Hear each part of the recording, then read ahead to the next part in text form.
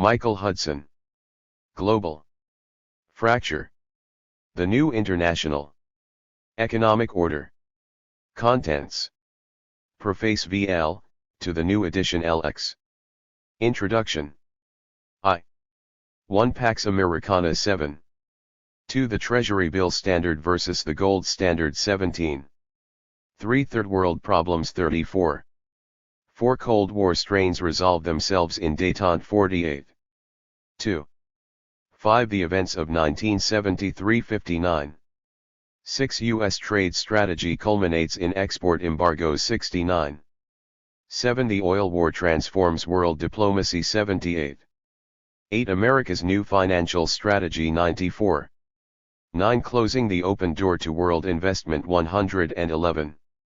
10 The Ending of U.S. Foreign Aid 121. 11 America's Steel Quotas Herald a New Protectionism 134. 12 The Ending of Laissez-faire 143. Contents. 3 The New International Economic Order. 13 Basic Objectives 165. 14 World Financial Reform 176. 15 New Aims of World Trade 185. 16 Government Regulation of International Investment 203.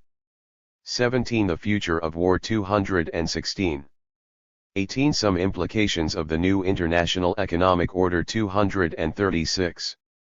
19. The American Response 257. Preface. This book is a successor to Super Imperialism, the Economic Strategy of American Empire, which analyzed the evolving methods by which the United States has dominated its free world allies economically, politically, and militarily. As the Cold War pushed America's balance of payments into massive deficit, forced it off gold, and indebted it to foreign governments beyond its willingness to repay, the United States enacted increasingly protectionist trade and investment policies while continuing to inflate the world economy with excess dollars. These tactics finally led other industrial nations and third world countries to press for a new international economic order. Europe's closing of its foreign exchange markets in 1973, its repudiation of Kissinger's proposed New Atlantic Charter, the Middle East War and the subsequent quadrupling of oil prices, followed by foreign moves to achieve economic self-sufficiency in place of their previous dependency, all represent attempts to break America's hold on the world economy. A North-South conflict has been superimposed on the growing tensions among the leading industrial nations. Europe, Japan, and America, each in their own way, are jockeying for position vis-a-vis each other and the newly self-assertive Third World. The resulting diplomacy reflects new values and implies new seats of economic power, characterized by regional alliances that may leave the United States isolated within its own hemisphere. Whatever the resolution of the forces that have recently been set in motion, they connote an ending of the post-war world order that enabled the United States to tap foreign wealth with almost no constraint. For better or worse, America is finding itself thrown back upon its own relatively high-cost resources in the face of inadequate domestic savings and reduced ability to secure from abroad the wealth it is no longer producing at home. The present book describes the principles underlying this global fracture and outlines its most probable economic and political consequences. To the new edition. Global Fracture, the sequel to Super Imperialism, describes how debtor countries and raw materials exporters sought to create a new international economic order in the 1970s.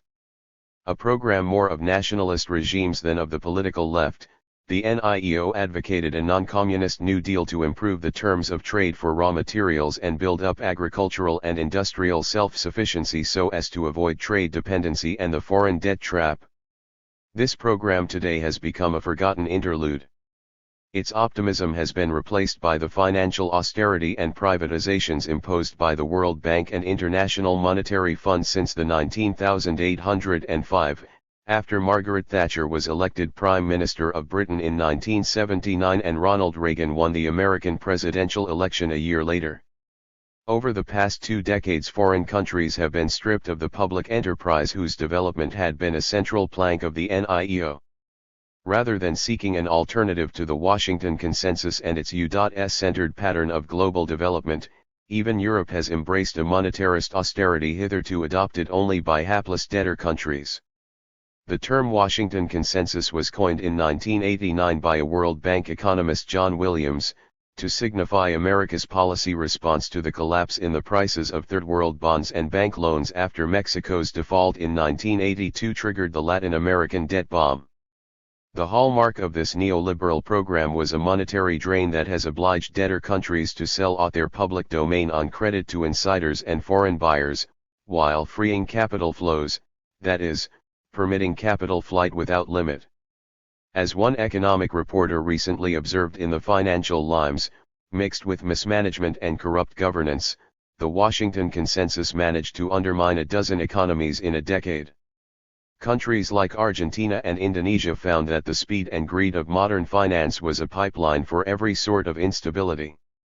Already in the 19,708 American diplomats sought to impose a division of labor in which other countries were to import U.S. high technology, high wage and high profit goods and services in exchange for raw materials and consumer goods made with low wage labor, and to become dependent on American farm surpluses rather than feeding themselves. The 1980s saw the World Bank and IMF use their creditor leverage to impose an era of privatization that dismantled and sold off public enterprises and social infrastructure, leaving economies much further indebted and more foreign-owned than anyone imagined in the 1970s. Soviet communism was vanquished with the accession of Boris Yeltsin in Russia in 1991. Countries not obeying the Washington Consensus faced the prospect of being isolated as international pariahs, subject to sanctions such as those imposed on Cuba, Libya, and North Korea. Meanwhile, the United States has retained its agricultural and industrial protectionism but opposed such policies abroad. This double standard has thwarted the drive by other countries to achieve their own national self-determination in industry, agriculture, and trade. No General de Gaulle or comparable European or Third World leader emerged to challenge the U.S.-centered global order.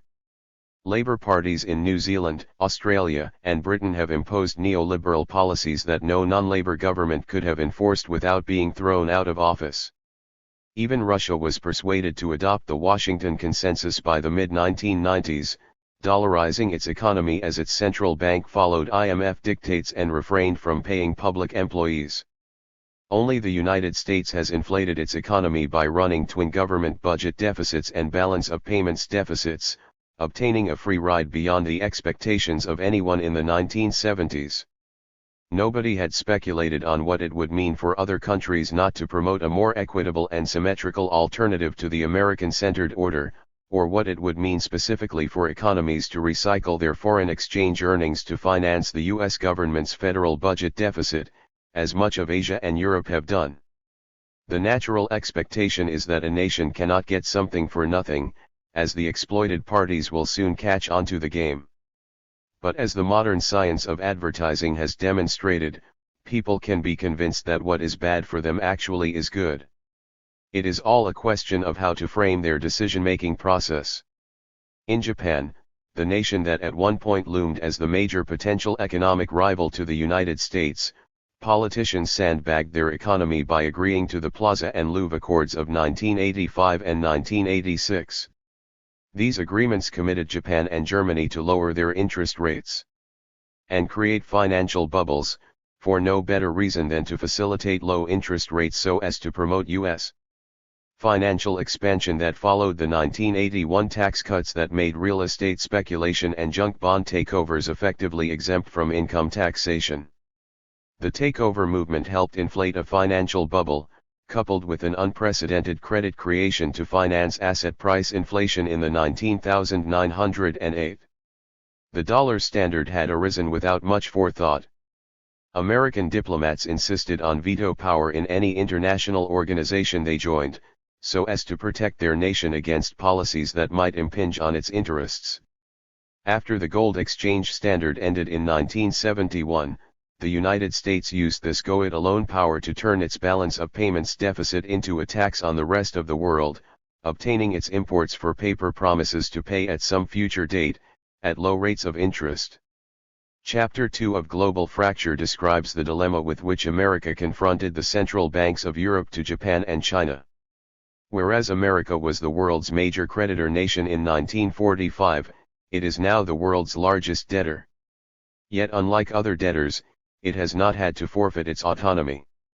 Rather, other countries have had to adjust their economies to the U.S. payments deficit. If they refuse to lend their trade surpluses to the U.S. government, their currencies will rise and the dollar will fall, threatening to price their exports out of world markets. Powerless to use their economic strength for anything more than to become the major buyers of treasury bonds to finance the U.S. federal budget deficit, foreign central banks have enabled America to cut its own tax rates, freeing savings to be invested in the stock market and property boom. How the world's economic philosophy has been inverted since 1945. On the deepest economic plane, the U.S. government has come to represent the interests of finance capital. Its economic dominance can be traced to its emergence during World War I as the world's major creditor.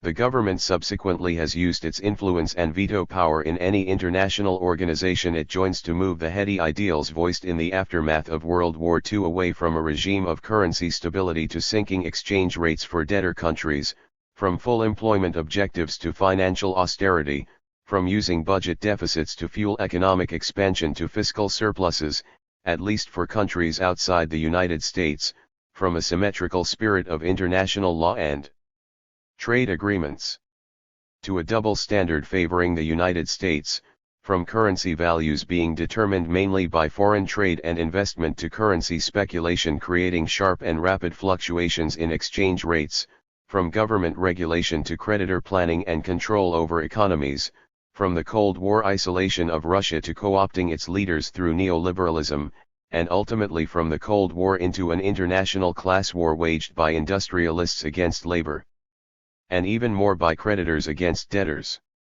Probably it was inevitable that finance would have come to rule the modern world, regardless of what nation was in the lead.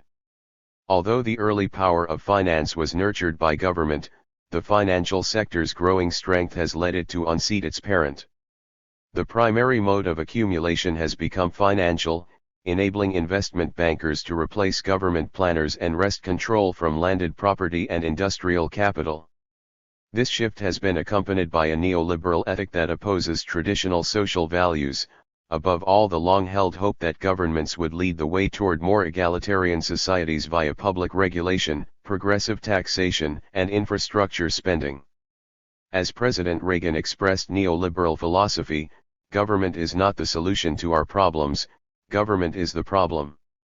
Although this philosophy portrays itself as resting on the Enlightenment values of individualism and equality of opportunity, it places unprecedented power in the hands of a financial class whose philosophy is anything but democratic and progressive.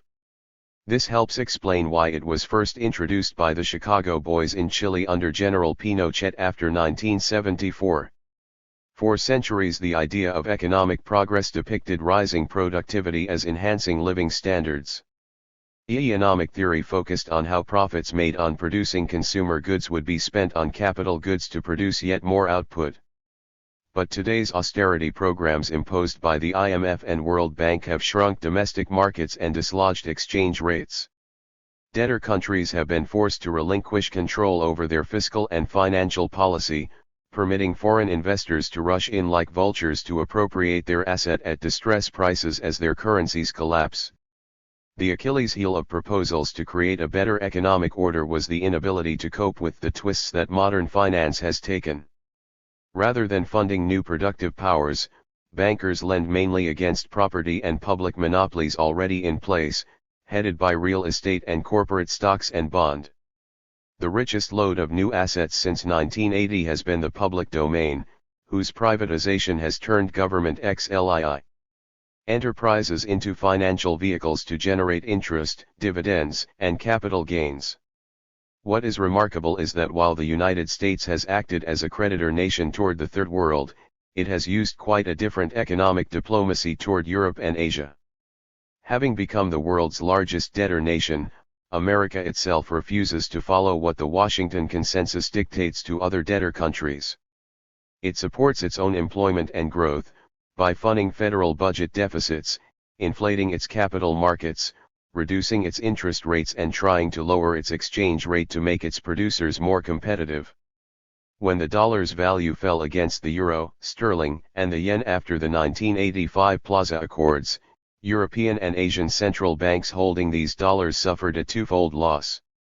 In addition to a lower value of the U.S. Treasury's dollar bonds in terms of their own currencies, these securities yielded only about 4 or 5%, a far cry from the 45% rate that deficit countries such as Argentina and Brazil had to pay by the end of the decade.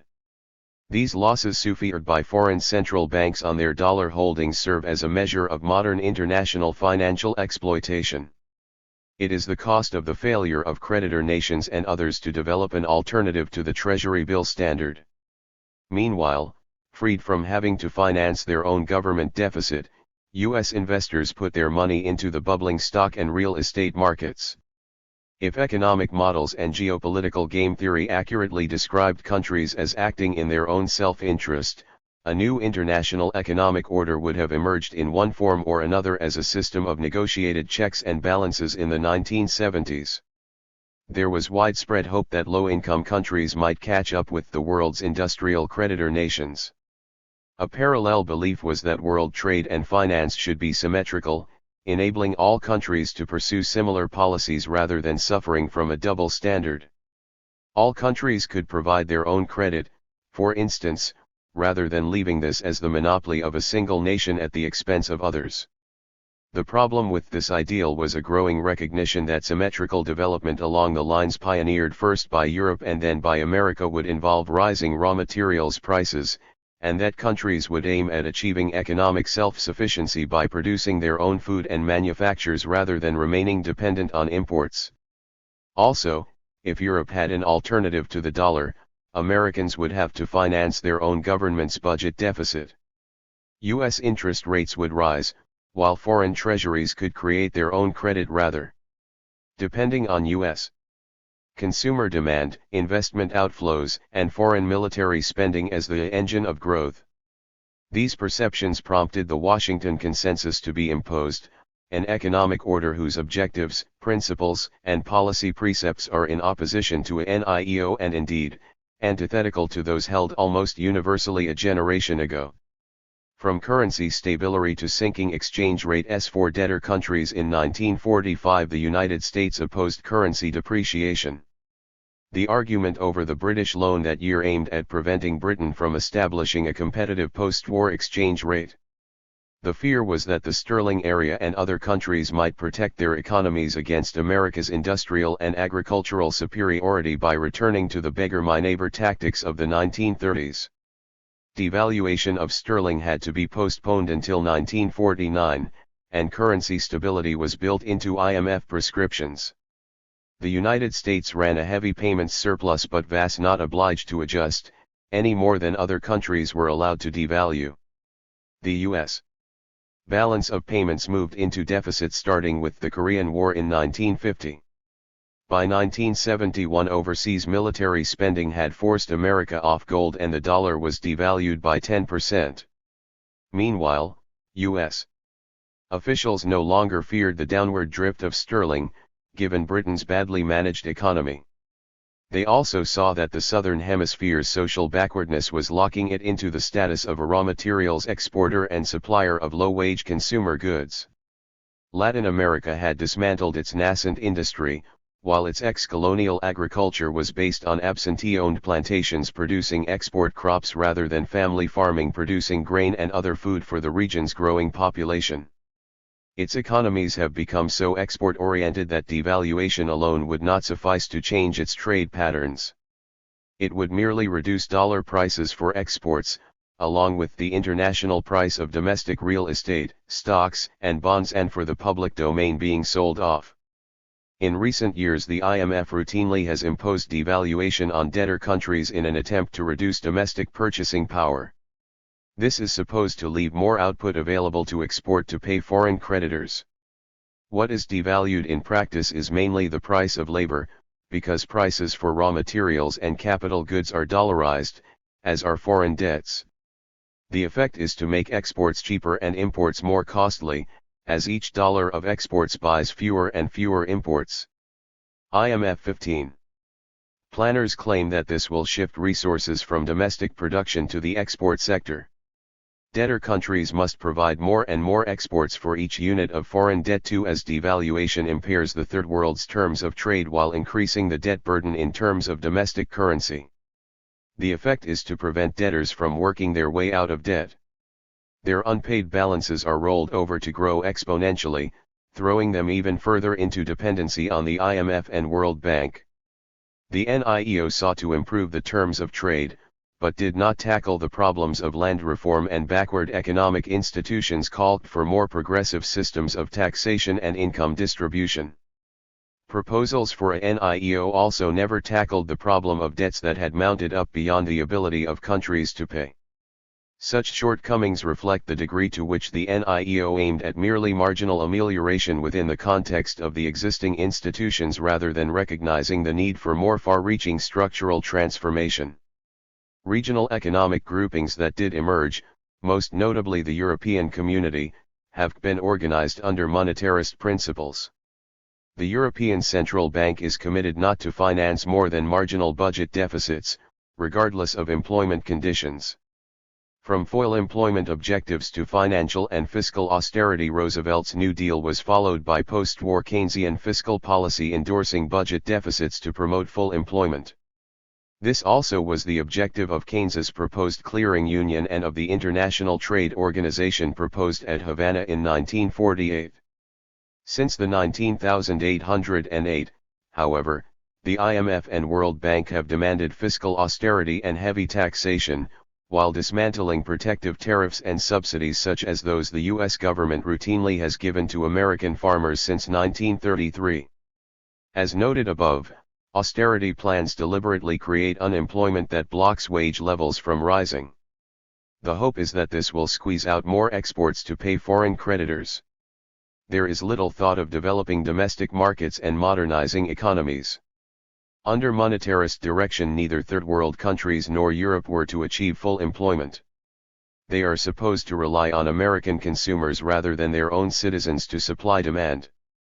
Full employment is to be ensured only for the United States. In this respect, the advice that the IMF and World Bank give to debtor countries is like that of a parasite telling the host to give the intrusive rentier all the revenue it demands for its own growth, neglecting that of the host. To make debtor countries good investment markets, the IMF demands that taxes be raised not on finance, real estate, or other business, but on labor. Devaluation holds down the price of labor regardless of union agreements in domestic currency, while privatization enables the traditionally unionized public sector labor force to be replaced with non-union workers. High domestic taxation, coupled with low employment and purchasing power, shrinks the domestic market and reduces investment, making even less output available for export. And policies to hold down wage levels slow the growth of labor productivity, which requires rising educational, health and dietary standards. On a national scale, the effect of mean-spirited austerity programs is to increase trade dependency and hence the balance of payments deficit, pushing countries even more deeply into debt and dependency. These destructive effects may seem strange for ostensibly free market philosophy to promote.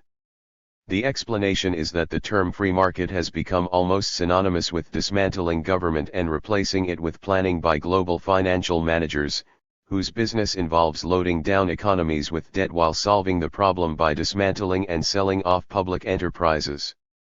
Few national leaders pressing for a NIEO showed an interest in improving labor's remuneration. Most plans were nationalistic rather than social democratic, and no alternative economic theory yet has been put forth to counter the Chicago school monetarism that has spread throughout the world since the 1980s. It has taken the abject failure of the Washington Consensus reformers in Russia in recent years to spur thoughts of shifting the tax burden off labor and onto land and finance capital. From budget deficits to fiscal surpluses worried that the cessation of military demand would lead to unemployment after World War II, governments were persuaded to inject purchasing power into economies by running budget deficits. But today the IMF directs economies to run budget surpluses so as to absorb local purchasing power and divert output to export markets. One might think that the post-war epoch would have learned the lesson that governments should denominate debts in their own currency. But the Washington Consensus promotes dollar borrowing with central bank guarantees. In post-Soviet Russia, even domestic deficit spending was XVLI, supposed to be backed with dollar reserves. This policy denies indebted economies of using the traditional means of eroding the national debt burden by gradually inflating away their purchasing power.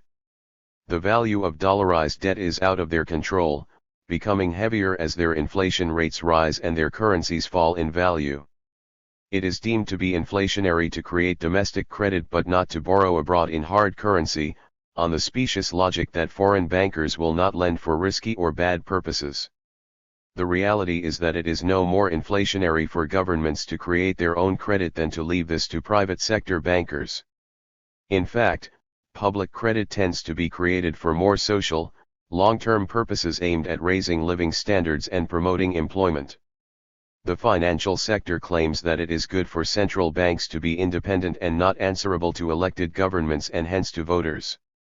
In practice, central bank independence turns out to be a euphemism for dependence on the Washington Consensus, whose control over fiscal and monetary affairs prescribes self-defeating policies that reward creditors at the expense of debtors, while permitting only the United States to run large and chronic budget deficits.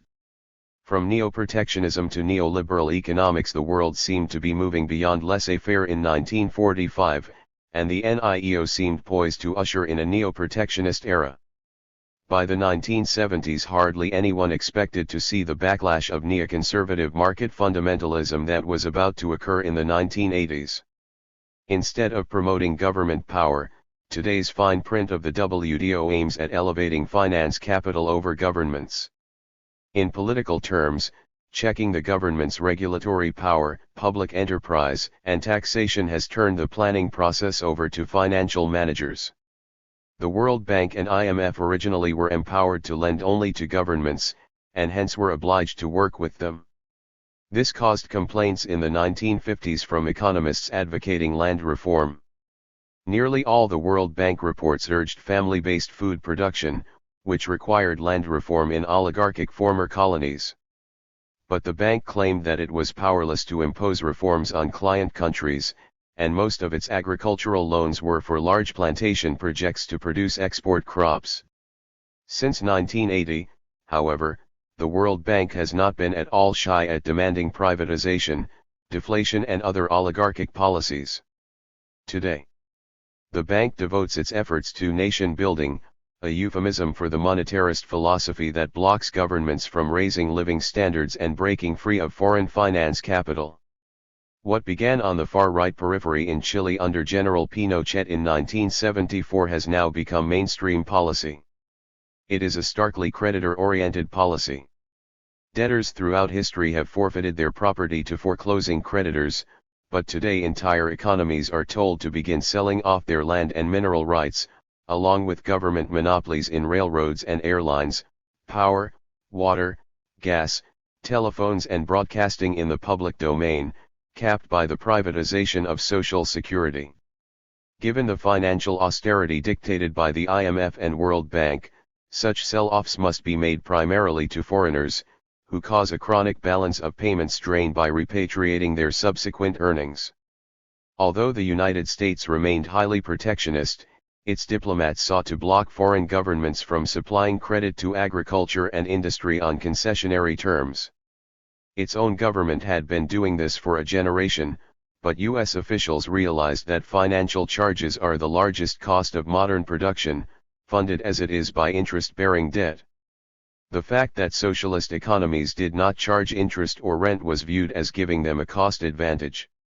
They alone could conduct planning along purely engineering lines using subsidized prices and virtually free credit and land use instead of having to give priority to financial payoffs and other payments to rentiers.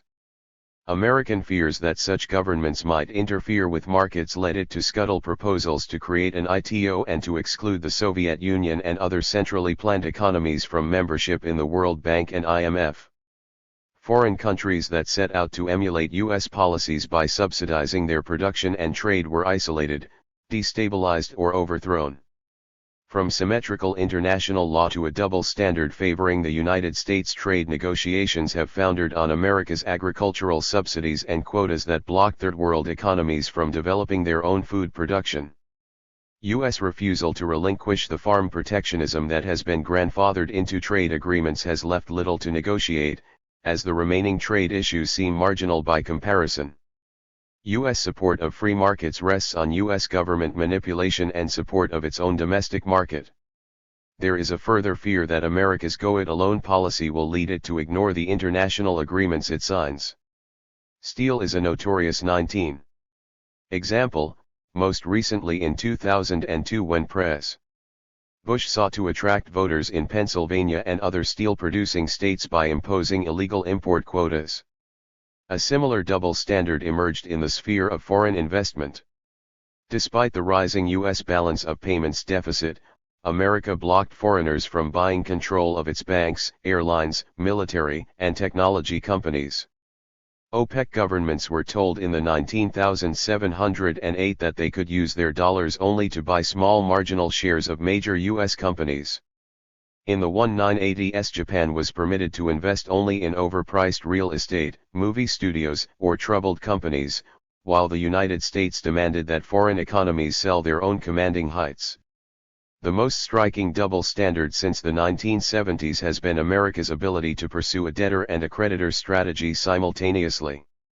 The United States is a debtor vis-à-vis Europe and Asia, but remains a creditor vis-à-vis developing nations, that is, economies fallen into the debt trap and food dependency rather than really developing. As described in Global Fracture, America's strategy in the face of the new international economic order is to render it no more than a tentative scenario, and to re-establish the pre-1973 state of affairs wherever possible. The Treasury bill standard is to be reinstated while gold, sterling, or a euro currency are rejected as viable alternatives.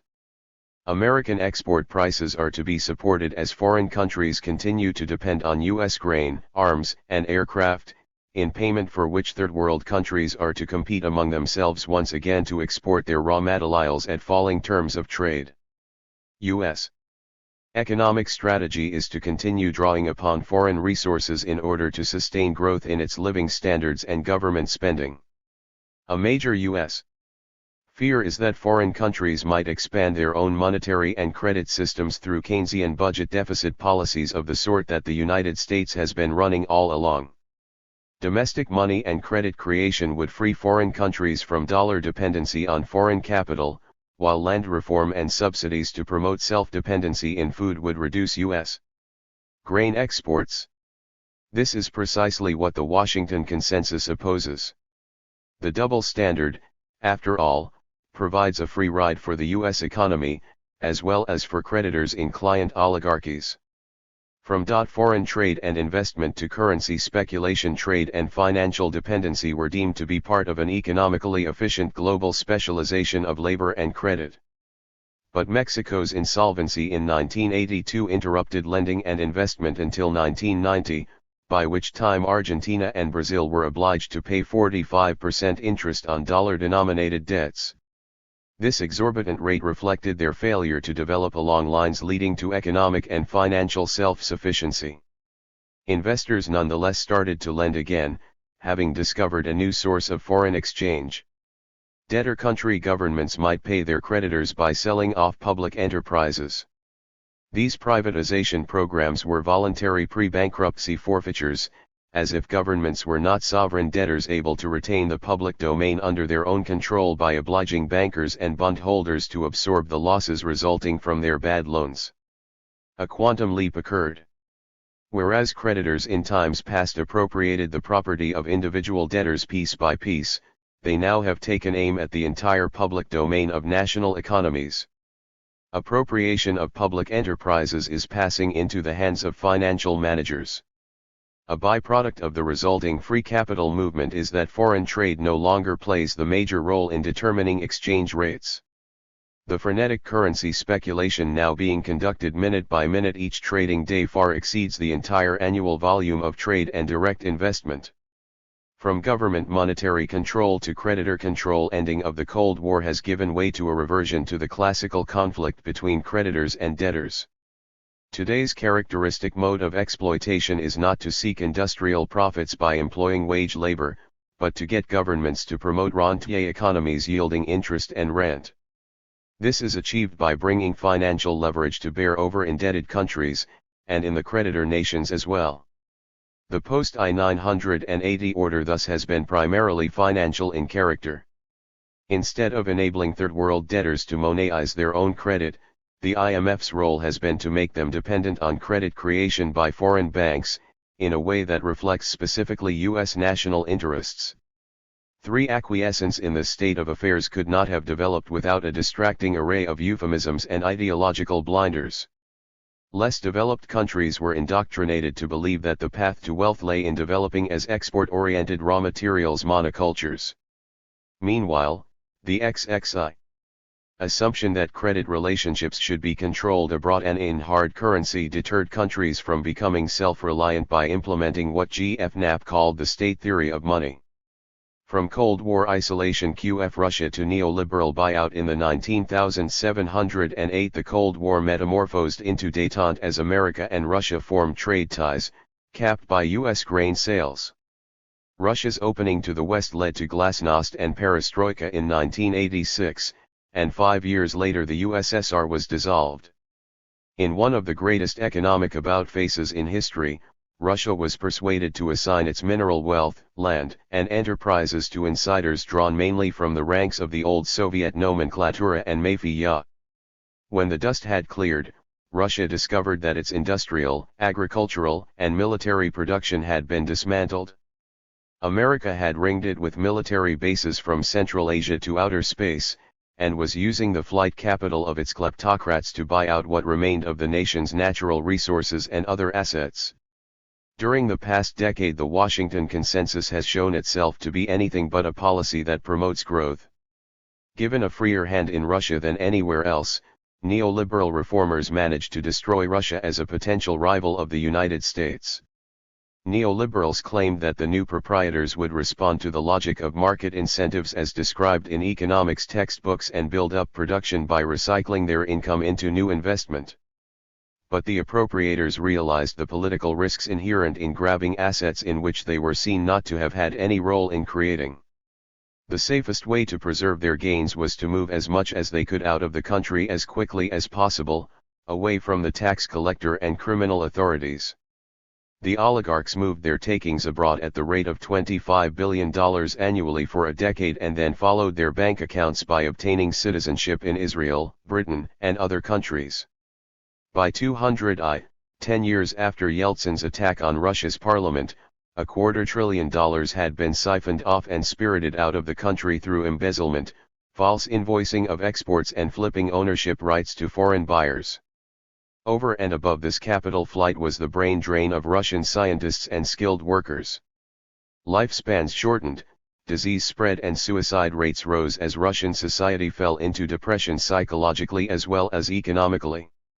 The Soviet Union thus was conquered financially rather than militarily, broken into a set of third world countries that relinquished policy control to the USAID, World Bank, and IMF. By 1994 the government and many private companies had stopped paying salaries to labor, and no domestic credit was made even to finance government deficits. The reformers had wiped out domestic ruble savings through hyperinflation, prompting people to keep their savings mainly in the form of the $100 bills, accumulating more U.S.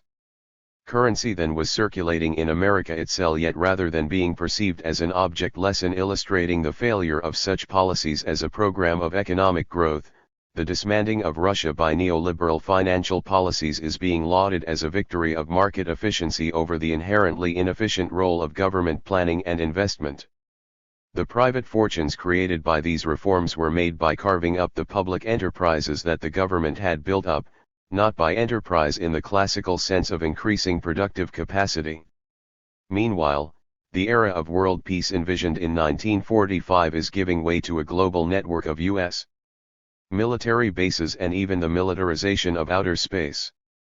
Still, the main mode of conquest remains financial, by dismantling government regulatory and taxing power outside of the United States. Toward this end, the World Trade Organization, IMF, and World Bank oppose government economic intervention, thereby promoting just the opposite program from what originally was envisioned for post-war development. From Cold War to Class War.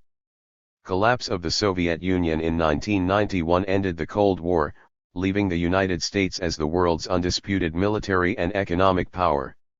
No longer checked by a communist threat, it sought to make its gains irreversible by depicting its victory as evidence that government planning, price subsidies, taxation, income redistribution, and public credit all were wasteful ipso facto.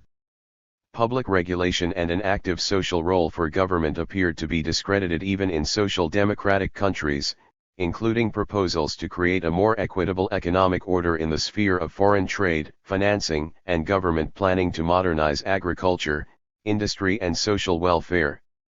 Could so great an inversion of the social and economic philosophy reasonably have been forecast in the decades when free marketers were XXIII isolated on the right-wing fringe? Certainly the final paragraph of Global Fracture was off the mark in concluding that whether led by socialist governments or monarchies, countries are regulating market forces to serve their own national or regional self-interest. Financial interests are now doing most of the world's economic planning, and Chicago school monetarism has become so dominant since the 19,805 that by the 1990s even China's leadership had developed an eclectic tendency, prompting Deng Xiaoping to remark that black cat or white cat, it doesn't matter as long as it catches mice. The question is, why hasn't a more symmetrical and equitable mode of international development emerged?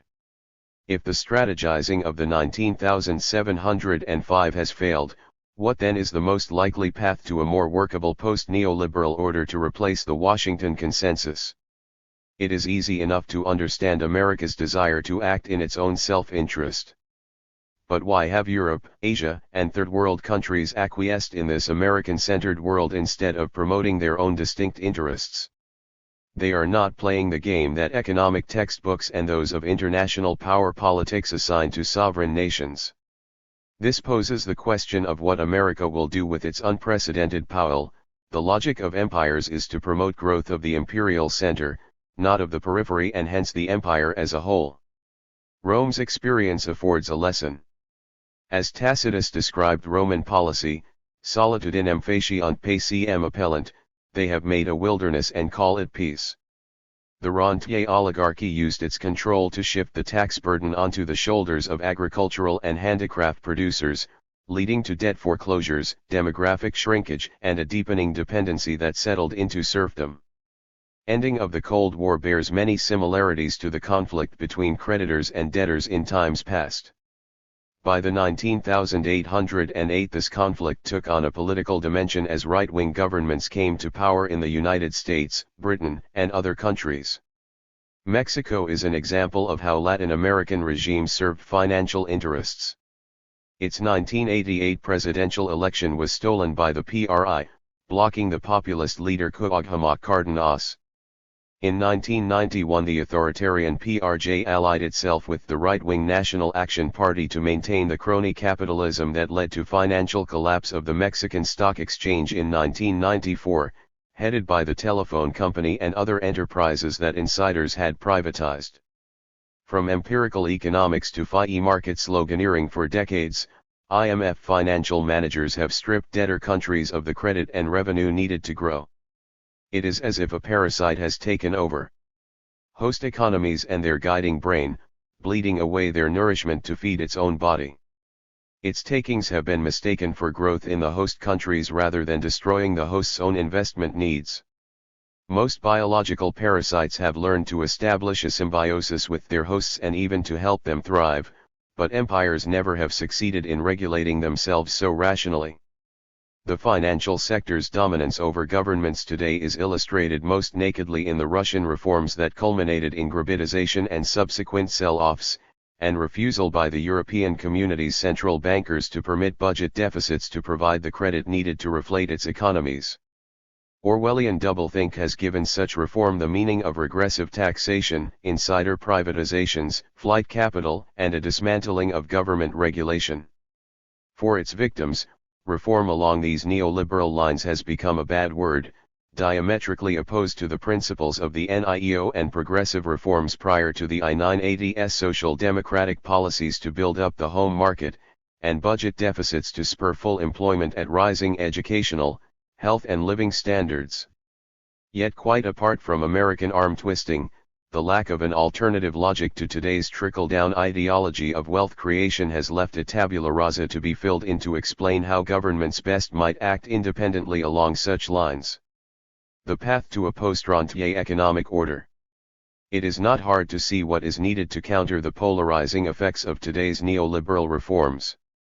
A better world order would provide government credit to finance budget deficits to spur investment and employment, denominate international debts in domestic currency and make debt service subject to the capacity to pay, as the Dawes and Young plans did for German reparations in the 1920s, and shift the tax burden away from labor and industry onto land, subsoil resources, and monopolies.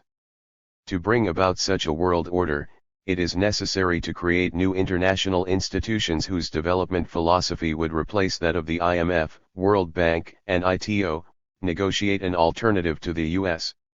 Treasury bill standard, enact U.S.-style tariffs and subsidies to complement land reform, constrain U.S. military expansionism, and develop a post-neoliberal theory to restore the class-yield distinction between earned and unearned income. Introduction to the new edition. Government credit to finance budget deficits aimed at spurring investment and employment. XXV. Economies do not require foreign exchange and savings to pay labor and other domestic factors of production. There is no reason for governments not to do what the United States has been doing all along, running budget deficits to support domestic market demand at a rate that keeps labor fully employed. Although monetarists claim that government credit is inherently inflationary, there is no reason why government credit should be any more inflationary than private credit. In fact, public credit under democratic regimes tends to be spent in ways that are conducive to the long-term raising of living standards, while banks prefer to finance property bubbles and the acquisition of real estate or other assets already in place. Denomination: if international debts in domestic currency, most countries may benefit from importing technology and capital goods, but the past half-century's experience with debt dependency has shown that such borrowing should be made only in their domestic currency, as only its value remains under their control.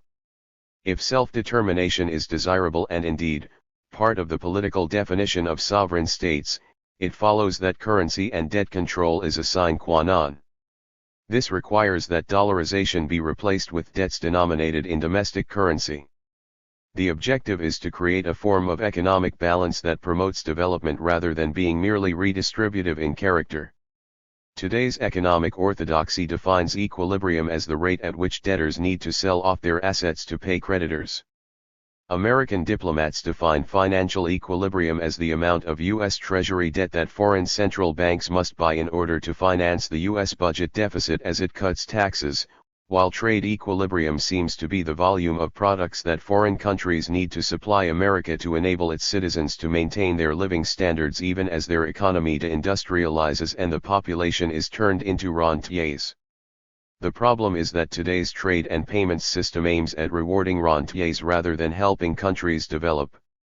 The disastrous effect of neoliberal logic has been demonstrated most notably in Russia's deflation of the domestic market in the mid-1990s, and in the European Community's fiscal austerity.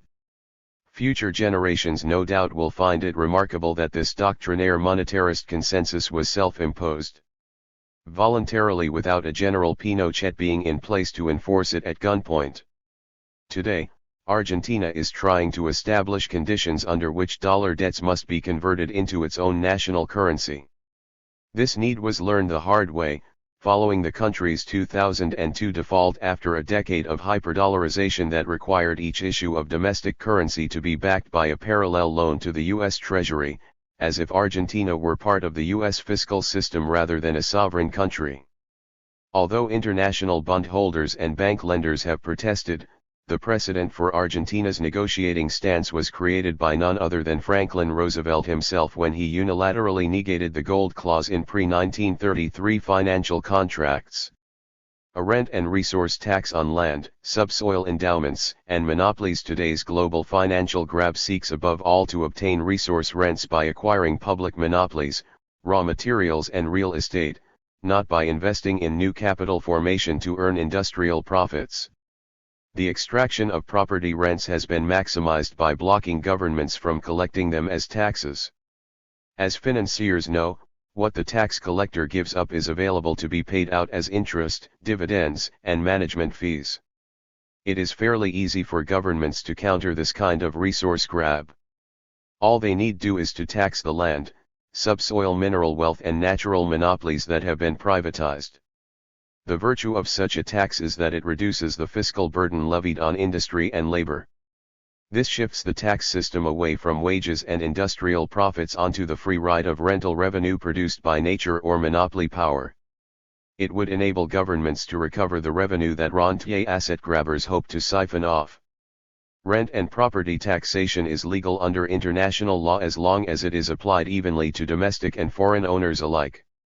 It has a long pedigree, having been the focal point of classical political economy culminating in John Stuart Mill and subsequently was espoused by the 19th century's major economic reformers ranging from the German socialists Ferdinand Lassalle and Karl Marx to Henry George and Thorstein Veblen in the United States, Alfred Wallace, George Bernard Shaw and Winston Churchill in Britain, Sun Yat-sen in China, José Martí in Cuba, and Leo Tolstoy and Alexander Kerensky in Russia. A rent tax does not involve nationalization of property, which would require compensation under international law, recalling the arguments XXVII. Over just compensation that became such a thorn in relations with Cuba and other communist nations after their revolutions. Every government is permitted to tax its property and income in any way it chooses. Even Milton Friedman and other neoliberals have acknowledged that a rent tax is the fairest and most equitable form of taxation. Rather than pressing this perception, however, they realize that the political appeal of their monetarist doctrines is mainly to property owners. They tend to conflate profit with rent, as if land and other property and monopoly rights belonged in the same category as man-made capital that requires labor for its creation rather than merely the act of appropriation. This confusion between land and capital is politically motivated in failing to distinguish between profits earned from tangible capital investment and the free lunch of economic rent, the free lunch that Milton Friedman and other neoliberals publicly claim does not exist, despite their preference for a rent tax over all other forms of taxation. Squeezing out a surplus that has no counterpart in direct production costs is not profit in the classical sense of the term. It is economic rent, or what John Stuart Mill's generation of reformers called the unearned increment. Vladimir Putin's counter-liberal reformation in Russia in support of resource rent taxation is based on the perception that globalism has become mainly an exercise in appropriating property and rent. Western countries, by contrast, have seen a steady reduction in the proportion of taxes levied on property since the end of World War II. The tax burden has been shifted onto labor and fixed capital formation. This trend needs to be reversed under an economic order that aims at growth and development rather than rewarding rentiers for using borrowed credit to gain control of property and monopoly rights whose prices are being inflated. New international institutions to replace the IMF, World Bank, and ITO. The IMF and World Bank hardly can be expected to support proposals that would loosen their control over debtor economies. Although their original aim was to support stable exchange rates and finance economic modernization, their economic doctrines now support rentier resource grabs and debt dependency. These two institutions need to be replaced because they are not reformable. There is no need for countries to remain members of these two institutions, or of the ITO with its opposition to government enterprise and regulatory activity. Member countries simply need ask that their gold subscriptions to be returned, thereby rejecting the Washington Consensus and its opposition to rent taxation, deficit financing, and public credit creation. U.S.-style protective tariffs and subsidies. As late as the 19,505, United Nations economists saw land reform as essential to the policies needed to enable food deficit countries to supply their own grain rather than remaining dependent on imports. This policy requires a break from the ETO's imposition of free trade principles on countries outside of the United States and Europe. The alternative is for food-dependent regions to import whatever the United States produces in crop surpluses, and to supply the tropical plantation plants that America does not produce in sufficient quantities to satisfy its home market. Grain deficit countries need to feed themselves in order to break free of the food weapon wielded by highly protected U.S. and European agriculture. Self-sufficiency requires a shift away from foreign-owned plantation production for export markets. To modernize agriculture and industry in the face of the heavily subsidized investment that has characterized Europe and the United States during their industrial and agricultural revolution, countries need to do what they did: provide protective tariffs to subsidize the capital investment needed. In other words, they should do what America actually has done, not what its diplomats say to do. An alternative to the U.S. Treasury bill standard: foreign countries that run balance of payments surpluses presently are obliged to keep their central bank reserves in the form of loans to the U.S. Treasury ad infinitum. These savings become part of the U.S. financial system rather than building up their own productive capacity. There is no hard currency guarantee for the value of these loans as the dollar falls against the euro, yen, and other currencies of economies running trade and payments surpluses. In domestic currency terms, the value of dollars held in central bank reserves declines. The problem is how to constrain the United States from running a payments deficit without limit, and how to compensate countries for their foreign exchange losses resulting from a buildup of dollar reserves in their central banks. Prior to 1971, a constraint was imposed by countries holding their foreign exchange reserves in gold and using this metal to settle international balances. In the absence of a shift to some such asset today, or into currencies issued by European and Asian economies, the problem can be solved only by spending dollar surpluses as they accumulate. XXIX. The most natural and symmetrical option would be to impose on the United States the same demand that it imposes on other countries: let dollar holders buy control of industry and high technology, forests, and other natural resources. A related alternative would be to use surplus foreign-owned dollars to buy out U.S. corporate investments abroad. Yet another alternative would be to do what America did in 1921 when the German mark and other European currencies were plunging in value. The United States applied tariff duties according to the American selling price rather than to the nominal import price. This resulted in a floating tariff, rising to reflect currency depreciation and hence preventing financial fluctuations from disrupting existing production cost patterns. A logical extension of this practice would be to use tariff revenues and other foreign exchange proceeds to provide a subsidy to exports made to countries whose currencies were depreciating in value. The objective here would be to normalize costs and achieve in practice the assumption of pure cost values that underlies traditional trade theory. Isolation RIF Shore Flight Capital and Tax Avoidance Center, and Regulation RIF Transfer Pricing. National tax laws and regulations have been countered in recent years by dummy corporations registered in tax avoidance havens as vehicles to enable companies to use intra-corporate transfer pricing to evade taxes and other laws. The counter strategy is simple. National financial systems and tax collectors can refuse to acknowledge such centers, much as the United States and its allies isolated China, Russia, Cuba, Libya, and Iraq for many years. It is to be expected, however, that attempts to create a better economic order along these lines will be confronted by U.S. pressure to prevent its emergence. This requires regional agreements to achieve strength in numbers. Constraints on us. Military expansionism.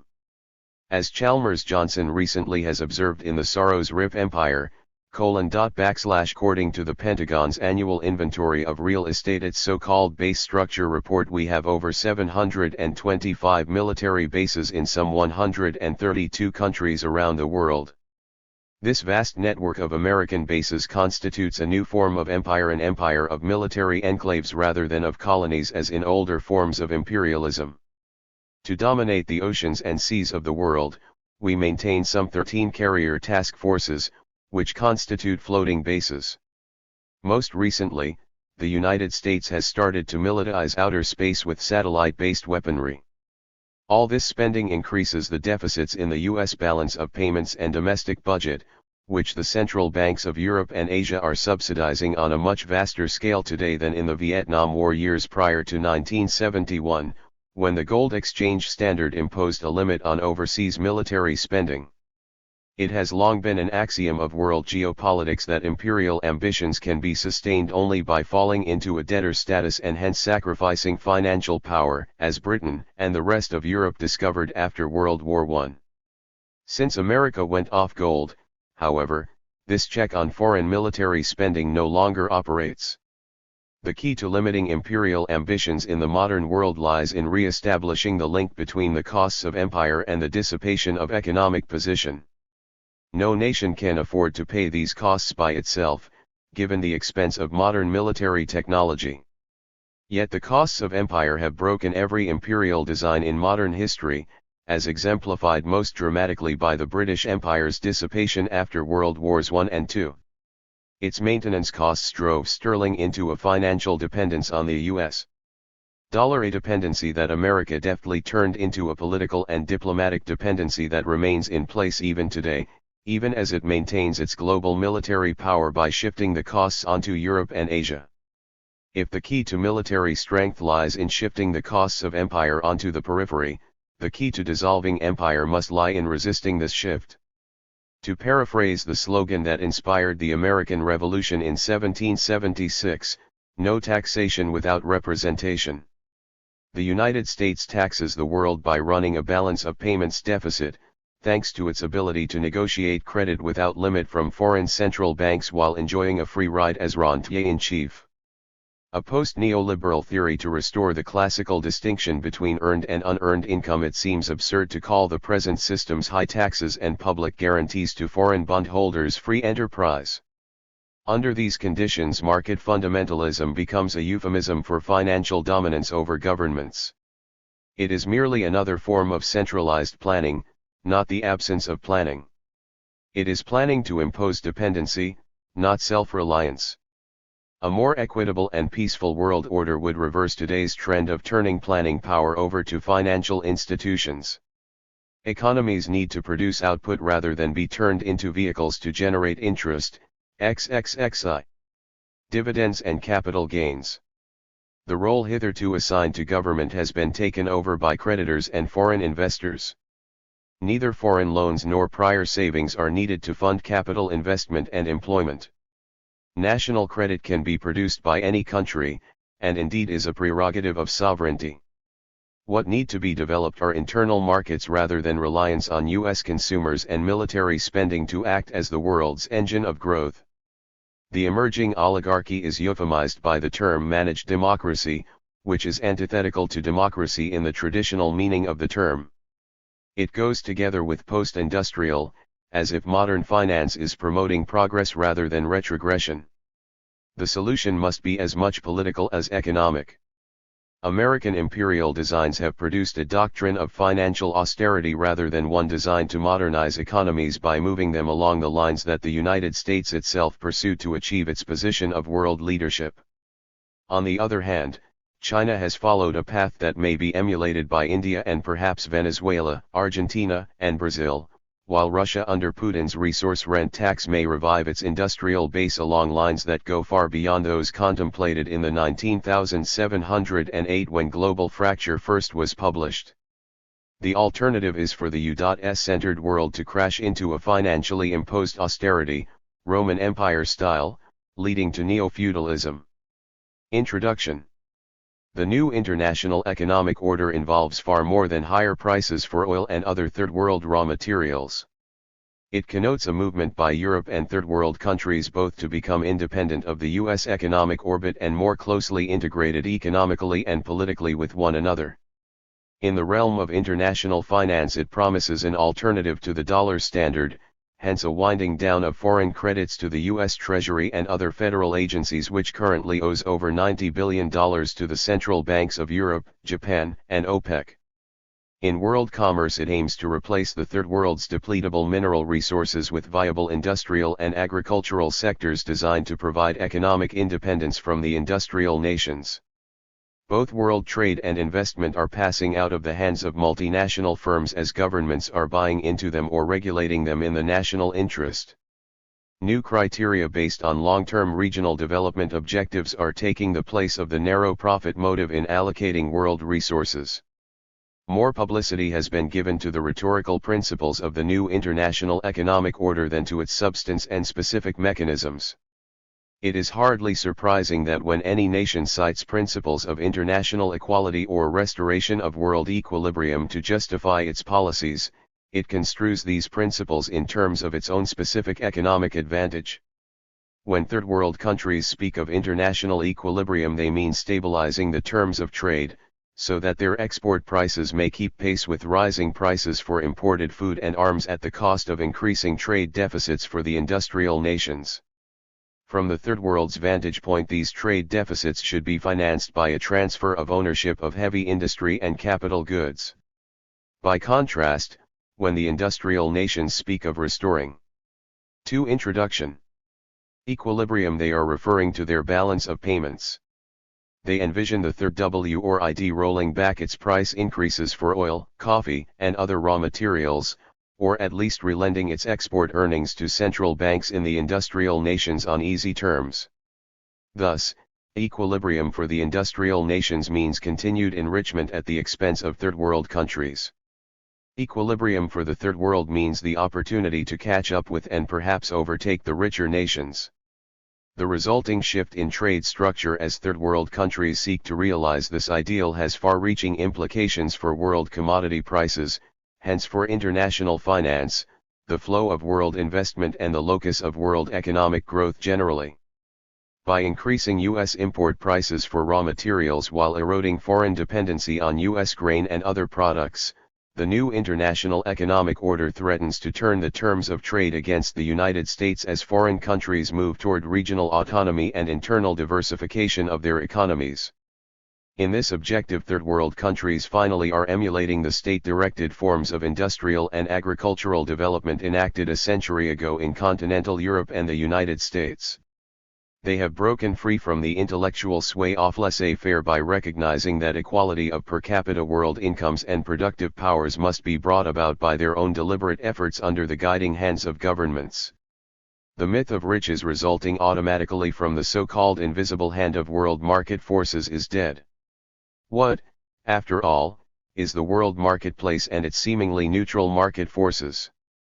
Recent congressional investigations in the United States have thrust into the limelight the previously invisible hand of bribery of foreign officials by multinational firms, as well as covert operations of the Central Intelligence Agency against regimes that have followed economic policies contrary to U.S. national interest, most recently the Allende government in Chile.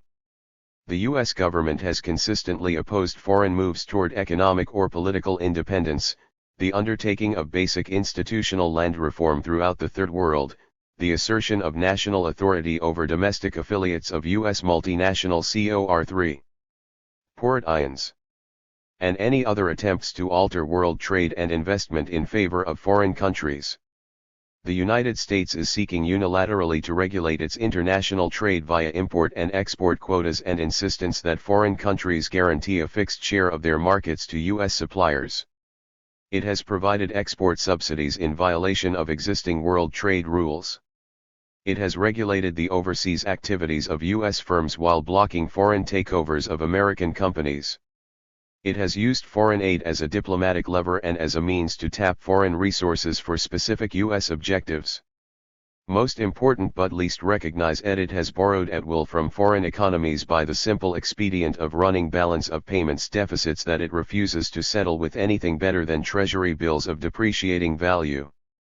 In short, by 1973 American nationalism had produced so blatant a double standard that the post-war structure of world trade, investment, and payments fractured. Third world countries rebelled against the system of world trade and investment that had failed to develop their economies while building up the industrial nations. Resource allocation by world market forces had become a euphemism for the workings of the international mineral cartel operating hand in hand with industrial governments in the face of deepening third world dependency. World market forces, backed by U.S. foreign aid and related diplomacy, led foreign countries to produce the type of goods Americans chose to import and to buy the type of goods America chose to produce and export, even if they could produce these goods themselves, as in the case of food. To counter this manipulative superstructure, third world countries joined forces with each other to create their own intergovernmental economic system. The first successful alliance, the Organization of Petroleum Exporting Countries, was emulated by exporters of bauxite, copper, and other key commodities. The result has been a return to the classical adversary system of world diplomacy that existed for centuries prior to World War II, a system in which each country looked after its own interests. However, there is one vital difference: individual nations are no longer acting alone but forming geographically associated common markets characterized by an economic complementarity provided for introduction.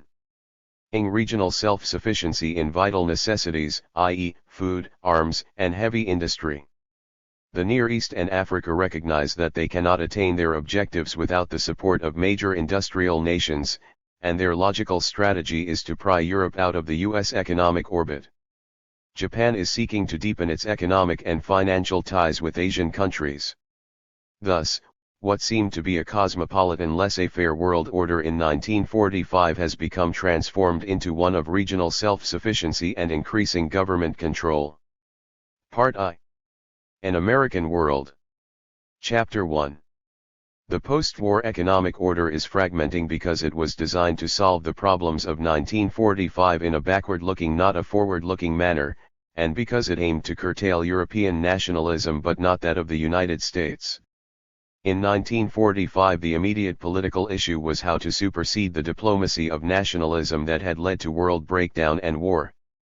The pressing economic issue was how to avoid post-war recession by supporting international purchasing power. These objectives inspired the most idealistic sentiments among their proponents. However, their proposed solutions were preoccupied with the trauma of the Great Depression and its associated tariff and currency wars, and with specifically U.S. economic objectives. By looking backward, by concentrating overwhelmingly on the problems of the industrial nations and those of the U.S. economy in particular, the post-war move toward a cosmopolitan world economy under American aegis lay the ground for new and unanticipated problems. The devastation wrought by World War II transformed political philosophy just as it altered economic circumstances. Avoidance of war, and of statism generally, became a higher political principle than the nationalism which had formed the basis of world relations for over 4 centuries. Only 12 years had elapsed since breakdown of the 1933 London Economic Conference led to internecine tariff and currency wars. With these specters in mind, European countries virtually abandoned the traditional adversary system of world diplomacy based on negotiations among men representing their own nation's self-interests. Alliances historically had been formed and broken, compromises made, and national wealth promoted or lost through a combination of negotiated trade-offs, direct coercion or 7. 8. Threat thereof. All this was now changed, heralding an era unique in international relations. At the outset, the world's diplomats were determined that the economic problems and upheavals that followed the First World War would not recur. Defeated nations would not have to pay reparations which could bankrupt them and leave them vulnerable to renewed nationalist, socialist, or communist movements. The European allies would not have to repay armaments debts out of depleted international reserves and an almost non-existent net export income. The world could start afresh, at least from the economic vantage point. Europe for its part felt a revulsion against the nationalism that had culminated in depression and war. Its means of production had to be rebuilt or redirected to peacetime applications, while its financial resources had been drained. The continent no longer could afford the enormous military and bureaucratic overhead imposed by its colonial systems. Even if it desired the trappings of imperialism, it could hardly pay for them. England found itself nearly bankrupted by the costs of occupying its zone of defeated Germany, and could not reassert imperial authority without cutting itself off from American aid.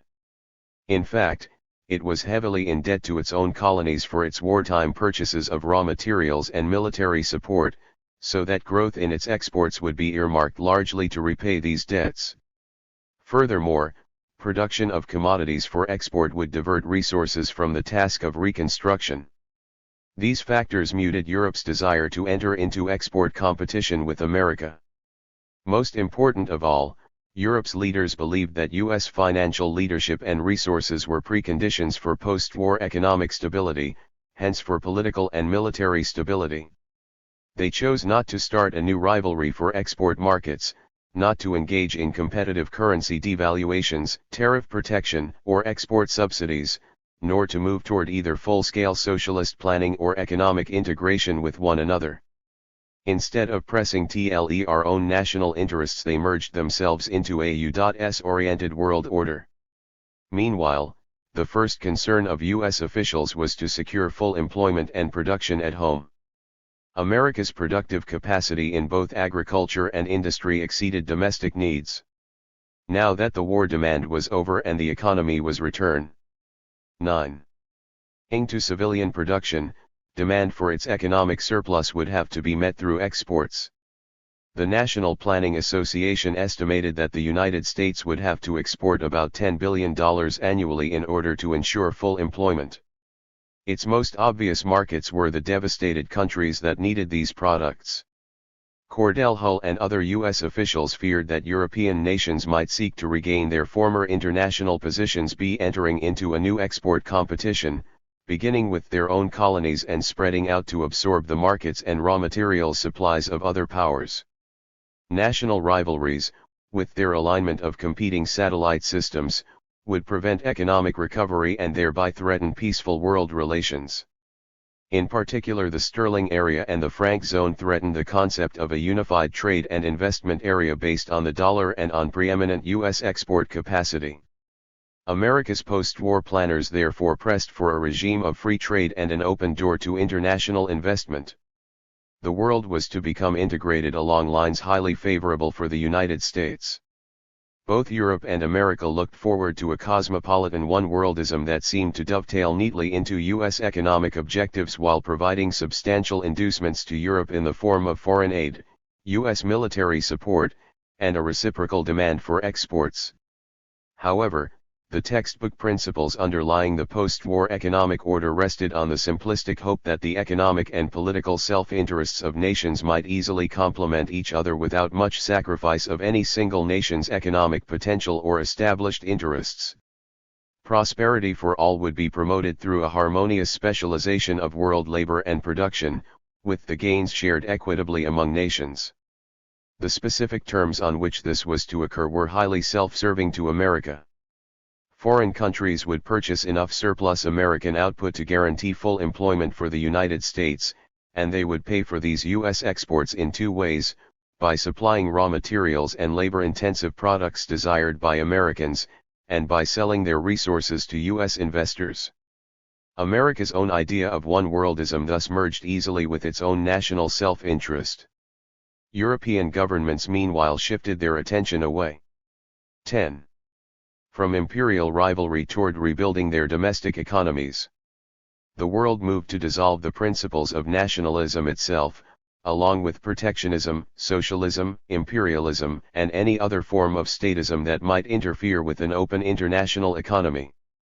The major threat to free trade and a universal open-door policy seemed to emanate from the communist countries, which might manipulate foreign trade in such a way as to interfere with the West's allocation of resources along market-oriented lines.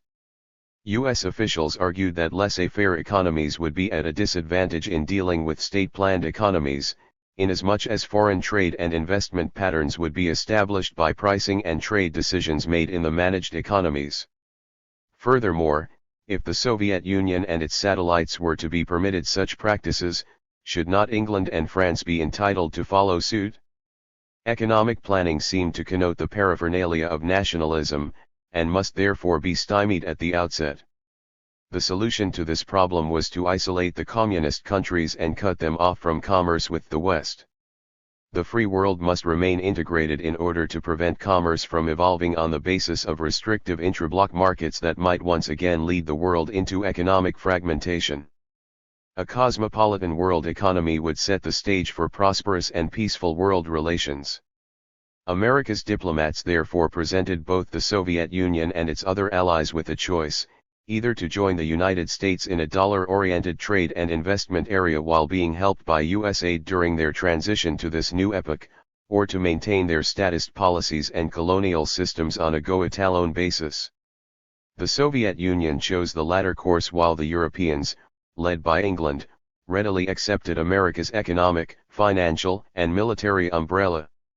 The world thus split into two great blocs, one led by the United States, the other by Soviet Russia. Within the Western Bloc, England was quickly stripped of its world position and empire. The pound sterling was maintained too, at so high a parity that British industry could hardly compete with American exporters in world markets. England entered the post-war world in debt to its colonies and to the United States. Like other countries, it was obliged to settle its balance of payments deficits in gold or in US dollars freely convertible into gold. England, France, and other European countries watched their modest international reserves drain to the United States. In order to finance European and other foreign purchases from America, that is, to ensure adequate financial resources to sustain U.S. exports under moderately laissez-faire policies and currency convertibility, the U.S. government had taken the lead in establishing the International Monetary Fund and the World Bank. Loans were provided by the U.S. government and U.S. credit markets via the World Bank to European governments, which used them mainly to pay for goods supplied by American exporters. The source of the original loan funds provided by the IMF and the World Bank came from foreign currency and gold subscriptions by the participating nations. America's subscription amounted to almost $3 billion and entitled it to nearly 30% of the voting power. The member nations agreed that an 80% majority vote would be required for most rulings, thus conceding unique veto power to the United States. This enabled U.S. officials to dictate terms and refuse loans to governments that pursued policies opposed by the United States. In this way, a moderately open world economy was maintained. In fact, during 1944–46 an internationalist spirit merged naturally with laissez-faire principles that hitherto had been considered idealistic rather than pragmatic. In place of the system of nation-states, with its colonial rivalries that had existed since the beginning of the modern industrial era, the victors of war acquiesced to an ally and voluntarily dismantled their empires, opening vast new areas to U.S. trade and investment. The Western Alliance was consolidated voluntarily into the post-war dollar-gold area. Europe gave up its empires but was at peace with itself. This was a major accomplishment. Whatever today's juncture in 12. World affairs will bring, the epoch of European nationalism has passed from the world stage forever. Europe was fully aware that it was ceding to America the option of determining its own currency values and tariffs. The United States was the only nation with sufficient foreign exchange to finance a program of overseas investment, long-term export financing, and foreign aid. Still, in Europe's exhausted state, the concepts of internationalism and free market competition held tremendous appeal, particularly during the era of Marshall Plan aid. It was left to American diplomats to shape this war-weary world and, for all their internationalist rhetoric and ideals, one can hardly be surprised that they expressed their national interest by appropriating the markets and resources of Europe's dependencies and ensuring that the post-war international organizations were subject to U.S. veto power and diplomatic constraints. Inevitably, the particular form of internationalism emerging from World War II was dominated by U.S. economic strength, backed by U.S. ownership of 59% of the world's monetary gold, and ultimately cemented by U.S. military force and police operations. Even so, the resulting system seemed to connote stability, not one-sidedness. In the realm of world finance, for instance, currencies were assigned fixed values and gold once again became the standard of foreign exchange, with a defined value of $35 per ounce. This return to fixed currencies freely convertible into gold prevented foreign countries from pursuing competitive devaluations or beggar-my-neighbor policies. But it also curtailed foreign ability to pursue expansionary economic policies. Relatively early in their business cycles, foreign countries began to lose their rather modest holdings of gold as increasing domestic purchasing power reflected itself in a rising net demand for imports. In the realm of world trade, the General Agreement on Tariffs and Trade called for equal tariff treatment of all trading parties. Tariffs no longer could be unilaterally imposed, and more than 2 decades of international tariff concessions were negotiated. Other trade barriers, such as quotas and assigned values for imports, were disallowed. Even in those special cases. 13. Where general trade restrictions were permitted for domestic or balance of payments purposes, discrimination among supplier countries was forbidden. The IMF, World Bank, and GATT became interlocked into a single post-war system governing world trade, aid and investment. Withdrawal from any of these institutions would de facto involve withdrawal from the others as well. Nations that failed to participate could find their access to Western markets, foreign aid, and investment resources blocked. Nonetheless, the United States did not join GATT as a full member. U.S. representatives could negotiate trade agreements, but Congress could repudiate them and often did. After all, congressmen were elected to serve the interests of their particular districts, and protection of domestic industry and agriculture took precedence over more generalized foreign trade benefits. Other member nations accepted this double standard and agreed to adhere to rules and restrictions that did not constrain Americans. This became the original flaw that moved the world further and further away from the images conjured up by the egalitarian, laissez-faire rhetoric that characterized early post-war diplomacy. Had been achieved. Europe set about rebuilding its domestic economies according to the Keynesian doctrine of supporting domestic employment and incomes by pursuing expansionist social economic policies and growth in consumption standards. This was precisely what John Hobson had urged a half-century earlier as an alternative to economic imperialism, with its primary focus on foreign markets rather than on domestic demand. Europe abandoned its imperial ambitions, virtually ceding its empires to the United States as spheres of influence and as wards. U.S. domination of the world's foreign aid programs, and its position as the world's major source of capital equipment, foodstuffs, and arms, led to even greater U.S. affluence. By 1949 the nation had acquired 72% of the world's gold. Embarrassed by its riches, and aware that accumulating gold in only one country would destroy its function as the world's monetary standard, the United States made substantial outright grants to foreign governments via the United Nations Relief and Rehabilitation Administration and through Marshall Plan aid. In 1950 it achieved its $10 billion annual export target. The United States stood at the pinnacle of its power and appeared invincible in the 14. Military, political, and economic spheres. There was little pressure to create a meaningful system of checks and balances against the possibility that America might abuse its post-war power by pressing its own self-interest directly at the expense of foreign economies. Perhaps Europe, which carried the main burden of post-war negotiations with the United States, felt it had no real choice. There was an almost universal belief that the U.S. economy would tend inexorably to run balance of payments surpluses. Therefore, the post-war economic order's financial institutions were designed to supply foreign countries with as many dollars as the United States could be induced to provide. No mechanism was created to curtail U.S. dollar creation beyond a given point, nor was much thought given to the prospect of an overabundance of dollar liquidity leading to a future world inflation. In order to obtain dollars, Europe felt obliged to follow the lead of American diplomats. Meanwhile, the less industrialized countries and ex-colonies were left to fend for themselves in a world whose trade and investment patterns, and power relations generally, directed their economic development primarily to serve the collective needs of the industrial nations. But clouds loomed on the horizon. War erupted in Korea during 1950-51, and America's ongoing involvement there and elsewhere throughout the world pushed its seemingly impregnable balance of payments into what turned out to be nearly chronic deficit status. Furthermore, despite the benefits which the United States derived from a cosmopolitan world economy, it proved unwilling to play by the rules of laissez-faire that it lay down for Europe, Japan, Canada, and Third World countries.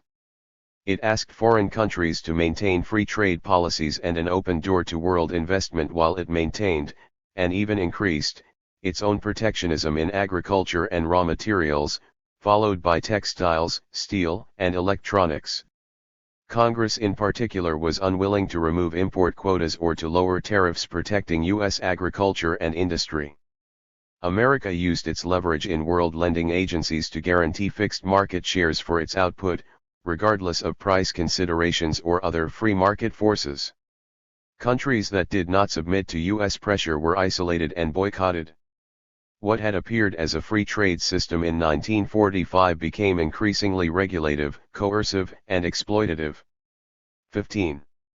World leaders did not anticipate that resolving the problem of nationalism would create a new set of international relations whereby Europe, Japan, Canada, and Third World countries would find themselves becoming economic satellites of the United States. The institutions of the post-war economic order were not designed to cope with the Cold War and its subsequent U.S. balance of payments deficit, with the terms of trade shifting against Third World countries and the latter's underdevelopment, or with today's era of inflationary shortages and other features that have redefined the world economy. The economic ideology of Pax Americana was highly appealing to many nations by virtue of the simplicity of its assumptions and the fact that it was in many ways profitable. As far as it went.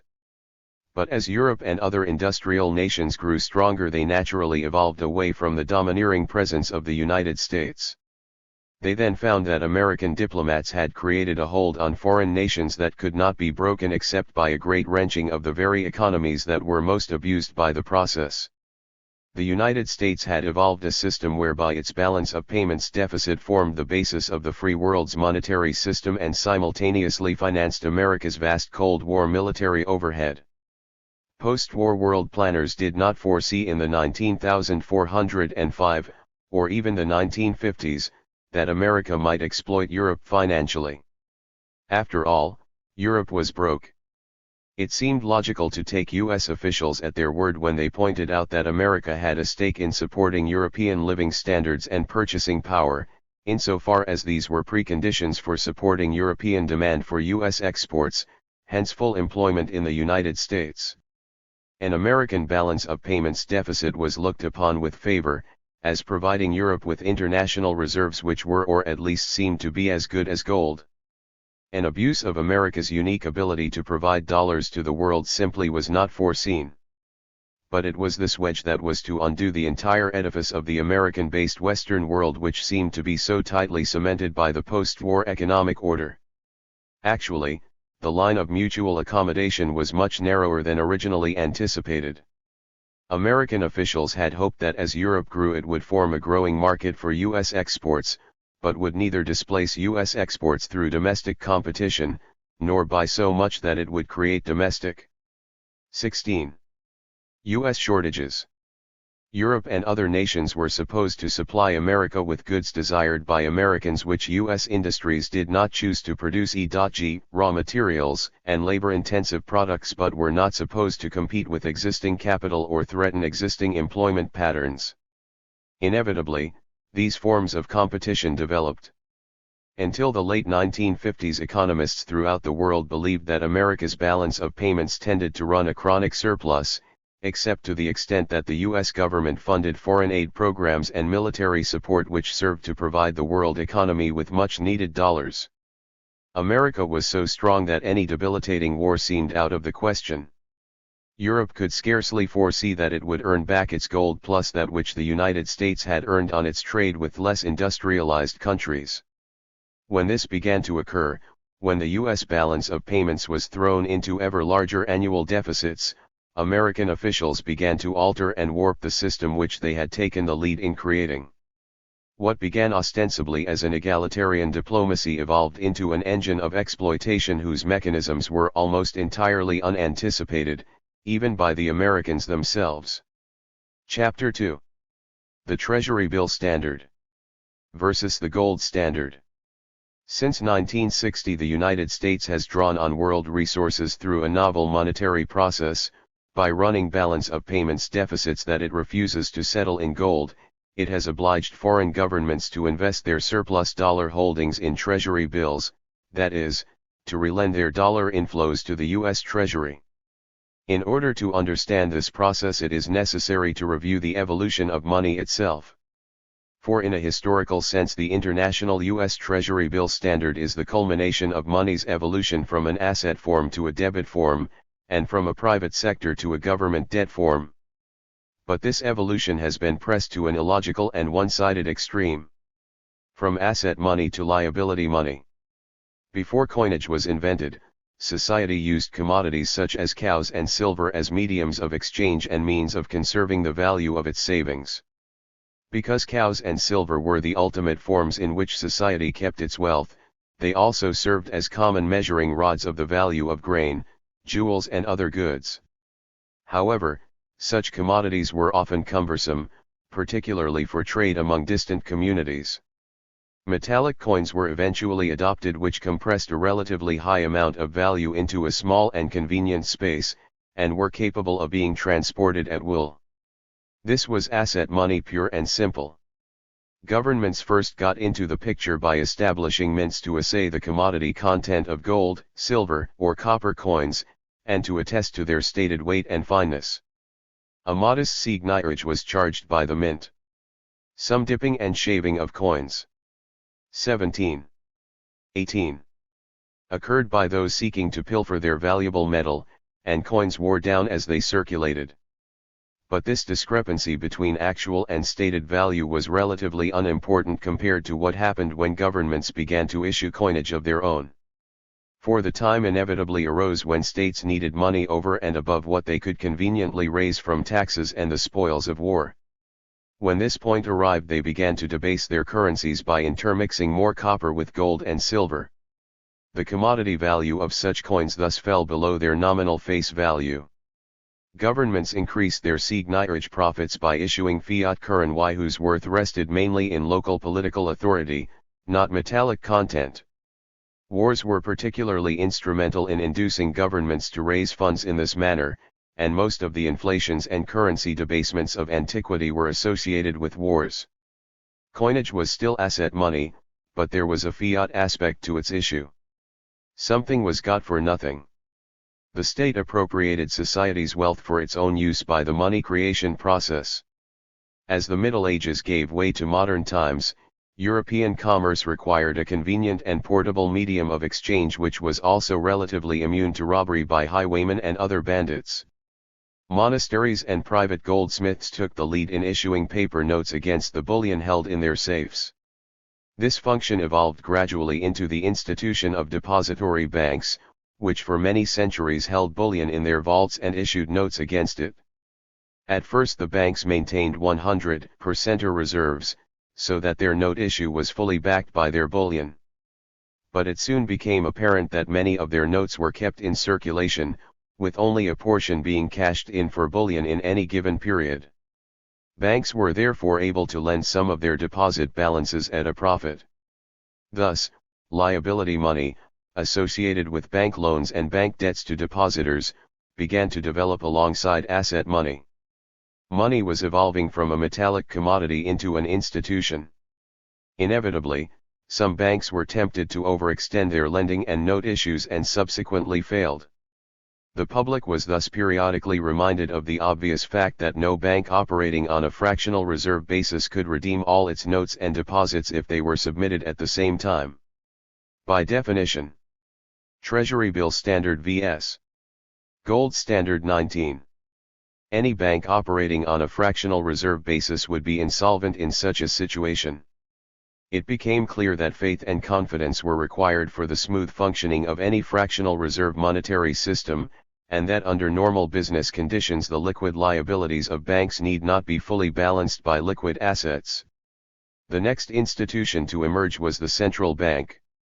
Soon after England's glorious revolution of 1688 overthrew the Catholic Stuart monarchy and installed William III of Hanover, the new regime solicited proposals for financing its projected war with France.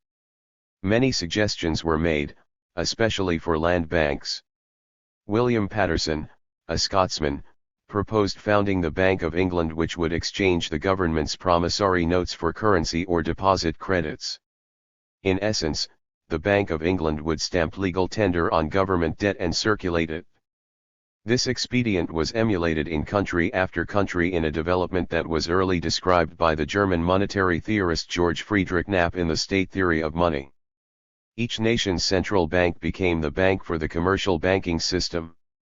It held deposits for and loaned funds to individual banks in order to stabilize the nation's credit by protecting deposits against seasonal and other special fluctuations in withdrawals and money flows. The central banks ultimately replaced the many smaller, private sector institutions in issuing currency. National currencies became backed in part by the nation's monetary gold stock and in part by the government's promissory notes, that is, the national debt. Asset money was evolving more and more into liability money, and was becoming political by virtue of the fact that it was created and spent by national governments. To most people, money still appears to be simply an asset. They may easily forget that the coins in their pockets, the folding money in their wallets, and the checking account balances at their commercial banks are also debts. Currency and coinage are debts of the government's treasury, government marked legal tender. Checking accounts are deposit liabilities of the commercial banks which hold them, against which bank loans are made. And, for every $7 deposited in a U.S. checking account, the bank 20 must deposit roughly $1 with its central bank, the regional Federal Reserve Bank. These reserves in turn are invested by the Federal Reserve System in U.S. Treasury bills, that is, 3-month or 6-month notes issued when the government needs to borrow money. All domestic money is thus a form of credit, one that ultimately turns on the pivot of treasury debt. It is important to stress that not all monetary debts are expected to be repaid, particularly that component which is used as society's monetary base. If the U.S. government repaid its entire federal debt, the nation would have no currency. Thus, a given proportion of society's monetary debt is a de jure but not a de facto liability. Nobody ever expects a government to repay its domestic debt, merely to roll it over and refinance it. Alchemists failed to transmute base metals into gold, but national banks have succeeded in transmuting national debt into national money or legal tender. As a nation's debt grows, so does its monetary base, particularly in times of war when government cash needs are greatest. This explains why the great inflationary cycles of modern times have all coincided with wars: the American Revolutionary War, the Napoleonic Wars, the Civil War, World Wars I and II, and, in more recent times, the Vietnam War. Domestic money contrasted with international money trade within a single country can operate with currency based primarily on faith in domestic institutions. After all, each nation has its own taxing power and domestic money issue privilege to finance its chosen policies. But international trade requires something more substantial than fiat money based on government debt. In modern times that something has been gold. To be sure, individual buyers did not actually use gold to pay for their imports. Instead, they exchanged their local currency for that of the seller's country, or paid in their own currency and let the seller himself make the exchange. These foreign currencies were converted into domestic currency through the seller's or buyer's central bank, which periodically redeemed them for gold at the central banks of their countries of origin. If trade and payments among countries were fairly evenly balanced, no gold actually changed hands. The currency claims going in one direction offset those going in the opposite direction. But when trade and payments were not exactly in balance, countries that bought or paid more than they sold or received found themselves with a balance of payments deficit, while nations that sold more than they bought enjoyed a surplus which they settled in gold. For many years it was an easy matter to judge a country's balance of payments. One had only to look at its gold movements. These movements rarely were large because each nation possessed only a given amount of gold, which was used to settle the balances as they occurred. If a country lost gold, its monetary base would be contracted, interest rates would rise, and foreign short-term funds would be attracted to balance international trade movements. If the gold outflows persisted, the higher interest rates would deter new domestic investment and incomes would fall, thereby reducing the demand for imports until balance was restored in the country's international payments. A unique form of international money developed in this century with the emergence of the so-called key currencies, first the pound sterling, and subsequently the US dollar. For many years these currencies were desired universally. They functioned as a store of value as individuals, firms and governments across the globe conserved their international savings in bank accounts and investments denominated in sterling or dollars. They also functioned as a medium of exchange as many exporters, particularly in soft currency countries, demanded payment for their goods and services in the form of these hard currencies. Finally, they functioned as a stable measure of value as shifts in the worth of soft currencies were measured in reference to them. In view of the ability of dollars or sterling to fulfill these three functions, the world was willing to accumulate working balances denominated in these currencies and held on deposit in the United States or England. However, demand for the key currencies could persist. 22. Only so long as they were stable and liquid financial instruments, that is, only so long as they were readily convertible into real assets such as gold. For they remained a form of national debt, after all. Emergence of the U.S. Treasury bill standard in world finance. In the early post-war period, the United States ran a substantial surplus in its international trade and payments. As Europe and Third World countries bought more from America than they sold to it, they shipped their little remaining gold to the United States, where it became part of the Treasury's gold stock and was used as backing for Federal Reserve notes. If anything, the United States was concerned with how to provide the world with more gold so that foreign credit systems and prosperity would not be brought to a halt by America's continued balance of payments surpluses. In fact, a major consideration underlying America's Cold War spending after the Korean War was the realization that the money spent by American troops abroad on local food, housing, rest and recreation, and general consumer goods, plus foreign oil to fuel American ships and aircraft, would provide foreign economies with much-needed dollars.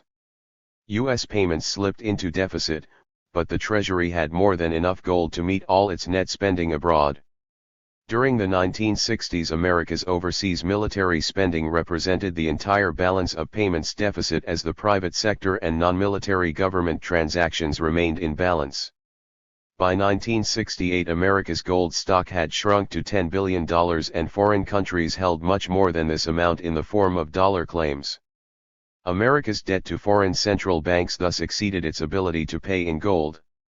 U.S. officials indicated that it would be unfriendly for foreign central banks to ask for settlement of any of their dollars in gold, and urged them to hold their dollar balances in the form of U.S. Treasury bills instead.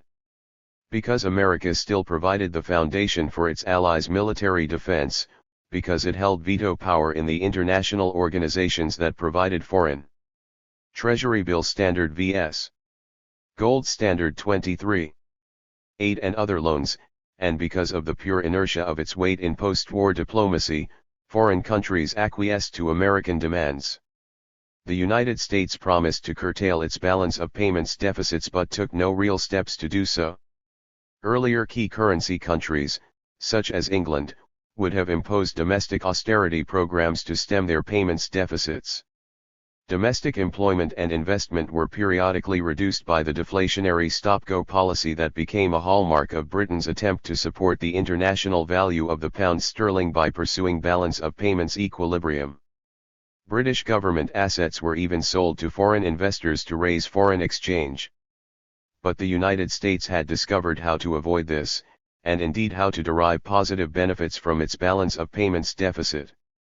The nation was, after all, obtaining foreign resources for nothing more than promissory notes that quite visibly could not be repaid, at least not in gold at the going price of $35 per ounce. To be sure, the United States made repeated promises to put its financial house in order and restore balance in its international payments. But it escalated the war in Southeast Asia and its foreign spending continued unabated. In fact, the U.S. Treasury was enjoying a built-in market for its debt, making it much easier to run domestic budget deficits. Not only were Americans able to obtain foreign goods, services, companies, and other assets in exchange for mere pieces of paper, but these pieces of paper were U.S. Treasury EAs. All the United States needed to do was to run a payments deficit, and foreign central banks were deluged with dollars which they could only invest in U.S. government promissory notes. To be sure, they could refuse to accept these dollars. But this would collapse the dollar's value on world currency markets, thereby allowing U.S. exports to undersell their own country's products. Europe's predicament soon became the basis of explicit U.S. strategy. The Chase Manhattan Bank's publication Business in Brief featured an article in April 1967 by its foreign economist, John Deaver, showing how the economic burden of America's payments deficit could be thrown onto foreign shoulders. Noting that U.S. military spending abroad showed little sign of slowing. 24. Down in the face of an escalating war in Southeast Asia, and that private sector trade and investment were moving more deeply into deficit, Dr. Deaver observed that, as dollar liabilities continue to grow, the question arises as to what would happen if foreign central banks wished to cash in all their dollars. By now total liquid liabilities of U.S. banks to foreigners is over 2 times the amount of our gold stock and about 10 times the amount of free gold beyond that required to back the nation's currency. Thus, a run on the U.S. gold stock could not possibly be satisfied. Although no one knows what might occur in a crisis, 2 options are very clear, the author continued. First, the United States might revalue gold upwards, so that it could pay off foreign central banks in a lower volume of higher-priced gold. But this would reward America's enemies, Soviet Russia and South Africa, the world's 2 major gold producers. It also would reward France, whose policy of cashing in its surplus dollars for gold on a monthly basis irked U.S. officials to the point of francophobia. The alternative strategy was for the U.S. Treasury simply to stop selling gold. This would confront foreign central banks with a serious dilemma: with their dollars no longer freely convertible into gold, they would have to decide what to do with the dollars they own, and how to deal with the dollars that would be presented to them by their own commercial banks for conversion into local currencies. But this would be a most disagreeable choice. On the one hand, if they permitted the dollar to depreciate, prices of U.S. goods would drop relative to domestically produced goods. Furthermore, it would make U.S. exports more competitive in third markets. This solution would be vigorously opposed by most exporters and businessmen abroad.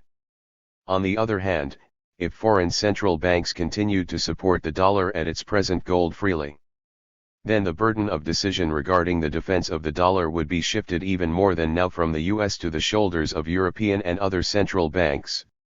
L. Treasury Bill Standard vs. Gold Standard 25. It also would create an international financial crisis that would hurt Europe more than the United States. About 1/4 of foreign national income involved exports or imports, compared to only 4% for the U.S. economy. Thus, U.S. officials were able to hold a sword of Damocles over Europe's head. In any case, Dr. Deaver concluded, foreign central banks cannot easily escape from dollars they now hold. Thus, for the dollar holder, there is no place to go, that is, no place except leaving these dollars invested in Treasury bills.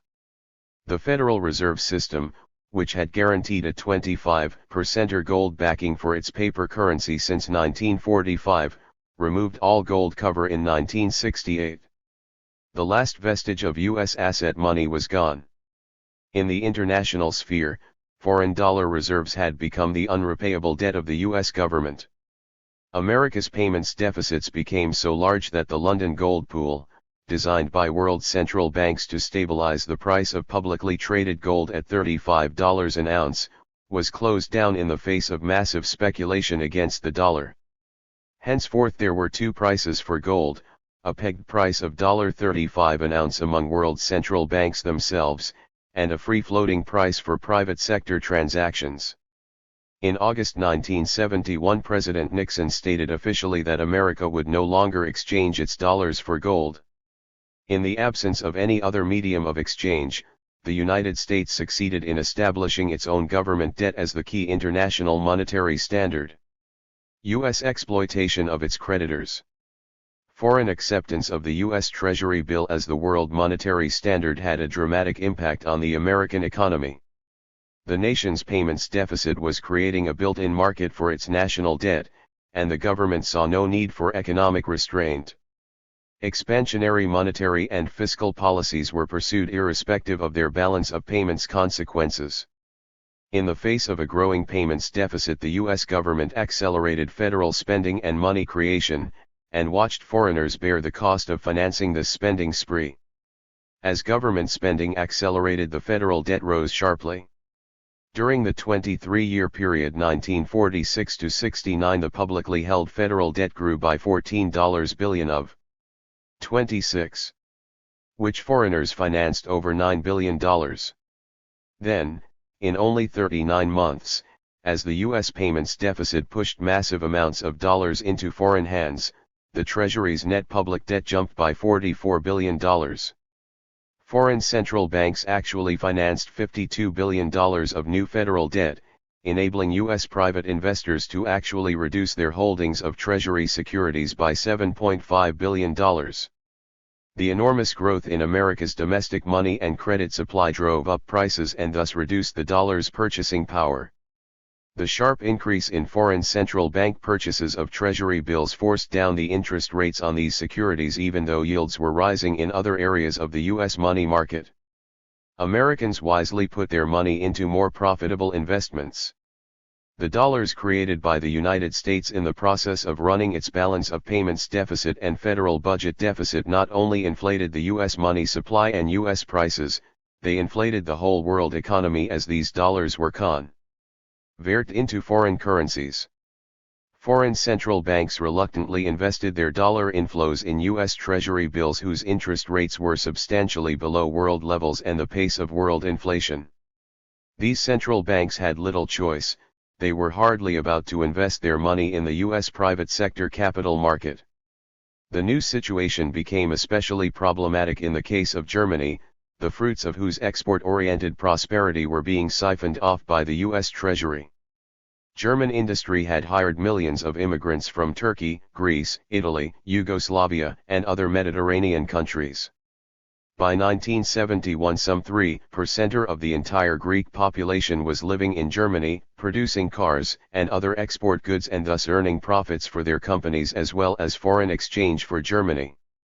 Many private firms profited from this export trade, but when Volkswagens and other goods were shipped to the United States, the German economy lost. Companies could exchange their dollar receipts for Deutsche Marks with the German central bank and thus secure their profit on export sales, but Germany's central bank could only hold these dollar lames in the form of U.S. Treasury bills and bonds. It lost the equivalent of one-third the value of its dollar holdings during 1970 to 74 when the dollar fell by some 52% against the Deutsche Mark, largely because the domestic U.S. inflation eroded 34% of the dollar's domestic purchasing power. To add insult to economic injury, Germany found itself, along with Japan, Canada, and Switzerland, financing America's domestic and foreign spending programs, which included the war in Southeast Asia and military support of Israel, policies to which these governments had refused to contribute directly. In the past, nations had sought to run payments surpluses in order to build up their gold reserves. But now all they were building up was a line of credit to the U.S. government to finance its programs at home and abroad, programs which these central banks had no voice in formulating, and which were in some cases Treasury Bill Standard vs. Gold Standard 31. Designed to secure foreign policy ends not desired by their governments.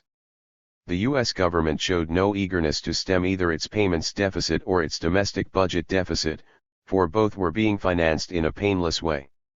It is rather remarkable, observed France's president, Giscard d'Estaing in 1975, that the war in Vietnam, a localized conflict of a very special nature involving a great power and a small power, could have such far-reaching effects on world economic equilibrium.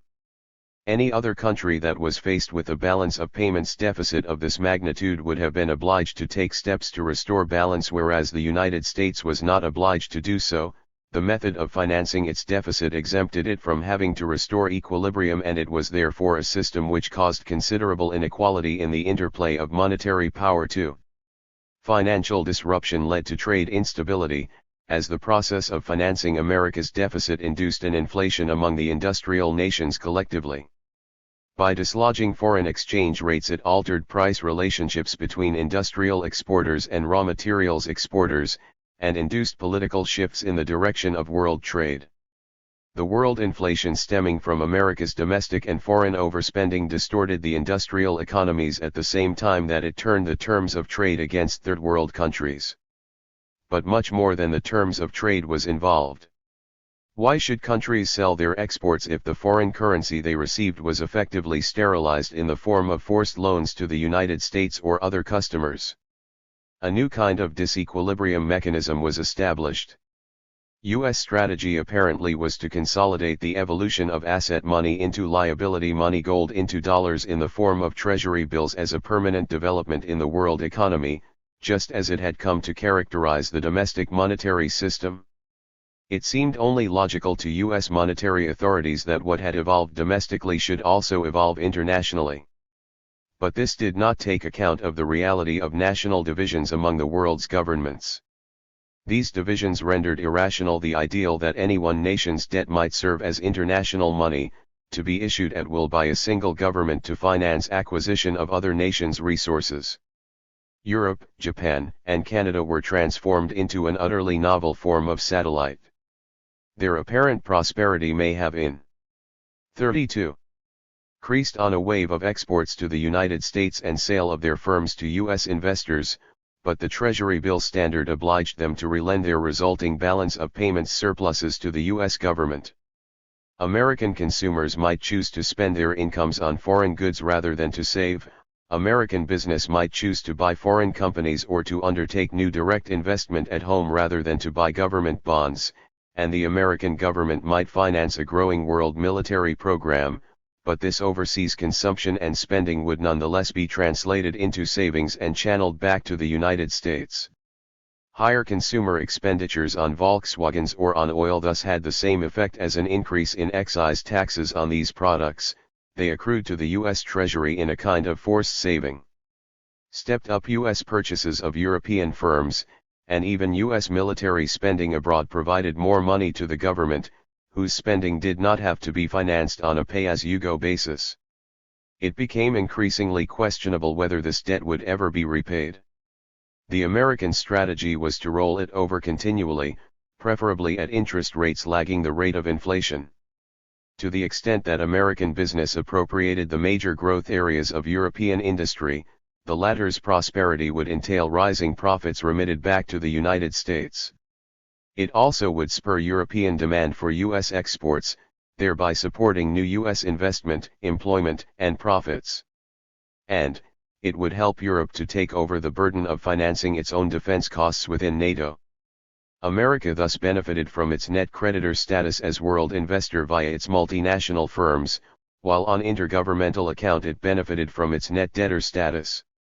Two types of international economic strategy therefore were developed for two different situations: a debtor strategy vis-a-vis other industrial nations to tap their central bank resources, and a creditor strategy vis-a-vis third world countries over which the United States held a financial leverage that it objected to when used by its own creditors.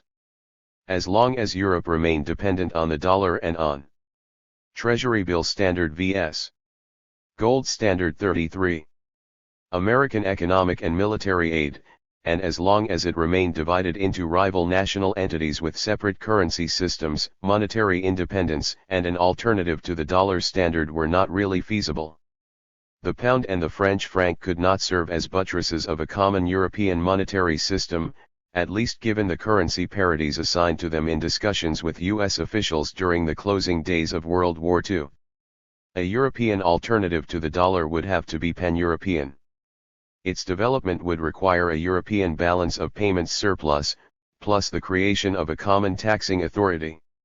This in turn presupposed creation of a European Parliament to represent the countries being taxed and to allocate expenditures of the funds raised.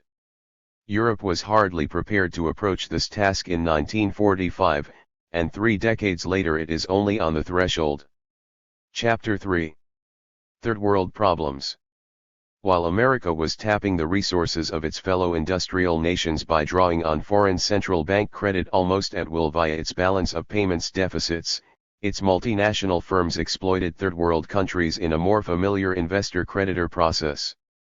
And yet neither the classical analysis of international investment nor the socialist theory of imperialism anticipated the post-war system of third world underdevelopment that resulted from market forces shaped by the international commodity cartel and reinforced by international aid-lending policies. The phenomenon of third world underdevelopment until the 1960s, the policy of free trade and an open door to foreign investment, was presumed to accelerate growth in less industrialized countries as well as to yield high profits to international investors. This belief, however, rested on a number of simplistic assumptions. First of all, classical growth theory held that profits were highest in young countries and declined as industrial maturity was approached. As capital accumulated in increasing amounts in Britain, America, and other industrial lead nations, its earnings would tend to fall relative to the rents and wages earned by land and labor. This would lend domestic industry to invest abroad in search of higher profits. If all countries followed similar development patterns, in which economic growth was a direct function of the quantity of capital, then foreign investment would help the less developed countries catch up. It would raise their overall level of economic activity, generating higher incomes out of which to reimburse the original foreign investors. Foreign investment 34-35 tended to be concentrated in the export sector, increasing output of third world oil and minerals, tropical agricultural products and labor-intensive industrial manufactures in which younger countries enjoyed a comparative cost advantage. The export sector was expected to become a lead sector, creating a source of domestic demand that would trigger a higher level of domestic economic activity. According to the Keynesian income multiplier process, each new dollar of export demand was supposed to result in $3 to $5 worth of increased domestic spending and employment. It also was supposed to finance a general economic infrastructure to sustain and broaden the domestic development process. Orthodox theory promised a mutually rewarding specialization of production between advanced and less developed countries. Each would produce what it was best at producing. Nature itself seemed to have destined some countries to be industrial while others remained raw materials monocultures. Each country's endowment of labor, capital, and land was supposed to be firmly established and employed at maximum efficiency. This meant that it could hardly be very responsive to government efforts to alter factor proportions by attracting capital or skilled labor, or to upgrade factor quality. Third world countries were advised to allocate their resources within boundaries set by existing world cost and productivity conditions, and in accordance with simple profit maximizing principles. These criteria were not to be qualified by any long-term development strategy at odds with existing cost structures and trade patterns, by national security criteria such as increased economic independence and self-sufficiency, or by other policies designed to alter the world's status quo. Lenin, Rosa Luxemburg, and other socialists shared the classical view that industrial nations would compete to secure the world's less developed areas as investment outlets and export markets. They believed that foreign investment would industrialize these countries and thereby bring into being an urban working class along the lines experienced in the more advanced nations. Neither they nor classical economists anticipated that international investment would develop islands of foreign-controlled technology in the midst of deplorably backward economies. 36. And societies, or the degree to which foreign capital inflows would raise the economic level of those in power but not the general per capita income of the populace at large. Socialists believed that national revolution would vanquish right-wing, foreign-backed dictatorships, and that henceforth economic progress would be rapid. Only belatedly did they express the fear that foreign investment in and of itself might systematically warp the raw materials exporting economies. Classical economists still have not accepted this almost universal fact. They point to specific mismanagement of third world economies on a case-by-case basis, without searching into the general dilemmas that have led to this political economic malformation. The fact is that only a rudimentary working and middle class developed in most third world countries. A rural exodus occurred without a subsequent urban prosperity. Growth in national output occurred mainly in the export sector, not in the production of goods destined for domestic consumption. Even people were exported, as the most talented, richest, or best endowed were trained abroad, where many chose to stay. The landed aristocracies that dominated many third world governments successfully opposed social economic modernization. Non-progressive regimes were supported by the covered arms of industrial governments and by large international investors, as exemplified by America's overthrow of the Mossadegh government in Iran in 1953, the Arbenz government in Guatemala in 1954 and the Allende government in Chile in 1973. Another unforeseen development was that concentration on export-oriented mineral and agricultural production retarded development of the Third World's domestic agricultural self-sufficiency. As the world's major food surplus regions, in country after country, the lack of progress in land reform and related agricultural modernization led to food deficits that consumed the modest balance of payments gains from foreign investment. To the extent that a development problem was recognized at all, it was viewed from the perspective of the industrial nations and their raw materials requirements. The dollar and sterling. 37. Balances held by third world countries after the war were seen simply as sources of demand for European and American exports, and indeed were soon spent in the industrial nations without being invested in meaningful third world capital formation or modernization. Third world countries were presumed to benefit indirectly from the North's economic reconstruction. Demand for their primary products would grow in accordance with peacetime economic resurgence in North America and Europe, tacitly assuming an export-oriented pattern of development to be in the Third World's long-term interests. The World Bank did not even begin development lending until the Korean War in 1951. During its first 5 years it concentrated almost exclusively on reconstructing the economies of the industrial nations, while American bilateral aid was concentrated on Marshall Plan grants to Europe. When the World Bank did turn to third world countries, it was to finance an export-oriented infrastructure based on transportation, port development, and related projects designed to make it less costly for foreign investors to extract their minerals. Little concern was paid to the fact that third world imports were being financed increasingly by loans rather than by growth in net earning power through greater self-sufficiency or improved terms of trade. To be sure, American economic spokesmen hoped that moderately egalitarian patterns of world trade and development would result. Perhaps the demand for raw materials would be supported as economic growth occurred in the industrial nations. Perhaps the international investment process would help third world countries catch up. Perhaps latecomers might even enjoy an advantage in being able to proceed directly to the most modern technology. But little attention was paid to what was actually occurring because reality proved offensive both to theory and to self-interest on the part of the industrial nations in perpetuating the process. Throughout the 1950s and 1960s the Third World fell further and further behind as measured by living standards and productivity differentials, domestic rates of capital formation and international dependency. 38.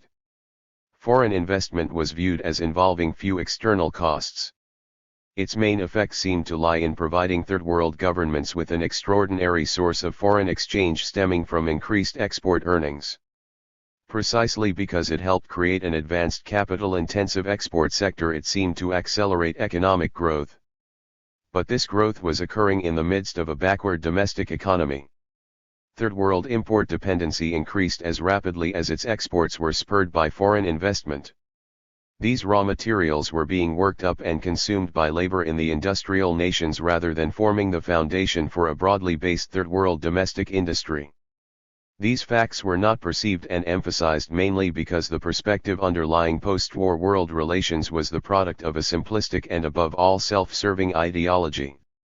Economic growth was being channeled to service the industrial nations. The Third World's trade deficits were financed by capital inflows that connoted foreign appropriation of its resources and by foreign aid borrowing to finance an export-oriented infrastructure.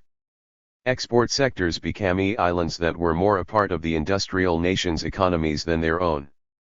Following the Korean War boom, Third World resources were sold to foreign investors at declining relative prices while the price for imports rose steadily. Policies based on this warped philosophy of development led to a declining spiral of poverty. When world demand for Third World products weakened during recession conditions in the industrial nations, or when the Third World's import prices rose, the only option was to sell mineral resources even faster in a vain attempt to stabilize export income to obtain the foreign goods on which these countries had become dependent.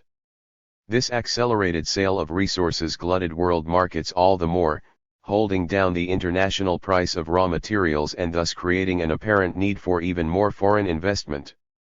Meanwhile, the Third World's growing foreign debt found no counterpart in domestic self-sufficiency or in balance of payments capacity to repay this debt. Thus, most former colonies relapsed into their pre-war trade and borrowing patterns even though they were given their 39.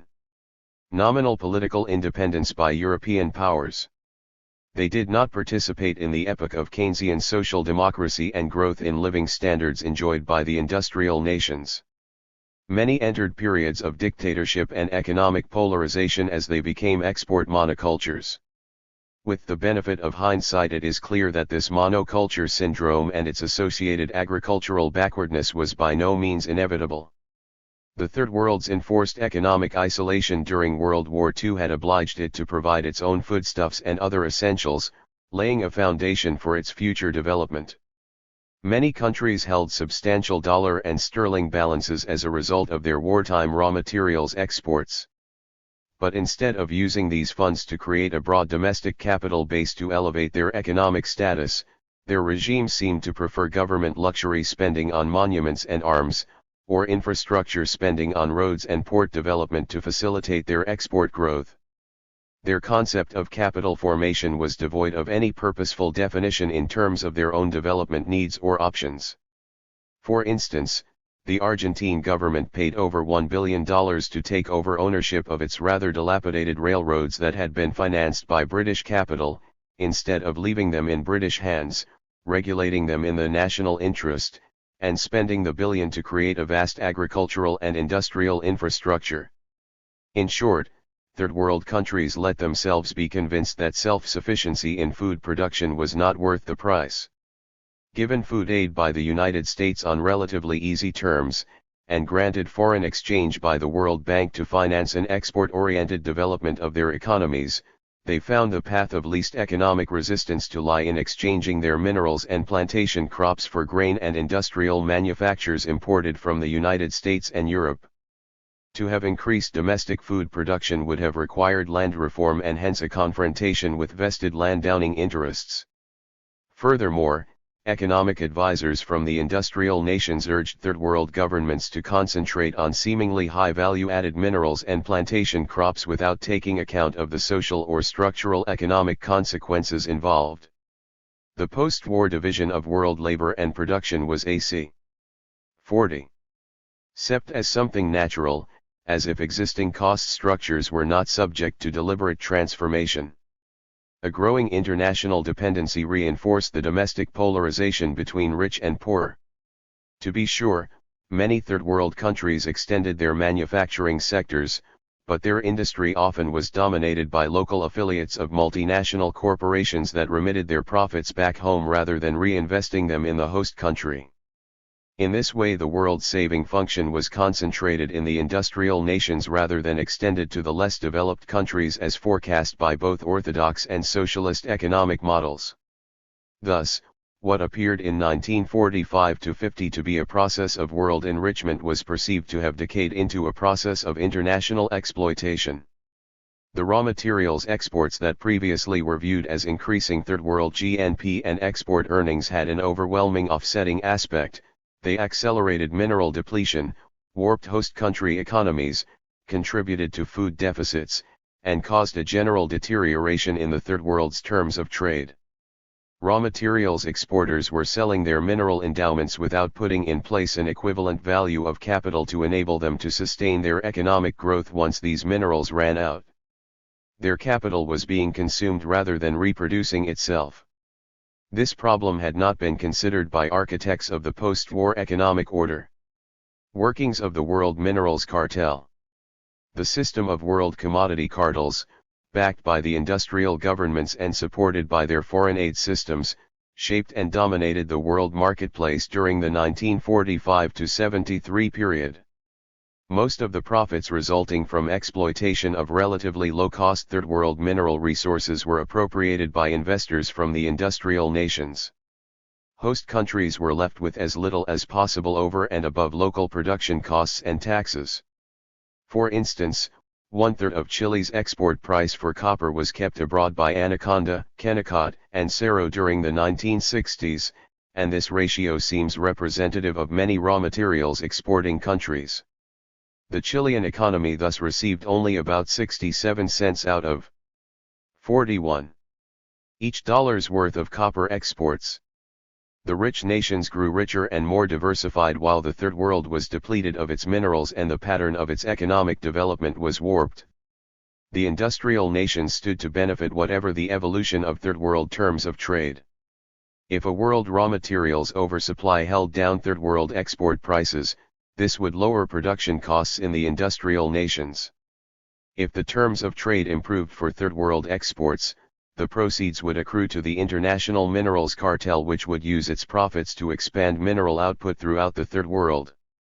The world minerals industry has been described by Terence McCarthy as representing, physically, the extraction of ores and coal and petroleum, etc., from the earth, but functionally something very different and very peculiar. On a world scale it is or has been until now a means by which capitalist cartels and trusts shift, gallon by gallon or ton by ton, bits of one country to other countries. And as they sell off one country bit by bit, they use the proceeds to buy up leases on other countries mile by mile, which they then sell off bit by bit until nothing is left behind but holes in the ground, some narrow and deep, some broad and shallow, until all the Third World becomes West Virginia L. The end of this so-called market process is to leave the raw materials exporters with no remaining natural resources, a neglected agriculture, and thus with little productive capacity to support their domestic populations. Oil represents the most obvious example of this type of exploitation. Prior to 1973, the oil exporting countries were beholden to the international cartel sometimes known as the Seven Sisters, British Petroleum, Royal Dutch Shell, and 5 U.S. companies: Exxon, Standard Oil of California, Texaco, Mobil, and Gulf. These Seven Sisters had 3 brothers: the governments of the United States, Britain, and Holland, and at least 2 cousins, the governments of France and Italy. These 5 governments together supported the cartel's operations so long as 42. They provided enough oil to sustain the Western world's 4% average annual growth in petroleum demand at prices that declined steadily during a generation in which nearly all other prices were rising. If the oil cartel had not controlled every aspect of the petroleum industry, or as economists say, if it had not been vertically integrated, prices at each stage of its operations would have reflected costs plus normal profits. However, by keeping crude oil prices so high that refining and marketing operations had to pay nearly as much for their crude oil as they received for their finished product, the industry's overall profits were artificially concentrated at the tax-exempt, crude oil production stage. American companies managed to pay virtually no taxes. They enjoyed a depletion allowance on crude oil production, were able to write off all exploration and development costs against current income, and could count their royalty payments to oil exporting countries as credits against net U.S. income taxes. Similar tax advantages were granted by England and Holland to their firms. Despite the fact that the Third World had an absolute cost advantage in producing raw minerals, it could not translate this into a competitive advantage for industries based on these materials. For instance, its fertilizer and brass industries were obliged to pay the same price for their oil and copper inputs as did firms in the industrial nations. Both sets of firms bought their raw materials from the World Minerals Cartel at common world prices that did not reflect national cost disparities. Market forces established a single price for oil and for copper no matter where these commodities came from, even if it cost much less to take oil out of the ground in Arabia or copper out of Chile than to produce these minerals in the United States. This warping of true economic relations was potentially unstable. For one thing, it left few profits to be taxed by governments of the countries in which the refineries and marketing networks were located, generally the politically and militarily secure industrial nations. It also tempted governments in the oil-exporting countries to tax reported earnings which actually represented the earnings on oil cartel investment spread over 43. Both crude oil production and downstream operations taken together. This temptation grew larger as the relatively low export prices increased American and European dependence on Third World oil. However, oil-exporting countries were stymied by the way in which the World Oil Cartel was organized. Although it allocated its profits in Third World countries, these countries were prevented from entering world markets and taking these profits themselves. For one thing, by operating its refineries and other downstream operations at a nominal loss, the international oil cartel deterred new entrants into the industry. Who would invest in expensive refineries and marketing systems that were dependent on high-priced crude oil and thus were unable to earn normal profits? On the other hand, what oil producer could enter the oil industry without securing a market outlet for its crude oil? Both the production and downstream ends of the world oil industry thus were effectively controlled by the cartel. Location of oil refineries in the industrial oil-consuming nations protected the industry against expropriation by oil-producing governments. The cartel was able to boycott any oil-producing country that might request a higher price for its oil. Control over crude oil reserves would be of little avail to Third World mavericks without their own refineries and marketing outlets, for they would find no market for their output. The oil industry could turn elsewhere readily. This did not stop some countries from trying to improve their lot. In 1953, Iran's socialist Prime Minister Mohammad Mossadegh moved to nationalize the British-owned concessions. But he found himself confronted by the oil industry's ultimate weapon, intervention by the U.S. government and suspension of all foreign aid to Iran. As President Eisenhower wrote to Mossadegh, the failure of Iran and of the United Kingdom to reach an agreement with regard to compensation has handicapped the government of the United States in its efforts to help Iran.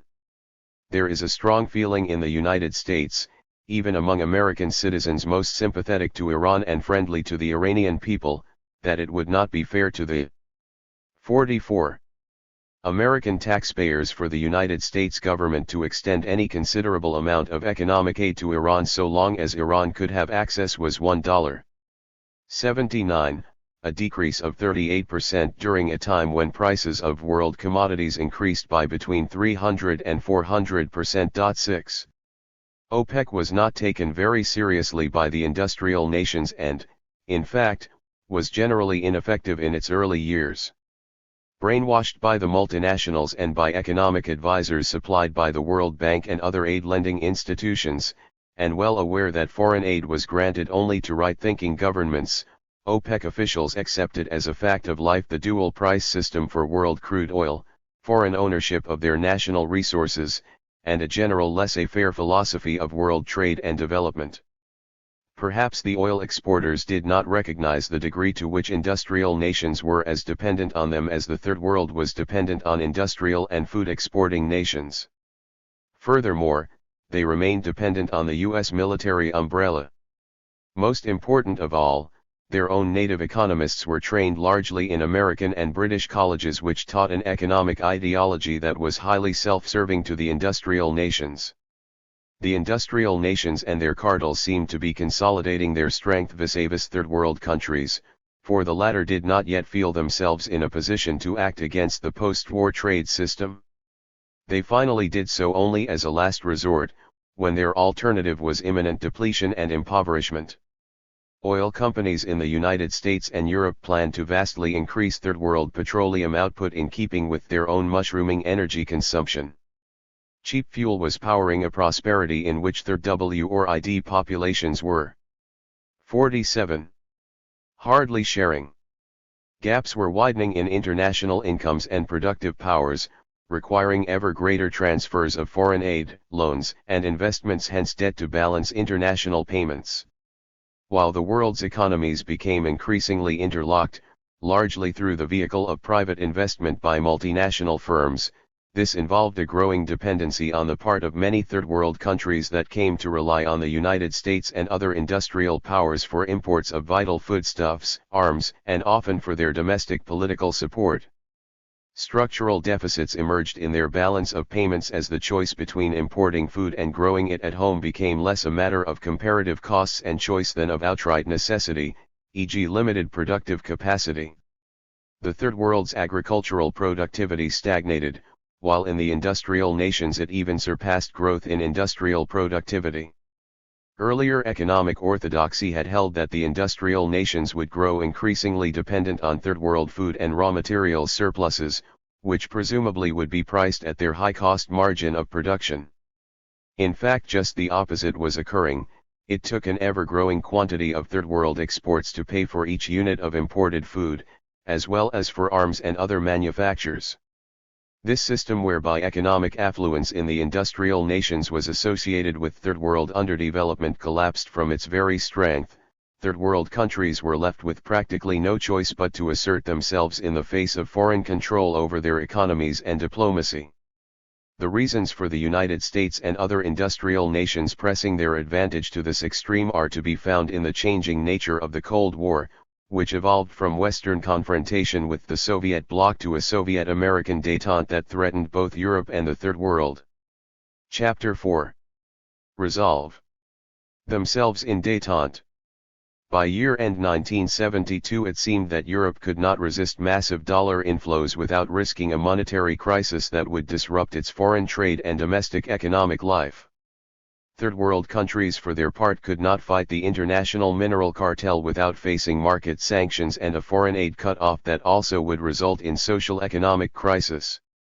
Thus, both the industrial and Third World governments seemed hooked on new forms of international dependency that did not exist before World War II. The United States alone seemed to maintain diplomatic initiative. U.S. foreign policy reflected its domestic economic drives, whereas countries historically were obliged to adjust their home economies to fit international financial constraints. Foreign countries still had to live within their means. Only the United States need not restrain its domestic economy in the face of balance of payments deficits.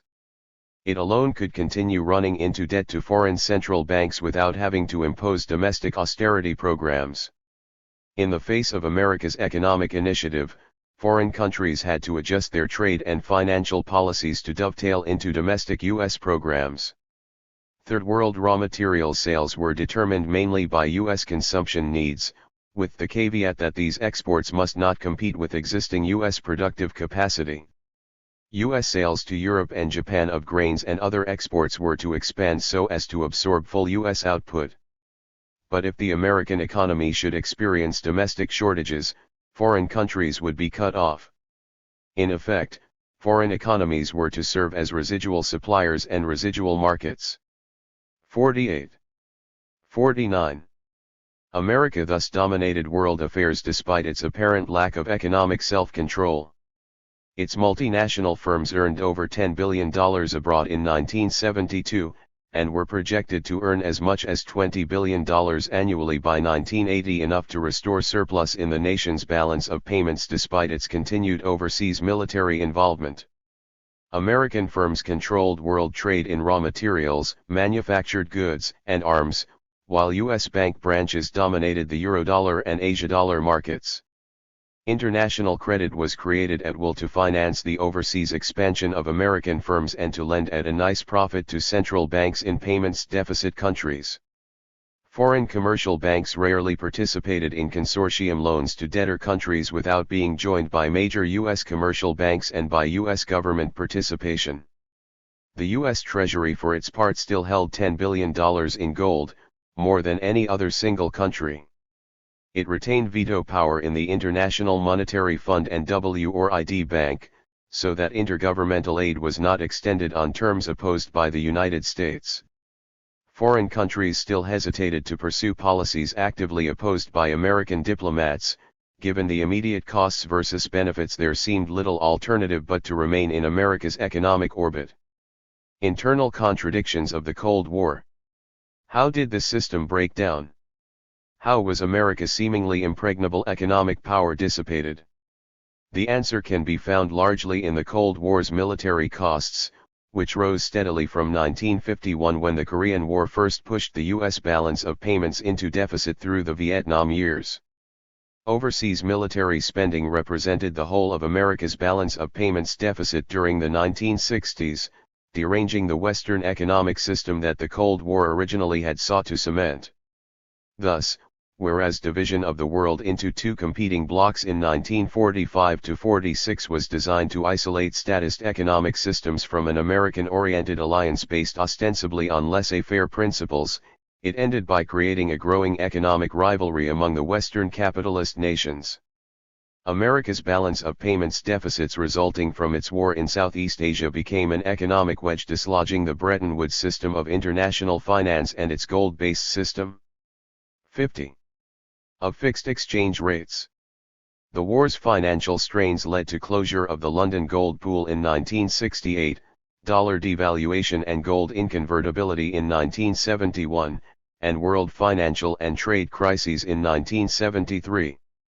Without a smoothly functioning financial system, the superstructure of relatively free trade and investment could not be maintained. The United States reverted to economic protectionism instead of supporting progress toward generalized tariff reductions. It closed its doors to world investors and tied its foreign aid to strictly self-serving objectives. Congress or the executive branch of government vetoed laissez-faire principles whenever they did not serve U.S. interests. This created a double standard of economic diplomacy that virtually drove foreign countries to seek independence from America's expanded system of nationalism. The inevitable economic consequence of the Cold War was therefore to create a growing antagonism between America and Europe, especially as Europe approached economic parity with the United States. For the basic Cold War division of the world into a capitalist West and a communist East implied a unipolarity within each of the two rival systems. Both lead nations controlled the terms of trade for their exports vis-a-vis those of their supplier countries, and both controlled their respective international payments systems, as well as their military structures. American economic planners expected Europe and Japan to remain in a state of dependence stemming from an ongoing financial and economic reliance on scarce dollar credits and U.S. agricultural surpluses, just as the Comecon countries and China were supposed to depend on Soviet Russia. However, this state of affairs contained the seeds of its own dissolution, especially within the West. Not only was the United States obliged to bear the major cost of defending the West, but U.S. officials aggravated their burden by viewing all left-wing movements abroad as potential extensions of Soviet power. This transformed domestic politics throughout the world into a conflict between right-wing regimes which often developed into military dictatorships supported by the United States, and left-wing regimes which were pushed increasingly into the Soviet camp by Western economic sanctions. America's struggle against Soviet Russia and its associated bloc of nations thus took on the characteristics of a general struggle. 51. GLE against land reform movements and emerging social systems in Latin America, Iran, Southeast Asia, Africa, and more recently in Greece, Portugal, Spain and Italy. Only the United States and Russia seemed able to afford the costs of large-scale troop deployments abroad, not to mention atomic arms and the space race. Over time, however, they could afford these costs only by warping their own civilian economies. America's Cold War spending may have pulled the country out of economic recession in 1950 and again in 1958, but it distorted the shape of the ensuing prosperity, to the detriment of domestic capital formation. Civilian economies outside of the United States avoided this military overhead and began to overtake America's civilian economy, just as in Eastern Europe living standards came to surpass those in Soviet Russia. These tendencies weakened the hold of both superpowers on their satellites and allies. But America still sought to maintain domination over its non-communist allies, and to prevent emergence of leftward-leaning governments throughout the world. Soviet Russia waged a parallel diplomacy to maintain its own satellite system and to prevent economic leakages to the West in trade, payments, and emigration. Russia marched into Hungary and Czechoslovakia, while America involved itself in Vietnam. What began as a Cold War pitting the Western capitalist nations, led by the United States, against the state-planned economies, led by Soviet Russia, thus evolved into a struggle to perpetuate the West's and East's respective dependency systems. To support the military trappings of these two systems, each superpower sought to tap the resources of its satellites. But the economic strength underlying both Soviet and American domination of their respective spheres of influence was being sapped. Military power was less and less grounded in economic strength. European integration leads to growing rivalry with the United States. The year 1957 marked a turning point in world affairs with Russia's launching of Sputnik, formation of the European Economic Community effective on the first day of 1958, and America's worst recession since World War II. Seeking both to 52. Close the missile gap with Russia and to spur economic recovery, the American government stepped up its military spending, which set the stage for its subsequent debacle in Southeast Asia. U.S. diplomats at first viewed the common market as little more than a customs union for the six nations France, Germany, Italy, Holland, Belgium and Luxembourg, joined in 1970 by Britain, Ireland, and Denmark. European economic integration promised greater prosperity and thus a growing market for U.S. exports, but no political move to independence from the United States or even a competition with American exporters. American firms had shown little interest in investing in Europe so long as it remained fragmented into segregated national markets, but a surge of U.S. investment occurred after the Treaty of Rome. The continent's prosperity subsequently helped it take over the costs of its own defense, thereby freeing it from American military subsidies and economic aid. It also inspired a move toward economic, political, and military independence, particularly in the face of America's balance of payments deficits and the inflationary pressures these deficits conveyed to Europe. An early source of U.S. antagonism with Europe was the Common Agricultural Policy, formulated in 1960. In order to transfer European labor from the countryside to the cities, the CAP emulated the American policy of price supports, crop subsidies and other paraphernalia of agricultural protectionism to induce farmers to consolidate their farmlands into larger units using less labor and more farm machinery.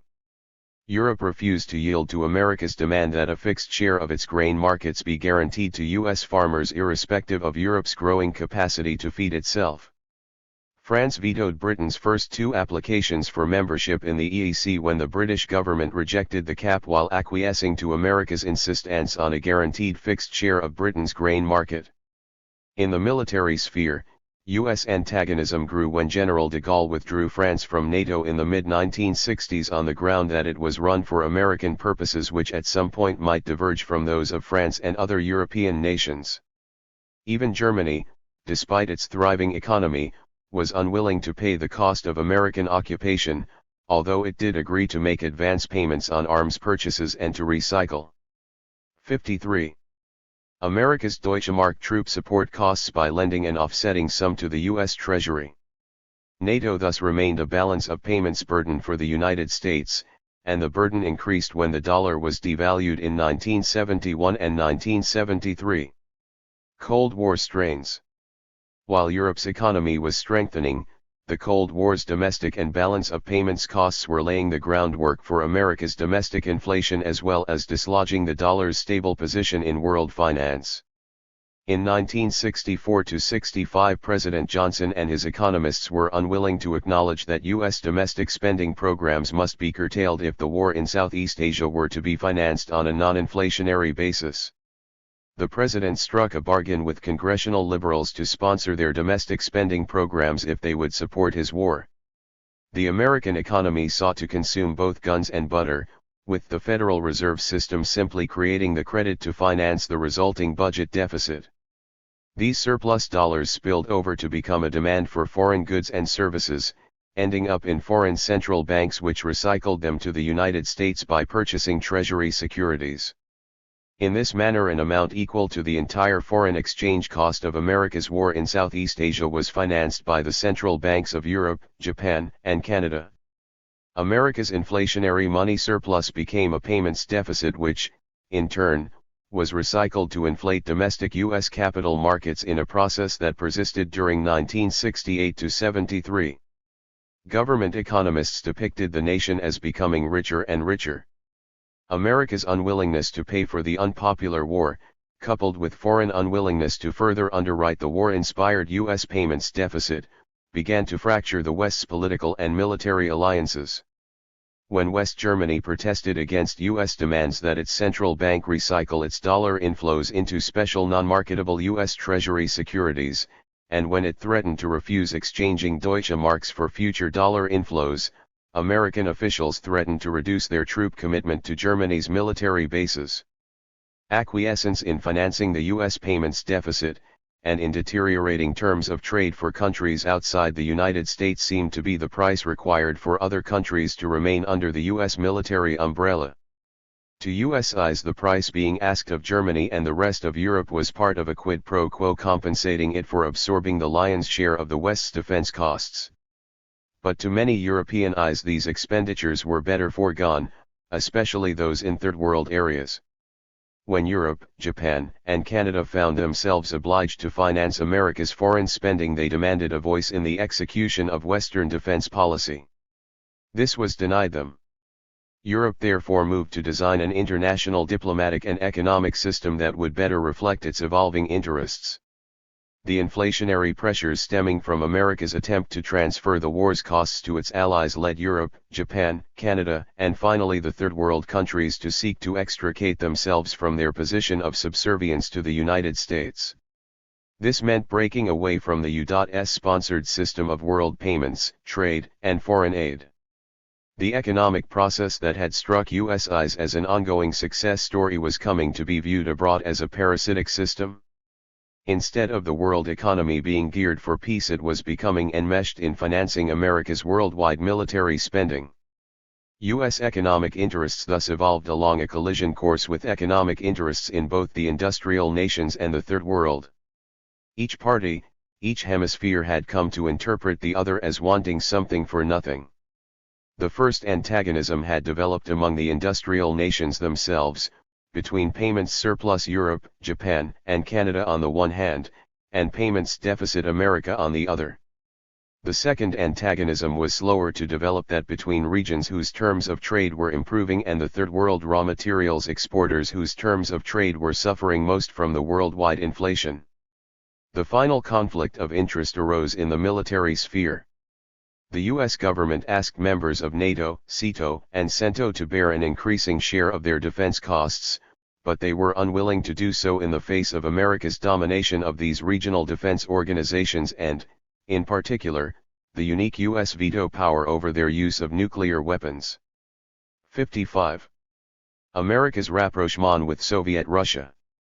America's trade and investment relationships with Europe had indebted it to the point where a U.S. trade and payments surplus would be a hollow benefit to the U.S. economy. Real goods and services would merely be exchanged for its own paper dollar assets. Unless it could continue to run a payments deficit with Europe, Japan, and Canada, it could trade profitably only with the communist nations. These nations had never extended dollar credits to America for the simple reason that they had been at odds with it for years. Thus, they had no treasury bills to sell in the process of financing their trade deficits with the United States. Most important of all, their economies were complementary to that of the United States. The price of U.S. agricultural exports would be supported by demand from communist countries, while the price of U.S. imports might be pressed down by communist sales of raw materials and gold. Europe and Japan would be left holding their U.S. Treasury hills. America's trade and payments problems with other industrial nations therefore opened the door to its rapprochement with the Soviet Union. Cold War tensions between the United States and Soviet Russia had reached an unsupportable limit. Meanwhile, the economic and political tensions felt by the United States toward Europe and the Third World were also approaching a breaking point.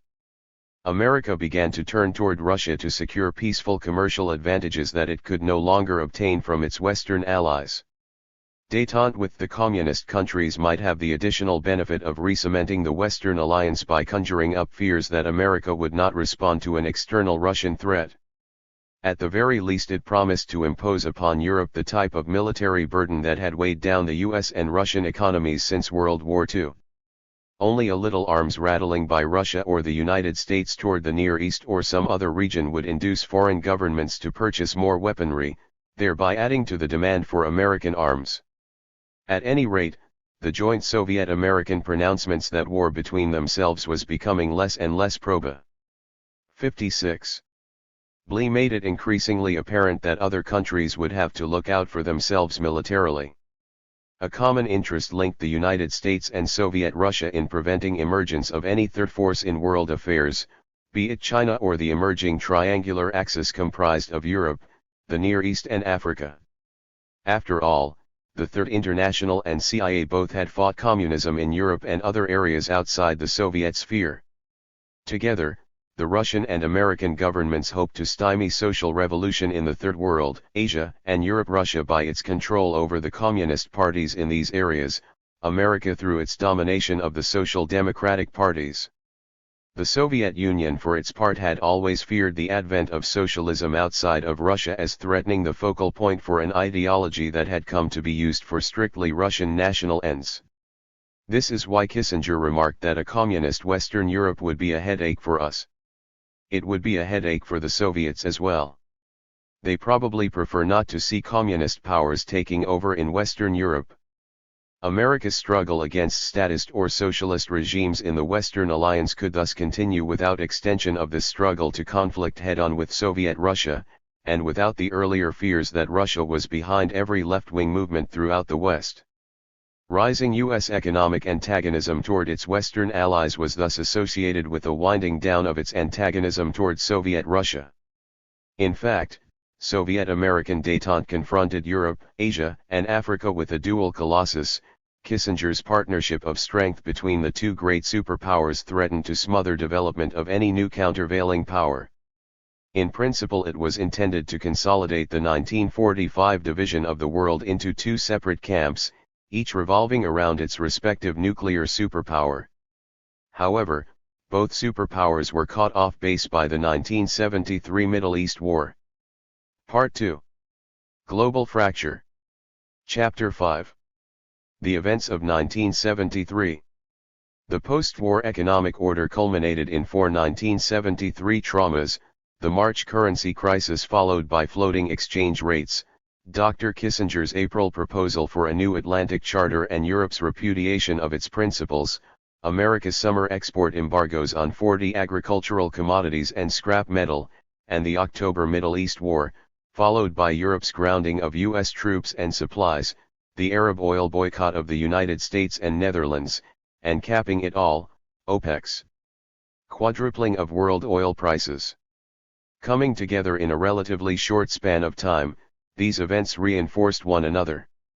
Like stresses in the Earth's continental plates which finally result in an earthquake, the buildup of pressures on the world's economic foundations resulted in a vast slippage in the diplomacy of international trade and finance. The so-called Smithsonian Agreements, reached by the world's major central bankers meeting in Washington in December 1971 to establish new PAR values for their currencies, had lasted only half a year. In June 1972 the pound sterling was floated. Furthermore, America's payments deficits continued to grow despite the dollar's 11% devaluation under the Smithsonian Agreements. In July the world's currency markets were swamped by massive speculative pressures and movements out of US dollars into German marks, Swiss francs, and other strong currencies. Finally, on February 12, 1973, the United States was obliged to devalue the dollar by a further 10%. Japan and Italy joined Canada, Switzerland, and England in letting their currencies float. that is, letting their value be established by market forces rather than by central bank intervention. Since the Smithsonian agreements, the dollar had fallen by a trade-weighted average of 23% against the OECD currencies. But even this devaluation was insufficient to prevent massive funds from flowing out of the United States, as well as from Britain.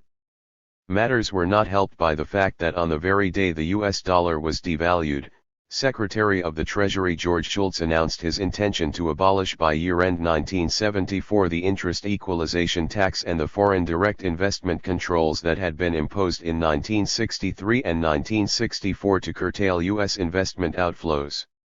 This indicated that America's galloping benign neglect of its balance of payments would continue indefinitely, and that the government would make little or no effort to curtail further dollar outflows. A renewed run on the dollar ensued, and $6 billion was converted into German marks during a single week at the beginning of March. European central banks finally acted to protect themselves by closing their currency markets while they met in Paris during the week of March 9 to 16. Following a 3% revaluation of the German mark, the EEC countries announced a yuan float of their currencies, called the snake by the financial press. Henceforth their currencies were to be regulated within a 2.25% margin of one another. Europe thus adopted a system of stable but adjustable exchange rates and urged other nations to follow suit. Even more important, their central banks announced that when European currency markets reopened they would no longer purchase unwanted dollars. This terminated the system of quasi-automatic European central bank credit to the U.S. Treasury. Gold was reintroduced as backing or collateral for intergovernmental loans, paving the way for the metal's return as a means of settling international payments imbalances. The dollar fell in value as currencies became free to float or sink against one another.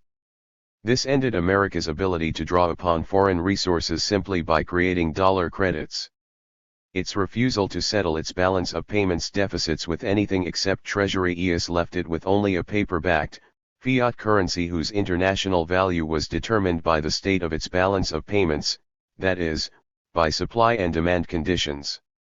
The new floating currency system also imposed costs on foreign countries. It reduced the value of dollars already AC. The events of 1973-61, cumulated by their central banks, and also provided U.S. exporters with a competitive edge in world markets. This was only the first shock. On April 23, Secretary of State Henry Kissinger delivered a speech designed to put Europe back in its place as a U.S. satellite. In this Year of Europe speech he called for a new Atlantic Charter to counteract Europe's moves toward economic, political, and military independence, just as the first Atlantic Charter of 1941 had laid the foundation for stripping England of its preeminence in the world. For us, Kissinger asserted, European unity is what it has always been, not an end in itself but a means to the strengthening of the West, that is, of the U.S. diplomatic sphere. The prospect of a closed trading system embracing the European community and a growing number of other nations in Europe, the Mediterranean, and Africa appears to be at the expense of the United States and other nations which are excluded. In agriculture, where the United States has a comparative advantage, we are particularly concerned that community protective policies may restrict access for our products. Kissinger called for new economic agreements to be reached by direct bilateral negotiation between national presidents not burdened by technicians, foreign parliaments, and the common market's technical machinery for negotiating monetary and trade issues on a community-wide basis. The new negotiations must engage the top political leaders. If they are left solely to the experts, the inevitable competitiveness of economic interests will dominate the debate. The influence of pressure groups and special interests will become pervasive. The United States might express its national interest via congressional restrictions on presidential negotiating authority, but Europe was to relinquish its countervailing safeguards. Its members must negotiate not as a confederacy with a common purpose but as individual nations that could be divided and conquered. Few Europeans were impressed. Le Figaro asserted that, in Paris, there has always been considerable mistrust of an alliance that could appear a bit like that between the wolf and the sheep, because of the specific weight of the main partner. In Germany, Willy Brandt rejected the proposed new Atlantic Charter and insisted that economic, monetary, and military discussions not be linked in a single package but retain their formal separation. 1. In the summer of 1973, the 9 members of the European 62 Community commissioned a report outlining the indicated path for Europe to become a third force in world affairs in the face of U.S. Soviet détente. This report, completed under the direction of the Belgian diplomat Leo Tindemans in 1975, endorsed a closer European monetary union and a common European voice in world diplomacy, including a single European ambassador to the United States so as to prevent America from pursuing a divide-and-conquer strategy. It also urged closer economic and diplomatic collaboration among Europe, the Middle East and Africa to restore the Mediterranean to its historically central role in world affairs. These objectives were implicit in Europe's behavior through the balance of 1973. America's growing antagonism toward Europe contributed to go-it-alone policies on both sides of the Atlantic. It also helped cement U.S. Soviet détente, capped by a June 22 agreement between the two superpowers to the effect that nuclear war between themselves was unthinkable. Europe's NATO members resented that this agreement was concluded without their being consulted, and surmised that their armed forces were viewed in the United States simply as pawns of America's world military system. In June, the United States imposed export embargoes on 40 agricultural commodities in an attempt to hold down the U.S. inflation. Export contracts were abrogated so as to satisfy domestic demand by shifting onto foreign economies the price impact of America's grain deal with Soviet Russia. This Nixon shock not only cut off Japan from soybean supplies, it let the world know that foreign access to American food output would be limited to what the nation could produce over and above domestic consumption while maintaining relatively stable domestic prices. Both Third World and European spokesmen announced their antagonism toward the new U.S. Soviet détente and their hope of promoting themselves as a new third force in world affairs. In September, at the 4th Conference of Heads of State of the Non-Aligned Countries, Algeria's President Houari Boumediene noted that in recent years spectacular meetings had taken place among the great powers, announcing profound changes in international relations. It is abundantly clear that these initiatives correspond essentially to the aims of developed countries anxious to find a common ground for the settlement of the serious disagreements that divided them hitherto and to create a context for reconciling their respective interests. We cannot fail to note that the gradual shift out of the Cold War context has not been accompanied by a corresponding improvement in the condition of the countries of the Third World. On the contrary, tension and war have been transferred to Asia, Africa, and Latin America, which have become the zones where all the contradictions of our contemporary world are concentrated and exacerbated too. The Third World's economic position was meanwhile being sapped by the world inflation. Although the prosperity enjoyed by the industrial nations spilled over to benefit the Third World through increased demand for its exports, the terms of trade nonetheless were turning against Third World raw materials exporting countries, especially those suffering food deficits. They were also penalized by the fact that their relatively meager holdings of foreign exchange were denominated in sterling and dollars. The 10% US dollar devaluation of 1973 cost the Arab-Iranian oil exporters some $350 million in foreign exchange. In addition, the 1973 worldwide rise in wholesale prices cost them another $525 million in effective purchasing power of their savings, for a total loss of $875 million in the intrinsic value of their holdings of foreign currencies and equivalents. To have avoided a loss in accumulated savings and current purchasing power from operations, the African and Arabian producer countries in 1974 would have had to enlarge their output by about 1.3 billion barrels, even if they were to retain the total proceeds of the increase for their national treasuries. In the absence of an increase in oil prices, they would have had to accelerate depletion of their irreplaceable resources in exchange, effectively for nothing. 3. Acting in concert to improve their terms of trade, they quadrupled their oil prices from the January 1973 level of $1.80–$2.48 per barrel, to over $10 per barrel in December. Even before the oil war, strains had set Europe at odds with the United States. On September 23 the European Community 64 published its own draft of an acceptable joint New Atlantic Charter which emphasized its intention to establish its position in world affairs as a distinct entity rather than merely as a passive vehicle for greater American influence in the world. Nowhere was European self-assertion more apparent than in the document's stance on world monetary reform. It called for closer international consultation within the framework of the IMF, fixed but adjustable parities, general convertibility of currencies, the effective working of the balance of payments adjustment process, the effective international regulation of the world supply of liquidity, the reduction of the role of the reserve currencies, and equal rights and duties for all participants. 2 days later, at the IMF meetings in Kenya, the Common Market succeeded in having the Committee of 20's report on monetary reform call for a similar program. In October the world rupture spread to the Third World. On Yom Kippur, Egypt and Syria attacked Israel, and imposed export embargoes on oil sales to the United States, Holland, and Denmark until such time as these countries would withdraw their support from Israel. When America sought to supply Israel, Britain warned that U.S. aircraft taking off would not be permitted to reland, and Germany forbade the loading of U.S. munitions onto U.S. ships at Bremerhaven. Europe thus grounded American NATO supplies and troops. Italy's Foreign Minister Aldo Moro demanded that Israel withdraw from all occupied territories. The United States had become more of a military and economic threat to Europe than an ally and productive trading partner. Saudi Arabia and Kuwait added to the pressure on America by threatening to embargo any nation passing on its oil to the United States. Our policy is clear, they announced, no supplies of our oil are to go to any United States military buyers, including fueling depots in Singapore, Japan, the Philippines, and elsewhere.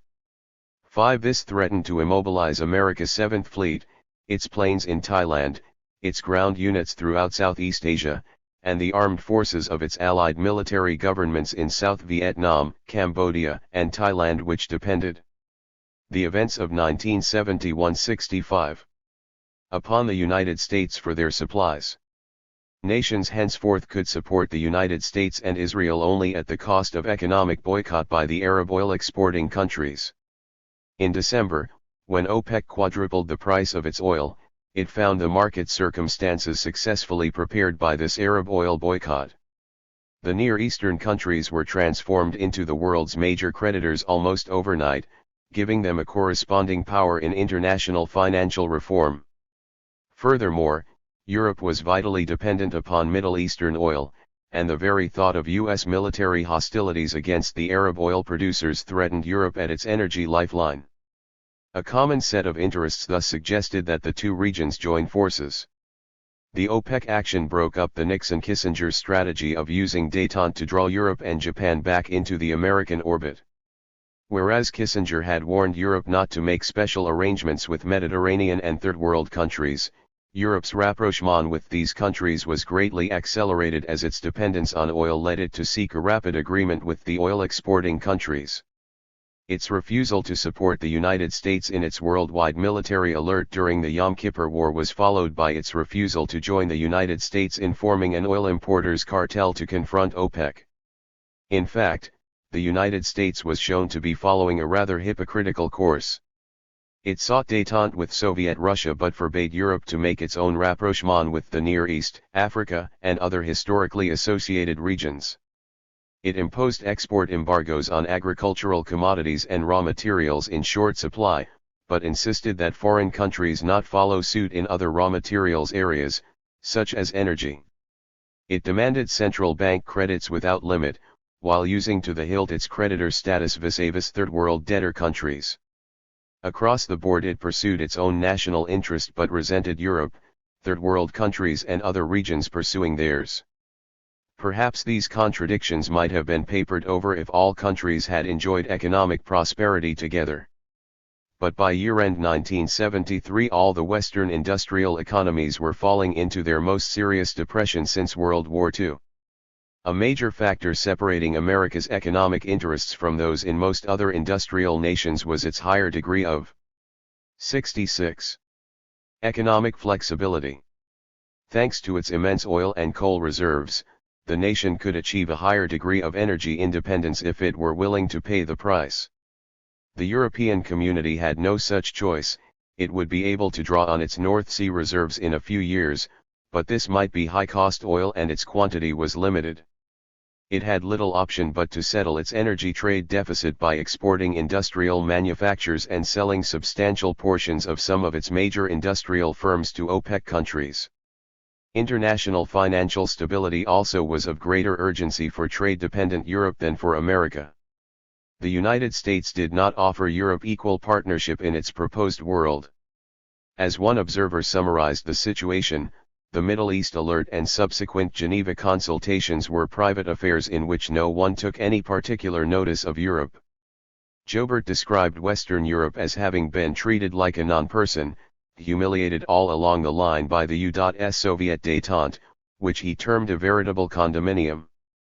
Faced with the superpower understandings, Joubert said, Europe should untiringly pursue European Union.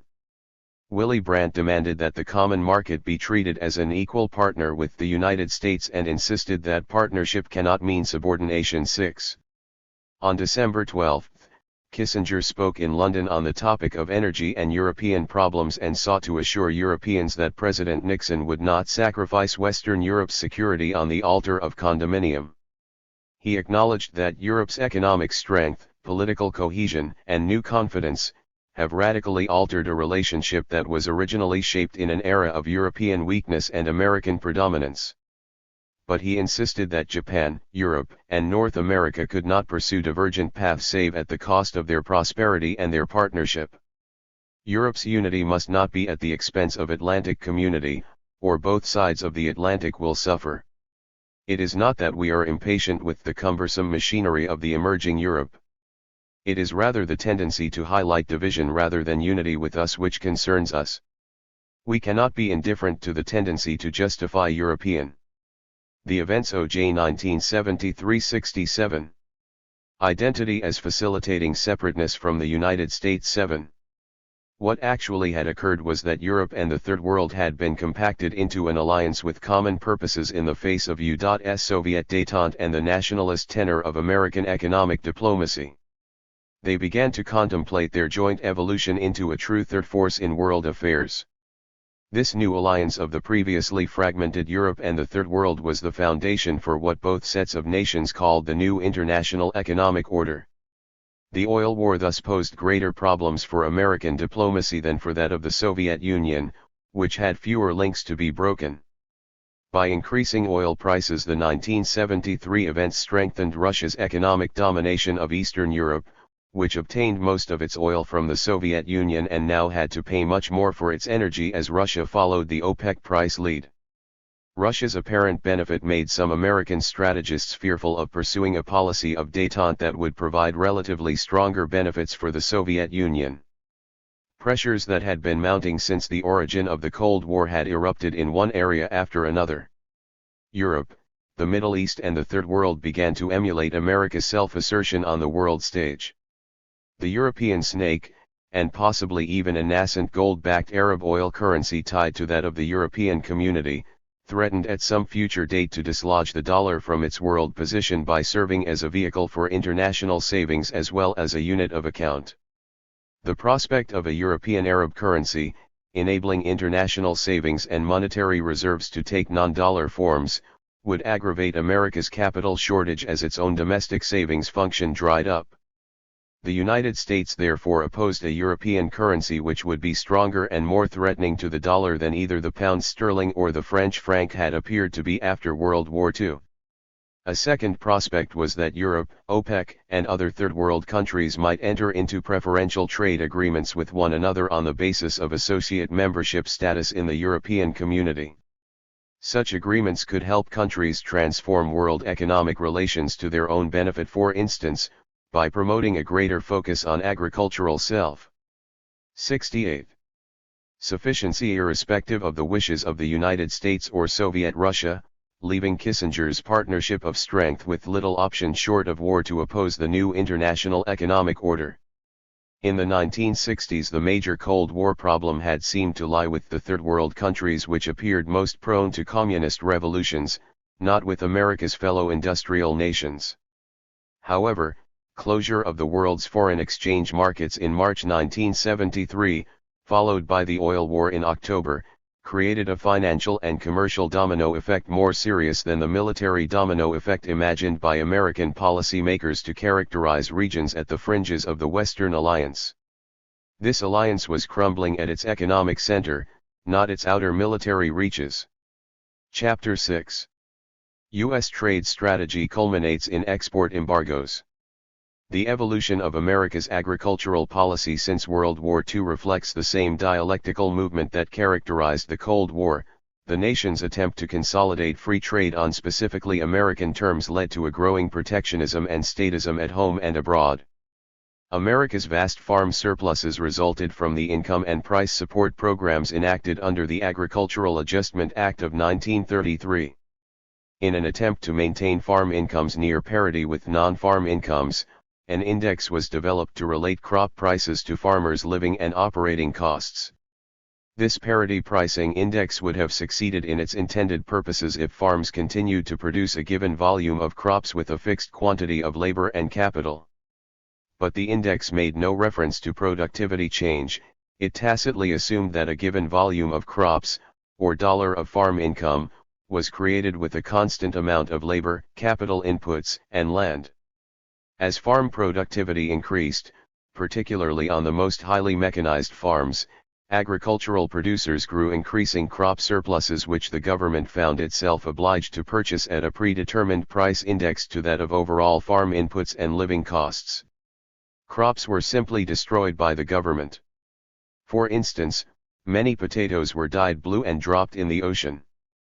An increasing proportion of the surpluses were transferred abroad in exchange for foreign currency payments which were used to defray U.S. government expenditures in the food recipient countries.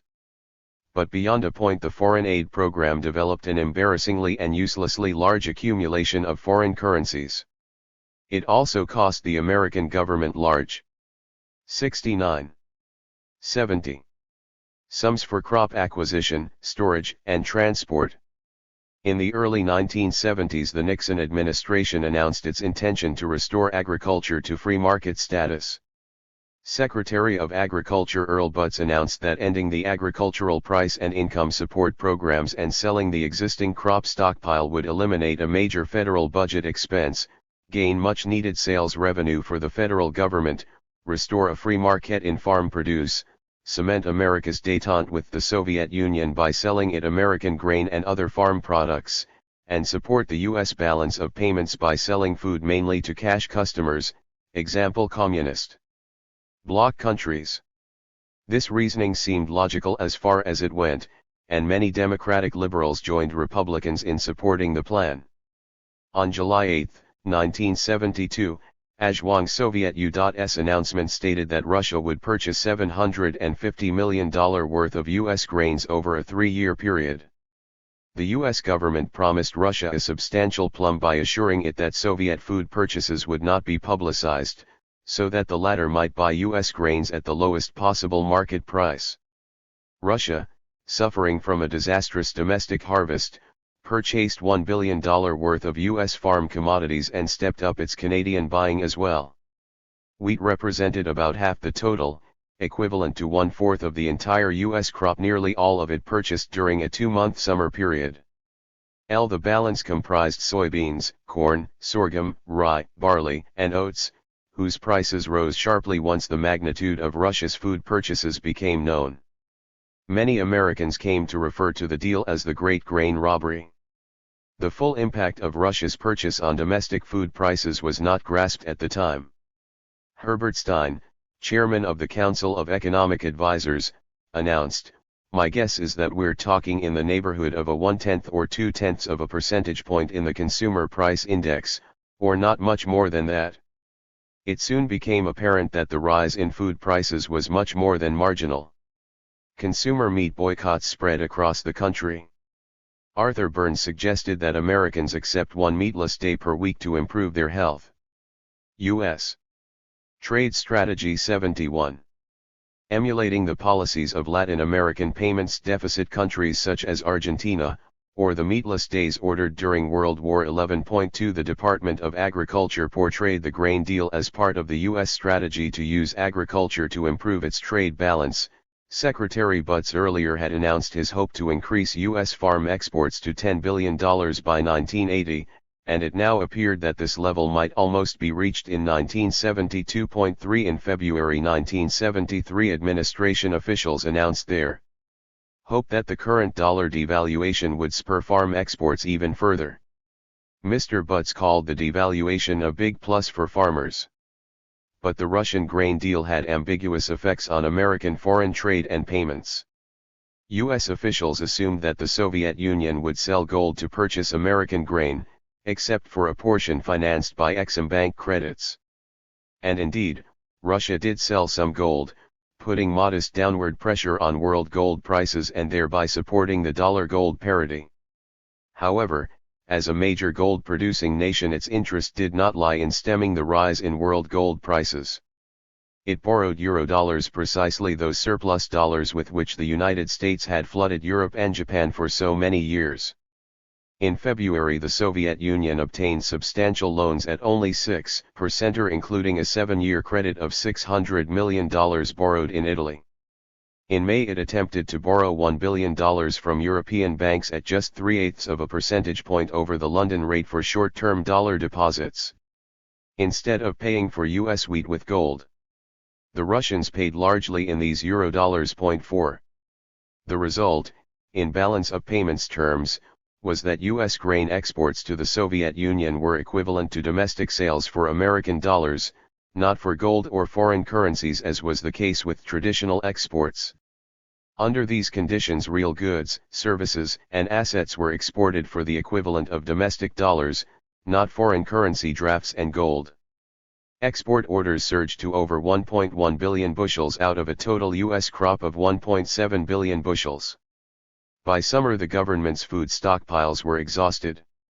A free market in soybeans and grains was established for the first time since 1948. The price of grain passed $3 per bushel in July and moved toward an all-time 72 high of over $4 per bushel in August, 2.5 times its level a year earlier. Prices for other crops rose even more.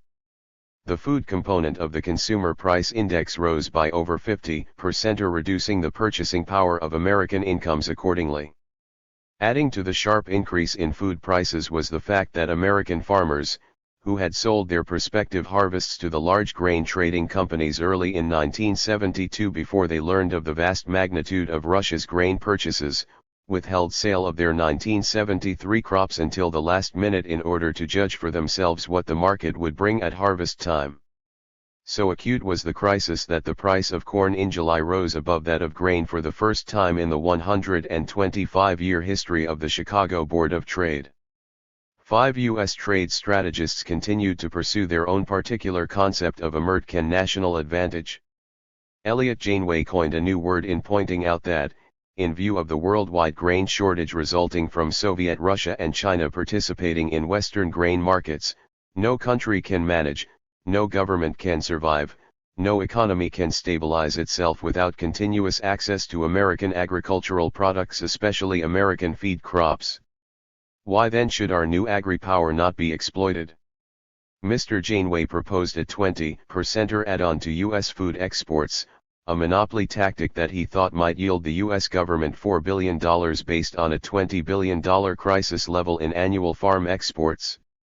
At the same time, soft suggestions that foreign bidders for American farm exports take non-negotiable, non-interest-bearing, long-term U.S. government securities in exchange for their present holdings of short-term, interest-bearing liabilities would make a beginning of funding the overhang of hot dollars. The American initiatives are simple. The world protein revolution has put America's potential to control the world balance of economic and monetary power within our grasp. 6. But us problems were developing. On June 27, 1973, under pressure from a 15% increase in U.S. wholesale prices and a 50% jump in food prices, the government retreated from its free market stance and imposed export embargoes on soybeans, cottonseed and their products. This broke American export commitments, hurting Japan in particular. Fur. Their export controls were imposed in July on 41 more farm commodities, including livestock feed, edible oils and animal fats, peanuts, lard and tallow, as well as on scrap metal exports. Mr. Butts announced that crop export orders accepted after June 3, for shipment on or after October 1, will not be licensed until further notice. Richard Kaufman, a New York bank economist, quipped that in the past the dollar has been inconvertible in terms of gold, now it's also inconvertible in terms of soybeans. The head of one of the nation's largest foreign exchange firms reflected that it had been the United States' contention in the past that Europeans should use their accumulated dollars to buy more American goods. Now, the United States has prohibited the export of certain agricultural commodities, hardly facilitating U.S. demands for guaranteed access to EEC grain markets. The government announced that whether controls would be necessary after September and October would depend on the size of price increases in the United States. 7. The level of world prices was deemed irrelevant to U.S. economic plans, only domestic price and supply considerations were taken into account. America's export embargoes abrogated its commitments to Europe and Japan. It appeared that these regions could no longer depend on America if they wished to secure stability in their supply of foodstuffs. Third world countries were left high and dry, suffering grain shortages that threatened to cause local revolutions. In short, world trade patterns were dislocated. When a Dutch soybean crushing concern was forced into bankruptcy, the director of the American Soybean Institute announced, "We have been wounded. We have cut across contracts, and they think that if we did it once we'll do it again." In Japan, which consumed nearly 3 million tons of soybeans annually, of which about 92% was imported from the United States, the Nixon shock was worse.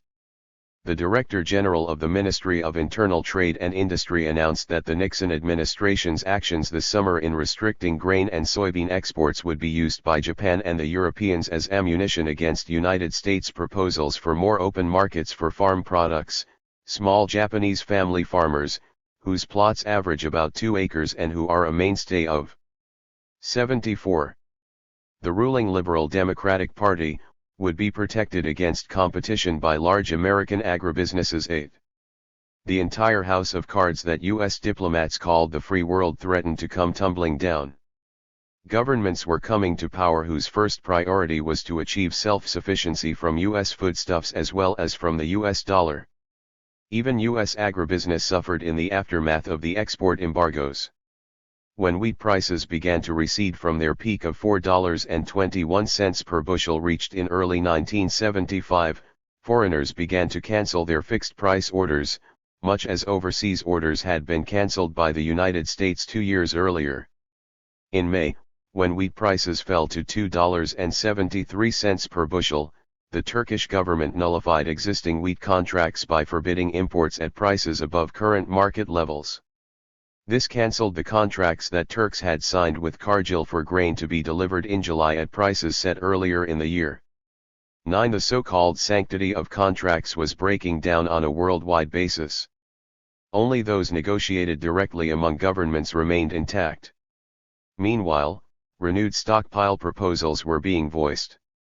In September 1974, the Brookings Institution proposed that GATT members create a grain stockpile of 100 million tons, 5 times the size of America's 1972 grain sale to Russia, to be built up in crop surplus years. Target prices would be set to determine stockpile grain accumulation or sales. 2 months later, Secretary of State Kissinger proposed an international accumulation of grain reserves. In August 1975, he submitted to the International Wheat Council in London a unified U.S. plan approved by both the Department of Agriculture and the State Department.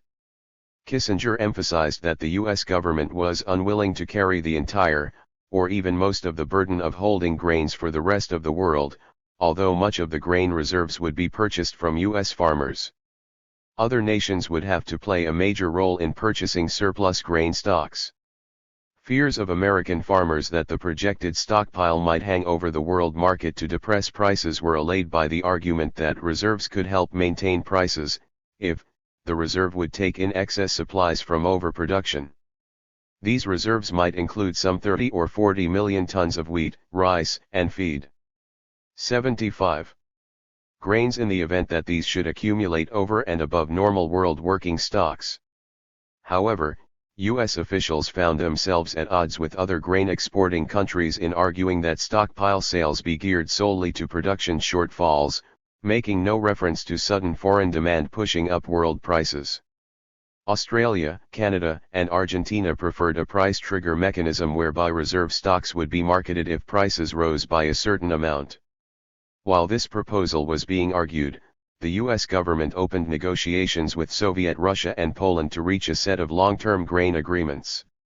A new wave of sales to the Soviet Union had been announced in July when Russia, in the midst of a drought as serious as that of 1972, contracted to buy 10 million tons of U.S. grain, about half the amount of its 1973 grain purchase.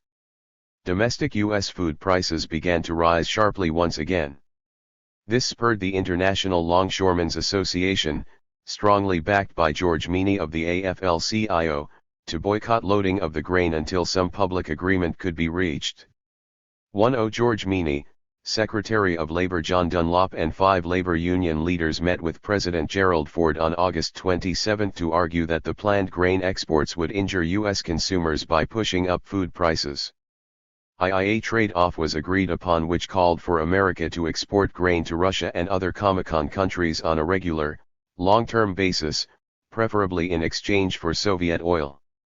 Although an export volume of 8 million tons of U.S. grain annually would reduce domestic food supplies, the purchases would not suddenly push up prices, for American farmers could plant their crops in anticipation of a certain Russian demand. In mid-October, Secretary Butz announced the outlines of an American-Polish grain deal whereby Poland would purchase about 2.5 million metric tons of grain annually for the next 3 to 5 years at going market prices as of the date of delivery. 76. Mr. Meany emphasized that the agreement's most important breakthrough was that the negotiations are not going to be Cargill, Cook, Continental to the Soviet Union. They are going to be government to government. And the instructions are to negotiate a grain sale deal that will protect the American consumer as well as the American farmer. We can no longer trust this trade to private enterprise, whose only motive is profit. 12. A grand circle thus was brought to a close. In 1972, the U.S. government sold its food stockpile to Russia ostensibly to help restore a free market for grain. But by autumn 1975, the price consequences of this act had forced world grain trade and pricing to become a function of intergovernmental negotiations. The American government's attempt to fix its grain export prices at high levels culminated in one of the earliest proposals of the incoming Carter administration. The new Secretary of Agriculture Robert Bergland announced on February 25, 1977, immediately following Canadian Prime Minister Pierre Trudeau's visit to Washington, that AGWAN-U.S. Canada Wheat Board had been proposed to regulate grain exports and prices. Between them, the United States and Canada account for 3/4 of world wheat sales. Canada's government already buys wheat directly from farmers and handles its exportation, but grain exports historically have been left in private hands in the United States, even in the case of foreign aid shipments. This is now changing as the United States joins Canada in nationalizing its grain exports. The two nations are explicitly creating the first industrial nation counter-cartel to OPEC. I'd be willing to drop these talks with anybody when the oil cartel is dissolved, Mr. Bergland told reporters. But until such time as that occurs, I don't intend to back down. 13. The head of Canada's Wheat Board, Otto Lang, suggested drawing other countries into the export pact to prevent the price of wheat falling in the event that Soviet and Chinese demand abated. Nor did matters stop with grain. A key element of the 1975 U.S. Soviet agreement was the issue of international shipping.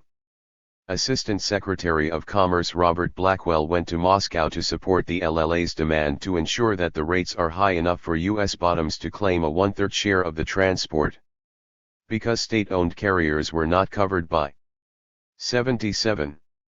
GATT agreements.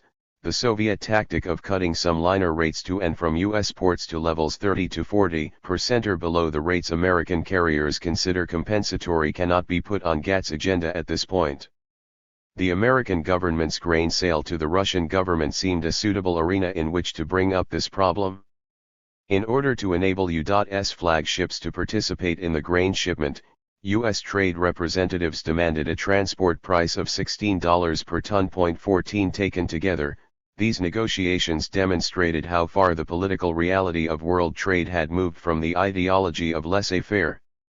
As a Jamal of Commerce editorial put it, any government-to-government deal with Moscow involving long-term grain purchases could set a particularly disturbing precedent if it specified what proportion of the grain should move in American ships and at what rates.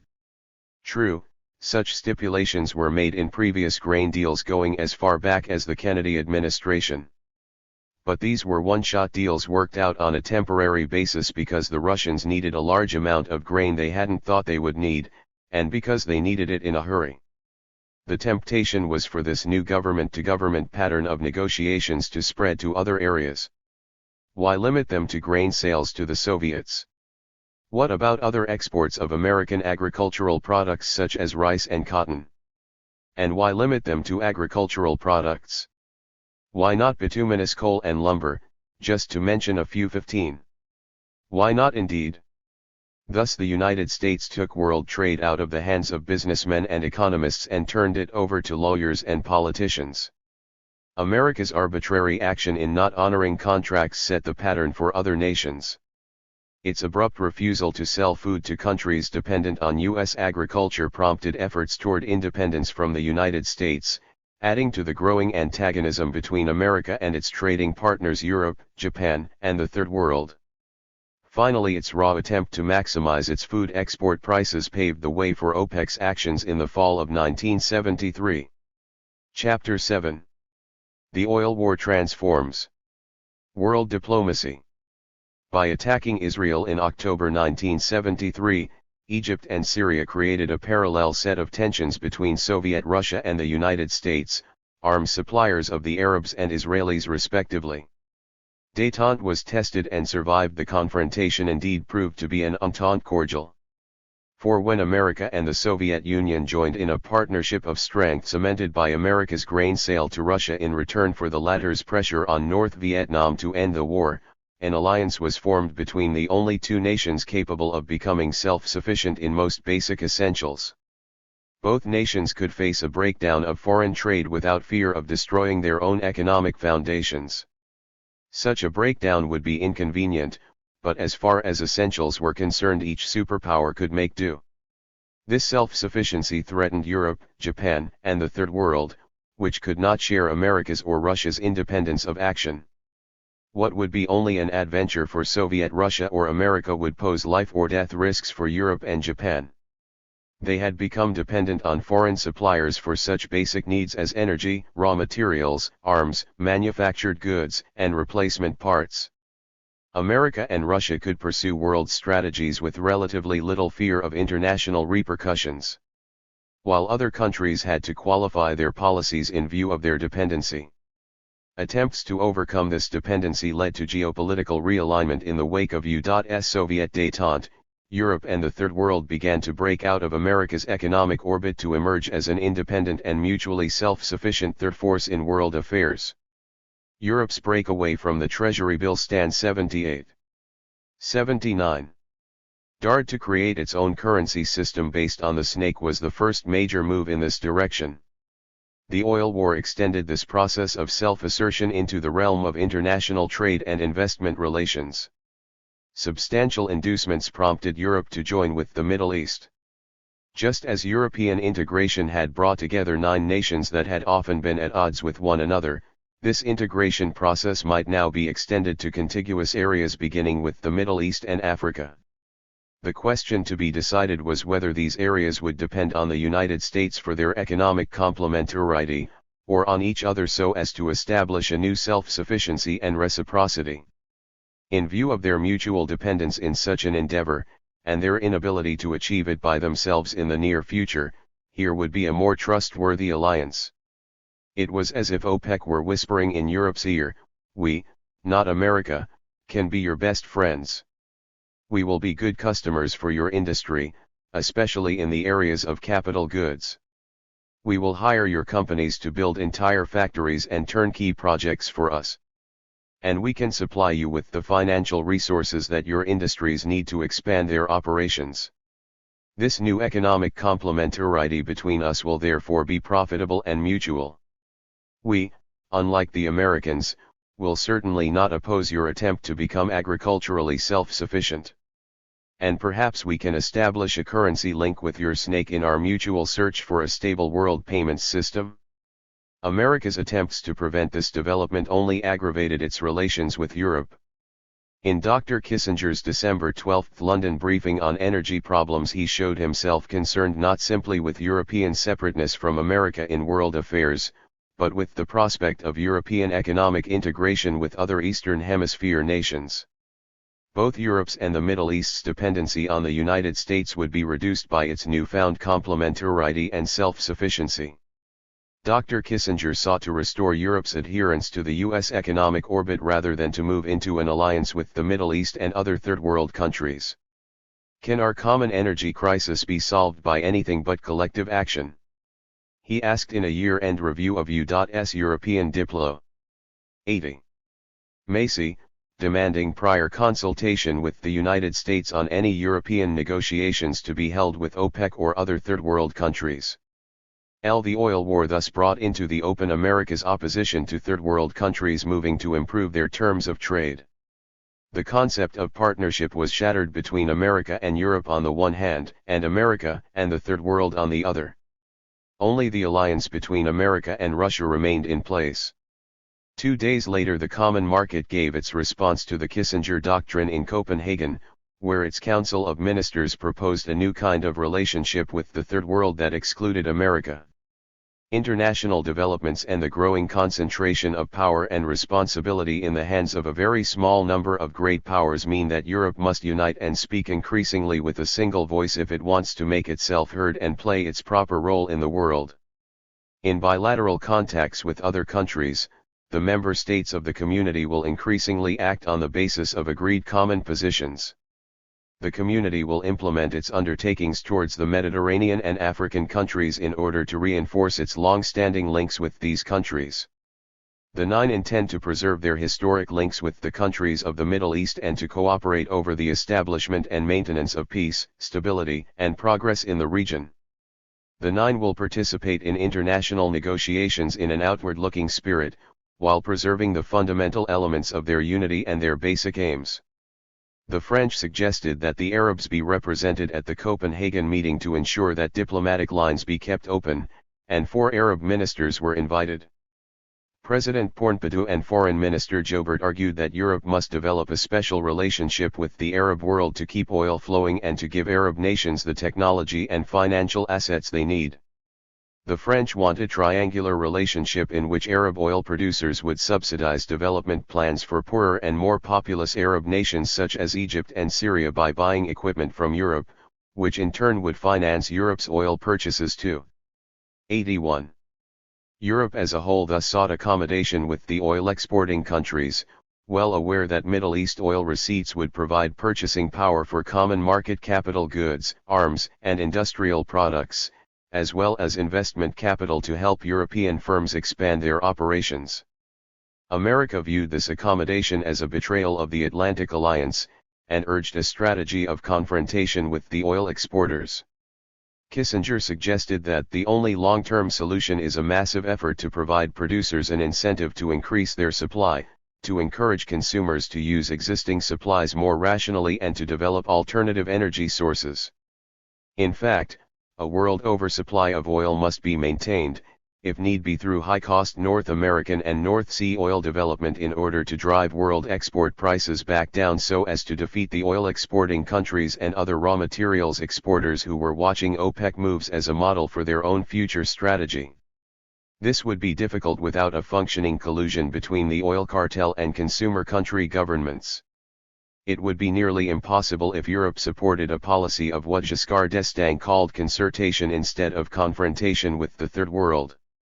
The United States therefore drafted plans to create an intergovernmental oil consumer cartel to replace the Seven Sisters.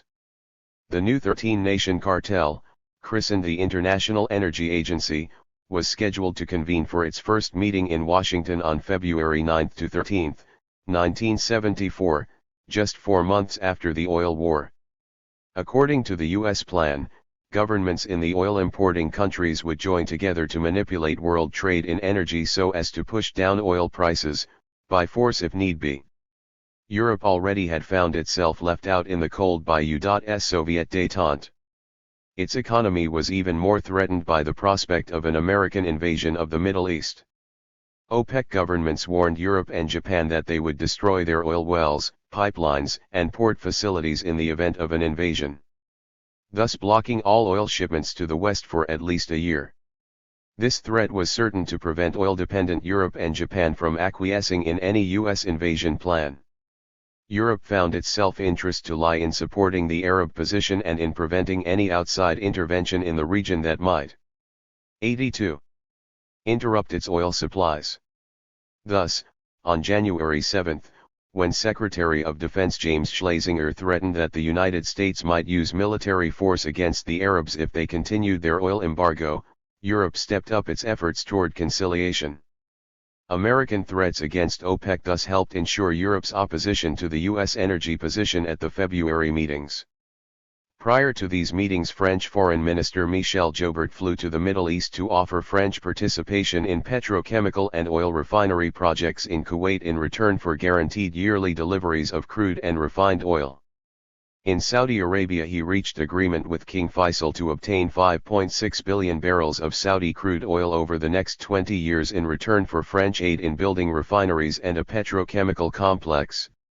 Discussions were initiated to provide industrial equipment, roads, hotels, mineral water, Concorde planes, and weapons in exchange for a further 800 million tons of oil.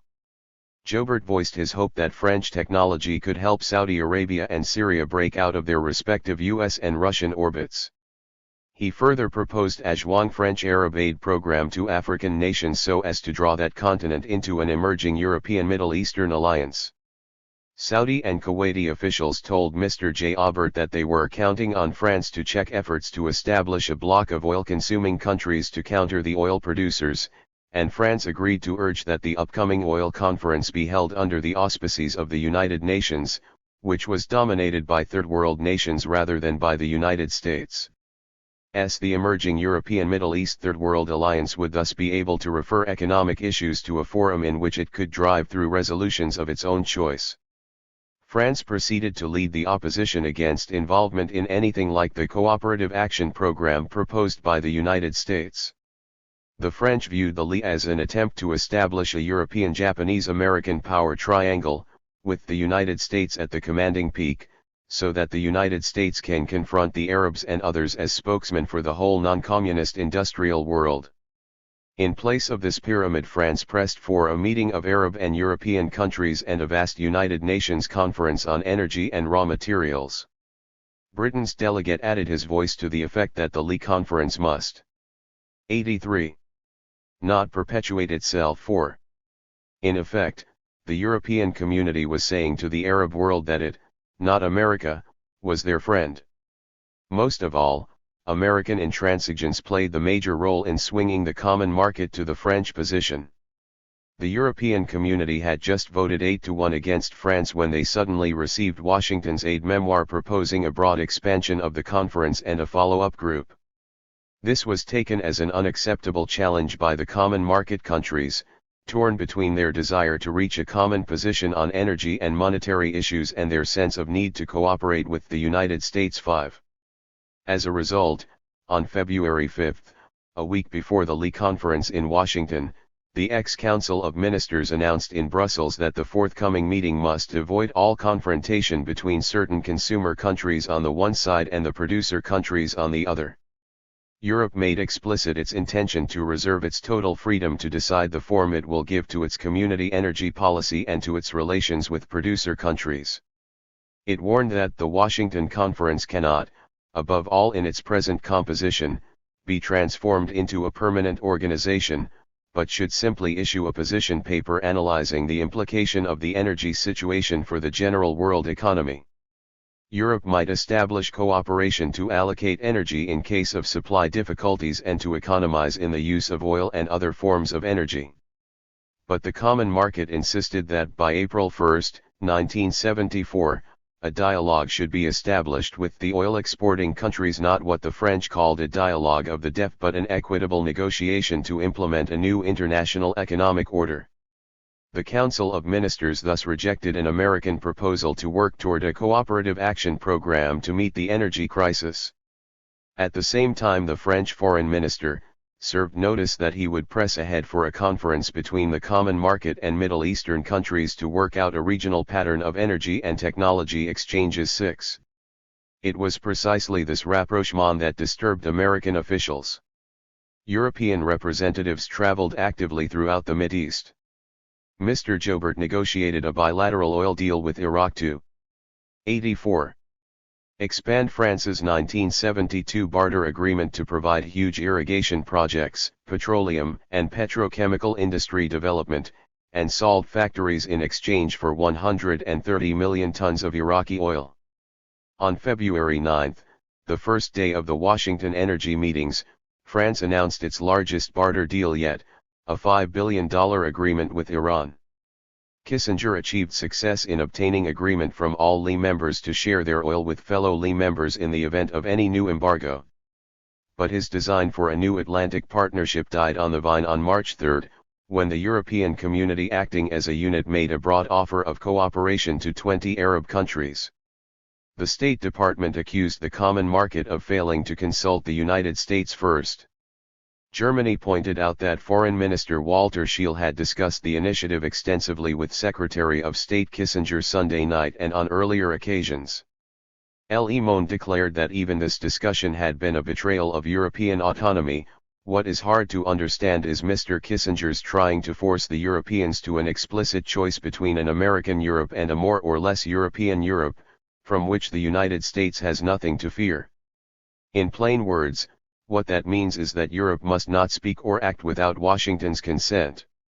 West Germany sought an agreement from its common market partners at least to consult with U.S. officials before undertaking diplomatic overtures to Mideastern countries. But Kissinger was angered when Mr. Scheel failed to get the mention of the conference removed from the European communiqué, although the draft was changed to meet other American objections. High-level German sources said the changes consisted of omitting any reference to oil policy and Middle East peace efforts as possible topics for an Arab-European dialogue, and omitting a pledge to try to hold a conference before the end of this year.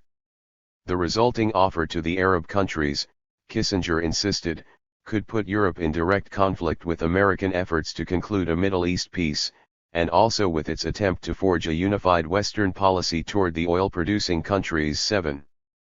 France remained adamant that the United States not be given any option of deciding which issues it ought to be consulted. 85. On. The United States cancelled a meeting with Europeans to review the draft of the Joint Declaration of Principles defining the relationship between the United States and the common market when France refused to allow the declaration to contain the term partnership, a term that the State Department hoped would establish a common identity among America and its allies. The ceremonial signing of the stillborn New Atlantic Charter was put off indefinitely, as was a parallel NATO document that President Nixon had hoped to sign on his planned April visit to Europe. "I can say one thing," warned Mr. Nixon. "I have had great difficulty in getting the Congress to continue to support American forces in Europe at a level that we need to keep them there. In the event that the Congress gets the idea that we are going to be faced with economic confrontation and hostility from the Nine, you will find it almost impossible to get congressional support for continued American presence at present levels on the security front." The proposed NATO document had called the alliance indivisible, but just as in the economic document, France refused to permit the word partnership to be included. And France was supported by its common market partners. The new schism in world diplomacy had been drawn. Germany tried to soften the blow by recycling some $2.2 billion of American military occupation costs, including purchase of $843 million of low-interest U.S. Treasury securities and over $1 billion in U.S. arms. It unsuccessfully asked its common market partners to invite American officials to meet with it on obviously far-reaching matters before these are given to the ministers for final decision. When the Labour Party returned to office in Britain in March, Prime Minister James Callaghan insisted on the fullest cooperation between the Europeans and Washington in its first foreign policy talk, adding that we repudiate the view that Europe will emerge only after a process of struggle against America. Indeed, he warned of withdrawing from the common market, implying that close ties with the United States might well be placed ahead of links with Europe, and announcing that his country wished to remain a member of an effective Atlantic alliance, and there is therefore concern about the degree of disagreement between the community and the United States. Britain thereupon demanded renegotiation of its entry status, including renegotiation of the Common Agricultural Policy. 86. But the rest of the common market countries remained firm in their insistence on an independent identity from the United States. France reportedly feared that in a free-ranging consultation system the United States could employ wide powers of persuasion, and much of the French suspicion on this score appears directed at Britain's new Labour government, which has taken a strongly pro-American attitude since taking office early in March. 9. Quite simply, Europe's relations with the Middle East and with other raw materials exporting regions of the world, indeed, with the Third World as a whole, had become just as critical as its relations with the United States. It was buying from and selling more to the Arabs than it was with the United States. Its Middle Eastern trade was more critical and more remunerative. It needed the Third World. Did it really need America? This line of reasoning led the common market to act with a single voice in the United Nations, the International Monetary Fund and other world agencies to become a counterpoise to the increased activity of the United States in international economic affairs. 10. The weight of a united Europe was now thrown behind the policy decisions of the UN Conference on Trade and Development, the World Bank and most international economic organizations. On May 13, in Kansas City, Kissinger deplored the attempt by the so-called Third World to disrupt the post-war order that had served the world well. 2 weeks later, on May 28, he attempted to dismiss the theoretical debate over whether we are seeking a new world order or improving the existing one. In Milwaukee, he warned that the United States would not deal with countries whose demands simply do not reflect economic reality. As one writer observed, what might still, a year ago, have been handled as a purely practical negotiation about oil payments and debt transfers has turned into a question of principle and ideology. As a result of Kissinger's delaying tactics, the stakes have been raised. When Kissinger ignored the OPEC overtures, threatened military action, and did all he could to line up the oil consumers into a hostile bloc, the obvious, almost an inevitable reply from the world producers was to look for compensatory support in the Third World. 2. And in the industrial nations as well. In a December 1974 Business Week interview, Kissinger avoided 87. Ruling out U.S. use of force in the event that the OPEC actions strangled the American economy. Europe was stunned and frightened. The outgoing chairman of NATO's military committee said that the NATO reaction to Kissinger's words had been an exasperated "for God's sake." The General Secretary of Germany's Free Democratic Party deplored what he called Kissinger's gunboat diplomacy practiced by the Americans in China in the early part of the century. Even the pro-American Helmut Schmidt observed that the thought that we could be drawn into conflicts against our will is something new in German political history. Until a generation ago, most of the time we were part of the cause when conflicts arose. Le Monde announced that France had much to fear from the return of the tough Kissinger, who had already threatened French national security by oil confrontation brinkmanship during the October War. 12. On the other hand, it was only natural that such talk would spur Middle Eastern arms spending. In fact, the United States sought to finance part of its rising oil import bill by selling additional arms to the region, about $8 billion in 1974. Iran and Saudi Arabia purchased the most advanced U.S. aircraft, making their air forces even more modern than that of the United States, but at the same time rendering them dependent on U.S. firms for replacement parts and related military hardware and software. Some 3,500 U.S. military advisors were reported to be working in Saudi Arabia, to which the United States was the prime arms supplier. Iran announced its intention to become a major arms manufacturer, and spoke with U.S. and German firms about purchasing tank plants and other manufacturing capability. Saudi Arabia helped other Arab countries, particularly Egypt, purchase U.S. jet fighters and other arms. 13 In January 1975, a commentary magazine article by Robert Tucker urged invasion of the Persian Gulf. Egyptian President Sadat replied that the Arabs would blow up their oil wells before allowing them to fall under the control of invading forces from the United States or elsewhere. The Shah of Iran asked whether the United States was planning to invade Venezuela in view of its unlikelihood of getting European support for a Middle Eastern adventure. President Sadat added that Iran and the Arabs should settle their problems in the interests of a broader goal. We're 88. In the same boat, whether we like it or not, and we face the same fate, whether we like it or not. 14. Expansionist Iran and Socialist Iraq rapidly settled a long-standing territorial dispute when Iraq ceded one side of the straits, thereby assuring Iran access to the oil gulf. In return, Iran closed its borders with Iraq and ceased to support the Kurdish rebels that had been conducting guerrilla warfare for decades in the mountain regions of Iraq from bases within Iran's borders. This paved the way for a settlement with the Kurds. Thus, in the process of defending themselves against external danger from the United States, the Middle Eastern nations achieved at least a tentative peace in this region for virtually the first time in 5,000 years. A prime U.S. objective was to drive the world export price of oil back down. The increase in energy prices worked naturally to spur European and Japanese moves toward energy conservation, to render domestic energy production more attractive, and to promote research into new energy sources such as nuclear and solar power. Europe already was developing its North Sea oil when President Nixon called for total U.S. energy independence by 1980. In principle, increasing energy self-sufficiency among the industrial nations would enable them to reduce their demand for OPEC oil, thereby putting downward pressure on its export price. This would indicate to other raw materials exporters that if they attempted to raise their prices, the industrial nations might well reduce their raw materials needs by developing synthetics and other substitutes. But the growth trend of energy consumption seemed too steep to sustain a rollback in energy prices, despite the increased spending on exploration and development of domestic energy. During 1974 to 75, the United States became increasingly dependent upon OPEC oil, and indeed on Arab oil.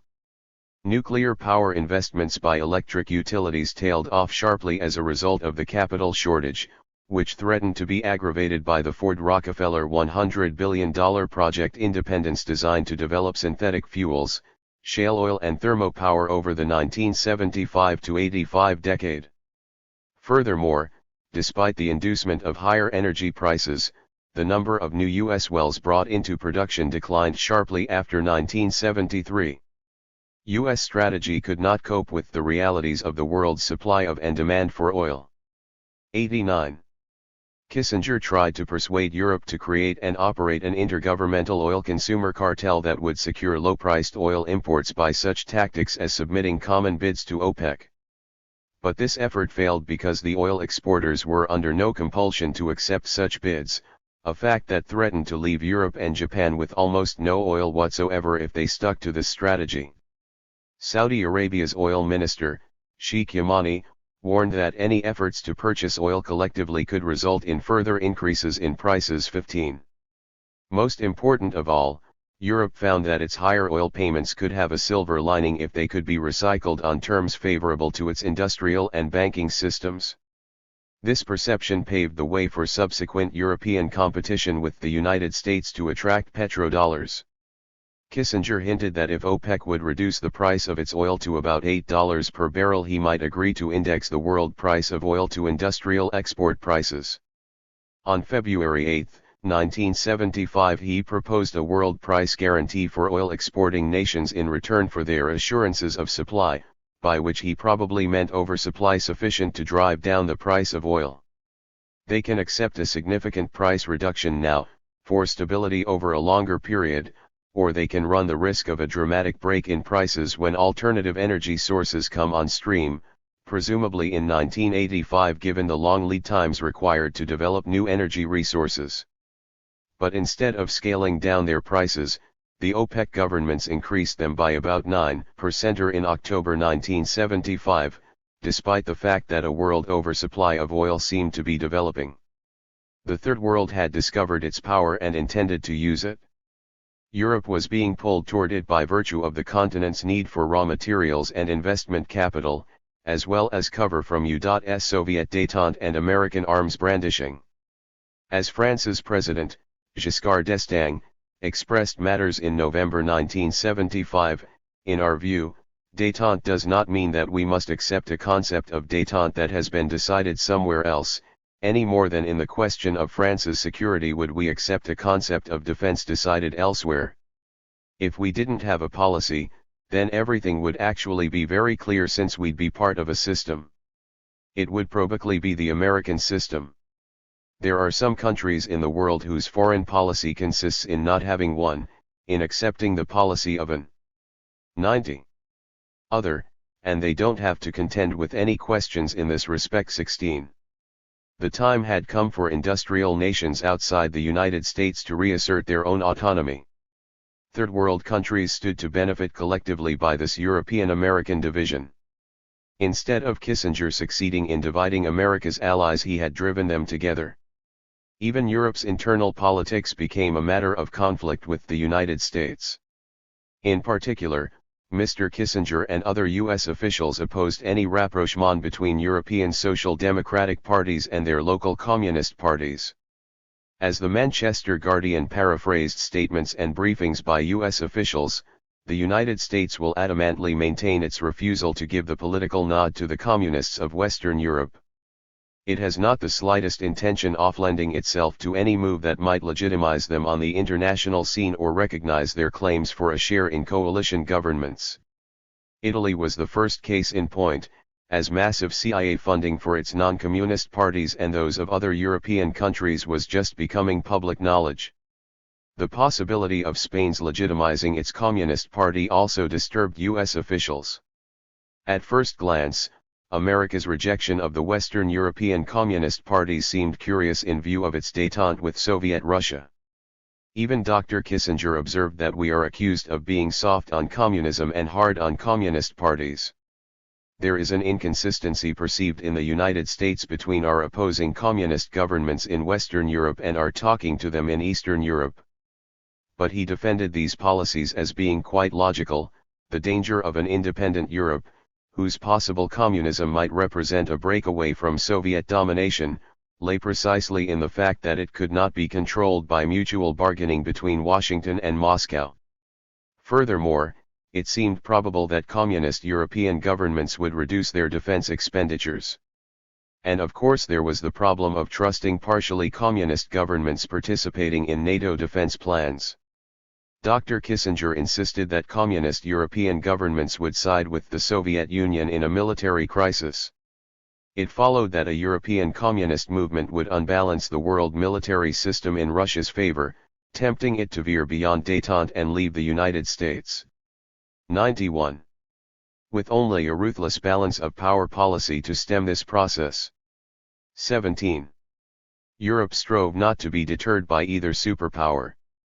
On January 22, 1976, Willy Brandt explained in an interview with Der Spiegel, "It would be wrong if by our conduct we contributed to halting the developments that have led to a breakup of the former monolithic bloc of communism."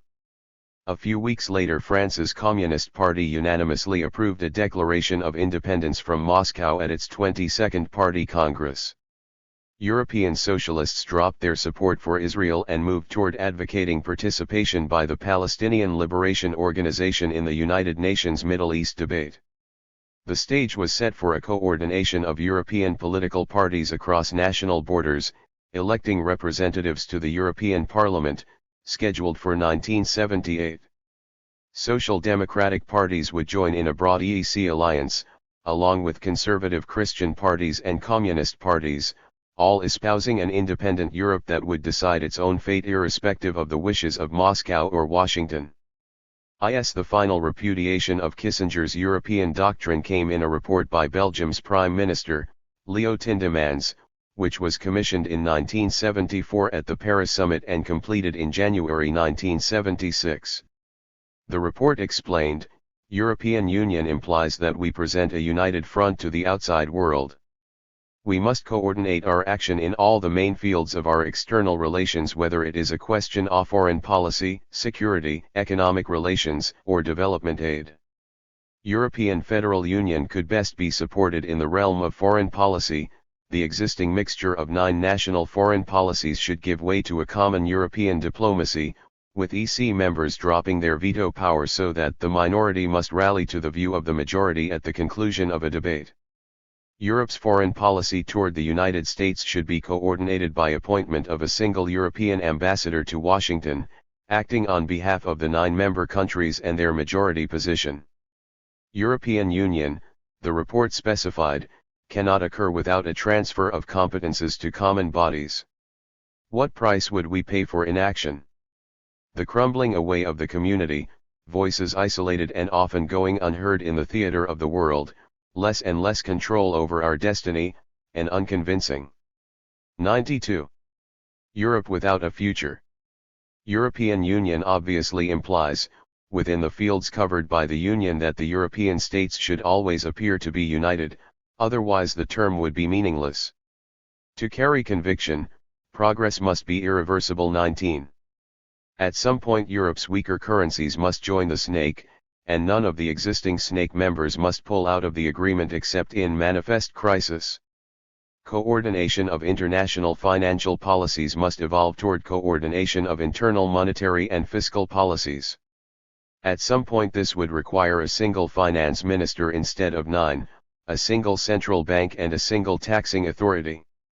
Because the power of taxation involves the power to spend, it presupposed an elected Congress or European Parliament, and elections were scheduled for spring 1978. Europe's individual national sovereignties thus would be ceded in favor of a common European identity, beginning in foreign policy and extending throughout the domestic policy mechanisms. Passport union within the European Community, a European Court of Justice, common medical and health policies, and a European arms agency to achieve economies of scale in arms manufacture were also implicit in the Tindemans report. Thus did Europe declare its independence. The Third World had tested its strength and won its first battle.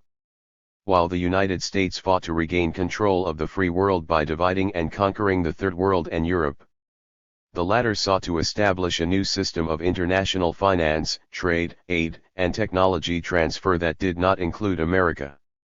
Even on the military front, the United States found itself muscle-bound, unable to wage further conventional wars in the face of its bankrupt international position. Turkey fell out of the American sphere when Congress, supporting Greece in its invasion of Cyprus, cut off arms aid to Turkey until such time as it might withdraw from the island and terminate its cultivation and export of the opium poppy. Greece already seemed to have been lost through U.S. support of the military dictatorship of Colonel Papandopoulos. Portugal was lost. Spain was in danger of being lost following the death of Franco and the emergence of the Communist Party as the N.A. 93. Scien's most active opposition party.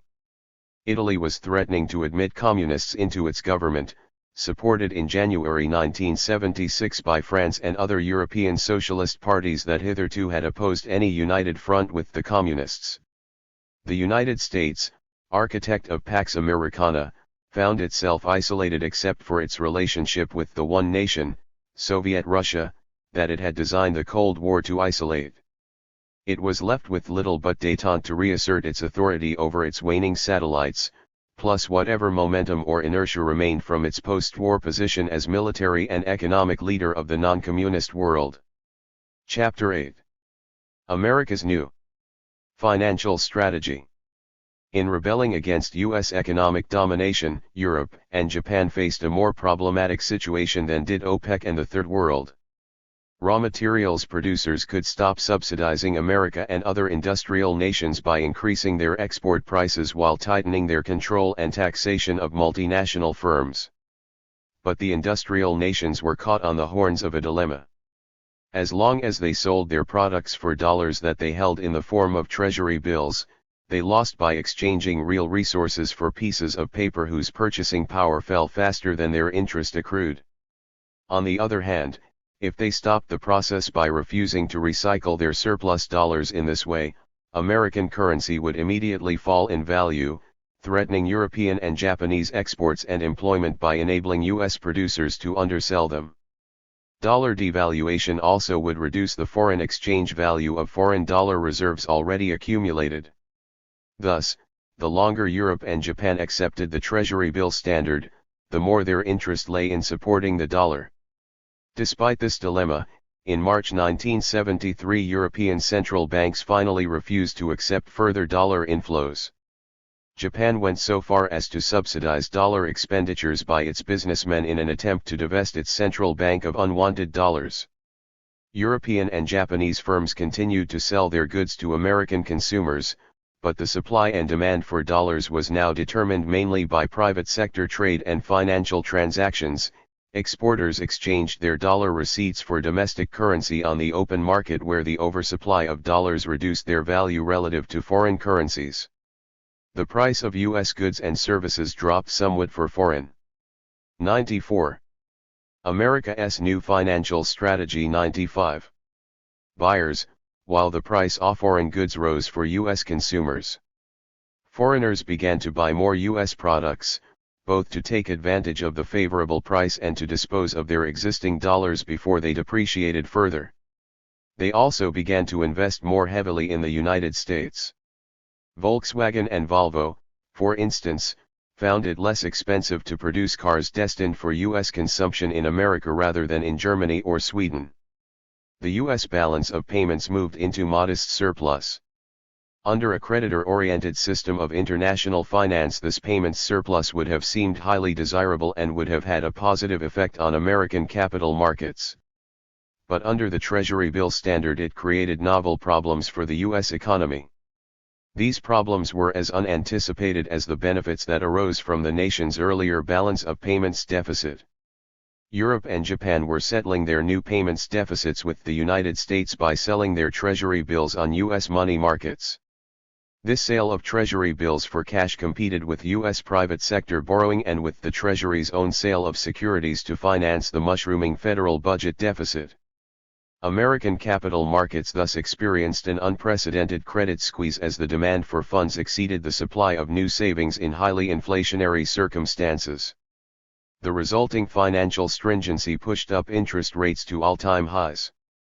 Meanwhile, Europe and Japan were obliged to deal with floating currencies whose instability complicated their long-term trade and investment. For when their central banks stopped accepting surplus dollars, they lost control not only of the dollar's exchange rate but also that of all other currencies, hence for all practical purposes their own exchange rates. Many international investors moved out of the dollar into the Swiss franc or German mark, driving up the latter's value in terms of other European currencies. This uneven currency appreciation threatened the European snake. It also began to price German and Swiss exports out of world markets, thereby threatening domestic unemployment in their export industries. The European community rejected Switzerland's request to associate its 96. currency officially with the snake, out of fear that its appreciation might boost the value of all common market currencies. Furthermore, the complex pricing mechanisms underlying the common agricultural policy threatened Europe's general program of price supports. In the absence of stable currency values, Giscard d'Estaing pointed out, the unforeseeable reigns. The investor hesitates to make a commitment, the importer limits himself to short-term orders, the exporter inflates his prices as a hedge against uncertain developments. Only with the return of a predictable world will our businesses, both public and private, and our workers be able to decide on new initiatives and pick up the thread of progress. Greater stability must be sought in currency relationships, thereby returning them to their role as standards to measure the value of trade and as factors on which to calculate the return on investments. 1. Trade patterns began to shift not because of changes in productivity or even domestic price movements but because of currency instability. Rather than allow America to outsell its former competitors through this process, central banks accepted enough dollars to maintain a reasonable minimum value for the currency. Europeans called this support a managed float while Americans called it a dirty float, apparently wishing to see foreign currencies appreciate even further, and incidentally make European monetary integration more difficult as pressures pushed individual currencies away from the snake range of 2.25%. The world's weak currencies therefore did not decline fully in keeping with their degree of payments imbalance. Central banks continued to support the dollar and other foreign currencies rather than let their own currency parities appreciate to the point where this would threaten established trading and investment relationships. Within a year, central bank holdings of dollars, sterling and other national currencies had grown by about 1/3 from $115 billion to about $150 billion, most of it in dollars. In December 1974, Alfred Hayes of the New York Federal Reserve Bank observed that, since March 1973, official intervention in the exchange markets to moderate exchange rate fluctuations had totaled some $52 billion by the group of 10 countries alone too. The hard currency nations showed themselves unwilling to see a major decline in the value. America's new financial strategy. 97. Of dollar area currencies, those of the United States, Canada, Latin America, and Japan, or their own associated weak currencies such as the Italian lira and the pound sterling. Support operations therefore continued, and Europe asserted itself with increasing force in demanding world monetary reform so as to stem altogether the need for official currency intervention. At the 1973 IMF meetings, it called for an effective and symmetrical adjustment process, based on stable but adjustable PAR values, with floating currency rates providing a useful technique only in particular situations. Europe also pressed for cooperation in dealing with disequilibrating capital flows, putting pressure on the Nixon administration not to revoke its 1964 controls over foreign investment and bank lending. And it urged that gold convertibility be restored as a means of settling payments imbalances so as to put economic pressure on payments deficit countries to correct their deficits. 3. The oil war adds to international monetary stresses. The Middle East war and its subsequent quadrupling of oil export prices from $2.50 per barrel to over $10 per barrel threw the world into immediate financial upheaval. Dependence on imported oil by the industrial nations gave them little choice but to pay the price. But where was the money to come from?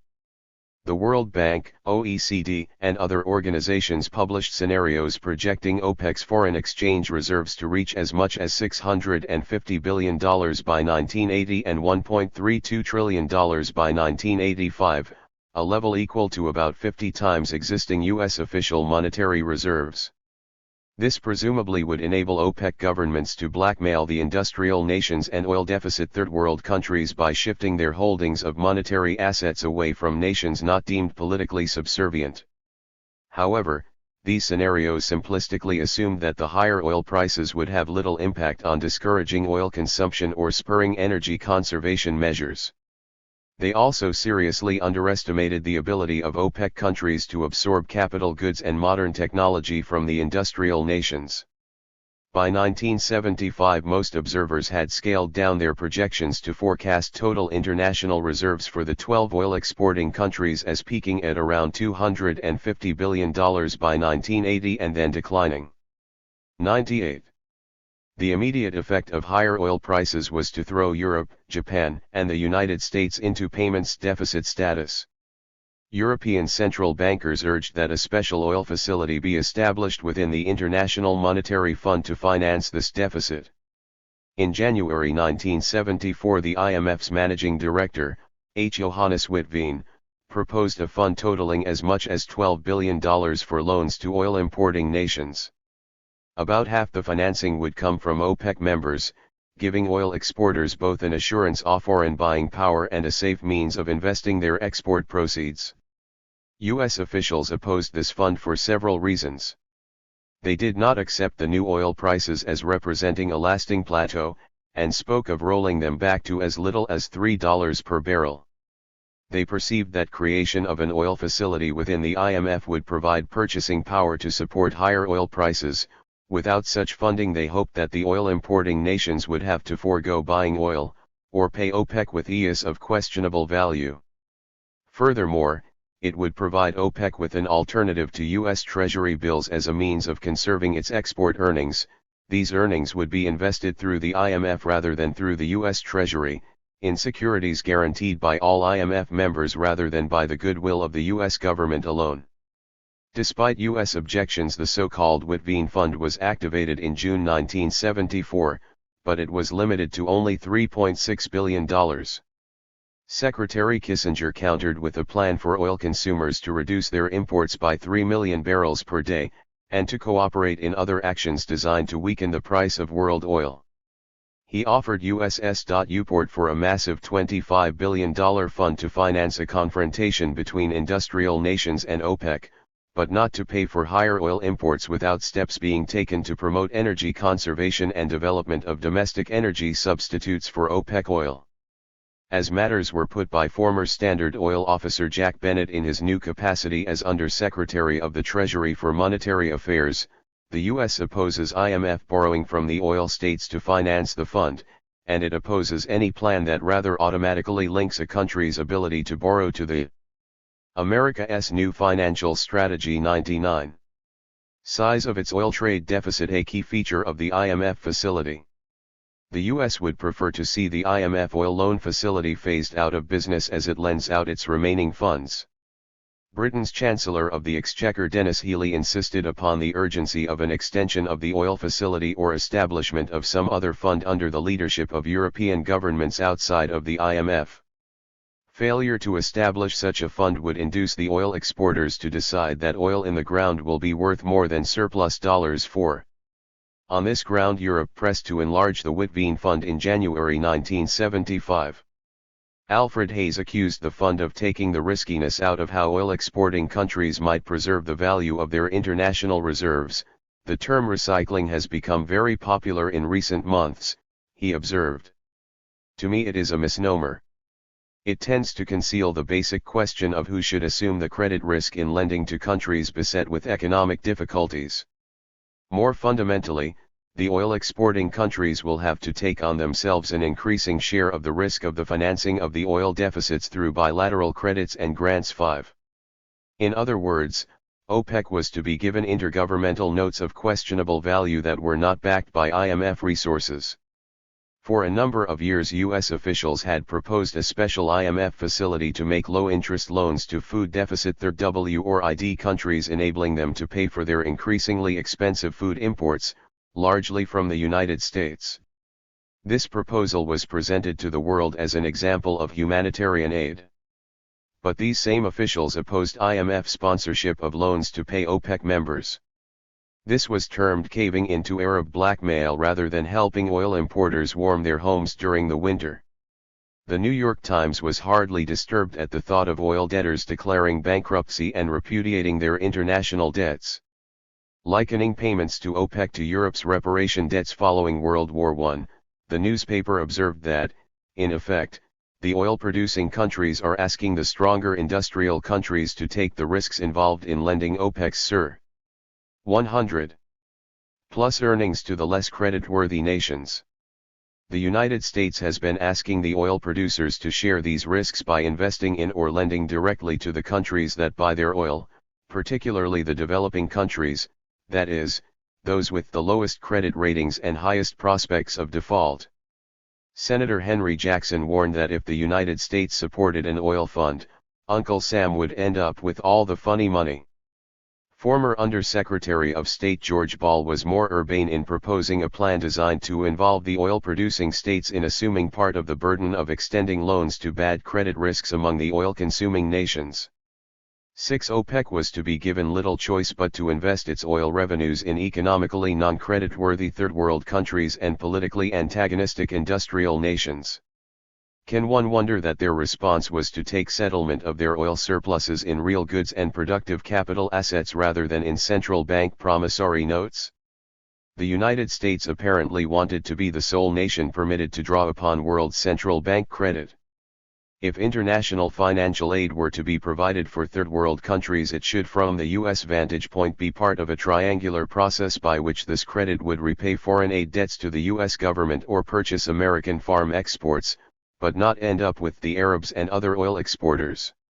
U.S. officials were not interested in contributing to IMF resources that would be lent to industrial rivals or third world countries to be conveyed to the oil exporters. U.S. strategy to maintain the Treasury bill standard, the energy crisis and the persistence of inflation, observed France's ambassador to the United States, Jacques Cassy-Uscomorizet, are linked to international monetary and financial disorder, and behind that lies the instability of the dollar. It is futile to expect any permanent recovery until the American leaders. America's new financial strategy 101.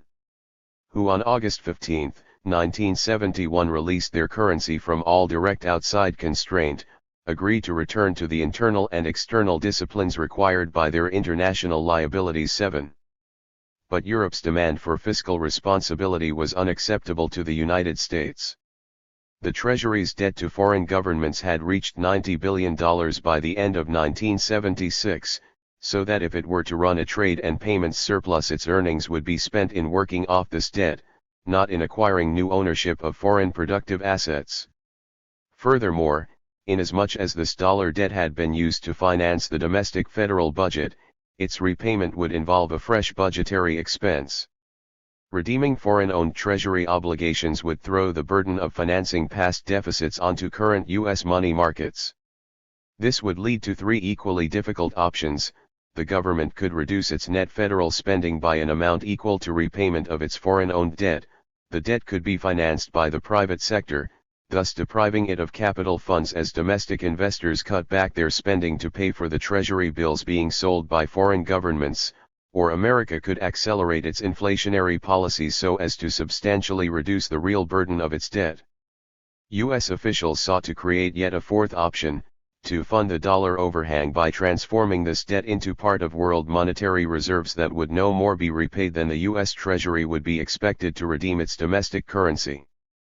Gold would be removed from the world monetary system and replaced by fiat dollars, while Americans got a free ride in creating these dollar credits in the process of paying for real foreign resources. The U.S. plan was readied by June 1974. It called for creation of a new substitution account in the IMF aimed at liquidating the huge overhang of dollars and, to a lesser extent, British pounds held in other nations' monetary reserves. Holders of excess dollars would turn them into the new account and receive special drawing rights in return, that is, artificial IMF money. The main feature of the plan was that this debt would no longer be owed by the United 102 states specifically. It would become an asset within the world monetary system for central banks owning dollars, but would lose its debt aspect as it became consolidated permanently into world monetary reserves. The Treasury's EIS thus would be converted into IOU nothings. The greater the debt held by a central bank, the more attractive such a scheme would be, especially to creditor governments holding debts of questionable value. In point of fact, U.S. monetary officials faced the reality that many of the world's official debts to foreign governments were uncollectible. India already had negotiated to wipe out most of its foreign aid debt to the United States, and the U.S. government seemed unlikely to collect on much of its other foreign aid lending. But it might convert these foreign aid credits into an international monetary asset by funding national intergovernmental debts without national liability. The most questionable debt of all was the inter-ally debt dating from World War I. This too was thrown into the hopper by the U.S. plan. As the National Advisory Council reported in its 1974 annual report, as of December 31, 1973, the outstanding World War I debt owed to the United States, including unmatured principal and interest, amounted to $25.2 billion, of which $20.8 billion was delinquent.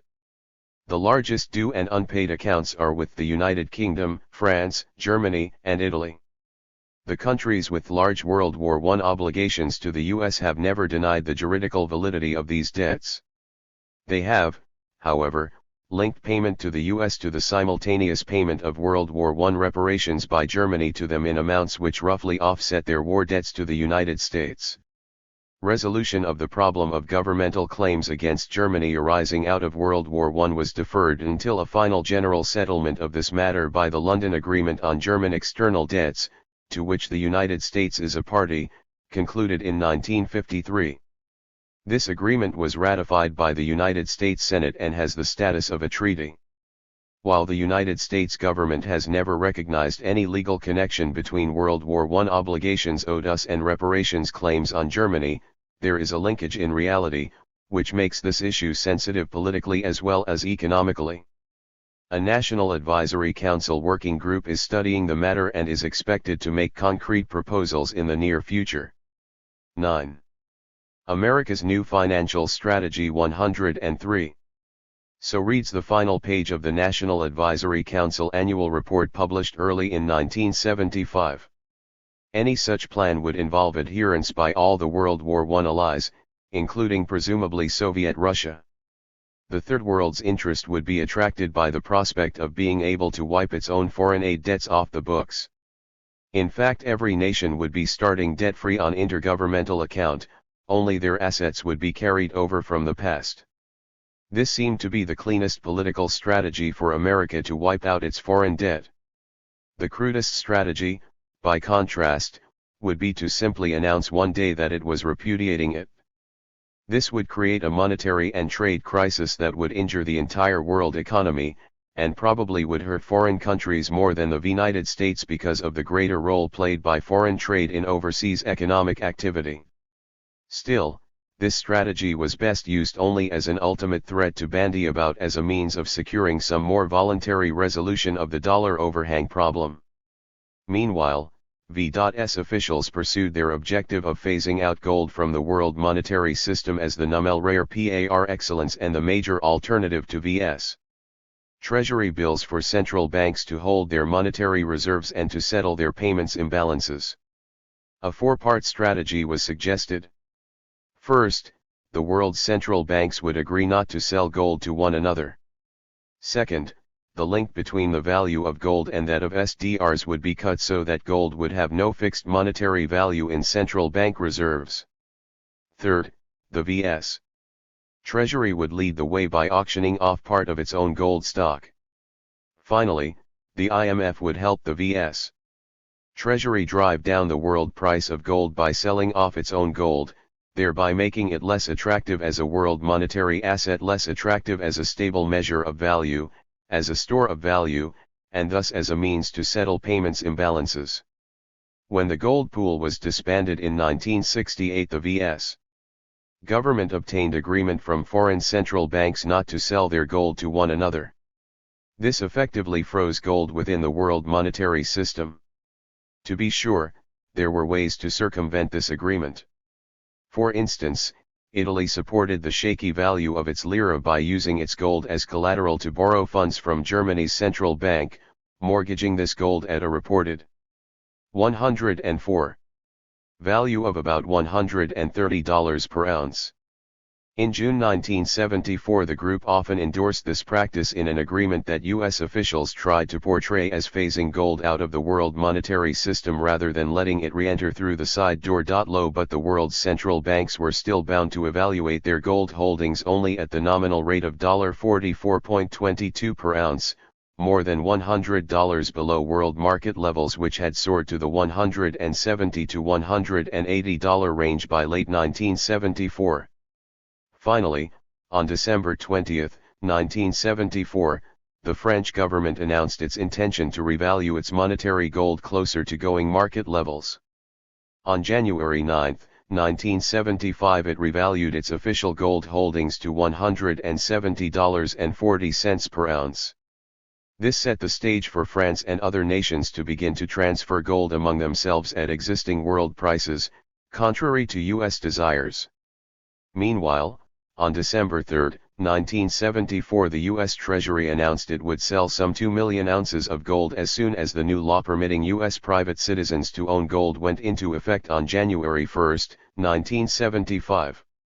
For the first time in over 30 years, American citizens would be legally permitted to hold gold, and Treasury officials wanted to make sure that this potential demand did not push the price of gold even higher than it already was. Senator William Proxmire announced that he would introduce a bill in Congress requiring the Treasury to sell 25 million ounces of gold in 1975 in an effort to exert further downward pressure on world gold prices. Response to the Treasury auction was somewhat light, and only 59 of the total 209 bids received were high enough to qualify for the Treasury's cut-off level of $153 per ounce. Less than 1 million ounces were sold, at an average price of $168.67. At the Treasury's next sale, held on July 1, 1975, only 500,000 ounces was auctioned. This time world demand seemed to be growing, and it sold virtually all its offering for some $82 million, although the average price fell slightly to $165.05 per ounce, was reportedly viewed by gold advocates as a sharp setback for government officials who want to eliminate the metal from the world monetary system (LL). At a special June IMF meeting held in Washington, U.S. officials extracted further agreement by fund members to remove gold from the SDR base.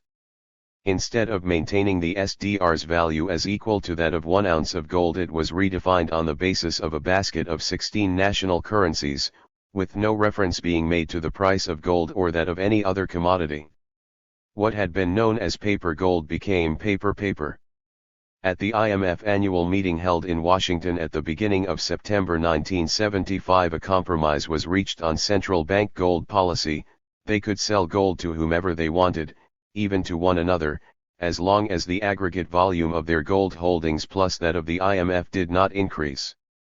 IMF members further agreed to abolish any official price for gold, an act that U.S. monetary authorities hoped would end the central role of gold that existed in the former world monetary system. 12.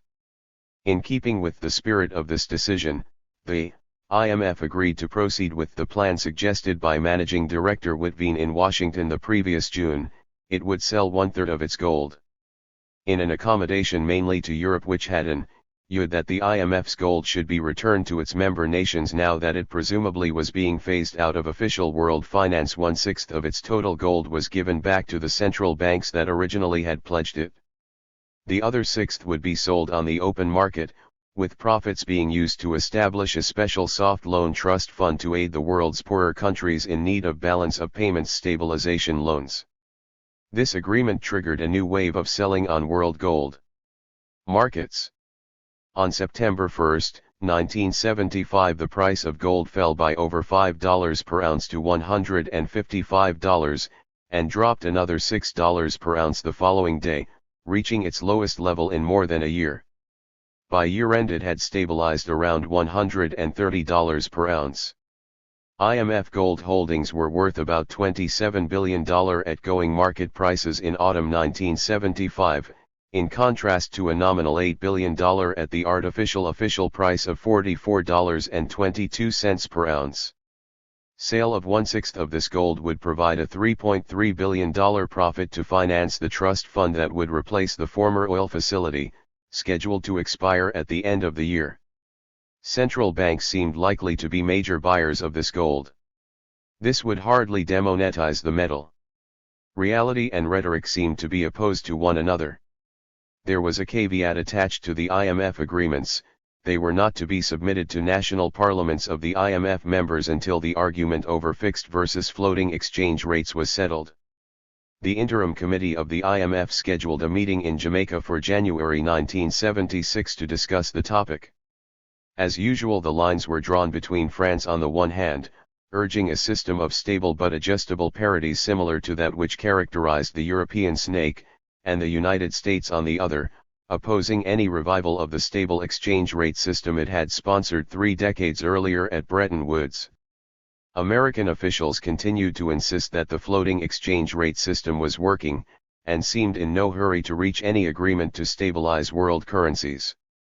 The end of unique U.S. veto power within the IMF. The final issue of the 1975 IMF meetings concerned how to allocate quotas and voting rights as IMF resources were increased by one-third, from $29 billion to $39 billion.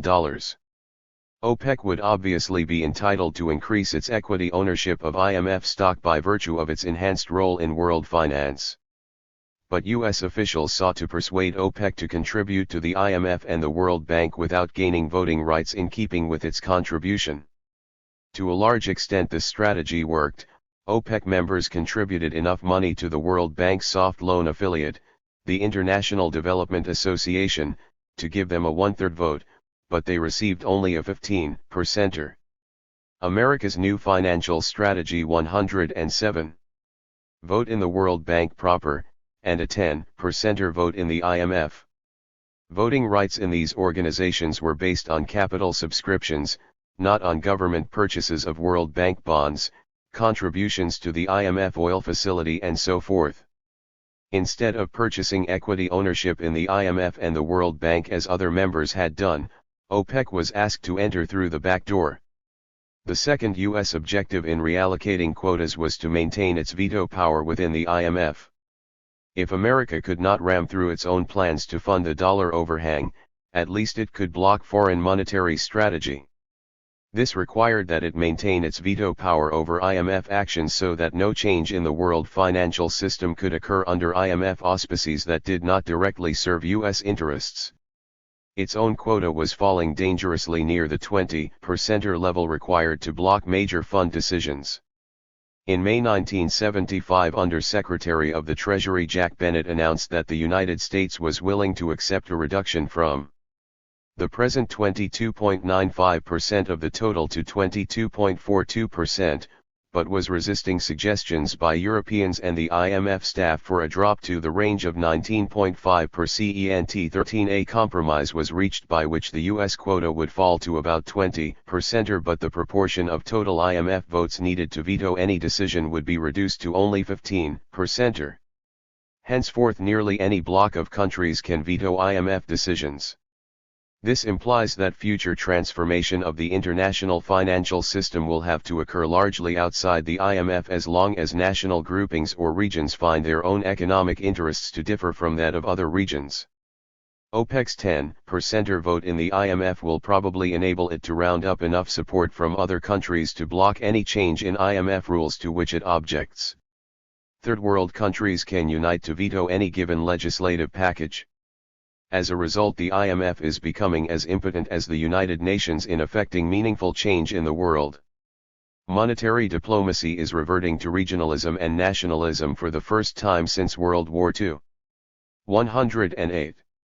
U.S. strategy to hook OPEC on the Treasury bill standard. The fourfold increase in oil prices transformed the oil-exporting countries into the world's major international savers as the balance of payments of industrial Europe and Japan moved $40 billion into deficit in 1974 vis-a-vis OPEC, $20 billion in 1975 and about $20 billion again in 1976.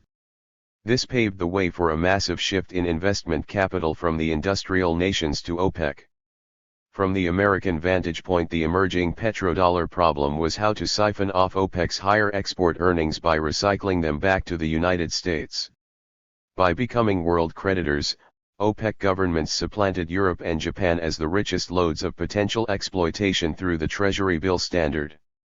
In past epochs, the problem of the terms of trade shifting in favor of raw materials exporters had been avoided by foreign control over their economies, both by the international minerals cartel and by colonial domination backed by the threat of armed force. Now that these paths were closed, OPEC was to be confronted with more subtlety. Oil-producing countries could easily be permitted to run a trade surplus on the condition that the resulting petrodollars were recycled to governments and central banks in the industrial nations, much as Europe and Japan had recycled their surplus dollars by buying U.S. Treasury bills.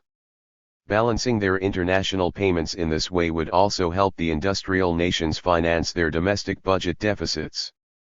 Thus, the higher oil prices paid by oil consumers would end up in their own central banks, i.e., would be cycled through OPEC treasuries back to governments in the industrial nations to finance their domestic and international spending. To be sure, this would entail growing indebtedness of the industrial nations to OPEC. But under inflationary conditions, the purchasing power of OPEC-held bank claims on foreign central banks might deteriorate nearly as fast as new debts were being piled up. The key was to provide oil exporters with no secure store of value for their international savings. Here again the U.S. government found itself at odds with America's NFJUJ Financial Strategy 109. Europe, especially France. In October 1974, Giscard d'Estaing announced that France would not accede to plans for confrontation with the oil-exporting countries. Rather, he suggested that the first problem is to find what type of guarantee could be provided to the oil-exporting countries regarding the protection of their revenue, in other words, the problem of indexing the price of oil to a number of reference points. The previous month the common market had been reported to be considering a bond issue, to be guaranteed by all member states, that would be offered to oil-producing countries. Treasury Secretary William Simon acknowledged onto the shoulders of OPEC. Oil exporters were accumulating dollars even in excess of their bilateral trade surplus with the United States, as Europe, Japan, and many third-world countries paid for their oil in dollars, the very dollars previously held in the form of U.S. Treasury bills. Thus, it became essential to convince OPEC governments to maintain their petrodollars in treasury bills so as to absorb those which Europe and Japan were selling out of their international monetary reserves. Treasury Secretary Simon traveled to the Middle East to coax Arab nations to buy U.S. government securities. He also sought to foreclose any other use for OPEC's balance of payments surpluses. He warned European banks not to accept more than their existing $15 billion in liquid commercial bank deposits, leaving OPEC governments with little option but to invest their surplus funds in U.S. Treasury securities. He held conversations with Saudi Arabian officials about their nation investing some of its potentially huge supply of dollars in special treasury issues that have been available for years to foreign central banks. Jenner. 110. Ally, that is to say, the non-marketable securities such as had been bought by the German government to finance U.S. military occupation costs. Saudi Arabia expressed a willingness to hold some of its surplus funds in this manner if the value of these securities could be indexed to world industrial export prices or to the price of gold, but this proposal was flatly rejected. It was perceived that in practice Mr. Simon's proposal would mean that foreign monetary authorities finance part or all of the government's budget deficit, much as central banks in the industrial nations had been doing since 1968. And indeed, on June 8, 1974, the United States and Saudi Arabia signed a military and economic agreement including a provision for the two countries to consider cooperation in the field of finance. Mr. Simon suggested that the Saudis purchase from $8 to $10 billion in special non-marketable treasury securities this year. 14. A problem obviously existed in the fact that the United States actively supported the Arab country's military rival, Israel. As one Arab spokesman put matters, it is ironic that while the Israeli Premier, Yitzhak Rabin, asks the United States for some $5 billion in military aid, Treasury Secretary William E. Simon travels to the Arab world and unabashedly asks the Arabs to invest $10 billion in America to help the United States help Israel. 15. But the Arabs did just this. As long as OPEC could be persuaded to hold its petrodollars in treasury bills rather than investing them in capital goods to modernize its economies or in ownership of foreign industry, the level of world oil prices would not adversely affect the United States. What OPEC earned through higher oil prices would be channeled back to the U.S. Treasury in what was very nearly a process of forced saving. The Treasury bill standard might remain intact thanks to this unforeseen turn of events that enabled Europe and Japan to reduce their Treasury bill holdings by transferring the U.S. government debt to OPEC. Chapter 9. Closing the open door to world investment. While the industrial nations sought ways to effectively sterilize OPEC's petrodollars by recycling them to their own central banks, OPEC governments had plans of their own. Their first priority was to replace their dwindling natural endowments of petroleum and natural gas with growing industrial and agricultural sectors. Sheikh Yamani of Saudi Arabia announced in January 1974, "In the future we won't sell our oil for dollars. We will sell only to those who will give us technology and industrialization." A major portion of the Middle East's oil revenues would be spent on capital goods to create a vast industrial infrastructure. Saudi Arabia's $144 billion 5-year plan called for immigration of 700,000 technicians, managers, teachers, and workers to provide enough labor to build housing, pave highways, electrify towns, expand port capacity almost threefold, multiply cement production tenfold, and erect oil refineries, petrochemical plants, and facilities for other heavy industry. Iran's 5-year plan called for $70 billion in similar types of investment, while Kuwait and the Arab Emirates had plans of nearly equal magnitude. The Shah of Iran announced that within a generation his country would achieve an economic status equal to that enjoyed by Germany in 1974, and would rank as the 5th major world power. During 1974 he contracted with French firms for $6 billion in capital goods to create a 40-mile-long subway in Tehran, a color TV network, steel and automotive plants, and 2 nuclear power plants. Regarding his nation's increased oil revenues, the Shah announced, "We are going to invest and spend the whole thing in 112. Our country. Why should we lose the purchasing power of our oil, which is going to be depleted and finished in 30 years' time if we continue to use it in the way we are? I suggest we use it for petrochemical purposes, for medical purposes, making protein out of it, and then we have this stuff last 300 years instead." He also forecast a major move toward protectionism for domestic Middle Eastern industries, particularly in the petrochemical area, by stating, "I will sell you aspirins, proteins. I won't sell you crude oil." He announced his intention to transform the world's comparative cost structure to the advantage of the Middle East. We have 2 good reasons for building up a motor industry. One is that no country in the world could produce steel at the price that we can because we have iron ore and natural gas, and through that we can produce steel at half the price that you can. Furthermore, within a decade Iran's population would top 45 million, requiring massive industrial facilities to employ it. The Shah granted that Iran needed skilled labor, and that until such time as the country could develop or attract a skilled labor force, we might very well invest abroad too. To aid the nation's development he also sought to buy foreign firms outright, the classical response of trade surplus nations. The industrial nations were not too happy with this entrance of the Third World into the arena of international investment.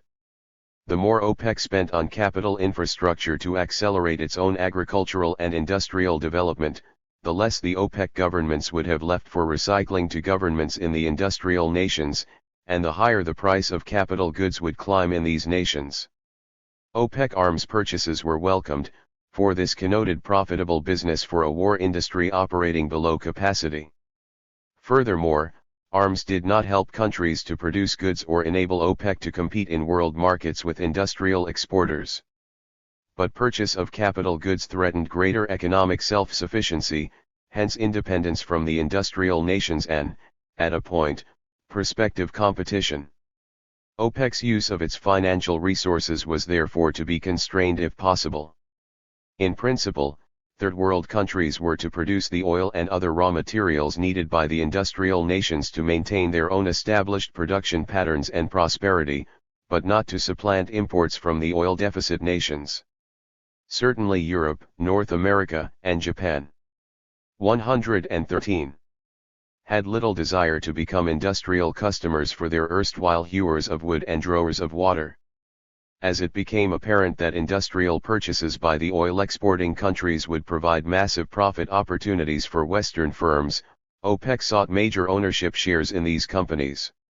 Its interest was concentrated on firms and industries that could play major roles as suppliers and managers of industrialization programs in key sectors such as steel, petrochemicals, and transport. When OPEC government agencies or private financiers invested in such companies, it was effectively to help them participate in Middle Eastern growth. Sale of partial ownership of European, American or Japanese firms to OPEC, thus implied improved sales prospects as well as financial resources for these companies. Still, OPEC domination was not altogether welcome. A German economist suggested channeling OPEC direct investments in his country into marzipan factories, and the French government installed controls requiring prior notification of, and formal application for, major share acquisitions. When a large block of Mercedes-Benz stock came onto the market in 1975, Helmut Schmidt urged German banks to purchase it so that it would not fall into Iranian hands. Nonetheless, Iran purchased 25.01% of Krupp, enough to give it veto power in company decisions. It also invested $1 billion to develop French uranium enrichment capacity as part of an advance payment toward 2 Iranian nuclear power stations. 3 OPEC investors were blocked from making similar acquisitions in the United States and Japan. U.S. officials opposed the purchase of more than 5% interest in viable firms in heavy industries such as U.S. Steel or General Motors, armaments companies such as Grumman, or in major U.S. raw materials or natural resource companies. America became the most adamant advocate against OPEC takeovers. Government officials sought to attract petrodollars but to deny OPEC investors any say in the management of corporations they might invest in or help finance. Along these lines, Treasury Secretary Schultz suggested concede. 114. A ration of a new kind of multinational joint venture, a type of mutual fund, as it were, which would employ expert investment management to channel OPEC funds into a diversity of profitable investment outlets in the consuming countries. The investing nations would maintain control over some basic decisions concerning the volume and distribution of the funds, but could not determine the company-by-company allocation of these funds. For one is reminded of Britain's experience in the 19th century when its investors financed U.S. railroads, agriculture, and other basic industries only to see their holdings manipulated, embezzled or otherwise wasted by the stock market manipulations of Jay Gould and other great robber barons. Perhaps a similar tactic could be used on the Arabs. It would be less politically sensitive than outright nationalization, for it would be construed as the workings of the free investment market. George Ball echoed Secretary Schultz's line of reasoning when he suggested that OPEC countries participate on a 50-50 basis in a fund or bank for capital recycling so that they might place their surplus funds at the disposal of the West in order to bolster the Western economies and those of the poorer developing countries. The following month, a group of international economists led by Robert Russa and the heads of Iran's Development Bank and Japan's Overseas Economic Cooperation Fund published an article in Foreign Affairs asserting that the prospective OPEC balance of payments surplus would be so large that any aid or dollar recycling they would provide to oil-consuming nations must be only slightly distinguishable from grants. The authors suggested two funds to use up OPEC's petrodollar surpluses. The first was an OPEC fund for government securities, which would purchase only special direct issues of various governments in the industrial nations, with provisions for orderly redemption features so that OPEC governments could not liquidate their investments at their own convenience. An OPEC investment trust would be established for equity investment in American, European and Japanese firms, but OPEC would not be able to use its investment as an instrument for control. The directors of the investment trust should agree that voting shares in companies will be closing the open door to investment. 115. Assist by management with a view solely to protecting the value of the investment, as if OPEC were comprised of widows and orphans rather than of governments with strategic economic interests. The fund would thus serve explicitly as a buffer against the direct holding of voting stocks by OPEC governments, as if mere earnings rather than control represented the sole OPEC concern. In the interests of the oil-consuming countries, the article continued lugubriously, no trust should hold shares in any company which would bring the known total holding of such shares by OPEC governments or their agencies above, say, 10% or of the total outstanding. The T.Rusts should undertake to buy or sell shares in amounts above, say, $1 million only with the knowledge of the company. 5. OPEC was thus to dissipate its funds by spreading them around, not focus them into instruments of control. One-time Nixon aide William Safire suggested such tactics as charging negative interest on short-term cartel deposits in U.S. banks coupled with a minimum time for deposit, such as 6 months. The oil cartel's billions must rest somewhere safe. We should charge for safekeeping rather than let them play havoc with our banking system. He also suggested armaments with strings attached, such as insisting that OPEC governments buy treasury bills in proportion to their arms purchases, and that investment restrictions be imposed inasmuch as OPEC had, in his opinion, little option but to invest in the United States. 6 Americans debated whether or not to permit direct Arab investment in U.S. firms. For decades U.S. investors had purchased control of such industries in other countries, with sharp U.S. government reaction against all foreign attempts to stem this investment takeover.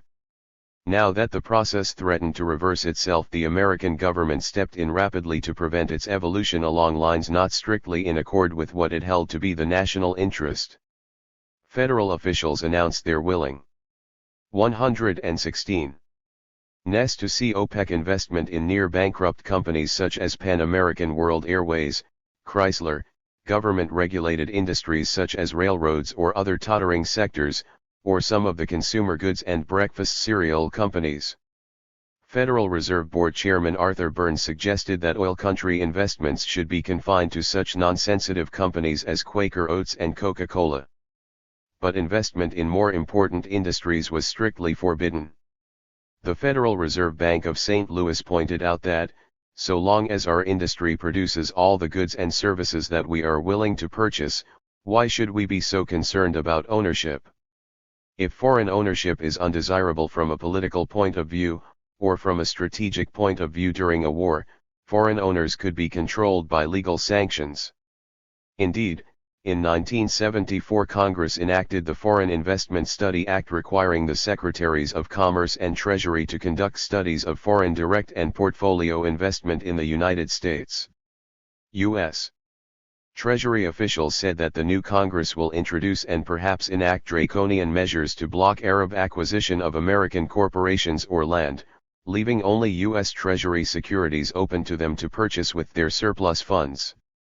7 John McCloy, first head of the World Bank and former chairman of the Chase National Bank, made an interesting suggestion. Why not let the Arabs buy up all the big Western corporations, GM, Imperial Chemical, and so forth? Then we'll expropriate them. Without compensation, of course. Lest his remarks be taken in a jocular vein, he repeated this proposal in testimony before the Senate Foreign Relations Committee on Multinational Corporations. Let them come in, then nationalize them. The Arabs learned that. 8 former advocates of free markets and an open door to world investment quickly changed their stripes now that oil-exporting countries were in a position to do what America had been doing all along. 117. Kissinger acknowledged that a manageable minority interest would be in our interest, but added, "There are some industrial segments we would not want to be dominated by potentially hostile investors." He endorsed the creation of a U.S. congressional agency to monitor foreign direct investment in the United States. An emerging congressional coalition was described as being composed of pro-Israeli legislators and conservatives.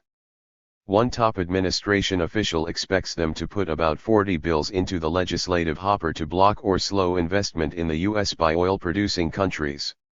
One senator's aide said, "The problem is that, although we have always been free traders, the scale of the potential investment here is so vast that we will have to write an entirely new set of rules."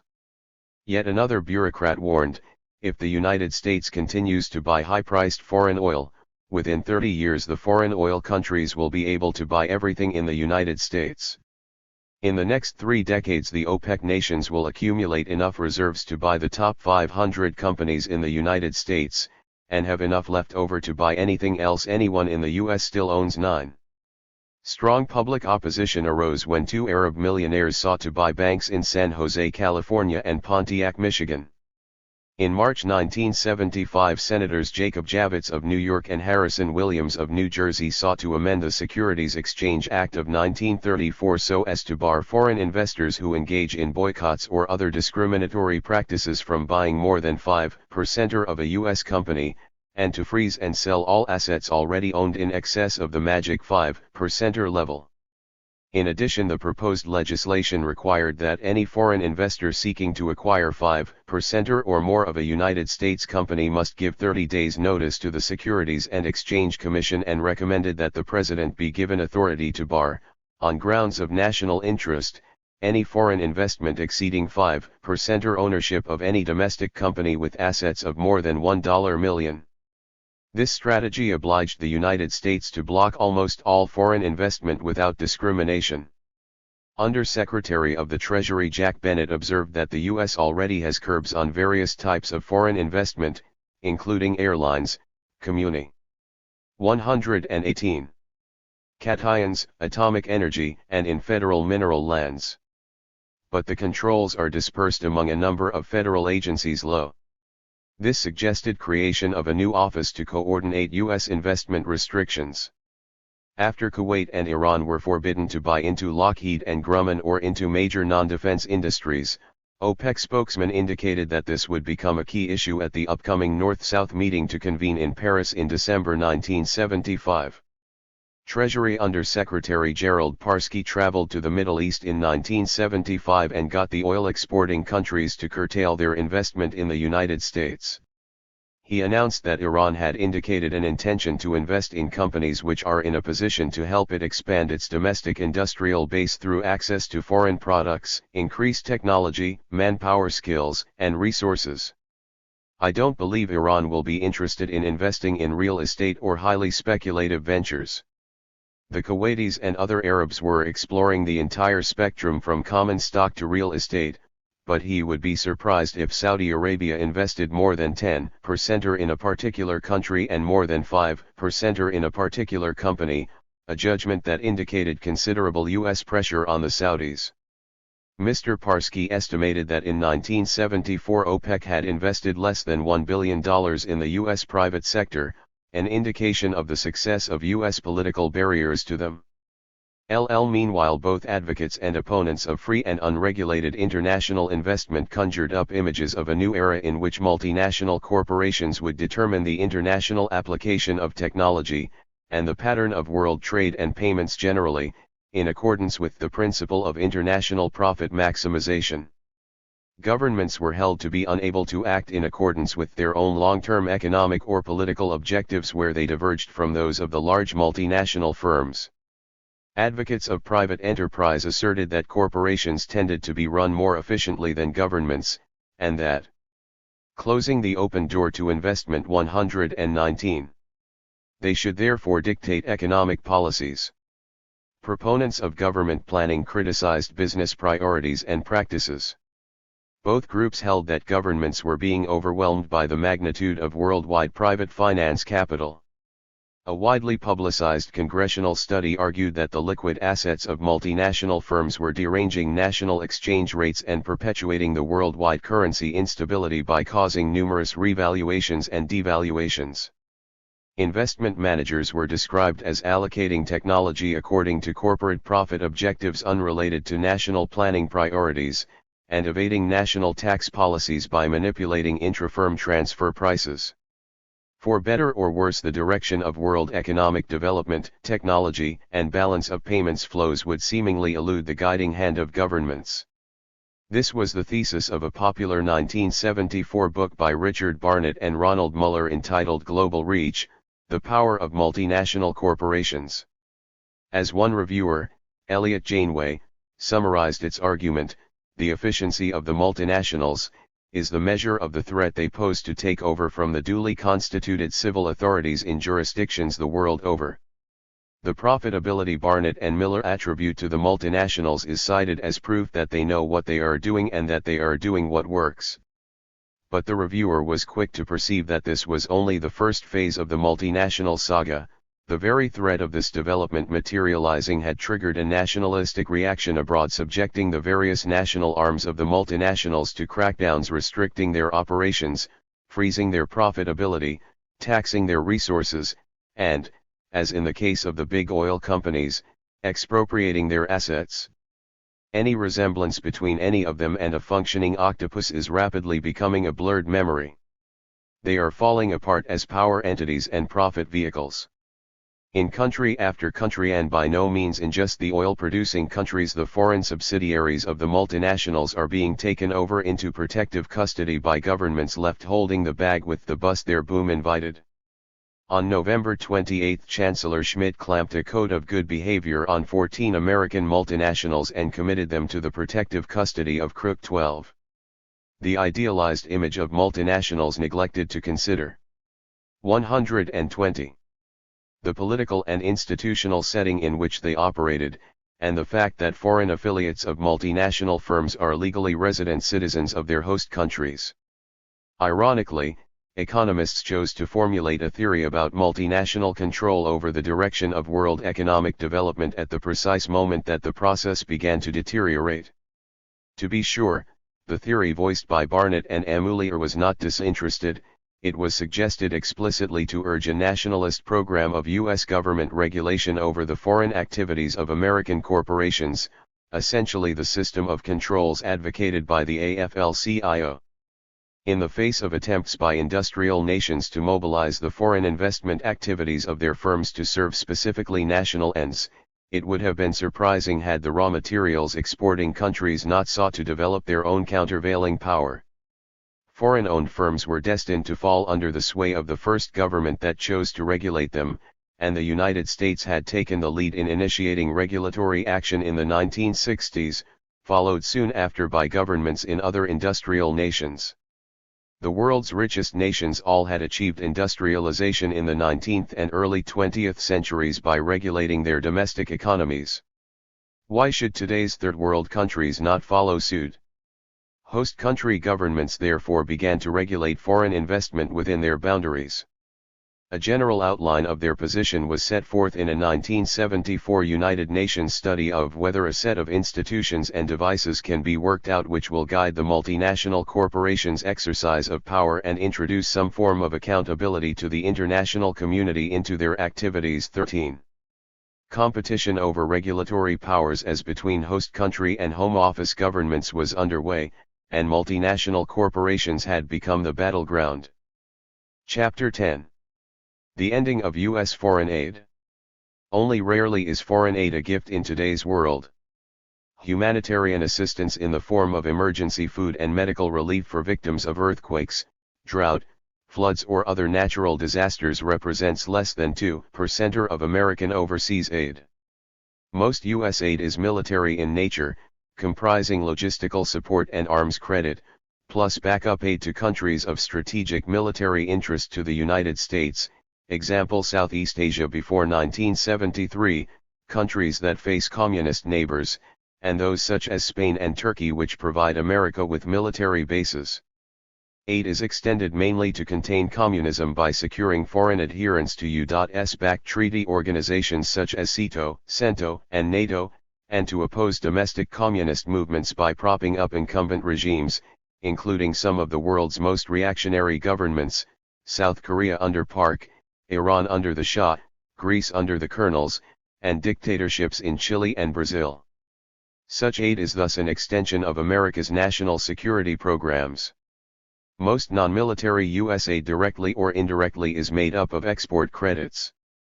Both bilateral U.S. aid and that extended through the World Bank and other multilateral institutions are designed to support foreign demand for U.S. products. Aid lending is usually extended on easier terms than can be arranged through commercial channels. U.S. bilateral aid prior to 1973 was dominated by food sales to third world countries under Public Law 480, enacted 2 decades earlier as part of the Agricultural Trade and Development Act. PL 480 enabled the United States to dispose of its otherwise unsaleable farm surpluses and to transport these surpluses in U.S. flagships for whose high-cost services world demand was. 121. 122. Slack. But the motive for American food aid dissolved once the nation was able to sell its surplus crops for hard currency to the Soviet Union. If the function of foreign aid is to promote the government's economic and military self-interest, why is it called aid at all? The answer is simply because it sounds good. It is a euphemism. Statistically, any government-financed export credit is counted as aid so long as it is extended to or through another government, or through an international consortium such as the World Bank. All non-military aid lending falls under the rubric of development aid whether or not it actually contributes to the development of the aid-borrowing country. Development aid sounds much more altruistic than export credits or cost of securing foreign diplomatic and military support for U.S. objectives. Idealists usually have a rude awakening when they examine the workings and tactics of U.S. foreign aid in practice.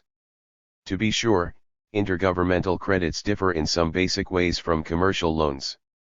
The latter usually are extended only for projects that will generate an income sufficient to repay them with interest. Countries, or at least, specific projects for which the loans are granted, must be judged creditworthy in order to qualify for commercial bank loans and other private sector credits. By contrast, intergovernmental lending is not contingent upon the aid borrower's ability to repay. Much of it is extended to the poorest and least creditworthy countries such as India and Bangladesh. It is nonetheless extended in the form of loans.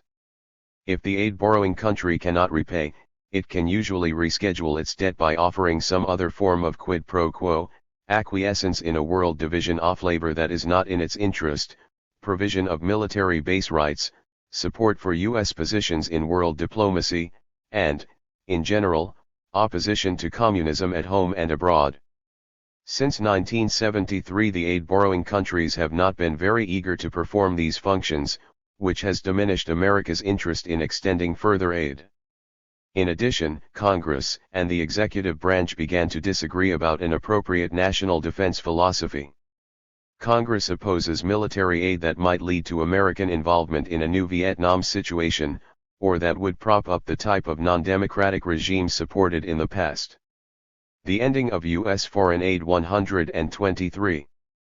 In short, U.S. foreign aid is being wound down because it no longer serves the broad functions that characterized it prior to 1973, to extend or mask military support, to dispose of domestic agricultural surpluses in exchange for soft foreign currencies, and to build up foreign dependency on U.S. food exports, to tap the resources of payments surplus nations by channeling their aid programs through the World Bank and regional banks whose lending and investment policies have reflected U.S. objectives, and to sustain the existing division of labor between industrial and third world countries. Since 1973, these objectives have been rejected both by the U.S. Congress and by foreign governments. Foreign aid's contribution to the U.S. balance of payments during the early 1960s, as Cold War expenditures drained the U.S. balance of payments, American non-military aid was granted only if it were spent in the United States. Since 1962 it has been extended only on the condition that it not displace American commercial exports and commercial financing. Only commodities such as grain that could not be sold abroad on commercial terms, and services such as U.S. flag shipping for which there was no strong world market, were subsidized by U.S. foreign aid. Upon delivery of these exports, aid-borrowing countries turned over to the State Department's Agency for International Development an equivalent value of their domestic currencies, which the State Department, the Defense Department and other federal agencies spent for their operations abroad. No commercial exports were displaced, nor did U.S. aid contribute to a payments outflow. In balance of payments terms, this aid was initially a wash transaction, an export credit cancelled out the aid loan. Over time the U.S. balance of payments benefited as foreign governments began to repay their aid borrowings in dollars. In recent years U.S. bilateral foreign aid programs have contributed an average of $1.9 billion annually to the U.S. balance of payments. By 1973, however, foreign currencies acquired via earlier PL 480 programs reached so high a level that further accumulation seemed pointless. Structural balance of payments deficits suffered by aid borrowing countries had deteriorated so far by 1973 that these countries were unable to repay the United States, becoming a source of diplomatic aggravation rather than friendship. Therefore, if foreign aid were to continue yielding a dollar inflow for the U.S. government, other nations would have to provide the funding. Multilateralizing U.S. aid programs. By extending foreign aid through multilateral organizations such as the World Bank, the U.S. government tapped foreign resources by what U.S. officials called burden sharing. Multilateral aid used foreign funds to finance essentially U.S.-oriented policies. It was extended largely to help foreign countries develop their export sectors and thus hold down the price of raw materials. The World Bank helped finance massive foreign purchases of U.S. capital goods and consulting services, and borrowed funds in payments surplus nations to invest in the United States, its head office. As the National Advisory Council observed, U.S. political goals are in varying degrees dependent on strengthening friendly governments important to the United States. Channeling aid through the international development lending institutions rather than through bilateral programs reduces our flexibility to direct funds chiefly to countries of highest priority to the United States at any point in time. These institutions are not intended to serve the political goals of any one country, and their funding comes from many countries. However, because of a broad similarity of objectives, the IDLIs have in fact carried out a pattern of lending that is generally consistent with U.S. interests. The large recipients of such lending have also been large recipients of U.S. bilateral assistance. Korea, the Republic of China, Thailand, the Philippines, and Indonesia, all countries with close ties to the United States, are the major recipients of Asian Development Bank funds. Furthermore, the ADB is the only IDLI currently lending to the countries of Indochina. The international development lending institutions have proven to be an effective instrument for reducing the U.S. share of the burden of providing development assistance. The 126. United States thus gets a direct multiplier effect only in multilateral lending. 1. It was hardly surprising that these multilateral loans were consistent with U.S. aims, for the U.S. government enjoyed veto power over all aid funneled through the World Bank. Furthermore, most of the loan operations of these institutions were financed by funds raised in payments surplus nations, at first Germany, Japan, and Switzerland, and after 1973 the oil-exporting countries. Not only were these funds used in large part to buy U.S. exports financed by these multilateral aid programs, but the World Bank, its soft loan affiliate the International Development Association, and its sister regional organizations, the ADB and the Inter-American Development Bank, held their borrowed funds on deposit with U.S. banks or invested them in U.S. Treasury securities, providing savings for America's faltering capital markets. World Bank programs contributed some $456 million to the U.S. balance of payments in fiscal 1974, largely through OPEC bond subscriptions. For 1973 the ADB yielded $3.3 billion. Since its inception in 1945 the World Bank has contributed some $2.4 billion to the U.S. balance of payments, much of it by investing its working capital in U.S. government securities in recent years. The foreign aid process thus became part of the U.S. Treasury bill standard of world finance. Despite these financial benefits, Congress balked at financing further World Bank Group programs after 1973. Prior to that time, countries had been obliged to pursue policies supported by the U.S. government if they hoped to get their aid requests to the World Bank Group passed without U.S. veto. But now foreign countries were beginning to act in their own self-interest regardless of U.S. wishes. In 1974 Treasury Secretary George Shultz questioned whether U.S. interest lay in adding to World Bank funds in view of Third World rejection of private sector investment.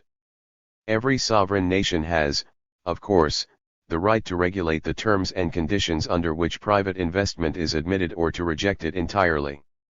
When such capital is rejected, we find it difficult to understand that official donors should be asked to fill the gap. Why should World Bank resources be made available to third world countries if this would only enable them to become independent of US and European multinational firms? U.S. bilateral aid and/or multinational aid might well be used to induce third world countries to maintain an open door to foreign investment, complementing rather than substituting for private appropriation of their raw materials resources. But it was not to be used to help these countries become economically independent. Moreover, Mr. Schultz added, "We do not find it reasonable that a nation taking confiscatory steps toward investment that it has already accepted from abroad should anticipate official assistance, bilateral or multilateral too." Essentially the same policy had been voiced by the Eisenhower administration in withholding aid from Iran in 1953 until such time as the Shah's coup d'état reversed Mossadegh's policies. U.S. representatives similarly. 128. Vetoed World Bank credits to Chile under the Allende government. In the case of the Asian Development Bank, Congress dawdled for 5 years before putting up the first U.S. share of $50 million, which it finally did in 1973, and did not subscribe to a second $50 million installment. Furthermore, it scaled down by $50 million the original U.S. commitment to provide $200 million to the ADB's special fund. The ADB's 1973-74 increase of $2 billion in capital funding occurred without U.S. participation, reducing U.S. voting power from 16 to 8%. And yet the bank purchased over $100 million in long-term U.S. assets, in addition to financing about $10 million in U.S. exports. 3. An important element of the World Bank Group's operations was its 1974 sale to OPEC of some $2.3 billion in bonds, more than two-thirds of the group's total bond sales in that year.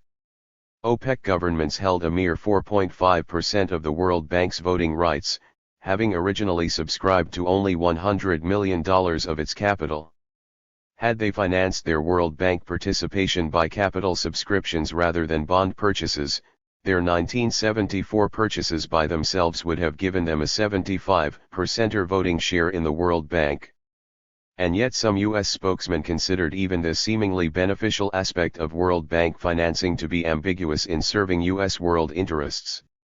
To be sure, it raised funds from OPEC and other payments surplus regions and spent or invested them in the United States. But it also provided higher interest rates than U.S. Treasury bills, thereby undercutting the Treasury bill standard. In effect, the New York Times summarized the American position: the oil-producing countries are asking the stronger industrial countries to take the risks involved in lending OPEC's surplus earnings to the less creditworthy nations.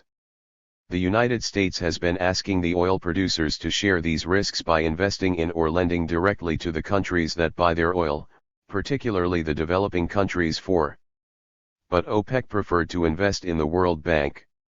The U.S. position was that if OPEC wanted to lend its funds to third world countries, it should do so on a bilateral basis rather than through the IMF and World Bank. Thus, if OPEC's bilateral aid to third world countries went sour, OPEC governments would be cast in the role of rich Shylocks trying to collect their debts. Secretary Kissinger urged that the IDLIs extend loans to help countries achieve energy independence and thus put downward pressure on the price of world oil exports. He suggested that the IMF borrow $25 billion from the oil-exporting countries through the 16-nation International Energy Agency, and lend the proceeds to consumer nations to finance the development of energy independence. But he opposed these institutions financing the importation of oil from OPEC, thereby supporting its world price while providing OPEC governments with creditworthy investment vehicles. At best, oil-deficit third-world countries were to become intermediaries in a triangular relationship in which OPEC members channel part of their surpluses to the poor countries, which in turn use them to import from the industrial countries. 5. The Committee on Economic Development, a Washington-based research organization, recommended joint actions by OPEC and the Organization for Economic Cooperation and Development to channel more aid to the poorest nations while simultaneously channeling financial payments to the industrial nations from OPEC members. Growing congressional disillusionment with U.S. foreign aid. One of the earliest examples of congressional disenchantment with foreign aid occurred in the case of India. The subcontinent seemed unable to help itself and ungrateful for what it received from abroad. Foreign aid left the masses untouched as some 230 million Indians reportedly lived on less than $60 per year while wealthy landlords kept a stranglehold on the nation's agricultural economy. In keeping with orthodox Western economic thinking, India neglected its labor-intensive agriculture to develop its heavy industry. For over a decade per capita agricultural output had been declining. One Indian observed, "Our ideology dictated, while common sense deplored, that we invest in basic 130 heavy industries instead of agriculture and consumer goods." Another noted that the share of agriculture in successive plans has dwindled from 31.4% in the first plan to 20.7% in the fourth. It has been slashed further in the annual plan for 1974-75. However noble the U.S. desire to help feed India's masses might be, the effort was counter-effective. But it took India's explosion of its first atomic device to shock the Western world into realizing that increasing billions of dollars were being devoted to arms, weaponry and heavy industry, less and less to agricultural development. Food aid was merely subsidizing the nation's militarism and backwardness. Finally, Indira Gandhi's 1975 coup and her subsequent suspension of democratic institutions dissolved foreign sympathy for the government. Aid to India was reduced and India responded by moving closer and closer to Soviet Russia. 6. Congress began to recognize that foreign aid had systematically impaired foreign countries' ability to feed themselves by persuading governments to refrain from pursuing agricultural protectionism and land reform, or otherwise interfering with existing market structures. Such aid financed a rising stream of food imports by countries whose domestic agriculture was not modernized and whose raw materials exports were unable to cover the cost of feeding their populations with foreign food. This type of foreign aid kept those governments in power that were willing to produce for export rather than to pursue domestic economic diversification and self-sufficiency.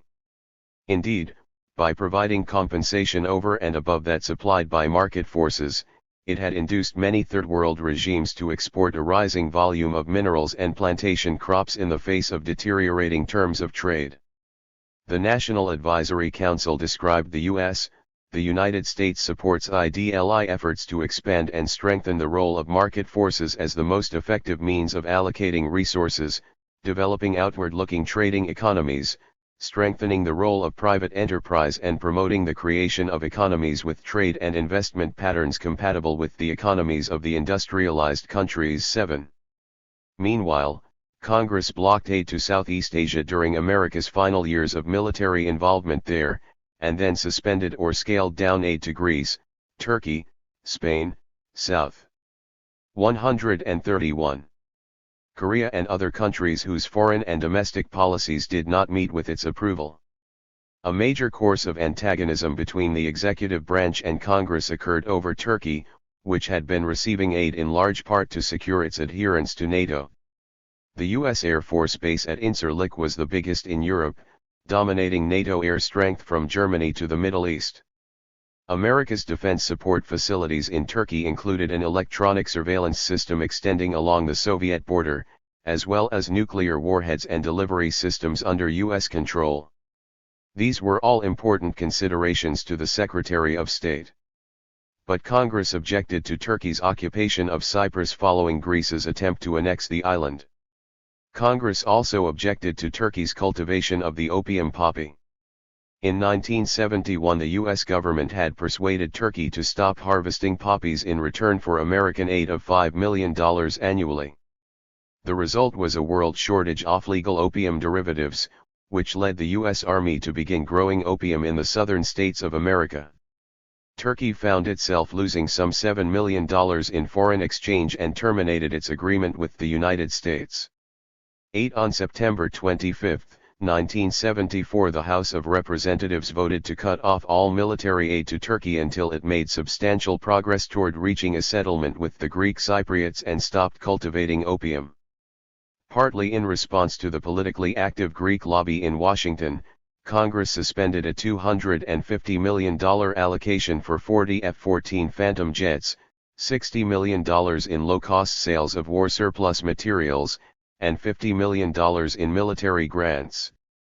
Another antipathy was emerging within the U.S. government as the State Department sought to use the foreign aid program to support Asian and Latin American anti-communist dictatorships from Vietnam to Chile over mounting congressional opposition. The Foreign Assistance Act of 1974 included a sense of Congress amendment that obliged the President, except in extraordinary circumstances, to reduce significantly, or even to terminate, security assistance to any government which engages in a consistent pattern of gross violations of internationally recognized human rights. If military assistance was proposed for any government in gross violation, the President was obliged to advise the Congress of the extraordinary circum. 132. Stance necessitating the assistance. This seemed to bar U.S. aid to South Korea, Taiwan, the Philippines, Indonesia, Brazil, Chile, Iran, and other repressive dictatorships in the American camp. In November 1975, the Ford administration refused to comply with this congressional mandate. The State Department contended that so many nations around the world engage in such violations that there was no adequate objective way to distinguish which countries were more reprehensible than others. Thus, no nations were cited. Mr. Kissinger rejected the country-by-country draft on the ground that since all but a relative handful of countries committed human rights violations, it served no useful purpose to specify for criticism American allies and friends. 9.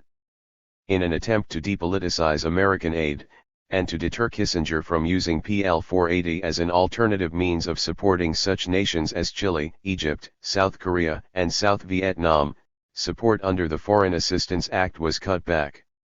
On December 30, 1974, President Ford signed into law a new foreign aid bill that contained an amendment sponsored by Senator Humphrey stipulating that no more than 30% of the food aid provided under Public Law 480 could be given to countries not classified by the United Nations as most seriously affected by food shortages and financial circumstances. There were only 30 such countries, and they did not include South Vietnam, South Korea, or Egypt. Given an overall food aid program of $900 million, this limited political aid to only $300 million. However, Kissinger had earmarked some $475 million for political aid. He had promised $150 million to South Vietnam alone, plus $124 million to South Korea, $65 million to Chile, $43 million to Indonesia, and $88 million to Egypt. Congress cut Chile's appropriation in half, refused to grant any aid to Indonesia, knocked down food aid to South Korea by nearly $100 million, and cut back Egypt's allocation to $53 million. Secretary Kissinger sought to circumvent the spirit of these restrictions by suggesting that the category of food aid to South Vietnam be shifted from political to humanitarian. If the wording of the congressional amendment forbade a given policy, why not simply change the definition of the words used to suit the purpose at hand? Senator Humphrey announced that he would play ball in view of his desire to increase the food aid program. 133. To the hungriest areas, such as India, Bangladesh, and North Africa. He was willing to bargain on the status of the Saigon government to obtain this. If the President gives us a more liberal overall program, he can have more liberal treatment on definitions. The overall U.S. aid program would be increased to provide more political aid to Indochina and South Korea if this would be accompanied by an increase in aid to the Indian subcontinent. Also, aid for Saigon was linked to further aid to Israel. Accord was finally reached when the Ford administration increased its PL 480 package by two-thirds, from $900 million to $1.5 billion. This had the effect of increasing humanitarian aid for India from $53 million to $131 million, and that for Bangladesh from $56 million to $149 million. Congressional opposition to U.S. aid has developed from two sides of the political spectrum. Internationalist-minded liberals have accused it of not helping foreign countries develop and even of retarding their growth in food-producing capacity. Neo-isolationists have become disillusioned with the failure of foreign aid to secure the gratitude of aid recipients such as India and other third-world countries taking anti-US positions in the United Nations and other world forums. U.S. public opinion was already turning against the Third World when the non-aligned nations voted to admit China into the United Nations and then danced in the aisles when they won, and followed this up by voting to grant observer status to the Palestine Liberation Organization and to condemn Zionism as a form of racism. The United States therefore chose not to participate in a new UN fund formed in December 1974 to aid countries in crisis. John Scali, U.S. Ambassador to the United Nations, assailed the emerging Third World bloc as a tyranny of the majority.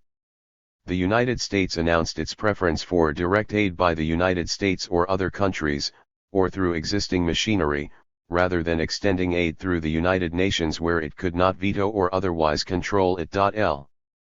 If it was not able to use aid to steer the course of foreign development and foreign diplomacy, then there seemed to be little national motive for continued aid lending. Chapter 11. America's Steel Quotas herald a new protectionism. When the General Agreement on Tariffs and Trade was established in 1951, national tariffs represented the major barriers to world trade. In the post-war years of rising incomes and relatively full employment, the world was well able to afford the cost of moving toward freer trade. Foreign trade seemed to lead to a more efficient allocation of labor as each country produced what it seemed to be best at producing. World economic interdependence seemed politically desirable on the ground that commercial ties were a force for peace. International commerce and payments were sufficiently in balance that the payments deficits of Third World countries could be financed by their World War II currency and gold accumulations, by international loans and, where absolutely necessary to support existing trade patterns, by foreign aid. Thus, no urgent pressure for protectionism stemmed from balance of payments problems. Largely under U.S. leadership, a series of tariff-cutting agreements was negotiated within GATT, the most recent being the Kennedy Round completed in 1967. However, free trade principles could not withstand the inflationary pressures of 1973 and their balance of payments consequences. Government after government faced currency fluctuations, trade instability, spreading unemployment, and underused productive capacity. Many began to impose wage and price controls. Italy, Finland, and Portugal imposed a series of import restrictions under GATT's Balance of Payments Escape Clause. Regulation of domestic economic processes and foreign trade logically went together. International bank credit and foreign aid were curtailed out of fear that countries could not afford to pay back loans designed to finance much higher import. 134. Steel quotas herald protectionism. 135. Taxation of food, energy, and industrial manufactures. What was left of the open world economy envisioned in 1945 began to close up rapidly. The United States was the first to perceive the extent to which free trade principles must go by the board in this new environment, and it acted rapidly on this awareness. Since the early 1960s it had suspended free trade principles whenever these were not in its economic interests. In fact, it had never joined GATT as a full treaty member, but was merely a participating observer. Any agreement made by trade officials representing the executive branch of government was subject to congressional rejection. For instance, Congress refused to ratify the 1967 agreement to move away from the American selling price method of tariff valuation, which was supposed to have been the capstone of the Kennedy Round. Throughout the 19,605 the United States sought to negotiate quota agreements outside of GATT to assure its exporters a fixed proportion of the food markets of European and other countries, inducing Third World recipients of PL 480 food aid. In 1970-71 it demanded voluntary export quotas on Far Eastern textile products, threatening even tighter U.S. restrictions on textiles and footwear if foreign manufacturers did not acquiesce. These demands, followed by America's 1973 export embargoes on food and other commodities, made it clear that if and when domestic U.S. shortages threatened, the United States would ignore contracts, treaties, or foreign needs. Foreign demand for American products was treated as a residual function to be satisfied only after U.S. needs were met. American officials recognized that any nation pursuing free trade principles, in a world where governments of other countries were financing, subsidizing, or otherwise regulating their commerce, made its foreign trade a derivative function of foreign regulations. The U.S. strategy was to act first, to render the trade patterns of foreign countries a function of its own trade controls. For the United States specifically, the aim of domestic full employment in a world where U.S. productivity growth lagged behind that of nearly all foreign countries called for tightened import controls to restrict competition from abroad. This was the rationale underlying the Trade Act of 1974, signed into law by President Ford on January 3, 1975. 136. The new legislation gave personal authority to the President to impose import quotas whenever imports were a substantial cause of serious injury to U.S. industry and employment. The Trade Act made virtually no distinction between industries suffering from recession conditions and those suffering from import competition. Presidential authority to levy import quotas and otherwise protect American industry, reasoned the National Advisory Council on International Monetary and Financial Policies, was of special importance given the changes in trade flows anticipated from the liberalization to be achieved through the multilateral trade negotiations, that is, the scheduled Tokyo round of tariff reductions within GATT. Other countries might pursue free trade so as to improve export opportunities for U.S. firms as long as these exports did not create U.S. supply shortages, but the United States would import more goods only when this did not threaten employment in established industries or prevent establishment of new industries such as synthetic fuels deemed to be in the national interest.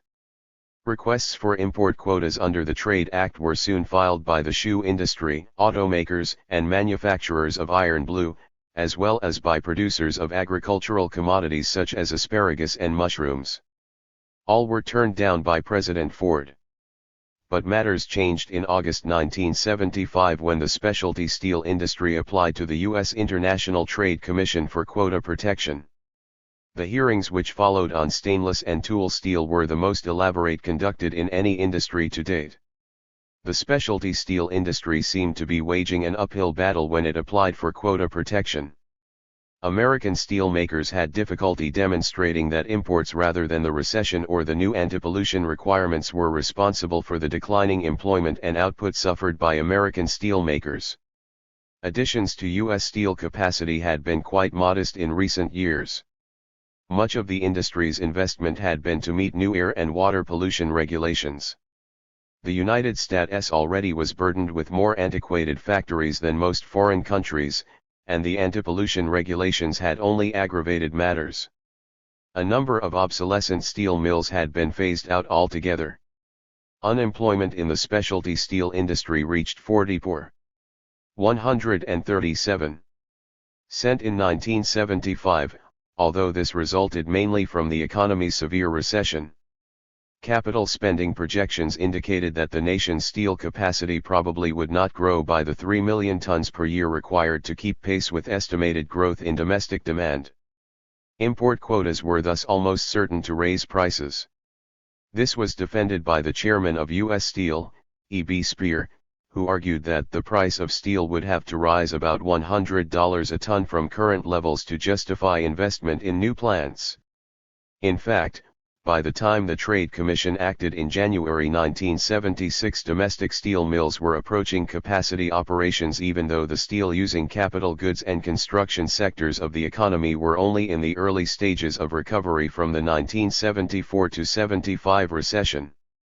It seemed likely that demand for stainless and tool steel would soon outstrip output as it had as recently as 1974.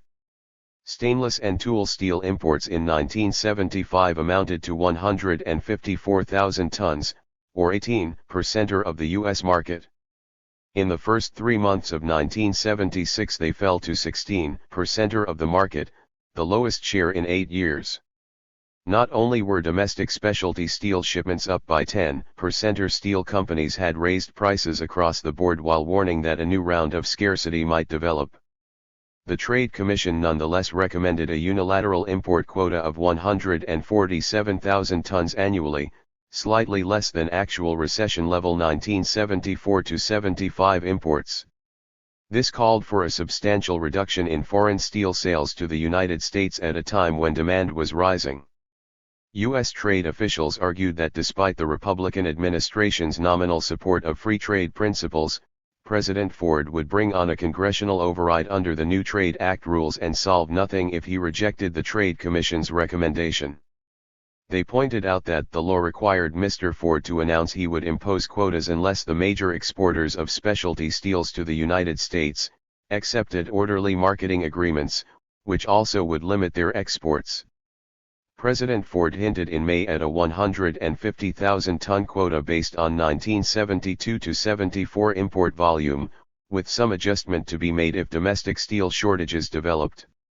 Foreign suppliers were given until mid-June to reach an orderly marketing agreement. On June 7, 1976, on the eve of Ohio's presidential primary, 138. President Ford announced in Middleton, Ohio, that he had signed documents establishing import quotas on specialty steels as the first application of the Trade Act of 1974. Middleton was the home of Armco Steel Corporation, one of the nation's largest specialty steel manufacturers. Mr. Ford's action may have helped him win local votes, but it was reminiscent of President Nixon's announcement of textile quotas 6 years earlier, when the United States secured voluntary trade limit agreements from Far Eastern textile producers. America's system of quotas that had been levied since World War II on food and oil imports to support their domestic prices at higher than world levels was now extended into the area of industrial manufacturers. Since the early 1950s, the United States had defended the legality of maintaining its agricultural and mineral quotas on the ground that they had been enacted prior to the formation of GATT, and hence were permitted under the Grandfather Clause. But this could not be claimed for its new quotas on industrial imports. Furthermore, the U.S. balance of payments was moving into surplus, so that there was no basis for quotas under the GATT Balance of Payments Escape Clause. For that matter, there was no basis in international law for the U.S. Trade Act. U.S. trade negotiators used the Trade Commission's decision as a lever to try to persuade Sweden, the European Community and Japan to voluntarily restrict their sales of specialty steels to the United States. When America had extracted similar textile agreements from Far Eastern exporters in 1970, Europeans had expressed the fear that they might culminate in controls on world steel trade, partly by diverting surplus Japanese steel production from the American market to Europe. Now these fears were coming true. Sweden, which accounted for 40% of U.S. specialty steel imports in 1974, rejected U.S. demands out of hand. It had never yet entered into voluntary trade restraints and preferred not to set a precedent. The European Community also rejected the U.S. proposal, pointing out that its specialty steel exports to the United States actually had declined in 1975. In 1970, Europe had merely grumbled that the Americans were steel quotas herald protectionism. 139. Violating GATT's trade principles, but because they were not directly threatened, they had no legal recourse under GATT rules. The new U.S. move triggered much more than a verbal wave of ill will. It set off an Atlantic trade war as Europe retaliated. Article 19 of GATT allows any member country to impose restrictions, increase tariffs, or apply any other trade measures to limit imports threatening injury to domestic producers. However, this could not be done on a discriminatory basis, so that in protecting itself against American trade attacks, Europe would have to hit other exporters besides the United States. At the very least, a repetition of the glass and chicken Atlantic trade war of 1963 seemed to be brewing. U.S. trade negotiators concentrated on the Japanese, whose specialty steel exports to the United States had shown the most rapid growth. Japanese trade representatives had visited the United States in May to discuss the percentage share to be allotted to Japan of total U.S. specialty steel imports under the proposed limits and the question of whether or not Japan will demand compensation for the restraints. The problem was that if the United States allocated import quotas based on the 1972-74 period, Japan's share of the U.S. import market would be rolled back to 37%. U.S. officials had reasons of their own for wishing to give the Japanese a larger quota. Because Japan supplied over 50% of the nation's specialty steel imports in 1975, thereby accounting for a significant share of the U.S. market. It followed under U.S. trade law the president can assign quotas whenever a significant share of the import market is subject to voluntary restraints. Thus, on the basis of the Japanese agreement, President Ford may legally apply unilateral quotas against the EC, Sweden, and other specialty steel suppliers too. Japan's acquiescence fulfilled the conditions of U.S. law, although the principles of international law and GATT were violated by the American import quotas. The U.S. Japanese agreement made it virtually impossible for private firms to conduct normal business without cartels. It in fact forced creation of a 21-firm Japanese cartel to control specialty steel exports. At least one American asked, when will we realize that for a country which treats cartels as illegal per se, it is anomalous to insist on cartelization as a condition for trade? 3. Europe.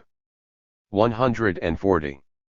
Concluded that Japan had effectively placed itself in the American trade sphere and let it be known that further tariff reductions in favor of Japanese and other Far Eastern products were compromised by the prospect of these countries dumping in Europe those products which they had agreed not to sell in U.S. markets. Within a month of the Japanese-American steel agreements, the European Community's Commissioner in charge of internal markets and the Customs Union, Finn Olav Gundelach, estimated Japan's 1976 trade surplus with Europe at over $4 billion and insisted that non-tariff barriers must be eliminated within a reasonable time to avoid restrictive retaliation.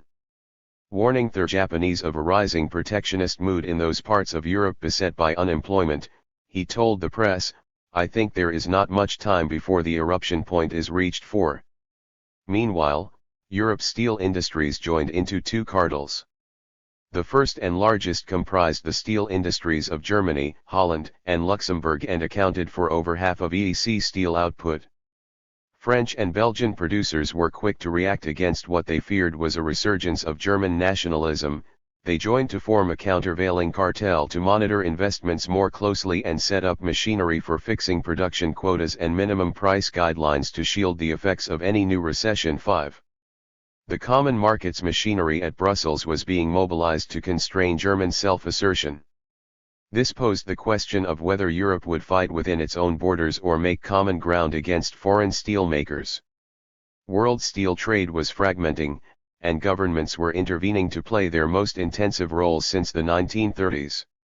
The so-called Tokyo round of tariff reductions under GATT was being prepared at the very time that these steel quota agreements were being negotiated. The Tokyo round now seemed dead. Of what use were tariff reductions if the world's largest trading nation, the United States, erected non-tariff barriers to achieve the same protectionist effect as import duties? Furthermore, Japan itself was in the middle of delicate tariff negotiations with Europe concerning the rapid growth in its exports to the European community. The latter's trade representatives were able to argue that, inasmuch as Japan had agreed to trade restriction quotas with the United States at Europe's expense, Europe need feel little compunction in maintaining its trade barriers. Steel quotas herald protectionism. 141. Against Japan.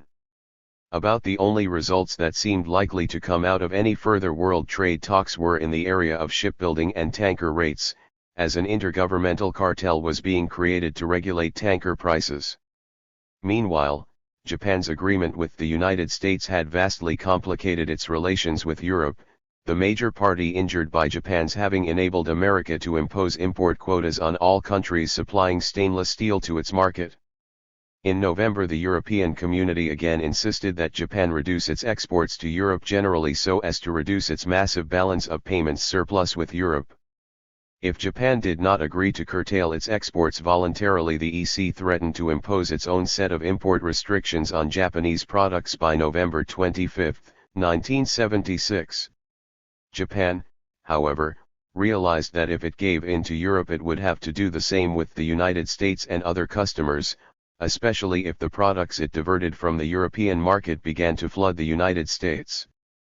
Prime Minister Miki was in the midst of an electoral campaign and could only promise Europe that Japan would increase its imports of processed food from the European community. Meanwhile, Japanese steel exports to the United States for October were 62% over their level a year earlier. And yet even this was not sufficient to prevent U.S. steel companies from raising their prices by 6%. The Ford administration renewed its offensive against the Japanese. American steelmakers claimed that Japan's agreement to limit its steel exports to Europe constituted a cartel arrangement which violated U.S. antitrust statutes. The American steel industry was not even claiming that it was being injured by unemployment in view of the strong level of steel prices. It requested a fair price level to support new capital investment, which required higher unit profits in the face of rather stagnant growth in sales during the continued economic recession.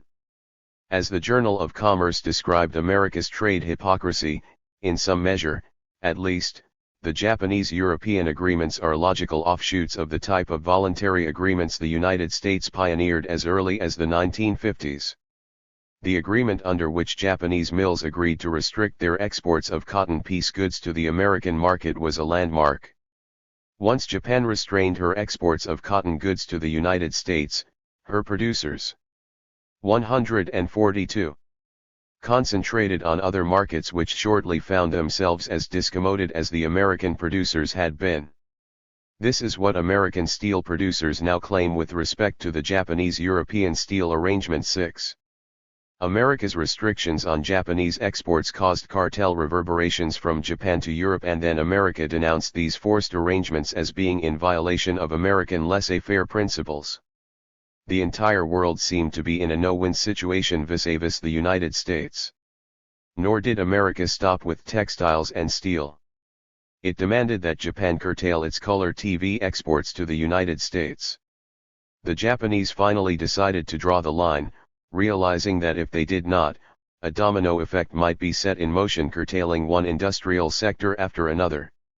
American TV sales and profits were up sharply, and the Japanese claimed that their television receivers up to 19 inches just happened to meet demand for smaller sets for individual use at a time when domestic manufacturers in the US and other countries were concentrating only on screens of 21 and 25 inches.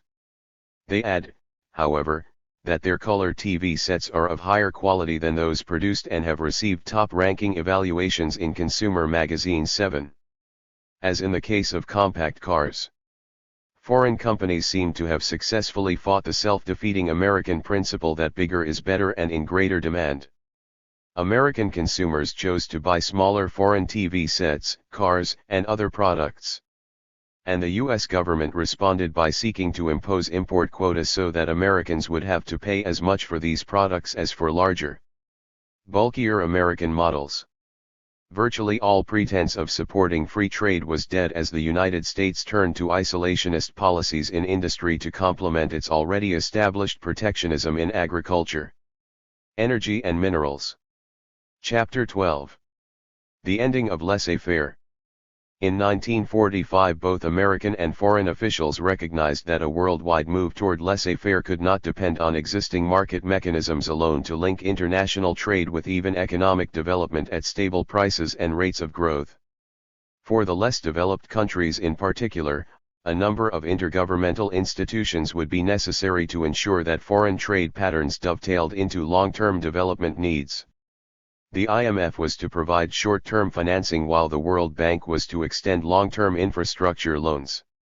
A third creation, the International Trade Organization, was proposed in 1945 to coordinate tariff reductions and commodity agreements. The principles of this projected organization were spelled out in Havana in 1948. Although major pressure for the ITO had come from U.S. officials, a rising tide of protectionism from American industries led to its collapse in 1949 when Congress refused to sanction U.S. membership. 4 years had passed since the return to peace, and the United States decided that to link world commodity trade with third world development objectives was too costly a luxury for the American economy to support.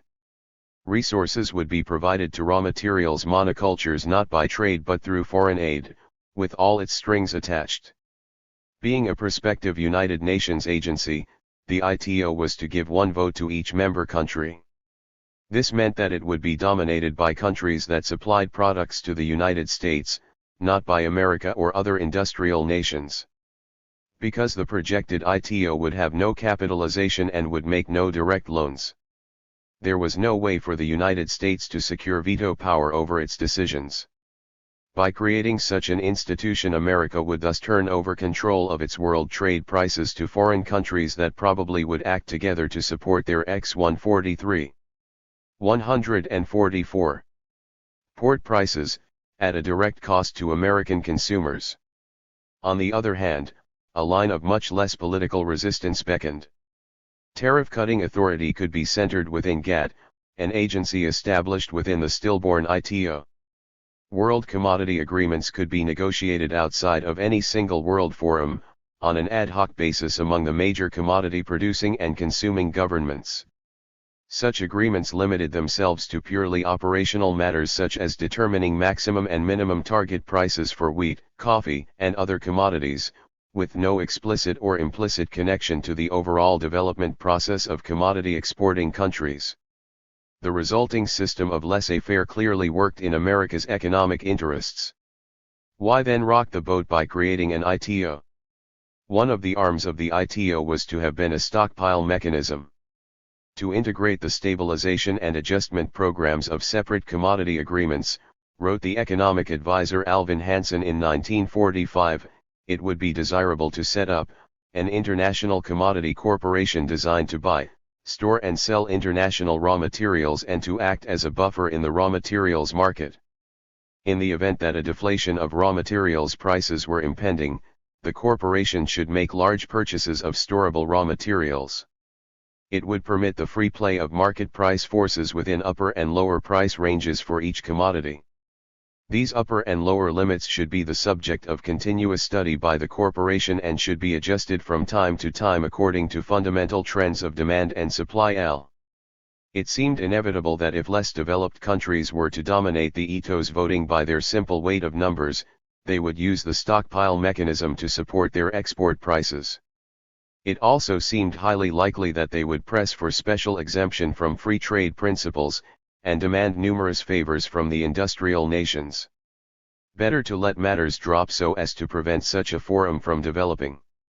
In effect, the U.S. government raw materials stockpile acted to support world prices after 1952, and in the 1960s sold its accumulated metals and minerals to exert downward price pressure on copper and other commodities in short supply. Not until 1964 did Third World pressure to link trade and 145. Development issues lead to creation of the United Nations Conference on Trade and Development. America's opposition to the new organization was made evident in its veto of 9 of the 15 general principles, and 4 of its specific principles. The United States alone vetoed the general principles of sovereign equality of nations, acceleration of growth and narrowing of income gaps, increased export earnings for third world countries regardless of their political system, and use of funds freed by general disarmament to aid third world countries. America was also alone in vetoing the special principle calling for international disposal of surpluses in accordance with international rules. As part of its opposition to communist and other statist regimes, the United States also vetoed the UNCTAD principle against discrimination by socio-economic system. It vetoed the principle of freedom to dispose of natural resources in the national interest, and also vetoed trade preferences for less developed countries and extension of foreign aid without political or military strings. It opposed UNCTAD's sponsorship of compensatory financing for countries suffering from deteriorating terms of trade. In short, of all the industrial nations, the United States took the hardest line toward third world countries. By the 1970s, American attitudes had hardened further. If third world countries needed to raise more funds to cover their trade and payments deficits, they should borrow from the IMF's compensatory financing facility rather than join in export agreements to increase their raw materials prices.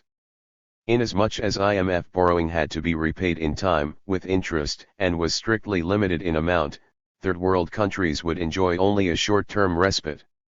They would remain on a credit string as their foreign debt was suspended over their heads like a sword of Damocles. In short, if world trade issues were to be linked with international finance and development, American officials wanted this to occur on terms that would specifically benefit the U.S. economy. In January 1975, the Ford administration sponsored trade legislation to extend generalized Third World tariff preferences only to countries that refrained from joining OPEC or other raw materials export organizations not blessed by the U.S. government. This strategy seemed to deter Mexico from joining OPEC, but the move was not without diplomatic cost. Latin American officials argued that if the United States discriminates against petroleum-producing countries today, it could easily discriminate later against exporters of coffee, bauxite, or other products that take part in producer cartels. Both Ecuador and Venezuela have said they will not attend the meeting of Hemisphere foreign ministers unless the United States modifies the clause denying them tariff preferences too. The U.S. government had offered foreign aid ostensibly to help these countries develop during the 1950s and 1960s. Now that their leading group, the oil-exporting countries, were actually making major advances, Washington came down hard against their development plans. Limited Third World trade preferences were put into effect by the United States in January 1976. The administration soon received over 40 requests from U.S. firms or trade associations to withdraw preferences for ferroalloys, baseballs, plywood, naphthals, leather-wearing apparel, flashlights, vinyl squeeze toys, eyeglass lenses and frames, candles, model trains and airplanes, turpentine and wheelbarrows. These protests led an interagency committee called the Trade Policy Review Group to withdraw pre-finished plywood from the preferences list and restore the 20% import duty American Samoa imports from Taiwan, Singapore, and the Philippines undersold U.S. products. By the time the fourth meeting of UNCTAD was held in Nairobi, Kenya, in May 1976, positions had hardened between Third World countries and the industrial nations. Within the industrial nations themselves, a further split set the hardliners, the United States and West Germany, followed by England and Japan, against countries more willing to reach accommodation with the Third World. Representatives of the Third World entered the conference asking for intergovernmental stockpile purchases of $6 billion to support the price of 17 raw materials at target levels indexed to a market basket of 89 industrial products. The industrial nations opposed the indexing principle, but were willing to discuss stockpile accumulations on terms designed to secure certainty of short-term supply for themselves. It was in 149. This setting that Kissinger unveiled a plan to create an international resources bank that had been discussed among the U.S. and foreign governments for over a year. In its general outlines, the Kissinger proposal harked back to the ITO stockpile proposals made 3 decades earlier. But it was also designed to tackle some specific problems of the 1970s. It was to create a kind of investment guarantee fund to ensure renewed private sector investment in Third World raw materials development. The industrial nations would bear part of the cost of purchasing and storing Third World commodities, in exchange for the stockpile providing supply assurances in the event of a Third World commodity boycott. Once put in place, it would be held over the market as a source of supply to hold down price rises for world raw materials. The proposed IRB was to function as a World Bank affiliate. Its $1 billion in funding was to finance raw materials development in Third World countries. For many countries, Kissinger asserted, private capital flows are, and will continue to be, the principal form of development finance. The IRB would safeguard private investment in Third World resources by minimizing political risks. IRB-financed mineral production would enjoy guarantees of both investor and host nation performance in accordance with conditions established in the project agreement. Assistant Treasury Secretary Gerald Parsky described the proposed bank and its bonds as providing a guarantee for private investment in Third World countries rather than a substitute for it. The IRB would relieve the fear of expropriation and nationalization by guaranteeing companies a full recovery of investment losses resulting from political takeovers of their holdings. It thus would act as an insurance pool somewhat akin to the Overseas Private Investment Corporation within the U.S. government. The IRB's resources of $1 billion would be used to insure its bond issues, which could be secured by a specific commodity or be retired through delivery of a specific commodity, say, copper. Third world governments would receive funds from the bank as prepayment for future mineral shipments, much as farmers sold their crops on the futures market in industrial nations in order to secure certainty of sale of their future output at a known price. The bank's advances and in turn, its bonds. 150. Would be retired by host country commodity repayments to the bank. In effect, it would take a lien on production and be paid out of the sales proceeds, thereby acting as an intermediary between industrial and third world countries. For most third world governments rejected the bank's emphasis on increasing world raw materials output. Over the longer term this would hold down the rise in primary commodity prices rather than support them. Control of the proposed stockpiles and mineral output by the financiers, mainly the industrial nations, threatened that the raw materials would be sold in times of rising prices. The World Bank already possessed an affiliate, the International Finance Corporation, designed to provide equity capital for third world projects. Why limit the new IRS specifically to investment in raw materials? Instead of increasing their minerals output, third-world countries wanted to earn more on their existing level of output. They wanted money from the industrial nations to spend as they chose, in particular to become free of existing trade patterns. The IRS threatened to reinforce these trade and dependency patterns. Once the third-world countries decided to oppose the Kissinger proposal and tallied the votes informally, nearly 90 were able to abstain from the official UNCTAD voting in an effort to minimize their already strained relations with the United States. The IRS proposal was defeated by only 33 to 31, in large part by the 14 communist countries attending the conference. This seemed to infuriate U.S. officials all the more. Even before the IRS vote, American representatives urged the European community to withdraw its position paper conceding that discussion of a comprehensive commodity fund should move forward within 2 years. Only toward the end of the conference did the United States join Europe in recognizing that third-world representatives were sincere in threatening an absolute commercial break with the industrial nations on a go-it-alone basis if no concrete progress was made at Nairobi. On May 24 the UNCTAD delegates announced that the conference was hopelessly deadlocked over major issues to restructure the global economy. 7 OPEC governments were among the 19 third world countries, sending UNCTAD a message saying that failure to achieve substantial results at Nairobi could jeopardize the Paris talks on oil prices. This spurred Kissinger to urge 151 West German officials at least to agree to call a future conference to discuss proposals for a world commodity stockpile to be funded after 4 or 5 individual commodity agreements had been worked out and seen to be functioning successfully for several years. The industrial nations made it clear that this was not to be taken as a sign that they had agreed to the Third World's proposals, merely that they were willing to discuss them in more concrete detail than before.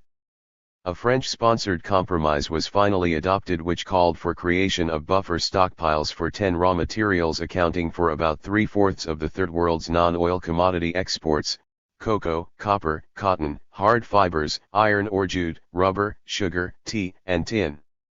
The Netherlands Minister of Economic Cooperation, Jan Pronk, spoke on behalf of 16 industrial nations including the Common Market, Scandinavia, Spain, and Portugal, Austria, Turkey, Switzerland and Canada, pledging to develop a true and comprehensive commodity program by March 1977. Slowly but certainly, domination over world raw materials production was passing out of the hands of large private sector companies into those of host country governments. Belatedly, the world seemed to be moving toward the type of international commodity agreements that the United States had come to oppose by the late 1940s, when it became apparent that its trade objectives simply were not those of the less developed countries. The principle of third world control over its foreign trade could no longer be held back.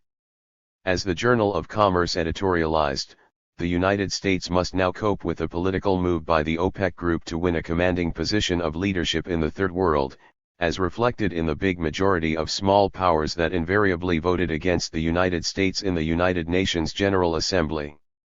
Indeed, Kissinger's agreement to create a world food and raw materials stockpile stirred throughout the Third World a vision of numerous commodity cartels, of fixed prices, buffer stocks, and something approaching the ill-fated plan that Congress killed before birth in 1948.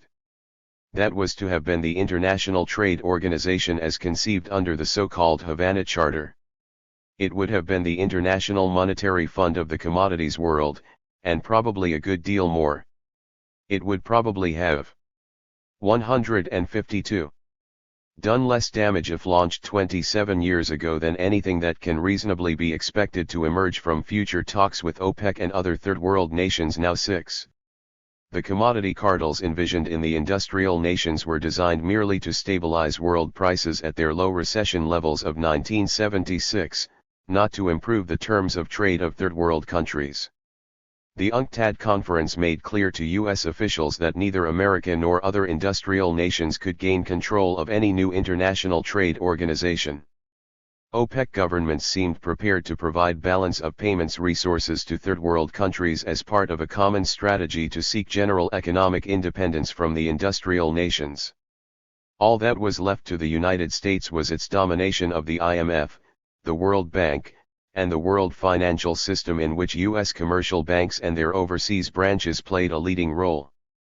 Perhaps world trade patterns could be controlled through the system of international credit creation, by providing loans to third world countries and payments deficit industrial nations only on terms which served U.S. national interests. These interests would be determined by the head of the Federal Reserve Board, the Secretary of the Treasury, and the U.S. delegates to the IMF and WRID Bank. A key ploy would be to insist that any country which discovered new oil or other raw materials would give private firms in the industrial nations a major share of ownership and management. For instance, when England's balance of payments collapsed in 1976, despite the fact that its North Sea oil was just coming on stream, the IMF refused to extend credits until the British government raised funds by selling 20% of its oil resources to foreign investors. An even more pronounced financial leverage was used against Mexico, which also suffered a major run on its currency and subsequent devaluation despite major oil discoveries by the state oil company Pemex. Pemex sought to borrow some $15 billion in world financial markets during 1977–82 to develop its oil to a level surpassing Venezuela's rate of production. In February 1977 it opened discussions with U.S. banks to put together a consortium to extend the needed credit, as well as funds to enable Mexico to service its $20 billion in foreign debts. While these negotiations were underway, Arthur Burns delivered a major speech urging U.S. 153 commercial banks not to make further loans to third world countries unless these credits were extended as part of IMF packages. If U.S. commercial banks extended credits to third world countries on their own, Dr. Burns warned, they could not expect the Federal Reserve Board or the U.S. government to bail them out in case of default. Furthermore, the FRB's bank examiners might classify commercial bank exposure in third world countries as problem loans, thereby creating liquidity and balance sheet problems for international banks participating in loan consortia on their own. In 1976 the IMF had insisted that Mexico adopt an austerity program in order to qualify for IMF credits, and that it halt its move toward large-scale land reform. True to form, the austerity program created a political and social crisis within Mexico which only aggravated the capital flight that the IMF credits were designed to counteract. 7. Resources extended by the IMF and the world commercial banking system seemed likely to be denied countries that did not adopt reasonable economic programs, i.e., those which would tend to perpetuate the inequities of the post-war economic order. But now there was one major difference. Under the post-war economic order the control of world trade and finance had been exerted ostensibly through free market mechanisms. True, behind these mechanisms stood the invisible hand of foreign aid and other world diplomatic levers, but at least the semblance of market operations was maintained.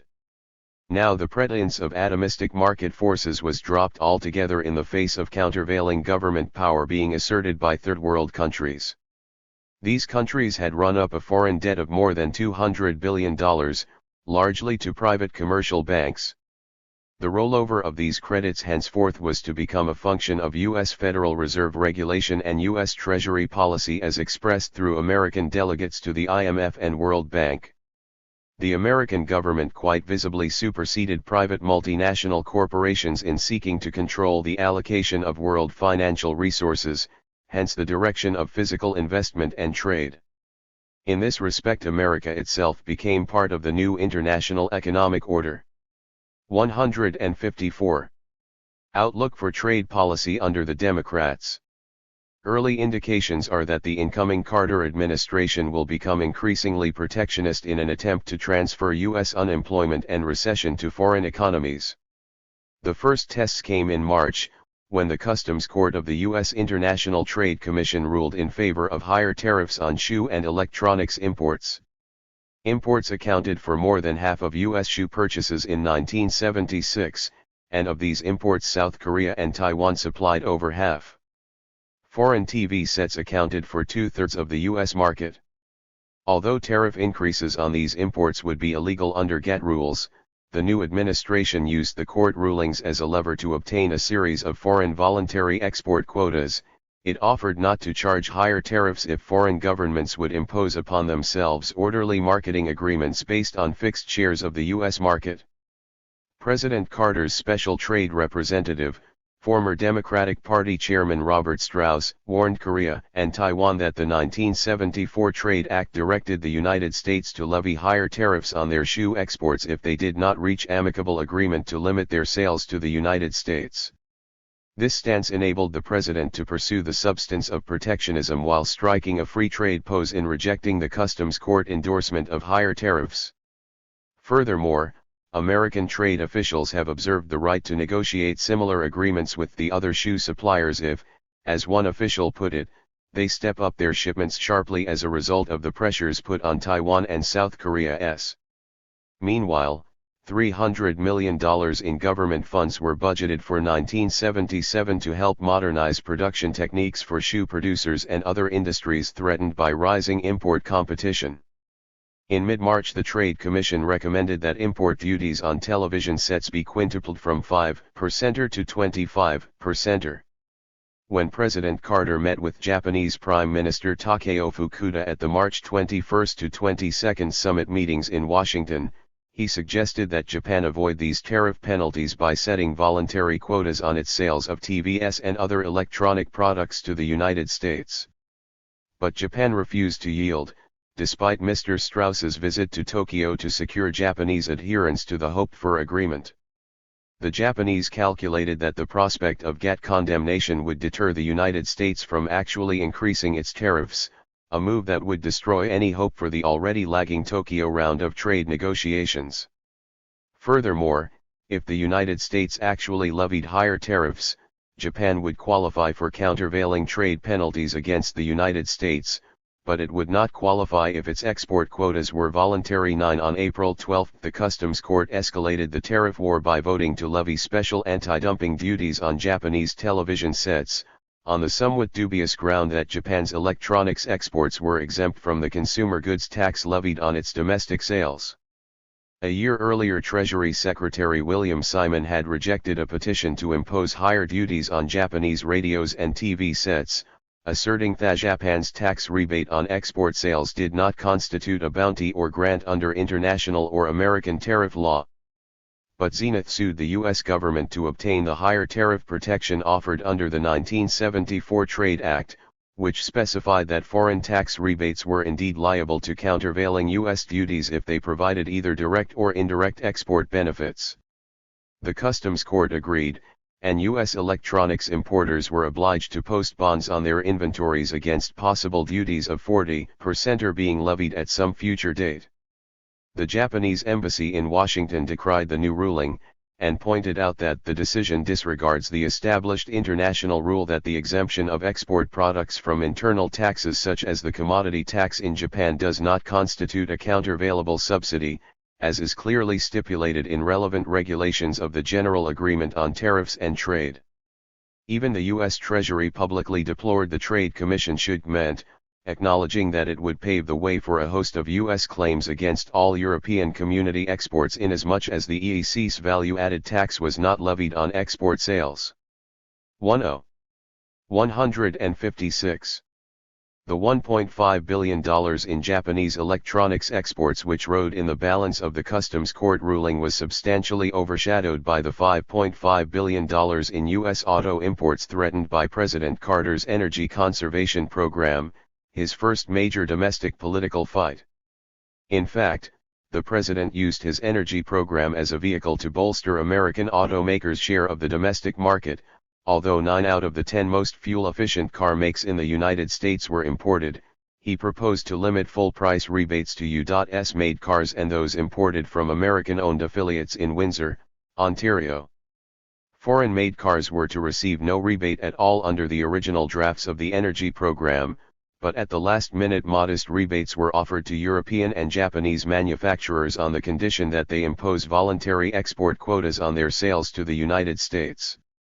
President Carter's new Assistant Secretary of the Treasury for International Affairs, C. Fred Bergston, told reporters that auto-exporting countries would have to share in the costs of the U.S. energy program, apparently by suffering unemployment in their own industries so that American employment could be buoyed. After all, he pointed out, Congress would hardly be likely to approve a Treasury subsidy of foreign car imports in the face of substantial unemployment in Detroit. However, smaller rebates for foreign-made autos would render the United States liable to foreign reprisals under GATT rules. Dr. Bergston suggested that full rebates might be paid on a prescribed annual level of imports, based, say, on actual deliveries of 1975 or 1976, but imports beyond that would get smaller rebates. Europe and Japan were thus caught in a pincer movement between the executive and legislative branches of the U.S. government. The executive branch found it handy to argue that under the American Constitution it could not commit the United States in world tariff, foreign aid, or international financial negotiations. What it offered foreign countries, Congress might withhold. Furthermore, if foreign countries did not acquiesce in executive branch proposals for export quotas, Congress would probably enact even more damaging protectionist legislation in 157. Keeping with stiff Trade Commission recommendations. The new chairman of the Council of Economic Advisers, Charles Schulze, acknowledged that the auto rebate proposal was creating severe problems within GATT, but stressed that all these things were carefully considered and debated and had received broad support throughout the new Democratic administration. He concluded laconically that Bob Strauss, the president's special trade representative, has his work cut out for him. Mr. Strauss set off for Europe to suggest that West Germany, Japan, Italy, France, Sweden, and Britain impose voluntary export quotas as to the number of cars qualifying for the rebates, holding out the threat that they might receive no rebates at all if they did not establish such quotas. The fact that foreign automakers were to be prevented from increasing their share of the U.S. market seemed to make it difficult for the U.S. gasoline conservation program to succeed, given Detroit's difficulties in meeting the government's fuel efficiency guidelines. This suggested that the energy program's primary concern was not with fuel efficiency as much as with increasing U.S. automotive employment along with its complement, foreign unemployment. Inevitably, the new wave of American protectionism spurred similar moves abroad. Italy's Prime Minister Giulio Andreotti urged special anti-dumping protection against U.S. and Japanese petrochemical exports, as well as a European selling price system of customs valuation to match the American selling price system on which U.S. tariffs were based. Now that the U.S. dollar was falling in value, Europe moved to prevent American exporters from getting a cost advantage through monetary means rather than through increasing productivity. Under the Andreotti plan, European tariffs would be set on the basis of European prices rather than on the import value, thereby raising EC protectionism to the levels existing in the United 158 States and elsewhere. 12. Were these trade developments right or wrong? They were inevitable, given the new chronic recession conditions. The Carter administration recognized that renewed American prosperity required a higher level of capital investment to increase productivity and employ more labor. This implied that a larger proportion of the nation's income had to be channeled into capital formation rather than spent on consumer goods, used for speculative or other unproductive purposes, or paid to foreigners. Under the depressed economic conditions that still marked the U.S. economy in early 1977, new investment and modernization of existing plants required a larger cash flow, a kind of super profit, and hence higher unit prices in the face of slack sales volume. If you can't sell more, charge more had become the motto of steelmakers during the Nixon-Ford administration, and there seemed little reason to change it now that the Democrats had returned to office. Higher unit prices for corporate output in general required tariff or quota protection so that foreigners would not earn for themselves the added income resulting from higher domestic prices. In the absence of quotas, foreign producers would undersell American firms to increase their share of the American market. This explains the insistence by U.S. officials that foreign countries establish fixed and permanent market shares for all major trade categories, beginning with steel, textiles, electronic goods, and shoes, and extending into the realm of international services such as air travel. Meanwhile, America pressed for reciprocal fixed shares of foreign markets for wheat, soybeans, computers, and other leading products. All this was just the opposite of what post-war one-worldism had promised. The world economy originally was supposed to be integrated by growing trade and price advantages as nations. 159. Depended on each other's specialized industries for a widening range of products, while gradually phasing out their own domestic sectors whose output was not as low-priced as could be obtained through imports. But with the onset of general world recession, each government moved to bolster its domestic employment wherever possible. This stifled further growth in world trade.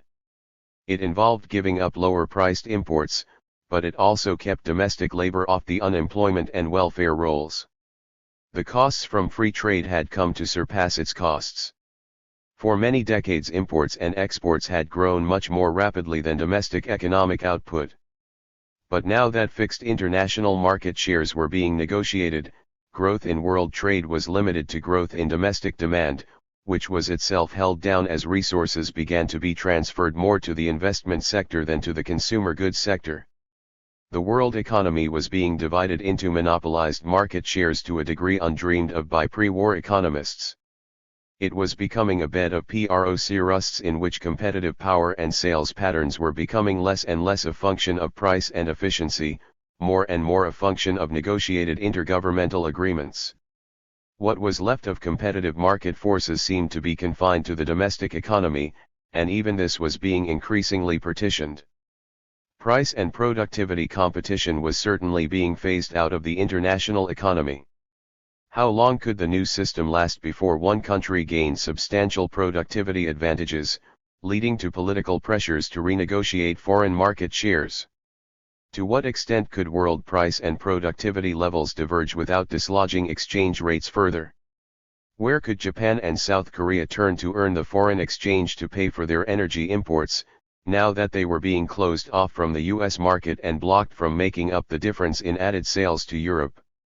The answer was anyone's guess.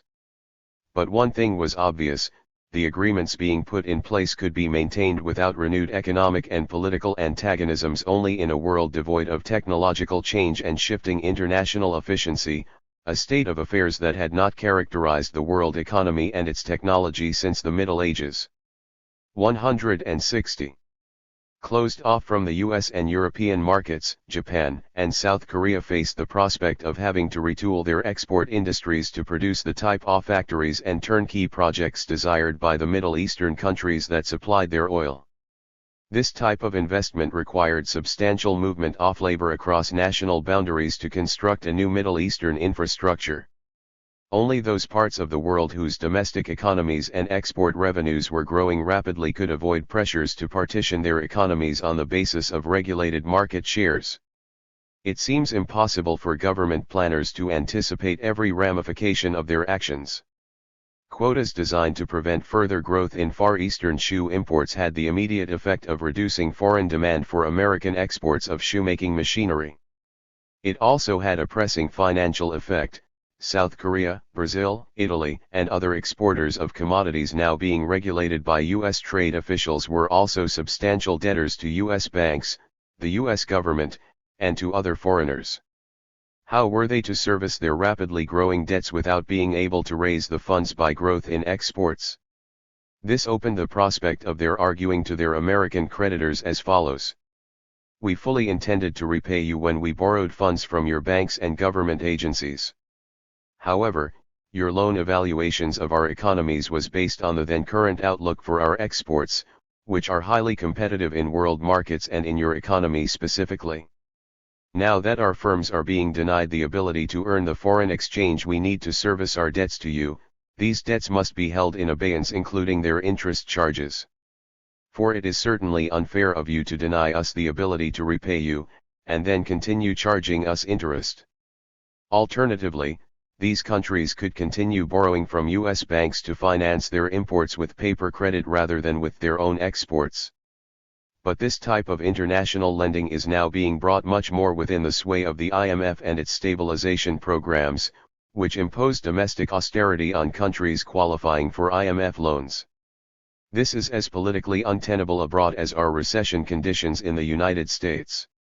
Hence, reduction in the rate of growth in imports from debtor countries will tend to create a widening range of problems, requiring increasing settlements at the intergovernmental 161 level and thus a growing regulation and rigidification of the world economy.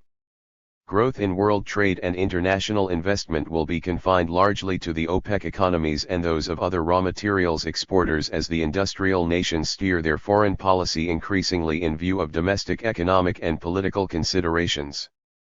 It is to cope with this emerging situation that the new international economic order is primarily designed, being itself a system of countervailing intergovernmental power. Part 3. The New International Economic Order. Chapter 13. Basic Objectives. The participants agreed that the present crisis in the world system was neither a normal economic recession nor the result of the oil problem. It in fact marked the gradual crumbling of an old order in which a group of rich nations constituting the developed center continuously expanded by the use of energy and raw materials provided by the poor nations at the periphery at cheap prices. The increase in the price of oil by OPEC could therefore be seen as a part of the struggle of the Third World to obtain a better deal from the world order. Communiqué of the Karachi Conference, January 10, 1975. America's systematic abuse of the world order in the 1960s, when it forced upon its allies a double standard in international finance, trade, aid, and investment, led foreign countries to press for a new international economic order. Their moves in this direction have led the United States to become even more self-centered, self-righteous and autarkic. A spiral of mutual disenchantment, confrontation, and antagonism has thus been set in motion, consolidating the world's new regional divisions. Each party feels itself aggrieved. Europe and Japan complain that the fruits of their export prosperity have been passed on to the U.S. Treasury via their central banks. Third world countries complain that they have had no surplus to dispose of at all, and have in fact fallen further and further into debt while their natural resources have been depleted. Americans reply that Europe and the Third World have been consumed U.S. aid and military. 165. 166. Resources for years and are therefore paying back a moral debt. Because different nations and regions have distinct economic and political interests, the slogan of a new international economic order has become somewhat of a catchphrase that covers a multitude of programs and alliances. The term was first popularized by French diplomats seeking to supplant the dollar standard with a gold-based European currency system. It was subsequently taken up by Third World spokesmen in reference to improving their terms of trade so as to finance their long-term development and economic diversification. All proponents of a new international economic order are seeking economic, political, and military independence on the basis of regional consolidation and long-term economic planning. In other words, They are seeking what America has aimed at for itself all along. Their domestic resource allocation and international diplomacy are no longer being determined by merely short-term objectives in the context of dependence on distant regions for economic essentials.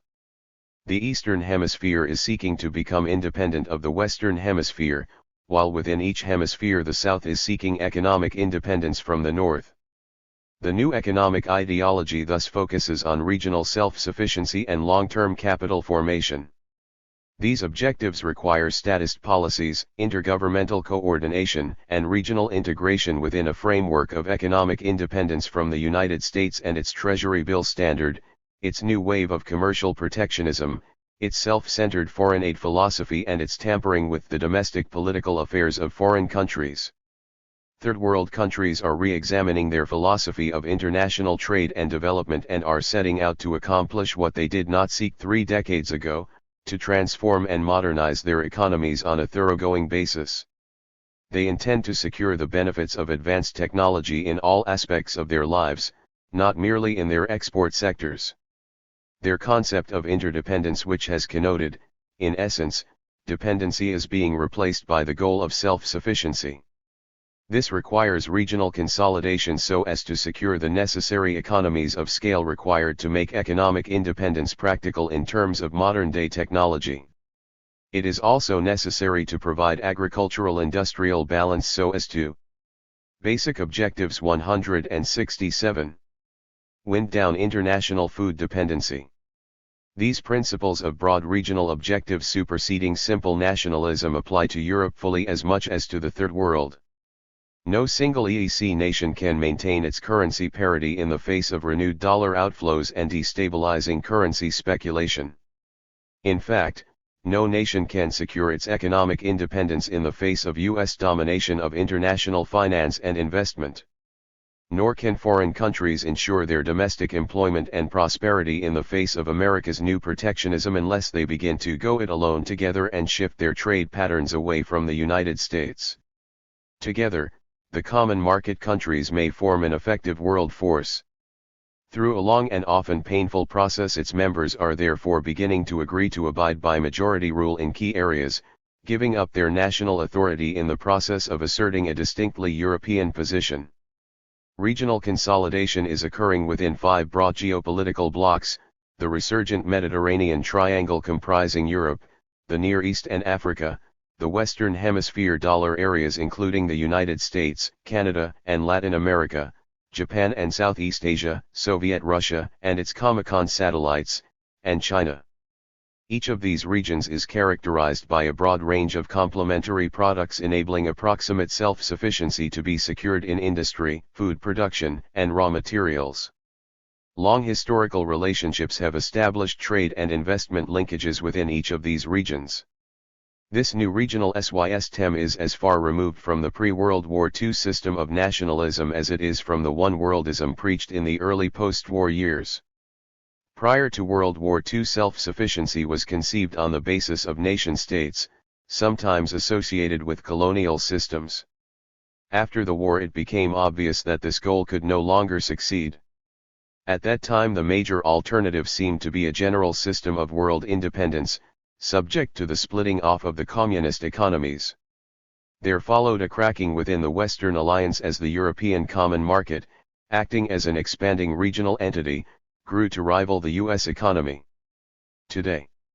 168. The new international economic order is being designed to create a full-blown countervailing force as Europe, non-communist Asia and Africa seek to become independent of the United States. The major obstacle to regional confederation is that which led to the formation of regional blocs in the first place: potential exploitation of one nation by another, and specifically of the raw materials exporters by the industrial nations.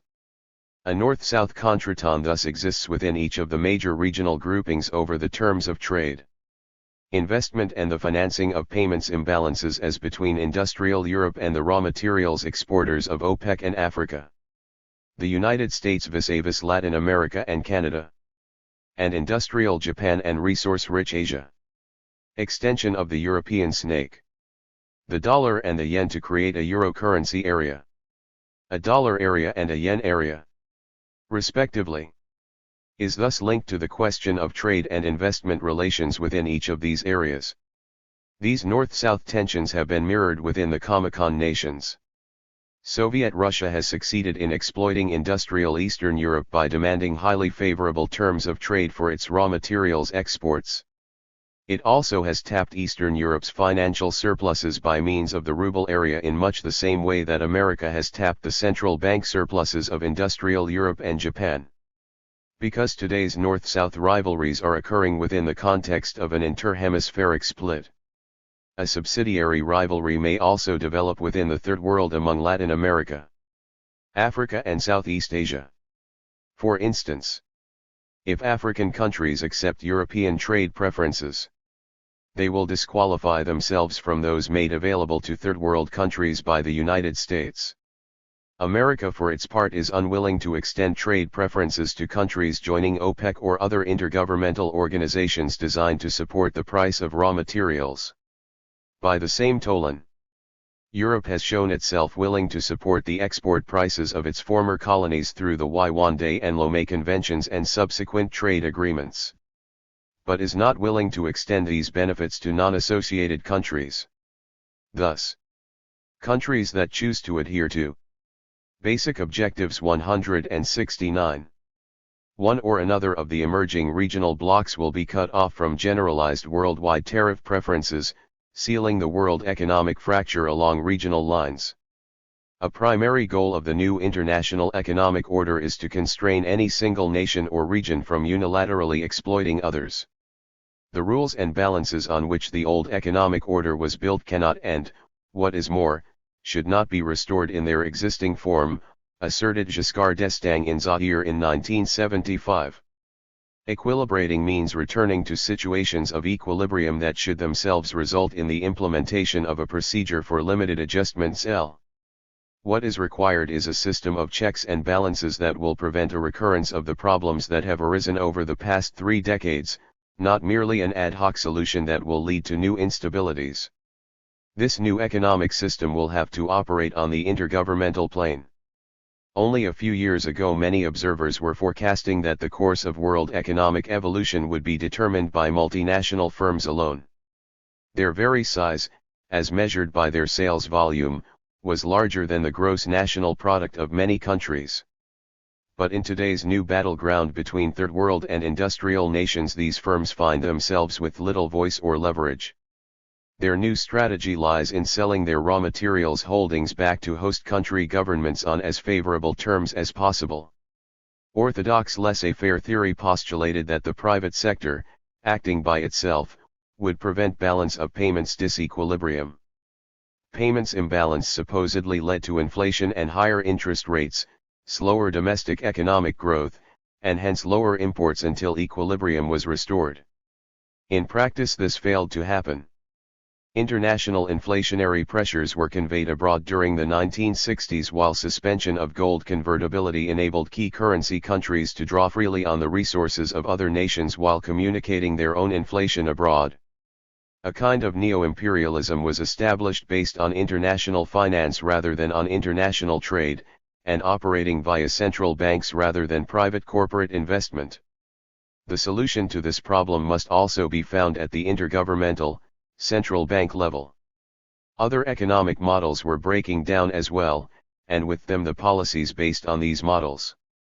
The Great Industrial 170 expansion occurring within the industrial North during 1961–73 was fueled at first by relatively low-priced raw materials, thereby preventing the South from participating in this economic development, and subsequently by the vast increases in international dollar reserves stemming from America's Cold War spending. The terms of trade between North and South thus evolved in just the opposite way from that required for them to equilibrate wage rates and living standards. Incomes and productive powers became polarized between the integrated industrial economies and the raw materials exporting dual economies. The Third World's share of world commerce fell from 30% at the peak of the Korean War boom in 1950, to 17.5% in 1972, despite its increasing dependency on food imports and other essentials, and despite its rising volume of raw materials exports. Meanwhile, there was an increasingly fictitious aspect to the North's pseudo-prosperity. The culmination of this process was the so-called stagflation of 1974-75, when a high rate of inflation in the industrial nations was coupled with high unemployment and low levels of economic output. The very possibility of this coincidence of events was denied by orthodox economic theory. It created once and for all changes, both within the industrial North and in the area of North-South negotiations. During this process, the private sector's supposedly invisible hands were pushed increasingly by those of government. It began to appear that only governments are in a position to resolve the problems they have helped create, with a highly visible hand operating from above. In the face of these tendencies, market-oriented economics relating world prices simply to supply and demand conditions must fall by the wayside.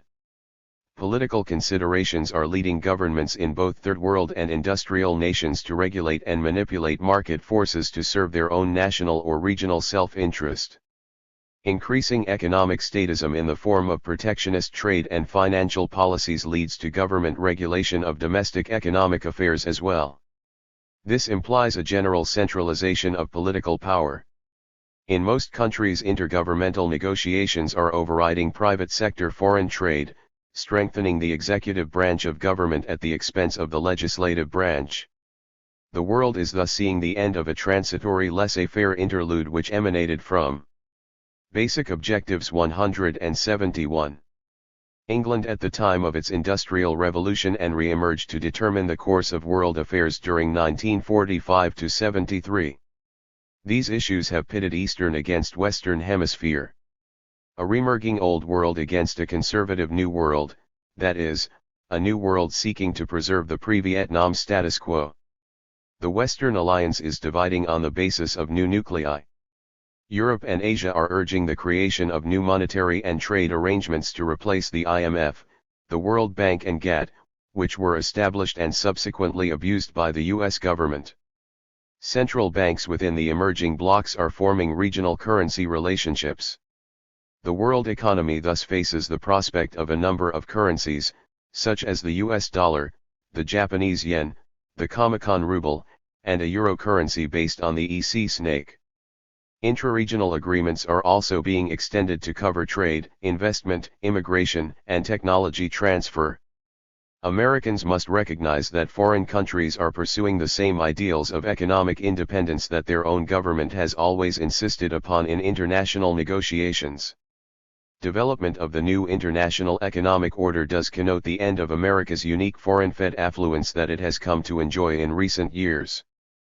But the longer it seeks to retard the emergence of this new economics, the more isolated it will become. The nation therefore faces two choices: it can either participate in the new order as adjoint architect, relinquishing the particular advantages which it gained from World War II, or it can struggle against this emerging order, and perhaps continue for several years to finance its government debt by borrowing abroad while dictating special trade agreements in its own interest. But the longer it seeks to maintain exploitative trade, payments, and investment relationships with foreign countries, the deeper the break will be when it occurs, as occur it must. Neither U.S. officials nor those of other nations intend the new system to be accidental. Each set of officials is seeking to design the new system so as to benefit their own particular nations or regional grouping of nations. The essence of nationhood, hence also of regional, supranational strategy, is for governments to seek the greatest degree of autonomy from foreign economic, political, and military constraints. To the degree that political rivalry is a more vital consideration than economic efficiency, the objective of self-sufficiency takes precedence over participation in a division of world labor and production, its associated pattern of commercial dependency, and the general philosophy of one-worldism. National security norms thus become counterposed to economic norms became counterposed to Marxism with its own historical view of economic evolution and class conflict growing out of British economic experience.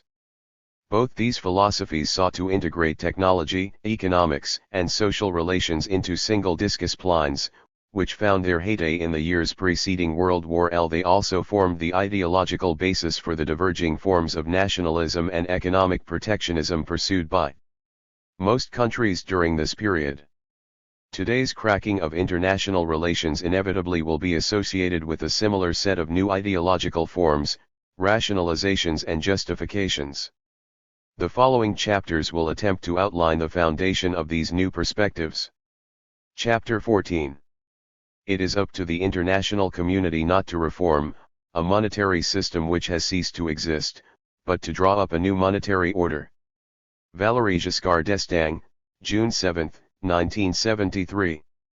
Without international financial reform to create an alternative to the U.S. Treasury bill standard, whatever payments surplus countries earn through increased net exports will continue to accrue to the United States as these countries hold their international reserves in Treasury bills. Domestic or intra-regional trade and investment can be financed by existing national currencies, but world commerce requires a world monetary standard not associated with national debt. One way of avoiding the transformation of trade and payments instability into intergovernmental debt is to retain the present regime of floating currencies. But this lacks the stability necessary for long-term government and private sector planning and threatens to lead either to a chaos of national currencies of shifting worth, or to restoration of the dollar. Another alternative is for regional entities outside the United States to create their own currency systems. Inasmuch as currency is based on debt, and specifically government debt to finance economic, political, social, and military programs, it presupposes political integration with foreign governments accepting this debt money.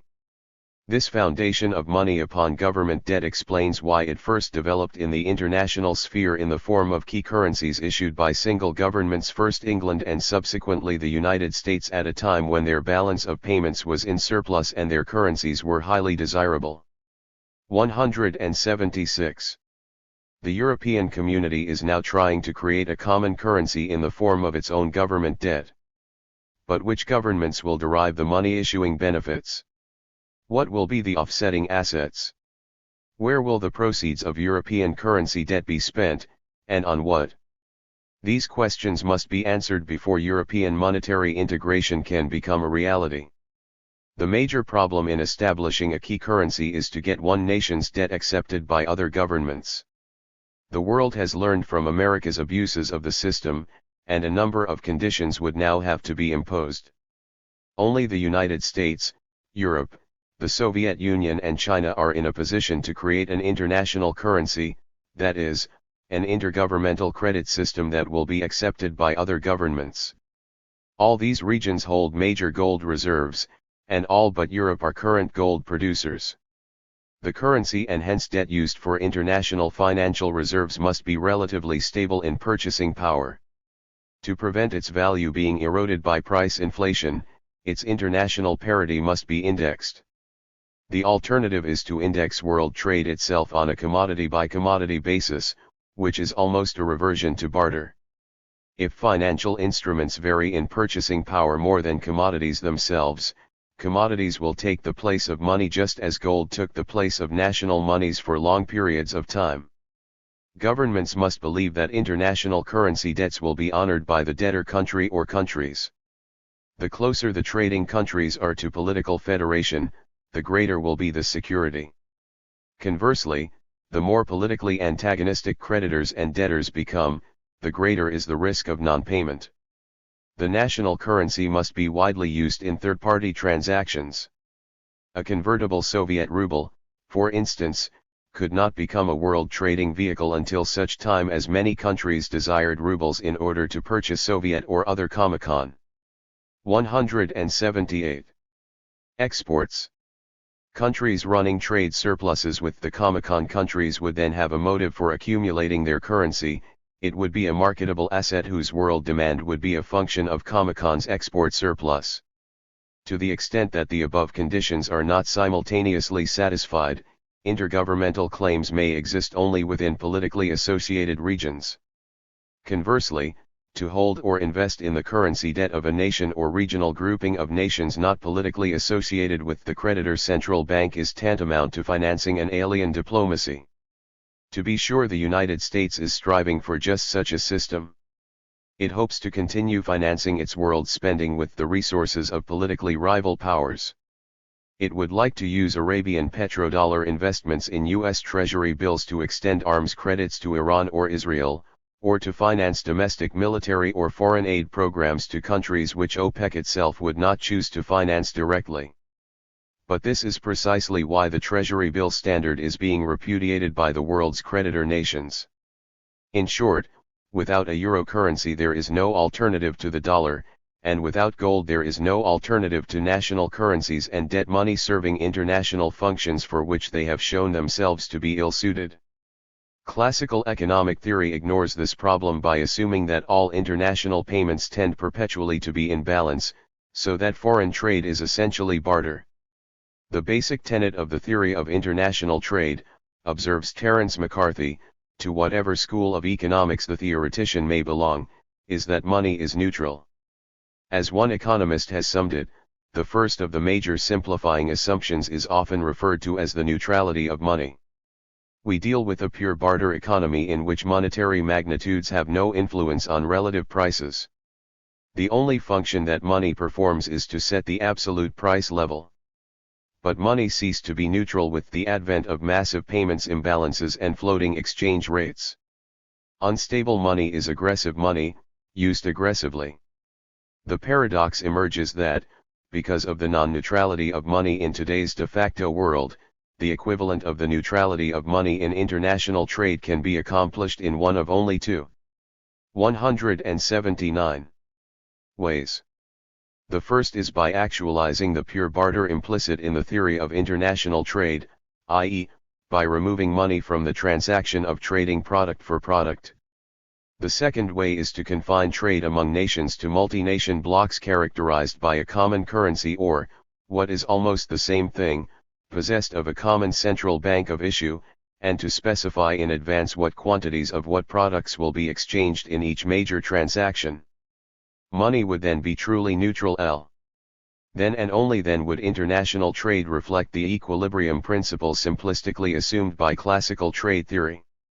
Whatever the new form of international money turns out to be, it must serve the three basic monetary functions, i.e., it must provide a stable measure of value, a satisfactory medium of exchange, and a store of value. When currencies were no longer convertible into gold and began to float, several attempts were made to find some other form of stability. An early approximation was the IMF's SDR, a composite of 16 of the world's major trading currencies. The US dollar represented 1/3 of its weight, and EEC currencies accounted for 33%. In early 1975 the oil-exporting countries linked their currencies and oil prices to SDRs. Iran began the process with its rial on February 12, followed by Saudi Arabia with its rial on March 14, Kuwait with its dinar on March 17, and then Qatar. Algeria wanted to price OPEC oil in SDRs as of July 1, but Venezuela and Saudi Arabia persuaded the organization to wait until October 1 because of its earlier promise to hold the price of its oil stable until that date. As of June, it seemed that SDR pricing might increase world oil prices by about 3%, or inasmuch American Samoa the value of one SDR had risen from $1.20 to $1.25 since the preceding October. 2 In May the International Air Transport Association announced that in the autumn all international airfares would be priced in SDRs rather than in dollars. In June the Guyana Bauxite Company sounded out foreign customers concerning a move to a composite unit comprising 4 equally weighted currencies. As an alternative, an EEC unit of account was proposed that would be based exclusively on the European snake. 180. Similar attempts were made to find a suitable store of value for international savings. For years the Middle East had sought some form of bond whose capital value would be adjusted on the basis of a price index or a terms of trade index. The Journal of Commerce suggested that the time may even come when the U.S. Treasury, in selling its securities to foreign investors, official or private, may have to give the investors an option of being paid on the basis of SDRs. This would take some of the profit out of selling dollar securities abroad at a dollar exchange rate which has fallen badly by the time the securities mature for. If not SDRs, then perhaps some market basket of industrial export prices might be indexed by OPEC countries. The Shah of Iran suggested a relationship between the prices of 20 or 30 commodities and the world inflation, because if we cannot link the price of oil with the price of inflation, there will not be any pressure or incentive for the industrial world to check their inflation. If they do not check their inflation, we can defend ourselves with the pricing of our oil. But who is going to suffer? The poor countries. U.S. officials opposed such suggestions. Asked about the Shah's proposal to link oil prices to an index of commodity prices, Parsky said the U.S. has talked with the Shah about such a scheme, but he added the U.S. wants to move the fixing of world prices back to the marketplace, with marketplace being a euphemism for turning the terms of trade in its favor and or letting the dollar depreciate in value. Kissinger offered to discuss commodity prices on a commodity-by-commodity basis but not in terms of overall shifts in the terms of trade. Meanwhile, France sought to lead continental Europe in developing a financial and banking mechanism to act as an alternative to the dollar as a medium of exchange and, through its cumulation of working balances, a store of value. Jean-Pierre Fourcade, Minister of the Economy and Finance, told an interviewer that he would like the Arabs to carry out transactions in francs. We're heading for a system in which the franc and the Deutsche Mark, for instance, will be instruments for international settlement like the dollar. We are witnessing the end of the dominance of the dollar. 6. The European snake, perhaps in conjunction with the gold. 181. Backed Arab currency, might thus supplant the dollar at least in Eastern Hemisphere transactions. This implies development of a Mediterranean regional monetary institution largely outside of the IMF. It is useless to build on ground that is sinking, declared France's Minister of Foreign Affairs Jean Sauvagnargues before the United Nations General Assembly in September 1975, particularly when monetary settlements can spirit away the gains of a long-term policy in the space of a few weeks. Rather than setting out to dismantle the IMF, Europe's central banks took the softer option of selling back to themselves 1/6 of the gold subscriptions they had originally turned over to the IMF in 1945. Through the Bank for International Settlements in Basel they sought to purchase part of the other 1/6 of IMF gold which was to be sold at market prices to benefit third world countries.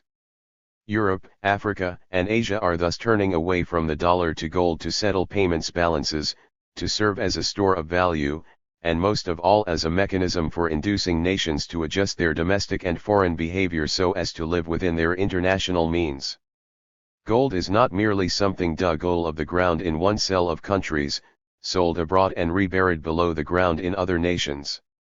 Rather, it is a set of institutions, a compromise enabling national governments to hold their monetary resources in some form other than loans to foreign governments.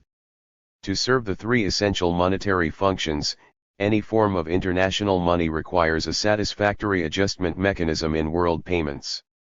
The balance of payments no longer responds to the adjustment mechanisms postulated by classical laissez-faire trade theory.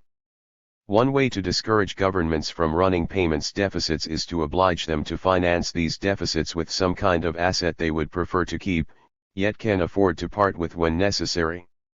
To date, no one has come up with a better solution than that which history has institutionalized over a period of about 2,000 years, gold. All central banks currently hold, and obviously desire to keep, substantial values of this metal. For centuries, possession of gold and monetary autonomy have been nearly synonymous, for the domestic money supply has rested upon the monetary gold stock. With the link between money and gold now severed, interna. 182. National economic equilibrium requires that nations be permitted to run payments deficits only with the permission of the foreign payments surplus countries concerned. Europe pressed for a general code of behavior along these lines at Bretton Woods in 1944 when it argued for the scarce currency clause in the IMF Charter. but the United States denatured this clause on the ground that it did not want payments surplus nations to be subject to demands made by payments deficit regions. It has since become apparent that some system of mutual surveillance, and hence subordination of national monetary sovereignty to international authority, must be established. To be sure, some degree of imbalance in international payments each year is naturally to be expected. But a means must be found to prevent systematic abuse.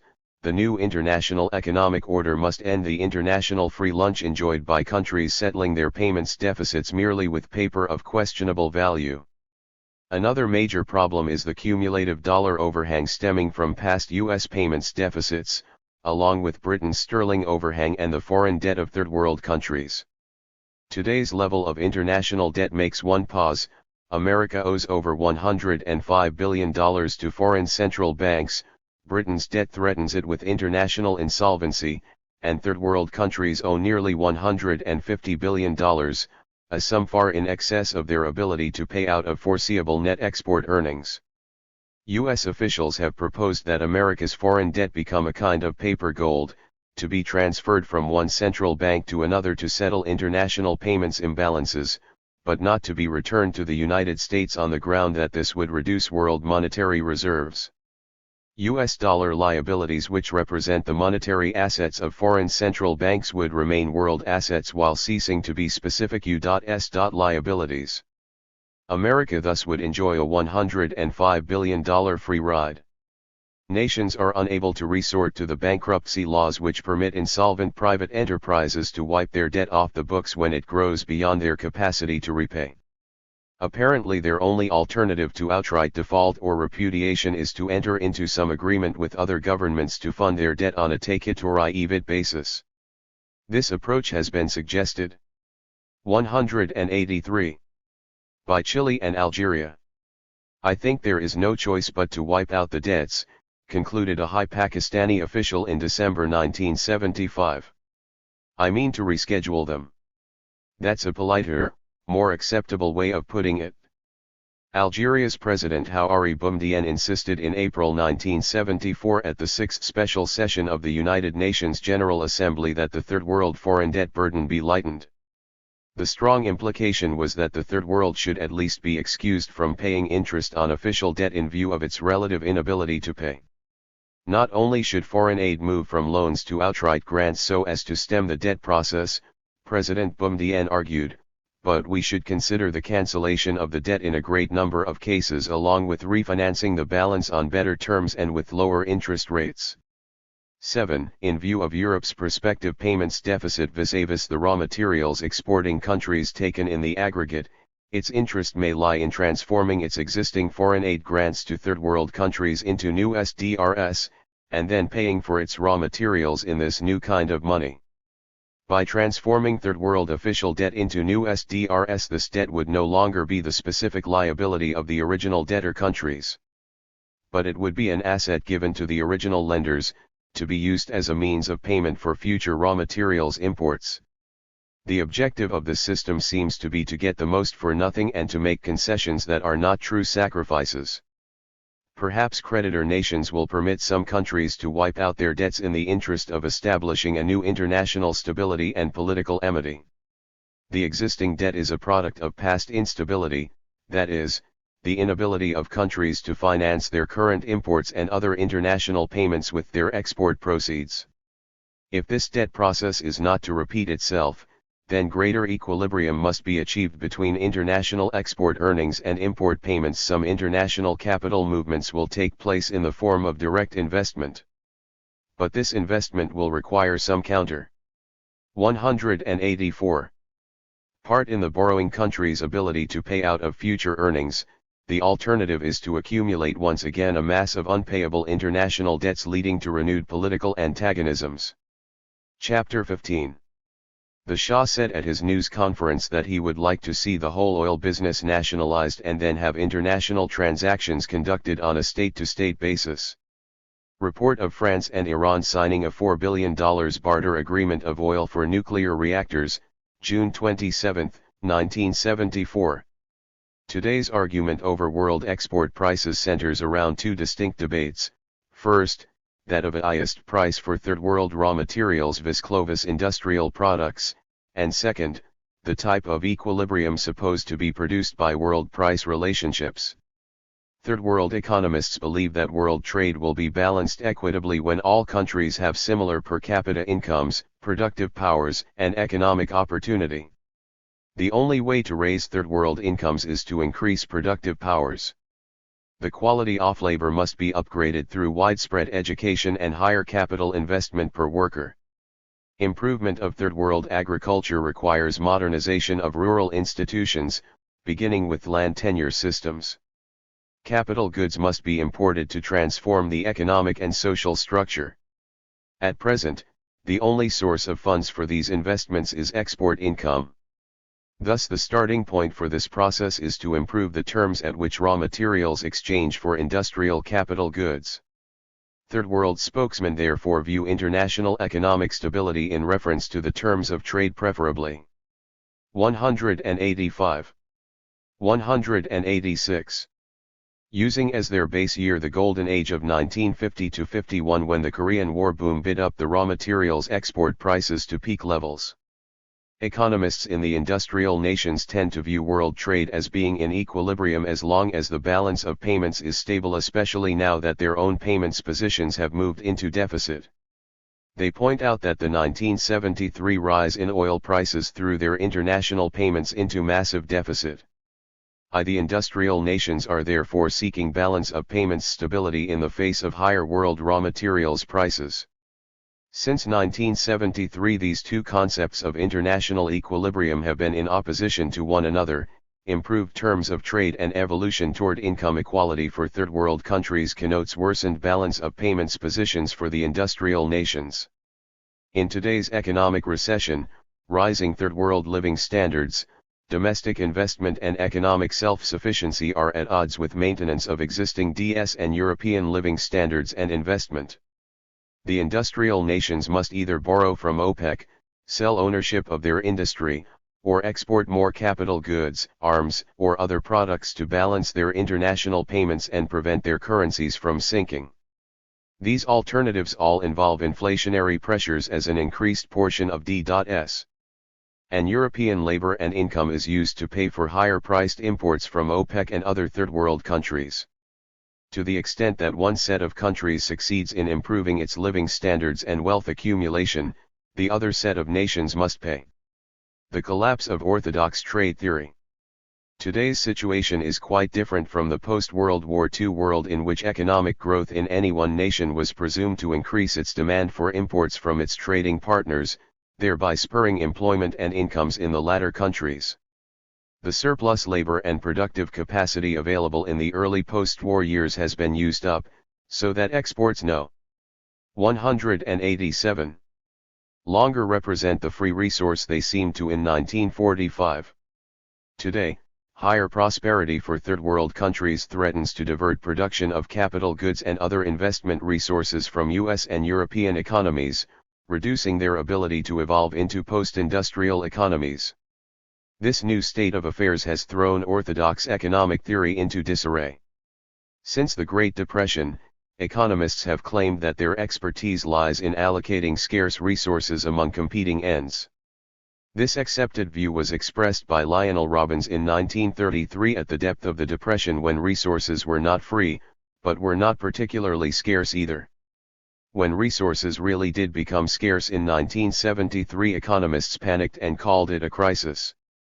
The problem was that these economists, especially those working for governments in the industrial nations, did not want to recognize the fact that they would have to scale down their ends, i.e., their economic targets. Third world countries were learning how to play the international economics game and were pricing their exports at levels justified by their relative scarcity over time, taking into account their long-term replacement costs. Orthodox price theory did not explain the structural rigidities built into the world economy since 1945. It failed to deal with the technological and institutional structures that formed the context of economic behavior. It also failed to trace the consequences of the attempt by most industrial nations to become post-industrial societies. This development required low-income countries to perform most of the world's real work, that is, produce its industrial manufactures and raw materials. The industrial nations were becoming leisure-oriented, white-collar service economies, living off their investments in third-world economies and importing the products of blue-collar labor. This vision of a post-industrial future could hardly be reconciled with the traditional ideals of laissez-faire theory and its hypothetical equilibrium mechanisms. What did it imply for the future of third-world countries, if not that they would work harder rather than share in the prosperity and leisure being enjoyed in the industrial nations? Indeed, ever since World War II, gaps in incomes, productive powers, and living standards have widened between third-world countries and the industrial nations. According to classical laissez-faire models, they were sup. 188. Posed to narrow in response to automatic market adjustment mechanisms. In 1973, this clash between theory and reality began to be settled by third-world governments intervening into the trade and development process. It had become apparent that world markets were dominated by large international firms in the industrial nations, regulated in turn by their governments. Self-serving but seemingly objective market forces thus could no longer serve as arbiter of international pricing and resource allocation. The laissez-faire models that guided post-war development had presumed no cartels or governments. Trade patterns were viewed as being somehow natural, as if nature itself had decreed the existing productivity and cost differentials among nations and their patterns of specialization. This was in large part a carryover from 19th-century trade theory as elaborated by David Ricardo and John Stuart Mill, who discussed the exchange of cloth for wine in basically 17th-century terms. They assumed perfect small-scale markets, cottage industry production characterized by diminishing returns and balanced international payments. This approach hardly reflects the modern-day world of international cartels, rising productivity, balance of payments instability, and a long legacy of national protectionism that has transformed the division of world labor over the centuries. In practice, economic momentum has been seized by the most highly protectionist economies, led by England in the 17th and 18th centuries, the United States in the 19th century, and followed by continental Europe, Japan, and Russia. These nations all consolidated their modern industrial development when they repudiated laissez-faire doctrine. By contrast, the countries which are today underdeveloped are those which have not managed market forces in their own national interests. For the past century they have been enmeshed in a colonialist and post-colonialist system that forbade its members to enact protectionist policies or even to determine the price of their exports. These countries could only export products that the industrial nations elected not to produce. In the absence of protective tariffs, their domestic production patterns were determined by competitive forces shaped by economic forces determined outside their jurisdictions, i.e., by the more economically aggressive industrial nations. Third world countries that did not manage market forces in their own national interests permitted their evolution to become warped into a monoculture syndrome. All this is now changing. Resolution of today's conflict over world pricing is moving out of the hands of multinational firms into intergovernmental forums representing both third world and industrial nations. The multinationals and their home office governments are being countered by the combined weight of third world governments administering export prices rather than leaving them to be set by market forces. This new approach won its first victory when the oil-exporting countries quadrupled oil prices and announced their intention to appropriate ownership and management of their natural resources. If they now start producing steel and oil-based fertilizers for export and buy capital goods to further enhance their productive powers, the focus of world economic growth will shift toward the Middle East and other third-world areas whose investment is financed by OPEC. There will be nothing natural about the resulting world trade patterns. They will result from deliberate government policy. Developing a more refined concept of cost for world raw materials, the concept of cost itself has been called into question in an attempt to determine a commodity's just world price. In addition to accepting resource cost differentials as given and natural, economists also tend to accept existing wage differentials as a just element of the comparative cost structure that gives low-income countries a competitive advantage in producing the type of goods that can be produced with low-wage labor. In fact, all international cost differentials are accepted as UST. The only issue debated by orthodox trade theory is the proper relationship between production cost and sales price, taking production costs for granted. Commodity pricing is strongly influenced by supply and demand factors. These refer indirectly to costs in the sense that producers will stop supplying products whose price is less than their production costs. Matters are complicated by the fact that raw materials producers in the Indus 190 trial nations generally face higher production costs than third world producers. The questions to be determined in international trade are therefore whether the price for a commodity will be set at its high or low cost margin, and the nature of these costs. A figure quoted frequently in the American press for the true or economic value of Saudi Arabian oil is 10 cents per barrel, the cost required to pump the country's vast oil resources out of the ground. But this is like defining the value of a lathe or other industrial machine merely in terms of the labor necessary to walk into a factory and carry it out the door. What is lacking is a sense of replacement cost. Marginalist economics tends to confuse resource and capital replacement costs with economic rents as both representing something for nothing. The theory argues that American and European oil producers should receive higher oil prices than third world producers because their production costs are higher. A just international price structure is one which enables producers in each country to receive income sufficient to cover their current production costs plus normal profits. Hence, it appears fair to pay efficient producers less than inefficient ones so as to prevent super profits from being reaped. The fact remains, however, that as long as production costs differ among countries, someone must reap the value of these differences. Until 1973, this profit, which economists call economic rent, accrued to producers, consumers, or governments in the industrial nations, not those in third world countries. Actually, the benefits of low-cost third world minerals can accrue to industrial nation investors whose third world branches sell inexpensive minerals to their own refineries and distributors, and sell the products at relatively high prices.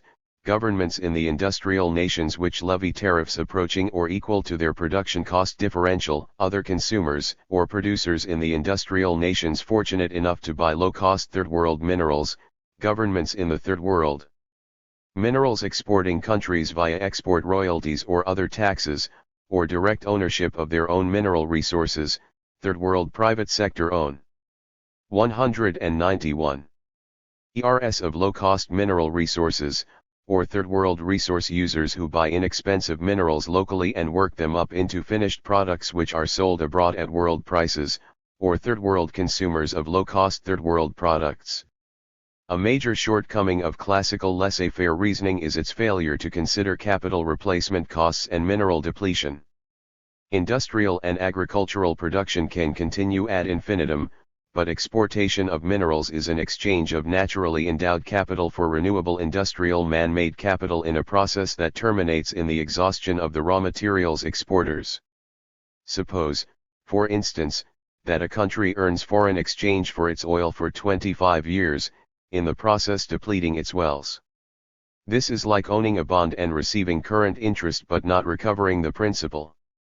If an oil exporting country spends its export proceeds on foreign grains and other foodstuffs rather than modernizing its agriculture so as to produce its own food, and if it buys foreign manufactures instead of creating a domestic industrial capacity, then its economy and living standards will collapse once the export product is gone. Unable to sustain its existing pace of economic activity, the population will be forced either to drastically curtail its living standards or to emigrate. Governments in the industrial nations have long recognized this problem and have given their own mineral producers a tax allowance for depletion. The purpose of this allowance was to enable producers to replace the value of their minerals used up in production, in the face of rising replacement costs over time. For many years the U.S. depletion allowance stood at 27.5% of the sales revenue of direct production affiliates. This meant that American oil and mining companies could register $27.50 out of every $100 in sales revenue as a production cost, and therefore pay no taxes on it.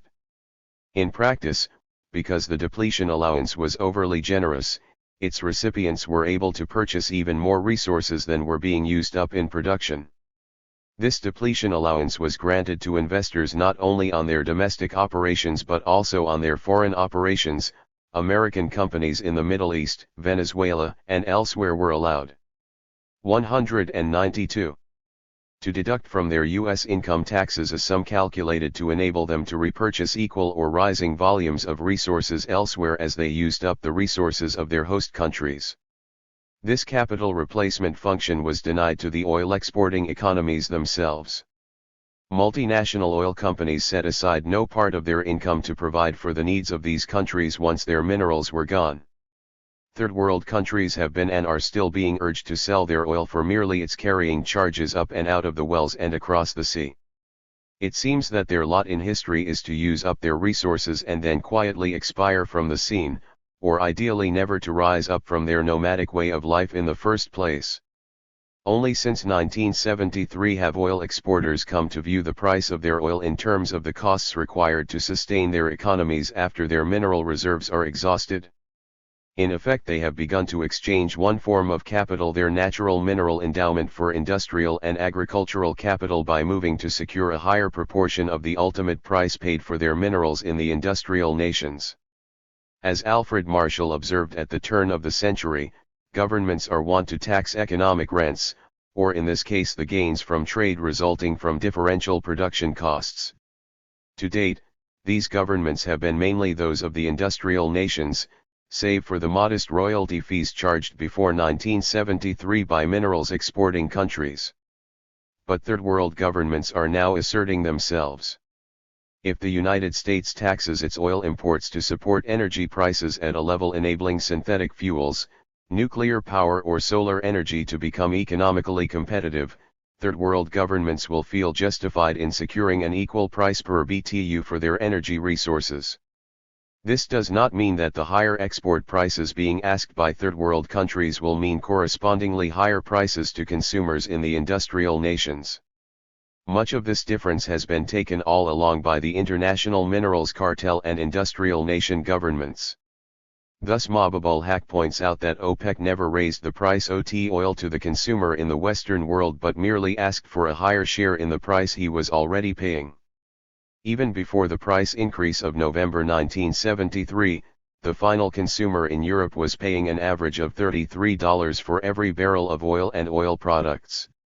Since the 193 cost of extraction, refining, transportation and distribution was only about $5 per barrel, $28 accrued as surplus rent or profits of which the OPEC members received $2 and $26 were pocketed by the oil companies, government taxes and royalties of European countries.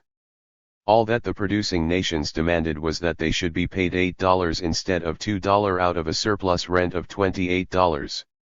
And yet the OPEC action was not presented as a just struggle for a more equitable sharing of rent, which it really was, but as an unreasonable increase in the price of oil.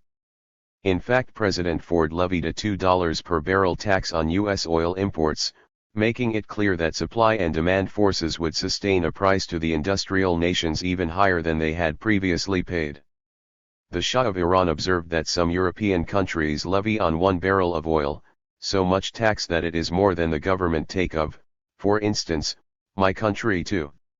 As for other commodities, René Servois has computed that of the $200 billion the consumers at the end of the line pay for raw materials imported from third world countries, the biggest cut goes to industrial and commercial middlemen, the vast majority of them from the developed nations, while only $20 billion reaches the producer countries.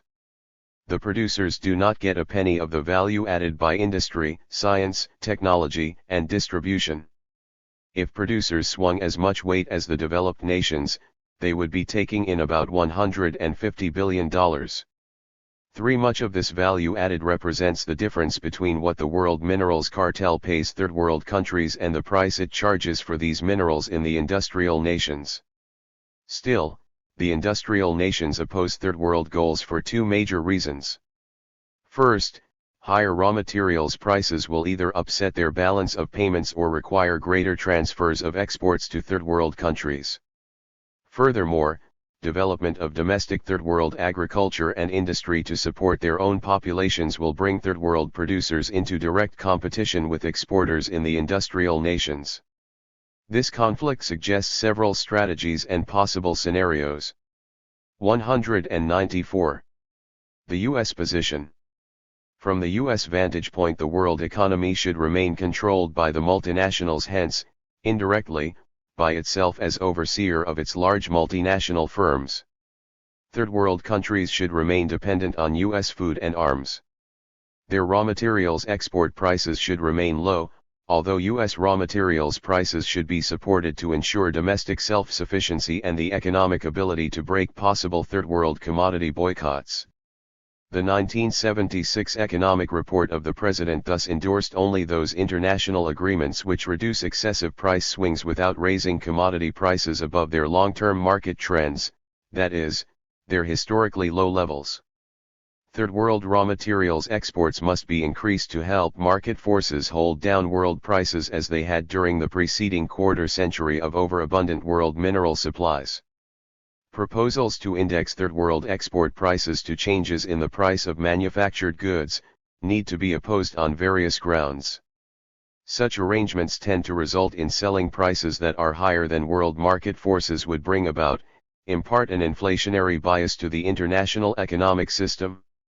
Therefore, earnings stabilization schemes can better be implemented through more market-oriented ways, and any transfer of resources to the poorer countries can better be accomplished through official aid channels.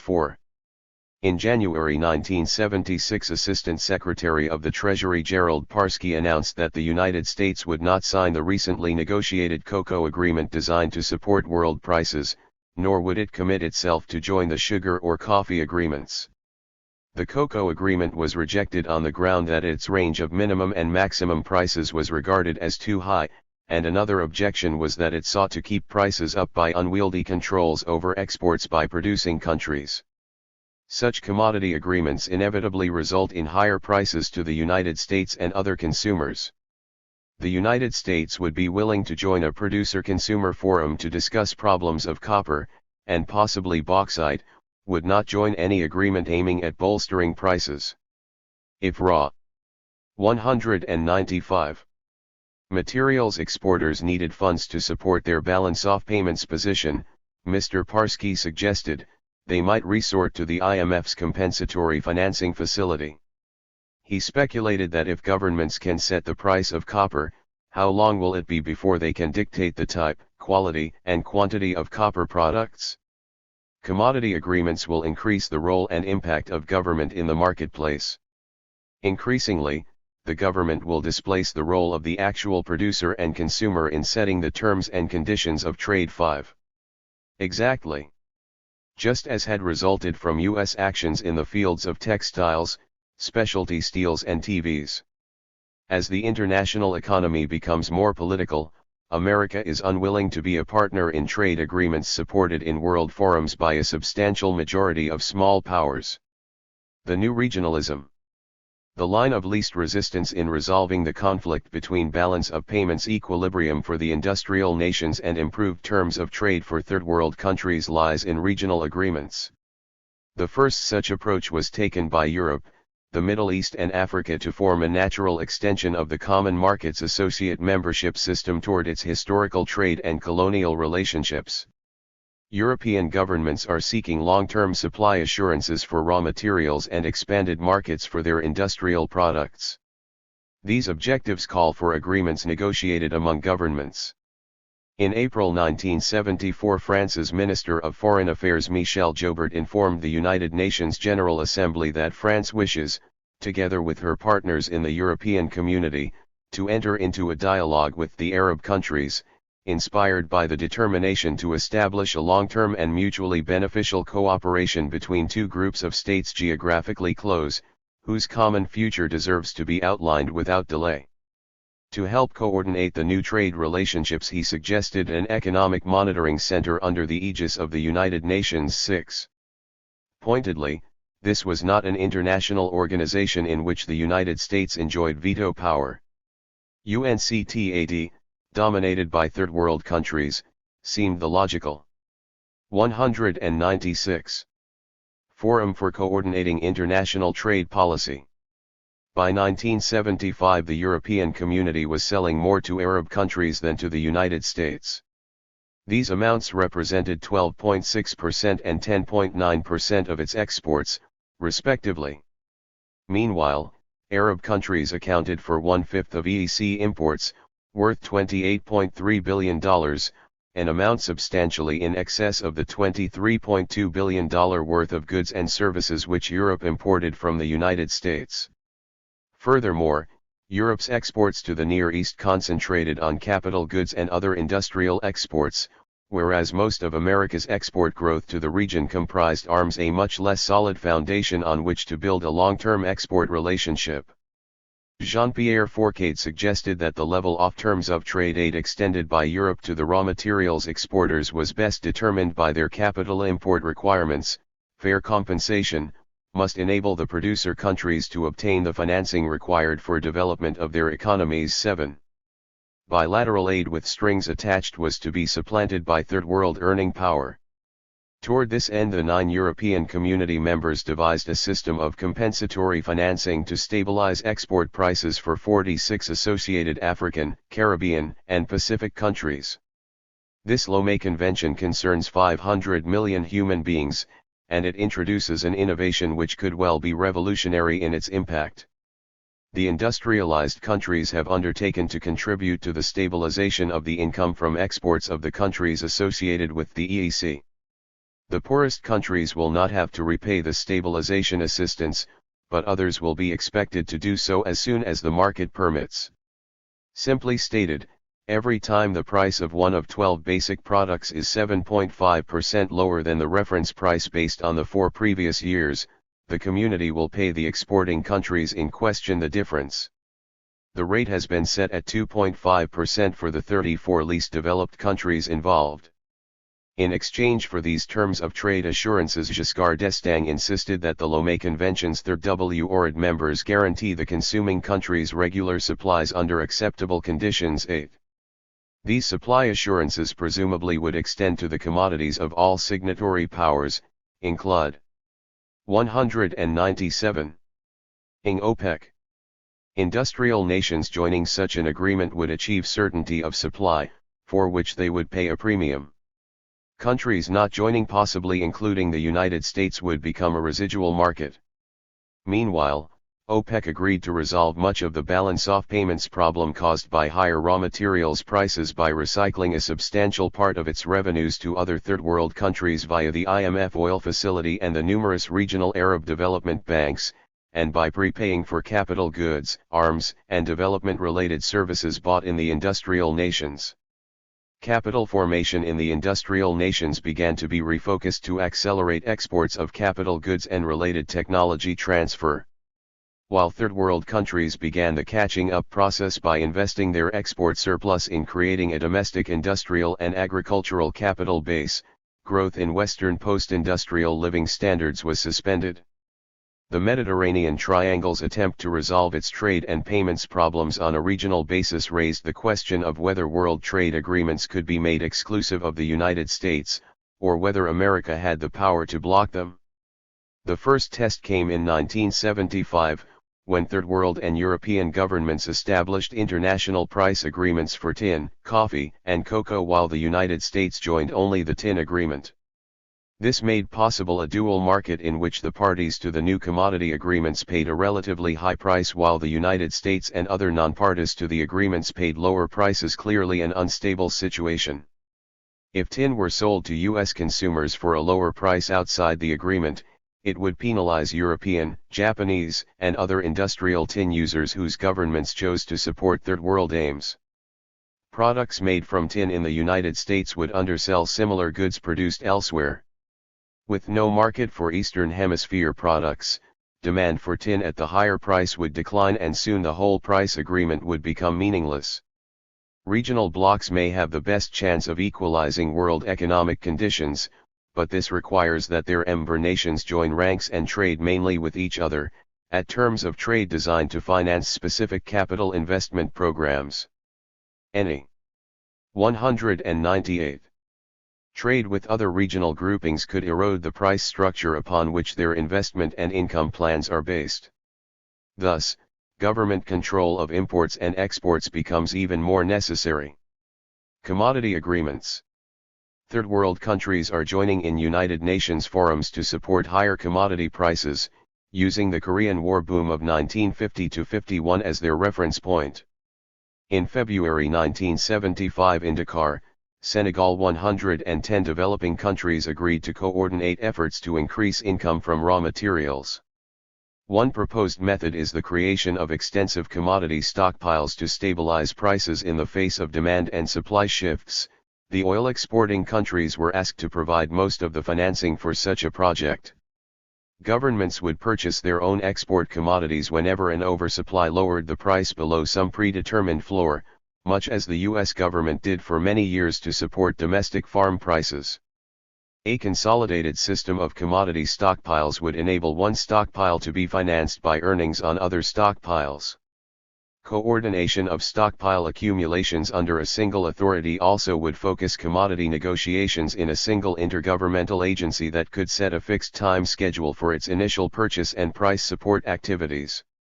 This would help third world countries improve their terms of trade but would not help the industrial nations balance their international payments.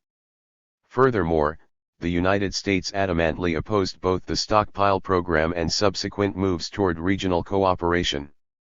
Germany and England have leaned toward the U.S. position.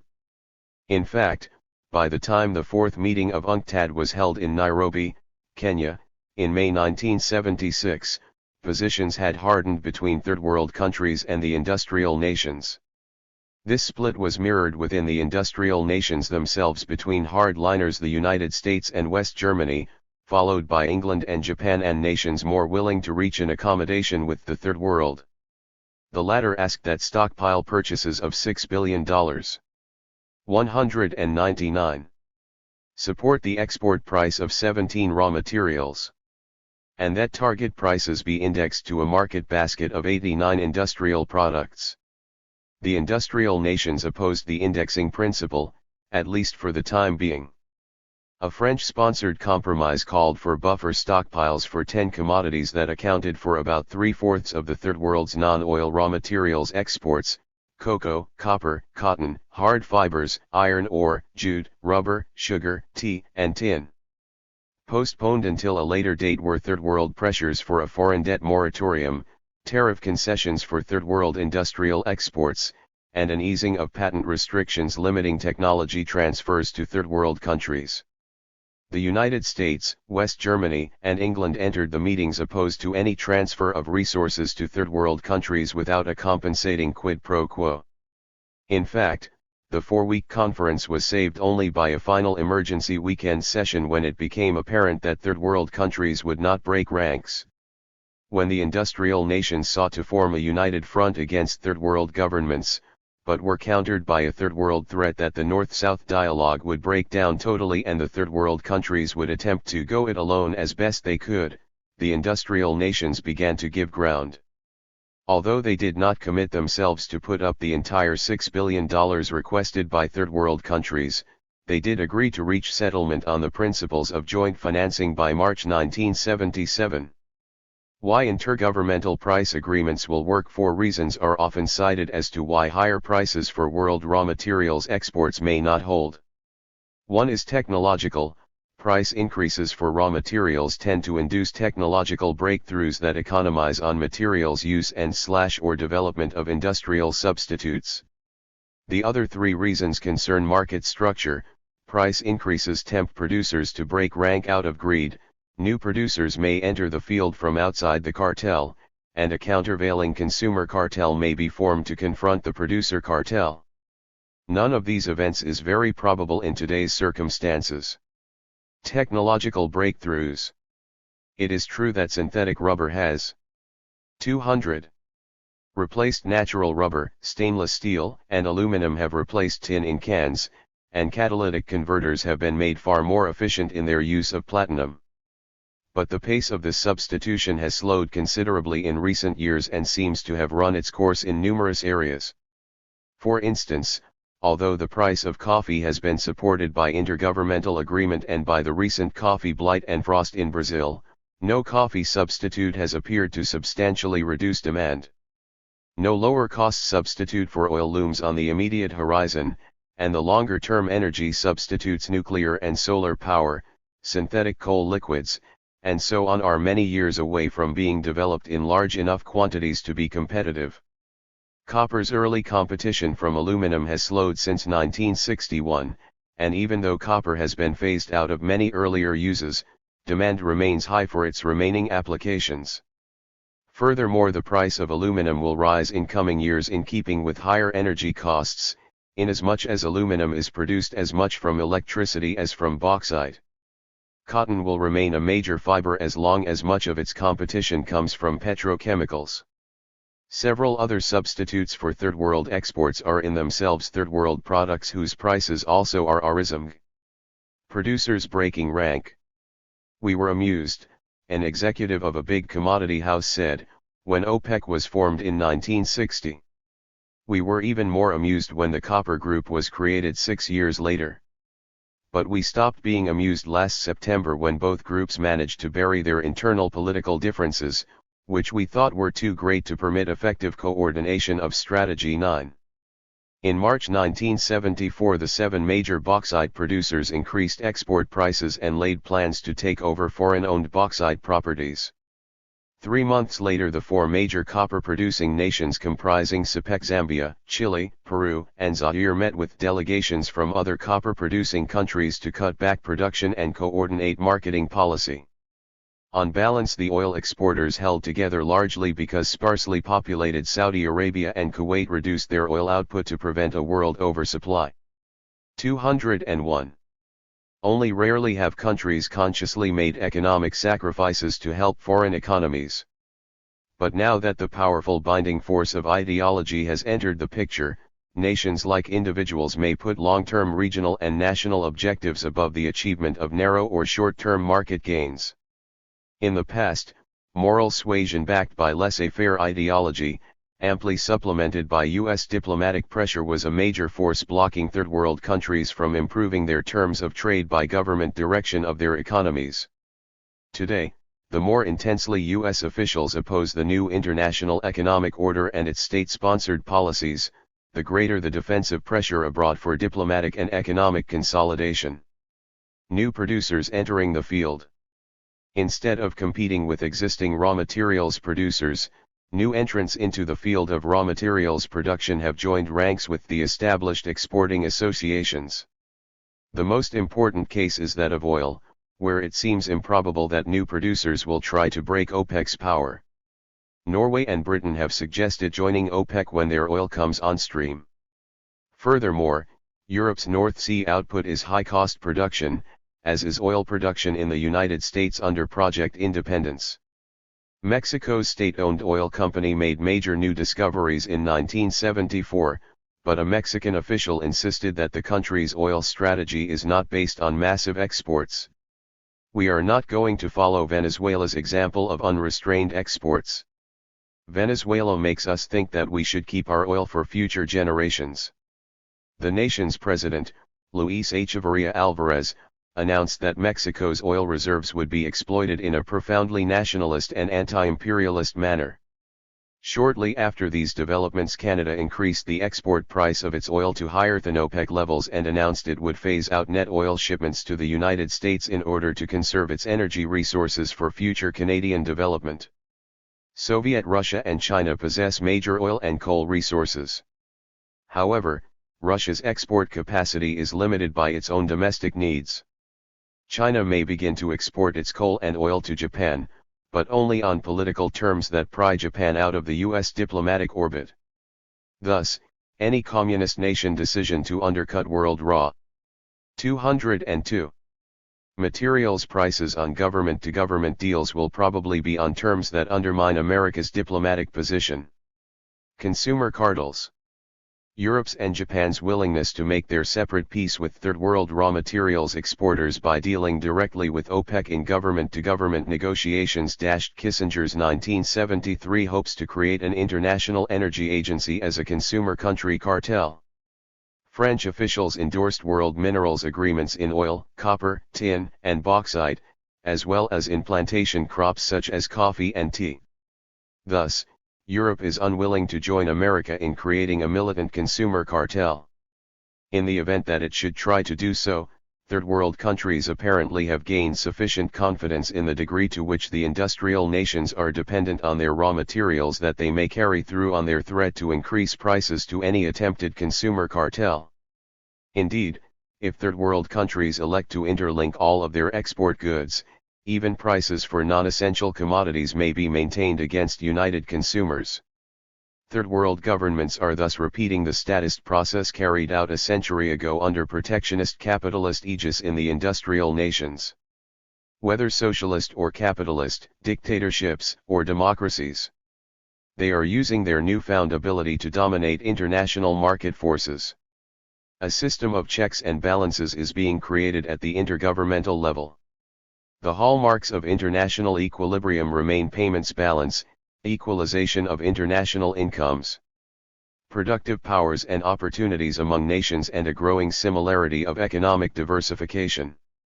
But to the extent that these goals are achieved, it will be through the active hand of government rather than by what Adam Smith called the invisible hand of unregulated market forces. Chapter 16.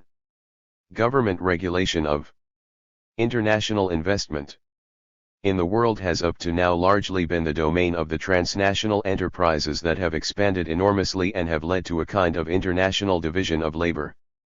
States, however, cannot let the transnationals shoulder responsibility for industrial cooperation alone. It has now been agreed that the problems of energy, raw materials, and development will be examined simultaneously. Valéry Giscard d'Estaing, August 8, 1975 speech in Zaire on a new international economic order. New criteria to evaluate the activities of multinational firms are stemming from three major causes: the super profits earned by the multinationals, especially in the raw materials area, their bribery and other illegal domestic political activities, and most of all their tendency to warp host country economies into monocultures rather than to stimulate their development and diversification. International investment is therefore coming to be viewed in terms of its long-range impact on host country self-sufficiency and productive powers. These developmental impacts have turned out to be more important than gross export volume, contribution to GNP, or yield in tax revenues. Under international law, host country governments may regulate all investment in the national interest, providing that foreign investors are subject to the same rules as domestic investors in their particular industries. This suggests that in years to come domestic as well as international investors face much greater regulation of their pricing, market shares, and dividend payout policies. They also may face targets for their balance of payments contribution, production levels, and domestic employment. New rules for multinationals. Foreign investment is viewed favorably if its operations contribute to the host country's capital formation, taking into account the broad range of social factors affected by this investment and its required costs in terms of government-financed infrastructure. Investment activities are discouraged which deplete a country's resources, transfer its profits abroad, or retard domestic political evolution. In the aftermath of the Lockheed scandals in Japan, Holland, and other countries, and the revelation of ITT's involvement in Chile's coup d'état, the political environment was ripe for increased host country regulation. The balance of payments crisis experienced by third-world countries following the massive increases in food and oil prices gave a further note of urgency to the situation. The United Nations Good Conduct Code for Multinational Investment, drawn up in 1974, therefore called for renegotiating international minerals and plantation concessions not in host country interests. At the 1976 UNCTAD conference in Nairobi, third world countries insisted on a review of all foreign investment. The expropriators were being expropriated in third world countries just as their operations were being regulated in the national interest in the industrial nations. The world was going either socialist or state capitalist, beginning with the export sectors of all nations. Firms engaged in raw materials exploitation have become the major targets for nationalization or government participation programs precisely because their repatriation of earnings, dividends, depletion, and depreciation funds are viewed as unreasonable leakages from the host country economy. Henceforth the savings function and its associated investment function are to be retained in the host country. Industrial projects generally have been left alone, as have Agri 205. Cultural projects, although they are now getting attention.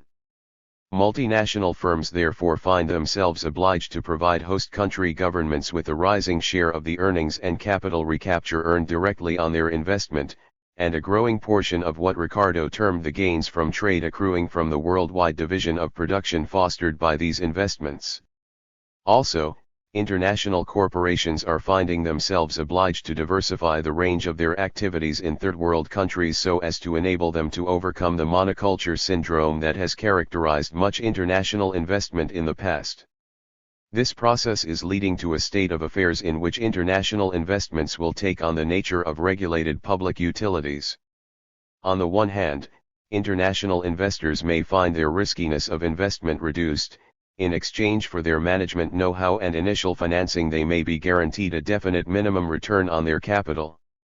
But by the same token they will find themselves constrained from earning the uniquely high rates of return available in the past. To the extent that host countries provide assurances against prejudicial regulation or nationalization without compensation, there will obviously be less justification for abnormally high international profits that previously were viewed as compensation for risk. The risk will be minimized and so will the super profits previously transferred abroad. The trend toward nationalizing raw materials investments need not occur in a manner antagonistic to corporate or public interests in the industrial nations. In fact, American copper companies worked closely with President Free of Chile in drawing up plans to Chileanize that nation's copper mines. The U.S. government demonstrated that it did not oppose Chile's takeover of Anaconda and Kennecott copper affiliates as much as the prospective shift of their marketing function away from the United States.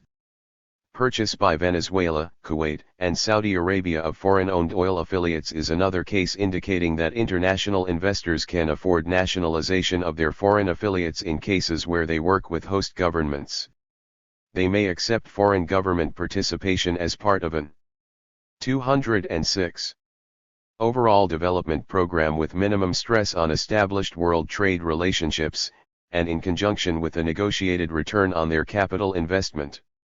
The main danger to international firms lies in their being caught in a conflict of interests between home office and host country governments, each seeking to use them as arms of their own self-interested policies.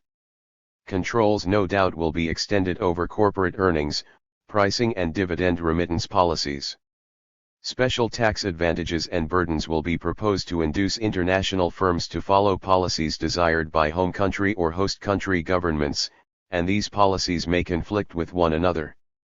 Controls may be extended to cover third country transactions, and hence intra-firm pricing policies, as well as hiring policies, technology transfer and diversification of investment. Some governments may go overboard in establishing balance of payments targets on a firm-by-firm basis, such as were applied in the 1960s by the U.S. government in its Foreign Investment Control Program. Whatever the strains between home office and host country governments, it has become apparent that international firms are not more powerful than governments. They are no longer independent entities, they have become pawns. OPEC investment plans. Irrespective of their political systems, Arab countries are laying the groundwork for economic development based on the best technology the world has to offer. They obviously must educate their populace and upgrade health standards as a prelude to broadly based economic development. Agriculture and industry must be modernized to meet the needs of their populations. The vast size and scope of Arab development plans requires an overall coordination far beyond the ability of private firms responding to free market forces. OPEC's economic surpluses, which once would have lined the oil industry's pockets, have provided funds for a $144 billion 5-year development plan in Saudi Arabia, a $75 billion 5-year plan in Iran, and investment programs of nearly equal magnitude in Kuwait and the Arab Emirates. These countries are installing the most sophisticated communications. 207 systems available, including the most up-to-date telephone and TV equipment. Their electrification program is based on the most advanced concepts. Hospitals and universities will be generally better equipped than those in the United States. The logical place for OPEC to begin industrializing is in energy-intensive industries linked closely to oil and natural gas inputs, petrochemicals and fertilizers, oil refineries, and tanker fleets to secure marketing autonomy over their oil, as well as production of aluminum and copper, iron, and steel, and related heavy industries based on these inputs. The advanced technology required for these developments must be imported. OPEC therefore is taking payment for its oil exports in the form of imported capital goods, engineering services, and skilled labor.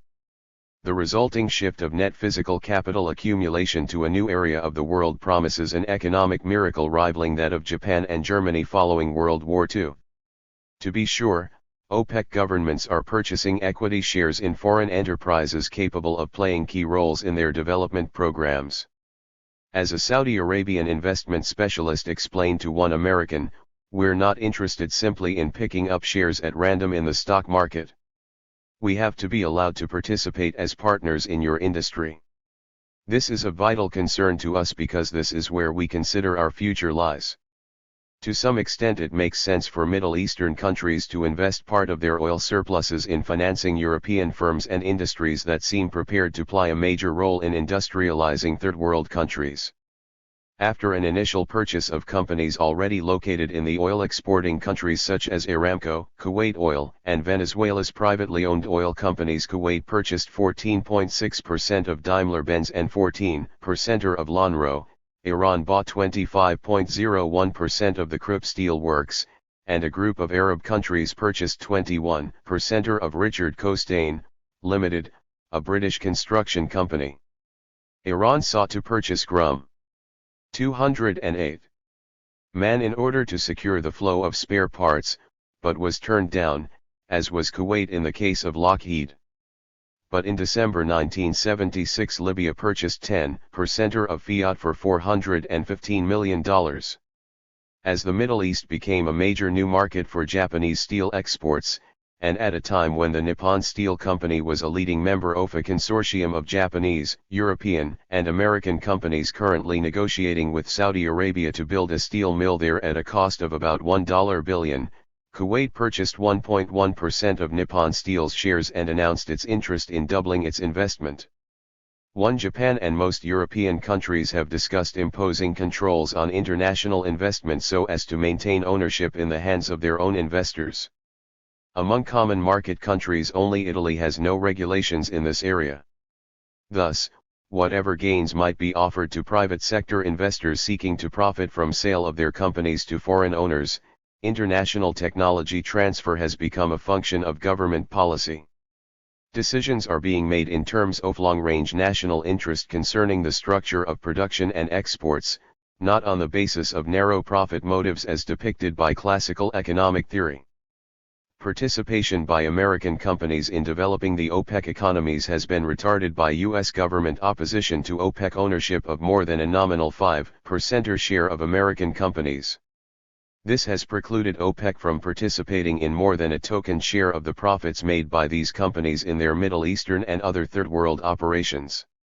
Therefore, OPEC has been discouraged from giving contracts to these companies, being unable to share in their subsequent profits. America's repudiation of foreign investment inflows thus risks its being left out of the Third World's potential economic miracle, save to the extent that it can export arms to the Middle Eastern market. Downstream investment in the oil industry and its consequences for the industrial nations. Many Western observers were surprised to see OPEC invest in refineries, tanker fleets, and other downstream petroleum facilities that apparently operated at or near losses throughout the 209 world. But to the initiated, OPEC's investments proved how well they had learned from the oil companies and the extent to which they intended to replace the cartel. The oil derivative business probably will remain concentrated in the hands of the most vertically linked companies and producer countries. Toward this end, OPEC governments may desire to maintain the nominally low reported earnings on their downstream operations in order to foreclose new investors from entering the oil products industry. The Third World's desire to extend its raw materials output into more finished lines thus gives it the flexibility in marketing strategy hitherto enjoyed only by the international minerals cartel. On the one hand, OPEC governments may cut the price of raw materials supplied to their own fabricating plants and other downstream operations, while supporting the price of their raw materials exports. This would reduce the profit margin of competing plants located in the industrial nations, by holding their raw materials costs high in the face of softening world demand. The alternative is for third world countries to cut their raw materials prices to foreigners. This traditional response to softening world demand would reduce the raw materials costs to fabricators in the more industrialized nations, increasing their profitability accordingly and enabling them to maintain their monopoly over final industrial outlets for world raw materials.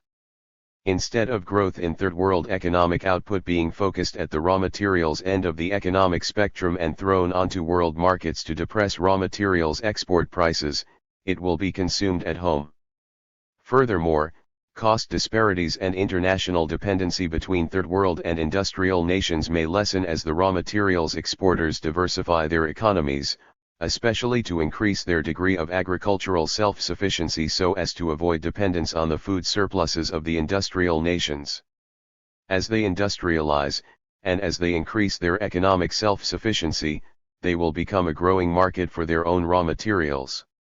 This will absorb the 210. Historical oversupply of minerals and plantation crops, increasing their world price accordingly. An ascending spiral of third world capital accumulation and independence will supplant a descending spiral of resource depletion and dependency. The prospect thus is opened for third world countries to turn the tables on Western business practice.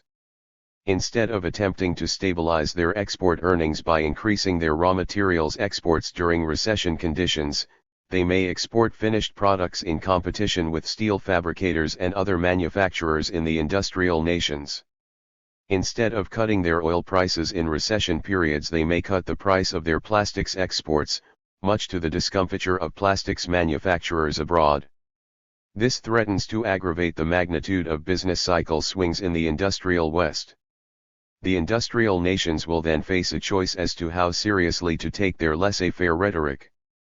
If they maintain low tariffs and adhere to relatively free trade policies, they will suffer unemployment in industries that depend mainly on relatively high-cost domestic imported raw materials.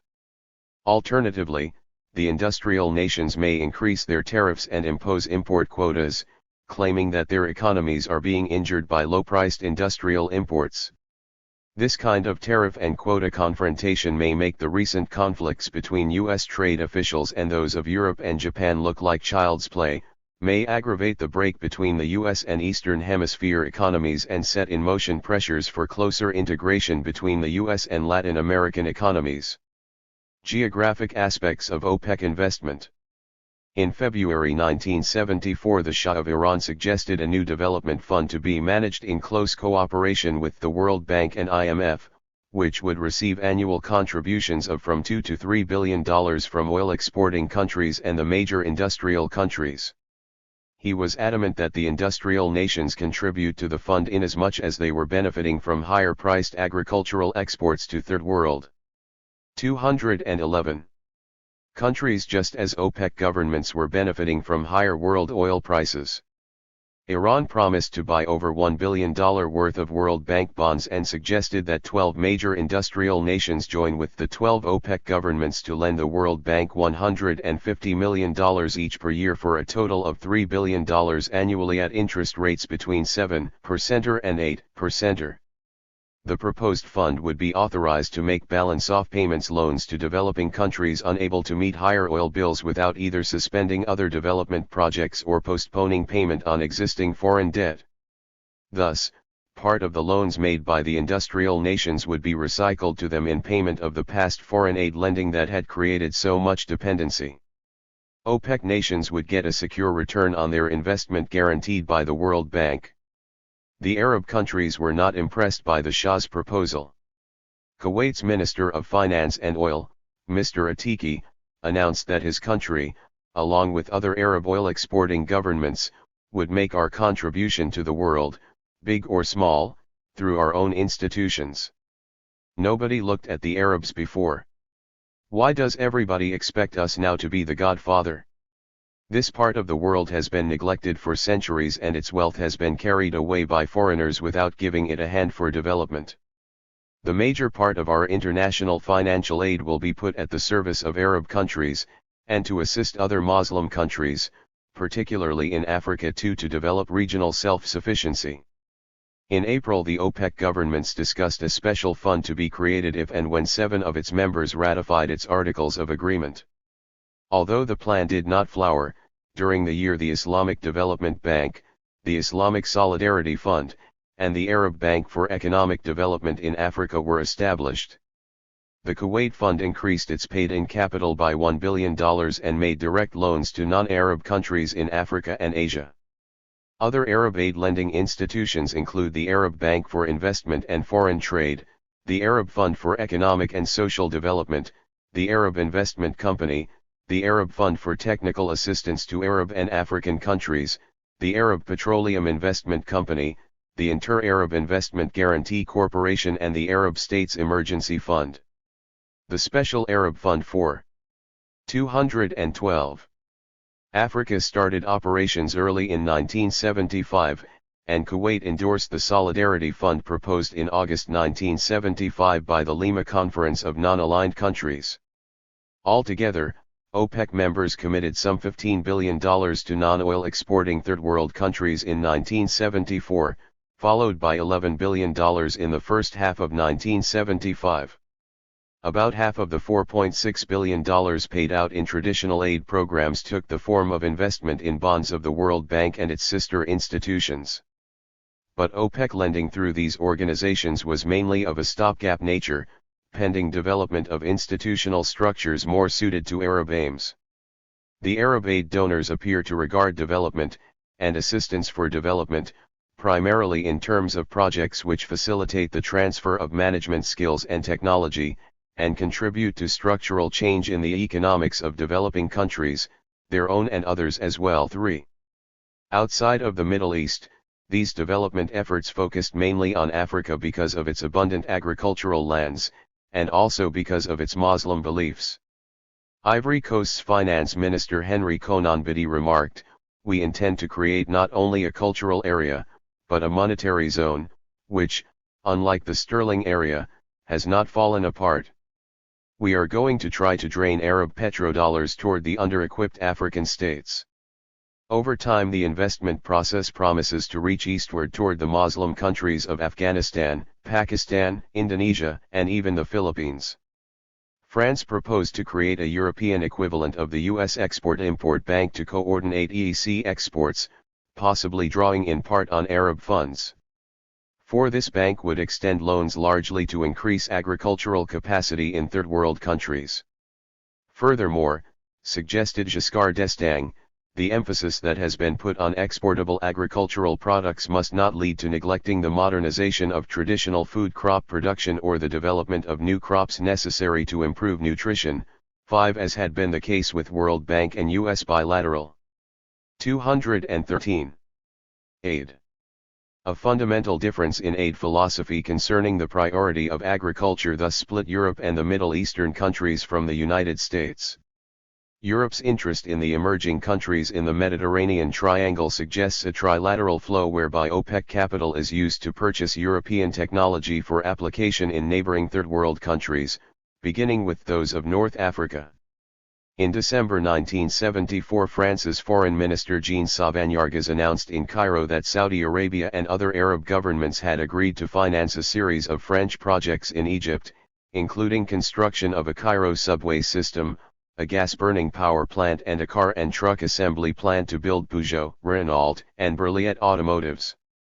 France's ambassador to the United States explained this emerging pattern of government-negotiated private investment and technology transfer. "I think a triangular agreement like the one between France, Iran, and Senegal is well conceived and an effective form of aid to development," the producers invest capital in the non-industrialized countries and technology is sold to the latter by the industrial consumers. 6. Companies in Germany, Britain, Switzerland, and other European nations are playing a key role in an Arab plan to invest $6 billion over a 5-year period to make Sudan the breadbasket of the Middle East.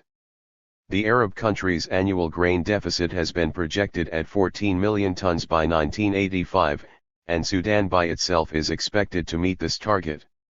This will provide self-sufficiency for the Arab world in foodstuffs as well as enabling Sudan to export tropical fruits and out-of-season vegetables to Europe, while maintaining its position as the world's long staple cotton exporter.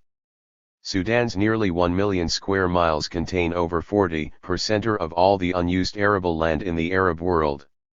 A recent soil survey indicates 185 million acres available in virgin soil located in the rain-fed clay plains of central Sudan, flat, savanna country where mechanized farming already covers some 3 million acres. But all the land at present under plow does not exceed 17 million acres, and that includes about 4 million acres under irrigation. Satellite photography May 214. Reveal further arable land of 100 million to 200 million acres in extent. President Numairi was therefore quick to take up the idea of triangle transactions proposed by Bond's Minister for Development Aid, according to which a European land contributes the know-how and an oil-producing country undertakes the financing of major development projects. Saudi Arabia provided $200 million in November 1974 to establish the Sudanese Development Corporation, followed by establishment of a joint Saudi-Sudanese authority for the exploitation of the Red Sea resources. The Kuwait-based Arab Fund for Economic and Social Development has outlined a $2 billion plan to develop Sudanese cereal, sugar, and meat projects. The Kuwait Fund for Arab Economic Development is financing a major sugar scheme for which a British firm, Fletcher and Stewart, is building a refinery. Middle Eastern funds are also financing a $180 million project being carried out by another British firm, Lonrho Limited, to develop the world's largest sugar project. The Arab Agricultural Development Organization plans to irrigate over 1 million acres of Sudan's Blue Nile province. Extension of cultivated lands is also being financed by the Kuwait and Abu Dhabi development banks. Other agricultural projects are being financed by the World Bank, FAO, and USAID. The governments of Norway, Canada, Holland, and other nations are also helping to finance development of Sudan's vast agricultural potential. The result of such projects may be to create a 20th century equivalent of the Mississippi Valley development in the United States a century ago. In addition to the vast Gezira scheme lying to the south of Khartoum between the Blue and White Niles, the $170 million Rahad project is adding 30,000 irrigated acres by 1978, and the Gongoli plan will irrigate an even larger area.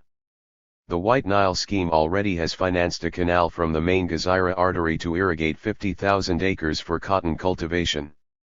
The magnitude of these developments has enabled Sudan to become self-sufficient in rice and nearly so in sugar, sisal, vegetables and fruit.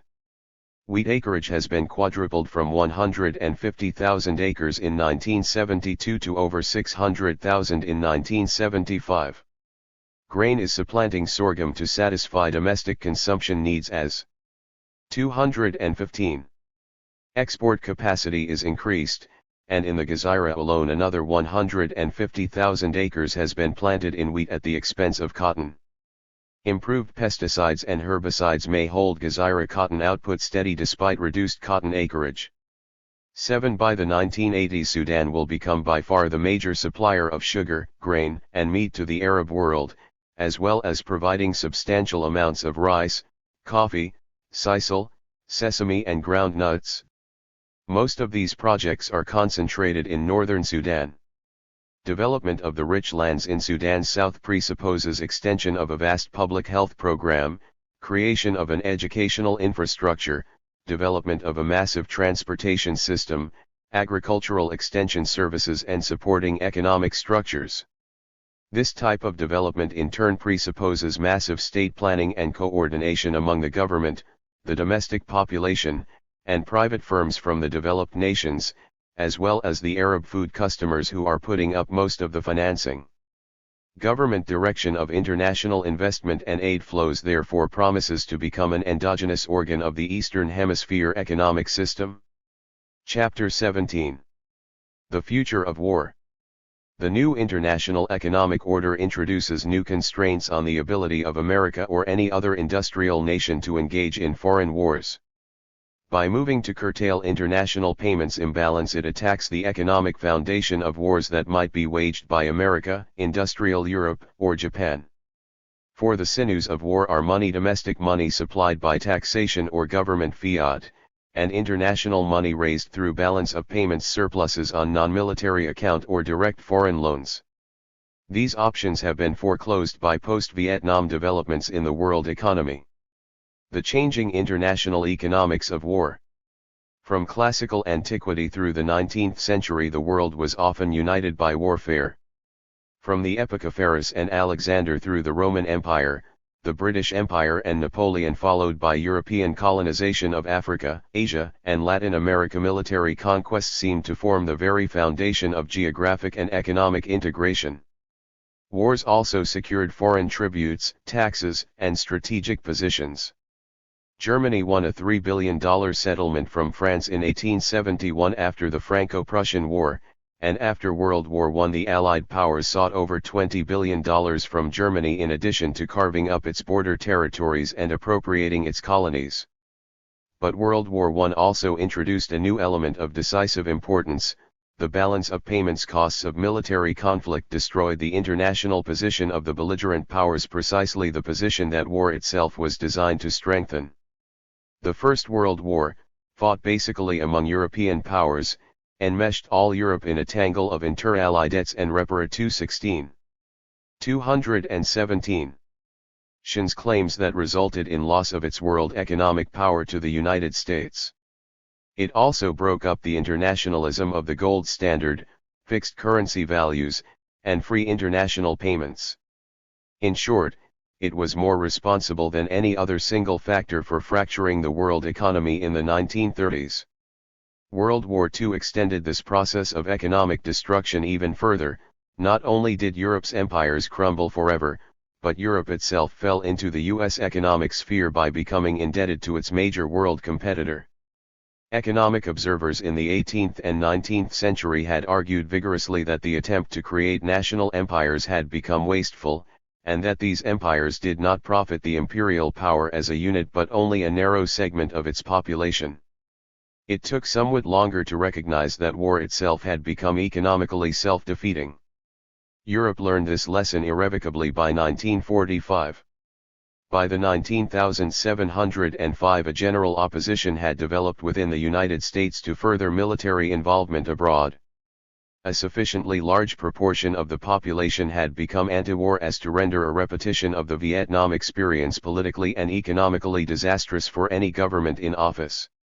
In fact, the costliness of war has become so burdensome as to convince even the most sanguine optimist of victory that military conquest is not worth the price. In today's world, this price involves domestic poverty, political instability, and loss of world economic power. In fact, economic power itself rather than military strength now connotes political influence and prosperity.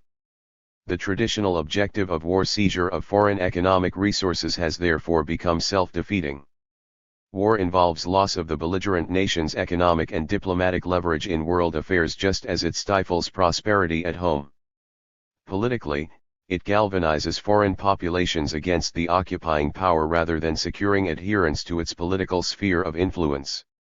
Domestically, a nation's ability to wage war is a function of its ability to generate an economic surplus over and above civilian consumption and investment in the form of munitions and related support of its armed forces. On the one hand, the vast growth of productive powers since the Industrial Revolution has enabled a given base of agricultural and industrial labor and capital to support a grow. 218. Military establishment. On the other hand, the spread of full employment policies prevents the building in of an arms-producing infrastructure that can be expanded or contracted at will, and makes increasingly difficult the diversion of domestic resources to military aims. Excess capacity no longer exists as it did in the Great Depression, when arms manufacturing seemed to spur economic activity. If the peacetime economy operates on a near-capacity level, the additional spending required by foreign military involvement spurs domestic inflation and creates shortages of civilian goods. Diversion of economic resources to war production threatens to aggravate inflationary pressures as governments refrain from taxing their populations and simply monetize their war spending. War is most clearly self-defeating economically in its international consequences. Its foreign exchange costs traditionally have involved foreign borrowing and ultimately currency depreciation. Since the Vietnam experience, the ability of one nation to borrow from others to finance its foreign wars has been drastically curtailed. In order to muster international resources, belligerent countries are driven to protectionist policies as a necessary complement to their domestic economic regimentation. Free trade, investment, and finance, as well as domestic price stability, will thus become early casualties of war. Wars no longer secure international wealth, they dissipate it. This wastefulness extends into the domestic economy as well. Wars impose domestic taxes, spur inflationary pressures that erode the value of accumulated wealth, and divert scarce productive capacity to economic overhead functions rather than more useful ends. Instead of extending the nation's diplomatic leverage in world affairs, foreign military involvement depletes its ability to grant foreign aid and trade concessions or to purchase foreign goods or resources of a non-military nature. Belligerent nations become indebted not only to their arms suppliers but to foreign exporters who provide the civilian goods and services that they can no longer produce as a result of their arms production and support operations. Before the 1960s, America had enriched itself by staying out of Europe's wars. It evolved from a debtor to a creditor nation by selling arms to Europe prior to its entry into World War I. And 219. It received most of Europe's refugee gold during the 1930s as the threat of renewed war led to a wholesale capital flight to the United States. After 1945, gold and balance of payments strength seemed a prime criterion of military capability, inasmuch as military activity absorbed international reserves like a cancer. The Cold War began to erode the U.S. balance of payments in Korea and finally broke the cosmopolitan dollar area in Vietnam. The American electorate became unwilling to sustain military involvement if this meant higher taxes, while the nation's foreign creditors withdrew their balance of payments support for the dollar and private investors began to fear that U.S. economic stability would crumble without taxation to finance the war on a pay-as-you-go basis. The resulting international and domestic financial strains spurred economic rapprochement with Soviet Russia as almost the sole remaining path to achieve balance of payments inflows, through sale of food to Russia and a negotiated winding down of Cold War preparedness. In this respect, the financial costs of war became an element working for peace. Do these considerations mean that there will be no more war? Not necessarily. One must always hesitate to rule out war simply because it has become too costly to finance. Many believed that World War I could not last more than a few months because the Allied and Central Powers would soon run out of funds. In one respect, these observers were correct: the belligerent powers could not afford the war.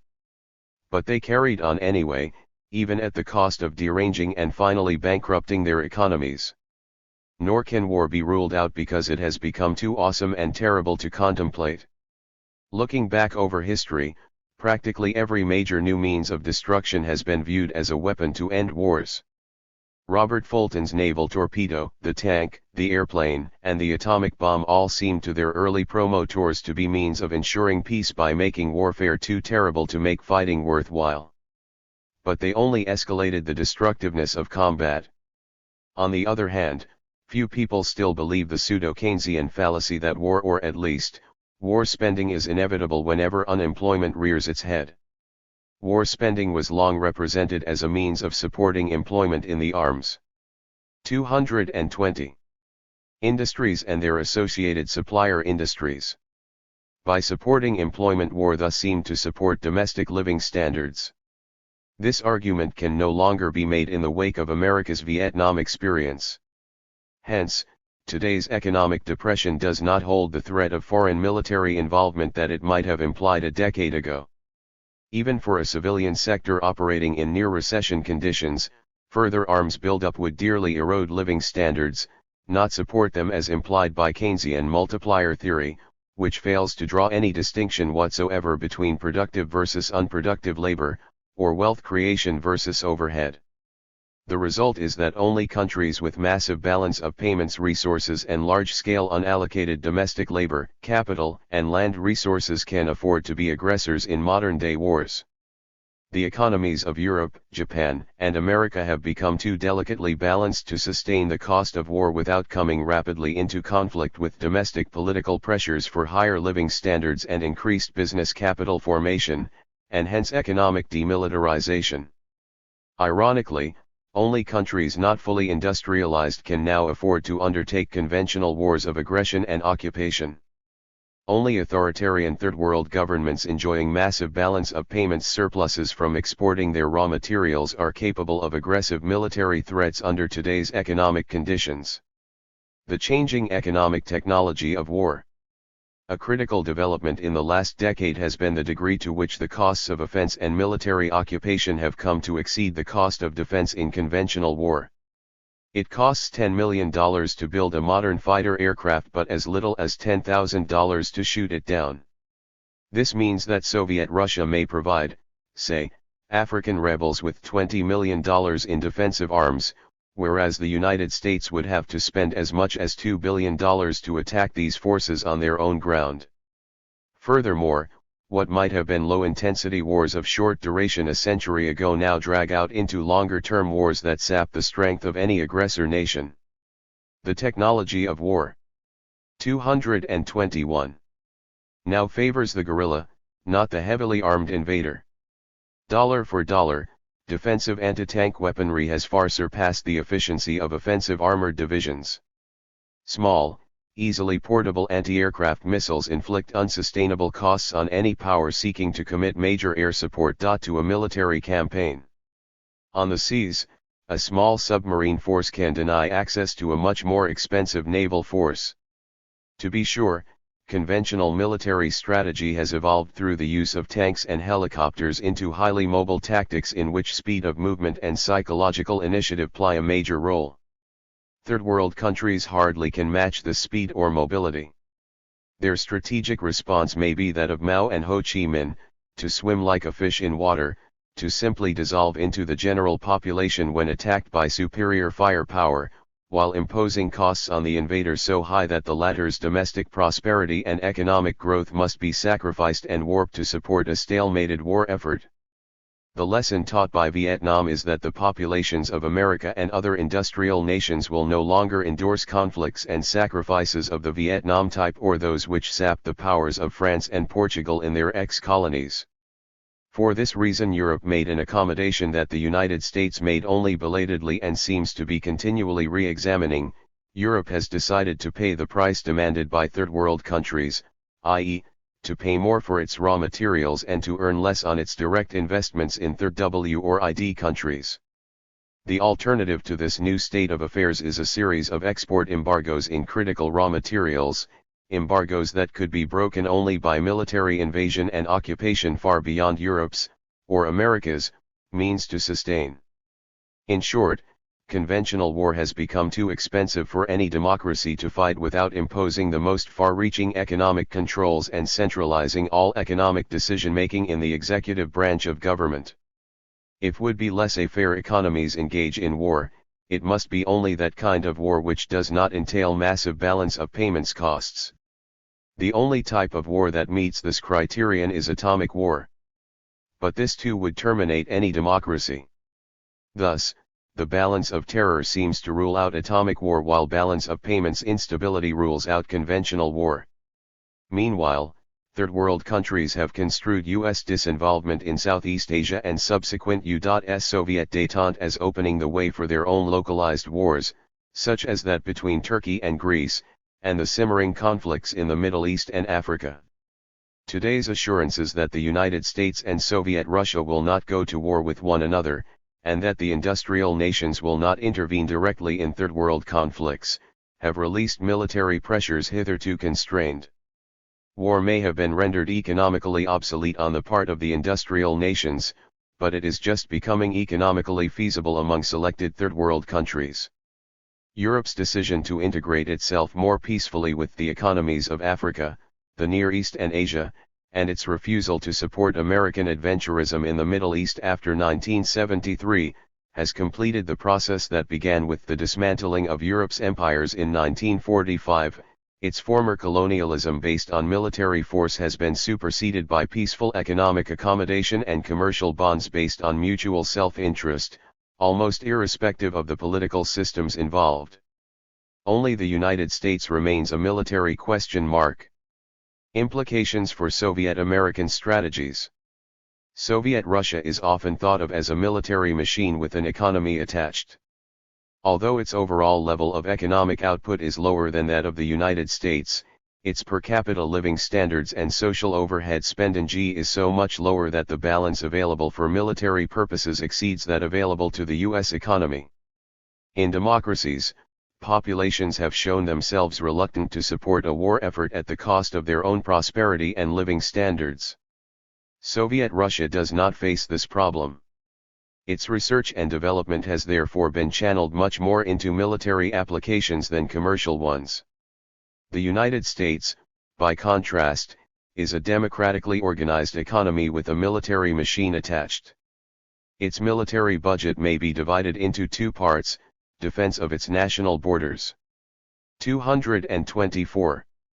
Comprising mainly atomic and outer space weaponry, and preparation for military involvement abroad, comprising mainly conventional weapons.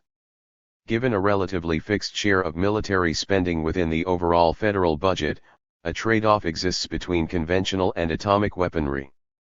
To the extent that America can wind down its overseas conventional war involvement within NATO, SEATO, and CENTO, it can afford to devote more funds to matching Soviet Russia in the area of superweaponry, missile technology, and outer space programs.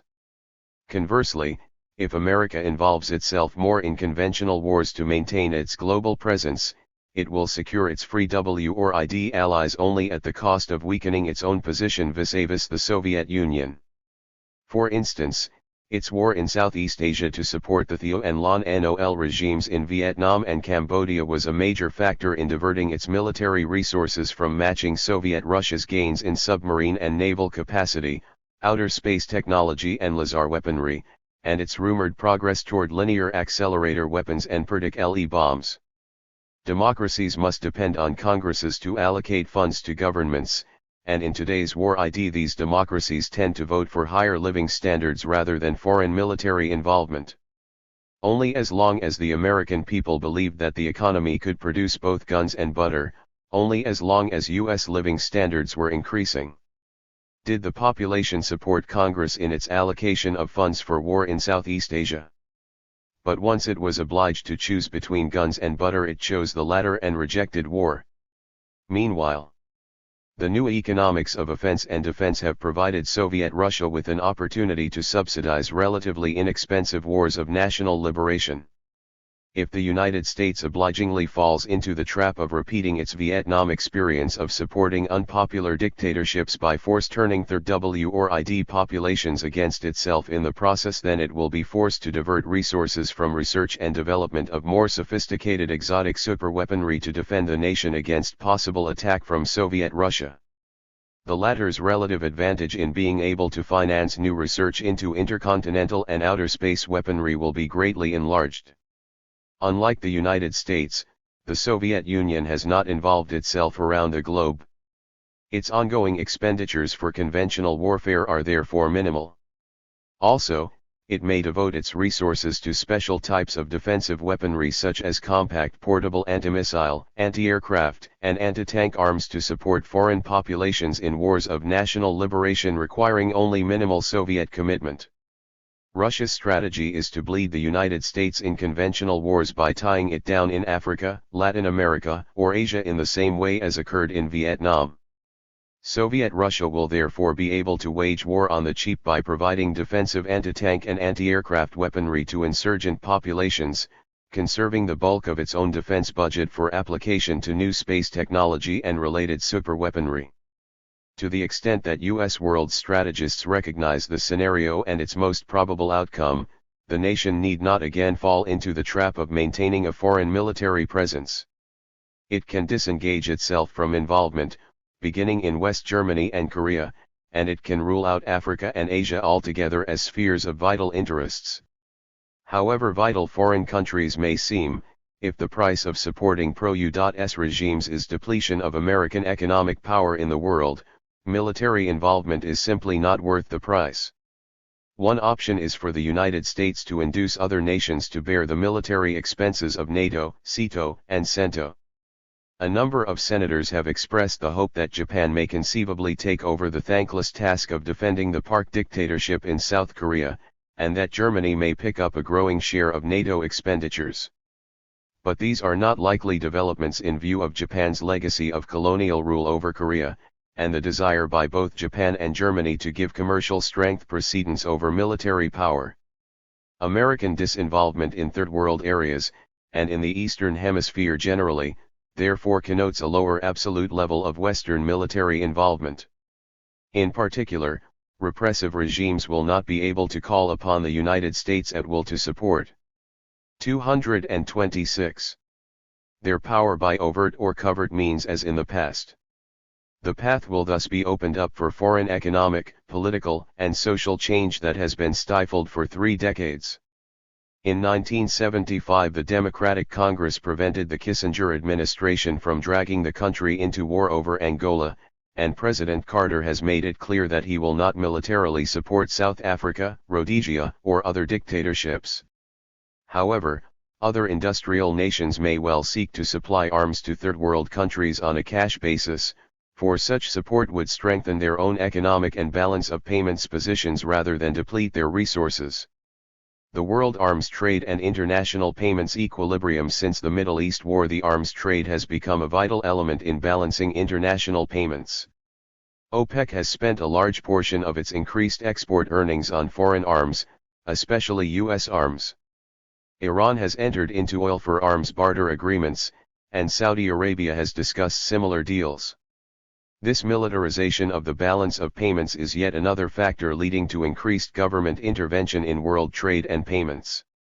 It certainly is not subject to profit maximization or other criteria supposed to equilibrate international trade under classical adjustment mechanisms.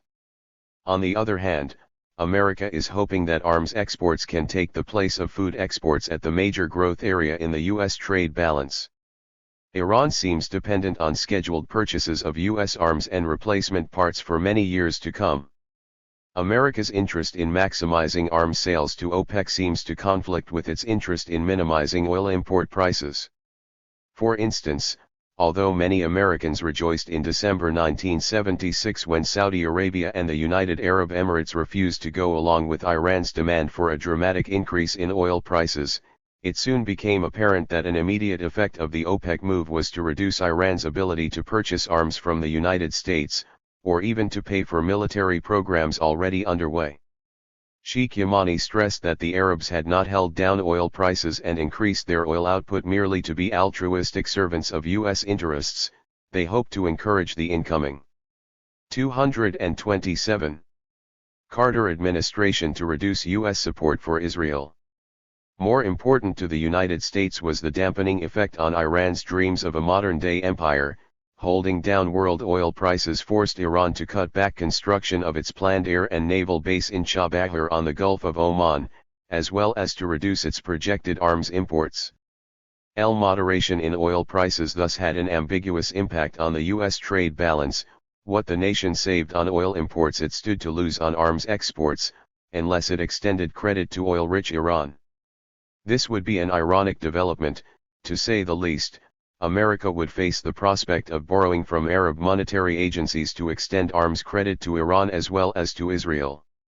Irony aside, the main problem from the U.S. vantage point is that arms trade is probably too sensitive and tenuous to form a dependable foundation for a trade surplus. Nonetheless, the United States is seeking to accomplish just that. The most obvious threat comes from new entrants into the world arms market, beginning with those nations that can afford to develop their own domestic arms industries. This massive undertaking involves far more than direct government orders and subsidies. Extensive civilian linkages also are required, even for an economy as vast as that of the United States. Military aircraft represents the foundation of modern-day arms. The volume of production required to manufacture aircraft economically is so massive as to require a parallel development of civilian aircraft production for domestic airlines plus as wide a foreign demand as possible. Both domestic and foreign civilian sales are a function of route schedules. For years, airline timetables in the United States have been more suited to aircraft manufacturers than to the airlines. The result has been a frequent overserving of cities by air flights with only fractional loads which are unprofitable. As world recession spread and air travel declined, air routes were cut back and airline schedules consolidated. This cast a pall over future civilian aircraft orders, and hence jeopardized the financial health of some of America's key arms companies. Even more threatening are developments in international air transport as America faces the loss of its traditional dominance of world air routes. Britain and Japan have led the protest within the International Air Transport Association to renegotiate Air 228 routes in keeping with today's altered world circumstances. Britain has given notice that it will terminate the basic 1946 air route agreement signed with the United States unless these routes are renegotiated by June 1977. This threat has led the American government to ask U.S. airlines serving Britain for contingency plans in the event that passenger and freight services to Britain are terminated in summer 1977. Plans have been drawn up for U.S. airlines to shift their flights to Paris, Amsterdam, and even to Luxembourg. U.S. officials argue that in view of the fact that two-thirds of the travelers between the United States and Britain are Americans, two-thirds of the air traffic rightfully belongs to U.S. flag carriers. However, this line of reasoning has impaired American negotiations with Japan, which presents just the opposite traffic situation. In 1970, as the American economy fell into recession and Japan began to spend as many dollars as it could, U.S. traffic to Japan went into a decline, while the number of Japanese citizens traveling to U.S. cities began rising sharply. Today the balance is 2-to-1 in favor of Japan. At the same time, because of restricted access to U.S. destination points, Japan Airlines has not been able to increase its capacity to serve the growing number of its citizens who want to visit the United States. In the case of air cargo, the balance is even more heavily weighted on the side of the U.S. flag carriers as their air routes and schedules are out of all proportion to the nationality of freight and passengers being moved. Japan has therefore insisted on equal opportunity to compete with U.S. airlines in serving interior U.S. cities. As routes now stand, U.S. Airlines single-plane service is available to Japan from 19 points in the United States and U.S. territories. Japan Airlines is permitted to serve only 7 U.S. points. Japan is expected to press for traffic rights to such important cities as Washington, Chicago, Seattle, Minneapolis, and Portland. Japan also is insisting on beyond rights, that is, rights to continue flights beyond their initial point off landing. Japanese officials point out that U.S. carriers can fly to Japan and beyond to any point in the world without limitation. Japan Airlines, at the same time, is limited by the United States in flying beyond to South American points via San Francisco and Los Angeles too. In an attempt to rectify this situation, Japan and Britain have coordinated their negotiations with the United States, so that the 229 latter will probably have to yield some of its market share to either or both parties. It is difficult to see where U.S. flights to the Far East can go but through Tokyo, which is generally considered to be the equivalent of London, Paris, and Rome put together so far as regional air traffic is concerned. Most serious of all to American domination of the world aircraft market is the recent development of the British-French Concorde supersonic transport. This threat explains America's refusal to let the SST land in the United States, save for minimal flights to Washington and Houston. Without major overseas flights, the Concorde cannot operate on a commercial basis. This has opened the door for America's traditional stick-and-carrot strategy. It will ban most SST flights on grounds of excessive noise levels, thereby thwarting Europe's efforts to consolidate its technological lead over the United States in high-speed commercial aircraft, unless Europe lets the United States buy into the Concorde for a pro rata sum based on its research and development costs. America would then commission its own aircraft companies to build a U.S. version of the SST for sale to domestic airlines. Commercial aircraft construction would provide the foundation for continued military production and exportation.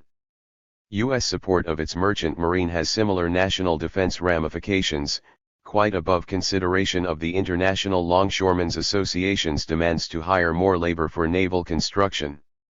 In some years 67 cents out of every dollar earned by U.S. flag carriers came from government subsidy payments. The U.S. government has spent over $5 billion since 1950 on cargo preference subsidies, while U.S. shipyards have enjoyed subsidies of up to 37% on tanker construction. Annual government subsidies to American flag shipping, which employs about 18,000 workers, have risen to some $14,000 per man, for a total of $250 million annually. 3 The American concept of national security thus seems to be a limitless umbrella. In both aircraft and ship construction, maintenance of America's arms export trends requires major government intervention into the domestic air travel and shipping industries. In fact, competition in the world's 230 most rapidly growing export markets seems likely to spur government subsidy programs in country after country, all the more so in view of the rising number of state-controlled corporations among the Fortune 500 largest firms of the world. American protectionism has been strongest in the area of arms itself. In 1974 the United States and Germany had agreed on competitive trials of a new American tank against the German Leopard 2, with the winner to be selected as the main battle tank for both countries in their NATO forces, which expected to pay about $10 billion for some 10,000 tanks to be purchased in the 1980s. By mid-1976, however, the United States had made it clear that even if the Leopard 2 should prove superior, the United States would not feel obliged to adopt it. General Motors and Chrysler, suffering from the general recession in auto sales, each submitted models of their own to the U.S. government. An earlier congressional outcry had been triggered when the United States spent a relatively modest $30 million for Belgian machine guns at the cost of those manufactured in Maine. Matters now threatened to heat up. Germany warned that unless the United States agreed to minimal tank standardization, it would not buy the Boeing 707 air warning and control system for the German contingent in NATO. In March, Britain refused to wait any longer. It moved to create its own Hawker-Siddeley Nimrod airborne radar defense system. British officials acknowledged that giving the contract to its own domestic suppliers would involve higher costs, but pointed out that these costs would save over 5,000 British jobs, as well as help support the nation's troubled balance of payments. U.S. officials denounced the move, claiming that it diminishes the whole concept of standardization, at least standardization along U.S. lines. But the United States had already dashed hopes for meaningful international standardization by refusing to seriously consider adoption of European arms for its overseas military alliances. NATO countries were balking at purchasing more American weapons, in particular F-16 fighter aircraft. The Lockheed bribery scandals in Japan and Holland also were threatening U.S. arms sales, and gave foreign lobbyists an excuse to tie up prospective purchases of U.S. arms in lengthy hearings. A case in TM Future of War 231 point occurred in Switzerland, which had contracted for 72 Northrop Tiger F-5E aircraft for $500 million in April 1975. The key to the deal was a reciprocal U.S. promise to buy Swiss-made goods so that Switzerland could recoup at least $150 million over an 8-year period. In May, however, the United States awarded General Electric a $12 million order for electric motor pumps for the Clinch River nuclear project in Tennessee, even though a bid submitted by Switzerland's Brown Boveri was $1 million lower. U.S. officials explained that under the Buy American policy, foreign bids had to be at least 12% or lower than U.S. bids to qualify for consideration, so that Brown Boveri apparently lost out because of a sum less than $35,000. The U.S. decision made it highly questionable that any way could be found to place export orders in Switzerland, particularly in view of the upward pressures being exerted on the Swiss franc in the wake of world currency instability. A meeting was scheduled for June to discuss this problem, but the Swiss parliament was inclined to withdraw the aircraft order unless some intergovernmental offset or barter deal could be worked out. 5. The world economic recession altered the pattern of arms demand for the same reason that it was triggering a general move toward commercial protectionism. It became part of a make-work program to serve as an alternative to unemployment insurance and related welfare costs. If, as seemed likely, a foreign invasion of Europe would last 48 hours at most, then serious defense seemed almost futile. It would render NATO a charade at best, and if this were so, then why not give the arms business to home industry rather than subsidizing U.S. firms? U.S. arms exports also were coming under fire in the Far East. American arms manufacturers were pressing Washington to sell their wares to China before the Chinese became dependent upon Western European arms. Such sales had been embargoed by the Coordinating Committee for Exports to Communist Areas. A Japanese daily newspaper reported with some dismay that the United States was planning to term sophisticated electronic equipment, airborne early warning aircraft, anti-submarine patrol gear, sonobuoys, phonometers and sea-bottom oil deposit detection devices exceptions to the COCOM regulations. 6. This would tend to preempt Japan or South Korea from securing a foothold in the Chinese market. 232. In 1950, America's allies willingly committed forces armed with U.S. weaponry to United Nations operations in Korea. A decade later they agreed to supply at least token forces in Vietnam, again using American weaponry for the most part. However, after the United States insisted on monopolizing the world arms trade, foreign countries began to lose interest in supporting America's world military posture. America's own military operations used arms employing American labor, carrying the research and development charges for American firms, and thus consolidating the nation's learning curve in military innovation. Now foreign countries sought to develop a similar arms-making capacity. Prior to détente, Europe and other foreign countries had felt obliged to purchase U.S. weaponry in exchange for America bearing the cost of the nuclear deterrent. But now America seemed less likely to risk atomic confrontation with the Soviet Union over Europe, Asia, or Africa. Foreign countries began to feel that they were giving too many quid for too little quo. The military balance between Europe and Soviet Russia has tilted so far in the latter's favor that there seems relatively little point in Europe deploying more than token forces to defend against a potential Soviet invasion that would take but a week at the longest. Foreign countries are therefore concentrating on civilian economic development.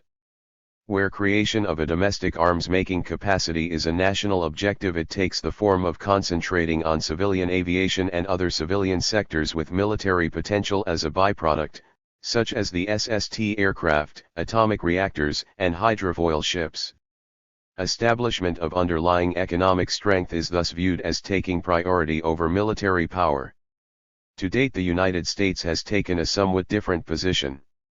When OPEC increased its oil prices, American strategists calculated that the Middle East's absorption capacity for civilian capital goods and consumer products was limited by the historical trends of past decades. It seemed that OPEC's balance of payments surpluses would have to be either invested in the West or spent on military goods. Except for a moderate flow of French and British arms, Europe was less able than America to satisfy OPEC's immediate military demand. For this very reason, Europe was led to concentrate on exporting more productive, growth-oriented technology. And Japan, whose arms industry was least 233 developed among that of all the major industrial nations, concentrated on providing entire factory complexes to OPEC. By emphasizing arms exports, America reaped the greatest initial gains in this rather concentrated area. The process seemed to be self-regenerating. The more arms U.S. firms could sell any one Middle East nation, such as Iran, the greater would be the need for corresponding arms purchases on the part of Iran's neighboring Arab oil-exporting countries. This process of arms escalation logically would culminate either in war, hence an even greater need for American arms, or in a never-ending, insatiable demand for ever newer weaponry and marginally improved models. Meanwhile, American technology was being focused on what was ultimately an economically unproductive and derivative area, that of military overhead. In today's world, offensive weaponry is rendered obsolete almost as rapidly as it is deployed. Foreign countries may counter this weaponry with increasing cost-effectiveness by concentrating on defense or by securing military defense commitments from other nations, including the Soviet Union. Even America's concentration on military products has not given it an unsurmountable lead in military and military-related civilian sectors. Despite the nation's dominance of the world market for fighter planes, its aircraft industry has fallen behind that of Europe since the latter has begun to produce the SST. In Latin America, Brazil is developing its own production capacity to compete with American exports of smaller commercial aircraft. U.S. firms dominate the world helicopter market, but foreigners dominate that for hydrofoils. Americans retain a tenuous hold on the world tank market, but Japan and Germany lead in other automotives. Even in the field of atomic energy, America faces sharp export challenges from Canada, France, and Germany in peaceful applications such as nuclear reactors and refining plants. America's balance of payments security has thus become shaky as it concentrates on arms. Its export strategy is based on the expectation that foreign countries will continue indefinitely to devote their economic surpluses to military overhead rather than to more productive uses. America's arms protectionism in aircraft, tanks, and other weaponry, its insistence that its allies adopt U.S. arms at immense balance of payments costs to themselves, and its attempt to AP. 234. Appropriate foreign arms markets and thereby to create an ongoing market for replacement parts and new weapon models suggest that it plans to balance its international payments by importing foreign industrial products and minerals while exporting relatively unproductive products, arms that represent economic overhead to foreign nations. America is holding on to its export markets in the Middle East but may be losing its markets for civilian goods. This suggests that as foreign economies become more productive of capital goods, of consumer goods such as cars, TV sets, and other electronics, and of basic materials such as stainless steel, American economic growth and prosperity, if it comes, will increase the nation's import dependency. Meanwhile, if the United States commits itself to agricultural goods and arms exports as its major prospective areas of export growth and trade surplus, its success will depend on foreign reluctance to become independent in domestic food and arms production. One or the other, or both, of these export categories must therefore yield over time. Long-term foreign dependence on American grain is logically a function of expected peace, whereas their arms purchases are a function of the threat of war. To the extent that foreign countries resolve their differences and thereby minimize their prospective need for arms, or to the extent that they create an arms-making capacity of their own, the American arms market will shrink. If foreign countries seek to avoid warping their economies in a military direction such as occurred in the United States in the 1960s, American dependence on the rest of the world for non-military products will be established despite all its arms brandishing might. The nation would then find itself tilting alone at the Soviet windmill. For without the Soviet Union obligingly serving US ends by threatening Europe and Asia, foreign countries will find today's level of defense spending too high and too unproductive a luxury to be tolerated by any but the most authoritarian and militaristic regimes. To be sure, the Soviet Union may find its interest in keeping pressure on its own client regimes to purchase Soviet arms. But to the extent that these countries concentrate on relatively inexpensive defensive arms rather than offensive weaponry, to the 235 extent that they buy anti-aircraft missiles rather than aircraft, and anti-tank weaponry rather than tanks themselves, they may free resources for non-military purposes. This would enable them to build up an economic advantage over client states in the American sphere, the fruits of whose economic growth may be channeled into the purchase of economically unproductive arms from the United States. On the other hand, if foreign industrial nations and third world countries begin to phase out their arms spending as being inherently wasteful, the degree to which America's economic base has become uneconomic and waste-oriented will become so great a burden as to lose the nation precisely that world power which it inherited from Europe over a half-century ago by staying out of Europe's wars. Foreign countries may now stay out of America's wars, and also out of America's sphere of arms trade. This would oblige the United States to redirect its own domestic economy to more productive, civilian ends. In this prospect lies the main danger to America's hope to base its international economic power on military exports, if not on military actions themselves. Direct military involvement abroad is no longer a feasible policy for a full employment industrial economy with democratic political forms such as the United States. The time may soon arrive at which concentration on arms exports is also no longer feasible as a long-term economic strategy. Chapter 18. Some implications of the new international economic order. The era of cheap oil is finished, the era of exploitation is finished. Because of the exploitation of cheap oil you had an affluent society, and then the permissive society when almost everything was free and an abuse of liberty. The Shah of Iran, March 7, 1974. Until fairly recently in world history the combination of gold, private investment and military power enabled industrial lead nations to dominate the world economy as long as less developed countries pursued relatively laissez-faire policies and could not or did not assert their own economic interests. This one-sided world economy no longer exists. Statism and intergovernmental planning have spread to all nations. No longer can any one set of countries manipulate the international market at will. The most important buttresses of world power in the past have crumbled. Balance of payments surpluses no longer connote a transfer of gold or direct ownership and control of world production by creditor nations. International investment no longer ensures high profitability now that the gains from world trade are being appropriated by host country governments. Nor does it even ensure control over foreign trade patterns. Finally, military force itself has become a self-defeating option. The historical system of international dependency and coercion is therefore dissolving. The principles, institutions, and objectives of today's diplomacy thus have been radically transformed from those of only a 236. The new International Economic Order 237. Quarter century ago. At that time gold represented the foundation of international power and domestic prosperity. It formed the basis of domestic money and credit, and it enabled nations to invest abroad. Without gold they were obliged to balance their international payments by succumbing to the IMF World Bank philosophy of laissez-faire/stagnation, which included an insistence that they balance their international payments by selling their resources to foreigners. This is no longer the case.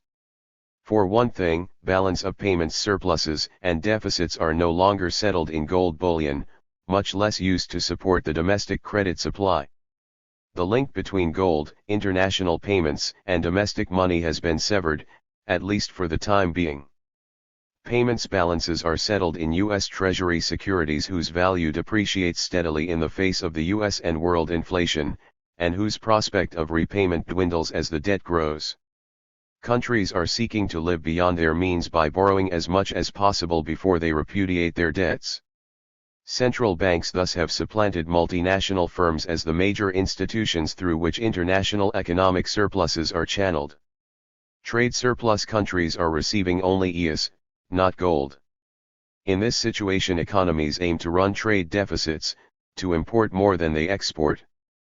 This is the consequence of the world economy changing from creditor-oriented to debtor-oriented rules, from the gold standard to the treasury bill standard. In 1945, in a situation characterized by substantial surplus productive capacity, rising exports meant rising incomes and living standards. The main concern was insufficient demand rather than insufficient productive powers, and exports represented an added source of demand to support full employment. Today, as American consumption presses against the economy's productive limits in most sectors save arms and agriculture, higher exports connote a siphoning off of scarce output, much as when American grain was sold to the Soviet Union in 1972–73. Net exports are now perceived to support foreign rather than domestic living standards, and to hold down foreign price levels while causing inflationary shortages at home. Export embargoes have therefore taken their place alongside import quotas. This is just the opposite situation from the beggar my neighbor export promotions of 238. The 1930s. Today's counterpart to the export competition that existed under the gold standard is to seek as large a volume of net imports as possible, in exchange for vague promises to pay at some future date. Preferably in dollars whose value has been substantially eroded by inflation and devaluation. Instead of world raw materials prices being set at their low-cost margin of production, what it costs impoverished third-world economies to produce them, they are being set at the high-cost margin what it costs the industrial nations to produce them or substitutes for them. Instead of these gains from higher-priced third-world raw materials accruing to foreign-owned firms, they are being taken by their own governments. The industrial nations are no longer appropriating the fruits of world economic growth as they have done for the past 3 centuries. Foreign ownership is becoming divorced from foreign control. This has dried up both the motive and the means for continued overseas investment. A reverse tendency has emerged: governments in the industrial nations are moving to keep their capital at home, while third-world countries are becoming exporters of financial capital. In this new world, industrial nations are no longer competing to invest in third-world countries but to obtain funds from OPEC. However, they are strictly limiting the forms that this prospective capital inflow from OPEC can take. America has drawn up a set of regulations prohibiting OPEC from buying major shares of its industry, so as to discourage its members from buying any other U.S. asset than Treasury bills. But there is a limit to this process. When OPEC stopped accumulating sterling balances in 1975–76, Britain was obliged to devalue the pound and to phase out sterling as a key currency. The foreign funds over which it exerted control simply dried up. This posed the prospect that other countries, including the United States, might find their currencies declining in international value unless they met the terms of payments surplus governments. In the past, military power was used to open up foreign export markets and private sector investment outlets. But today nations are seeking to secure imports and to borrow from foreign central banks. War is no longer a viable means of supporting these objectives. The new International Economic Order 239. TIVS. Given its immense costs to the aggressor, the degree to which today's world interdependence renders any belligerent power highly prone to economic retaliation, and most important of all, the fact that the structure of world economic development for the immediate future is already established, what is the point of war? It is too late to prevent host countries from asserting control over their domestic resources. If war is an extension of economic diplomacy, it has become pointless and self-defeating. The world's raw materials areas can no longer be divided and conquered by playing one off against the other. If one oil exporter is invaded, the rest will impose embargoes on the invader. Economics textbooks may continue to depict obsolete market-oriented principles of international trade and investment, but the mechanisms portrayed belong to a past era. As businessmen yield to diplomats, and multinational firms yield to an array of competing governments establishing world prices and trade patterns among themselves, economists are being replaced by political scientists. If the relevance of economics is to be restored, it must once again become political economy, and must look to deliberate government planning to achieve the ideals of world equality that free international markets never satisfied. The end of laissez-faire and some ironies. 2 centuries ago, when England's government was still dominated by a landed aristocracy which was often hostile to urban industry and democratic political forms, and which sought to protect its entrenched interests and revenues through the state apparatus, Britain's nascent commercial capitalism sought to dismantle state power itself. England's protectionist Corn Laws and Colonial Navigation Acts had accomplished their purpose of enabling England to overtake its continental rivals. Urban industrialists, and many workers, urged a policy of free trade to supplant the centralized mercantilism whose gains accrued mainly to the non-industrial aristocracy. Free trade for England could secure lower-priced food and other raw materials, although this would reduce their incomes of British landowners by holding down their domestic crop prices. A prime objective of England's free trade movement was thus to feed British labourers and supply British industrialists with less expensive foreign grain and other raw materials. Another major aim of Britain's move toward free trade was to provide reciprocity to other governments so as to induce them to lower their own tariffs. Britain thus used the repeal of its own protective tariffs in the 1840s to induce America and other countries not to erect industrial tariff systems of their own. The United States and other countries responded as hoped. They enacted free trade revenue tariffs levied mainly on luxury imports, not on basic industrial manufactures.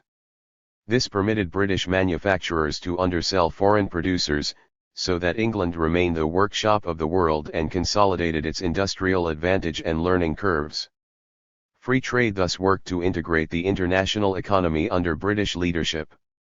The expansive forces of industrial capitalism were centered in a single nation. The world became England's oyster until other countries replaced free trade with national protectionism to foster their own industrial development. Countries have long viewed their foreign policy as an extension of their domestic economic development and interests.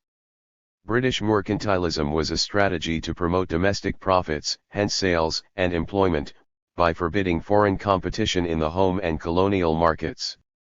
British free trade was an expression of its export-oriented industry once it had secured an international competitive advantage.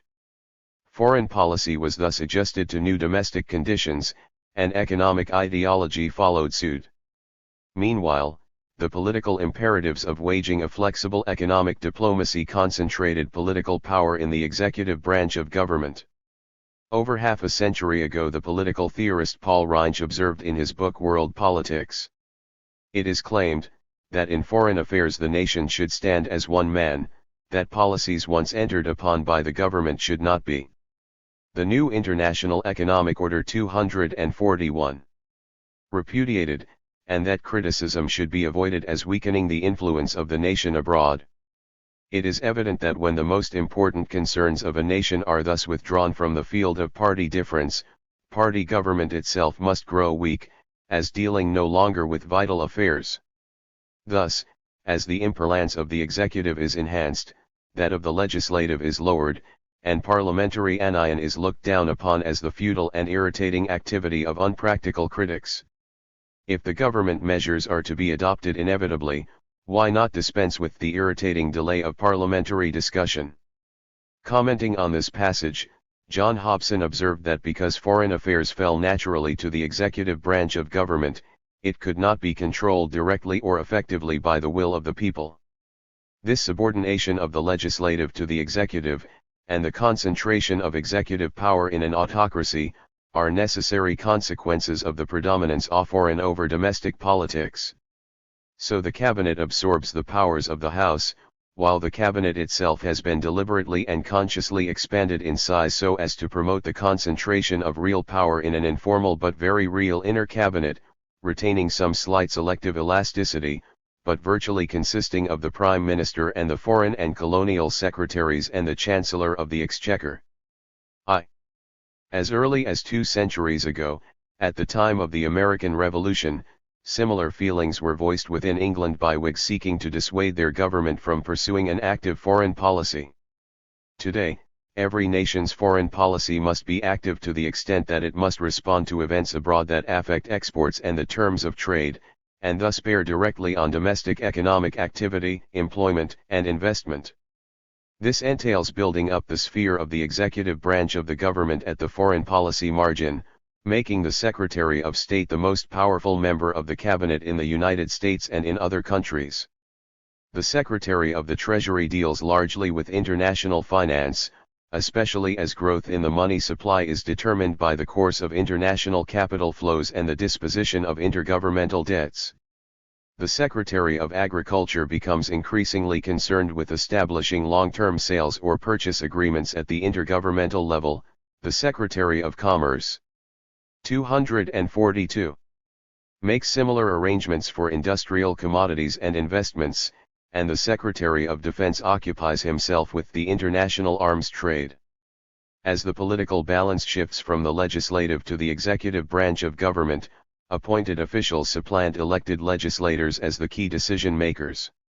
It has been asserted at least since the time of de Tocqueville that democracy cannot wage war or successful foreign policy in competition with more centralized, non-democratic political systems. It is claimed that the legislative branch cannot be trusted with delicate negotiations over foreign policy and American military commitments requiring confidentiality or objectivity, and that diplomacy therefore must be left to the executive branch. This view implies that the only way for America to remain a democracy in today's world is to forego its foreign policy and foreign military commitments. Either its world strategy must become inward-looking and neo-isolationist, or its political structure must become more centralized. Indeed, since the start of the Vietnam War, the growth of foreign policy considerations has visibly worked to disenfranchise the American electorate by reducing the role of Congress in national decision-making. Third world countries face a different situation. For centuries, ex-colonies and other less developed areas were prevented from pursuing statist economic policies, in particular those of a protectionist nature, to help them break out of their dependency on the industrial nations. Their government spending was concentrated on providing an infrastructure to facilitate the exportation of raw materials and labor-intensive products, which were sold to industrial nations whose own resource allocation was established by a long history of state protection and subsidies. Although the non-industrialized countries have historically had relatively weak foreign policies, their domestic politics have been highly centralized. This has been largely to prevent the type of economic and political evolution that has characterized today's industrial nations. Third world statism and dictatorships have preserved an otherwise untenable domestic status quo that has benefited their landed agricultural and commercial aristocracy, the very classes that gave way to urban industrialization in today's advanced nations. For many years these oppressive third world regimes held on to power largely by means of revenues derived from exporting depletable resources. They were supported both overtly and COV. The new International Economic Order 243. Early by the United States and other industrial nations eager to see them continue these export-oriented policies. However sincerely policymakers in the industrial nations hoped that third world countries might improve their lot, they were not willing to put this hope above their own self-interest in seeing these countries remain hewers of wood and drawers of water. As long as their own wealth was being supported by the Third World's warped pattern of economic growth and international dependency, foreign policy in the industrial nations could easily remain relaxed and secondary to domestic concerns. Prosperity and political freedom in the industrial nations thus seemed to rest partly on dictatorships in countries supplying inexpensive raw materials and plantation products. Meanwhile, domestic police and armies helped preserve the status quo responsible for the Third World's lack of economic and democratic growth. Anti-progressive regimes were supported by foreign weaponry whose costs often absorbed most of the country's net export revenues, and by foreign covert operations intended to abort moves toward meaningful economic reform and political self-determination. Every action has an equal and opposite reaction. The time inevitably came when the Third World's underdevelopment, which resulted largely from its export-oriented policies pursued at the expense of domestic modernization, led to economic and political reforms. China, Cuba, Vietnam, and a number of African countries experienced socialist revolutions leading to protectionist regimes. More recently, even monarchies or military dictatorships in Peru, Sudan, Saudi Arabia, Iran, and other countries worked to broaden their economic base just as intently as the more feared socialist regimes.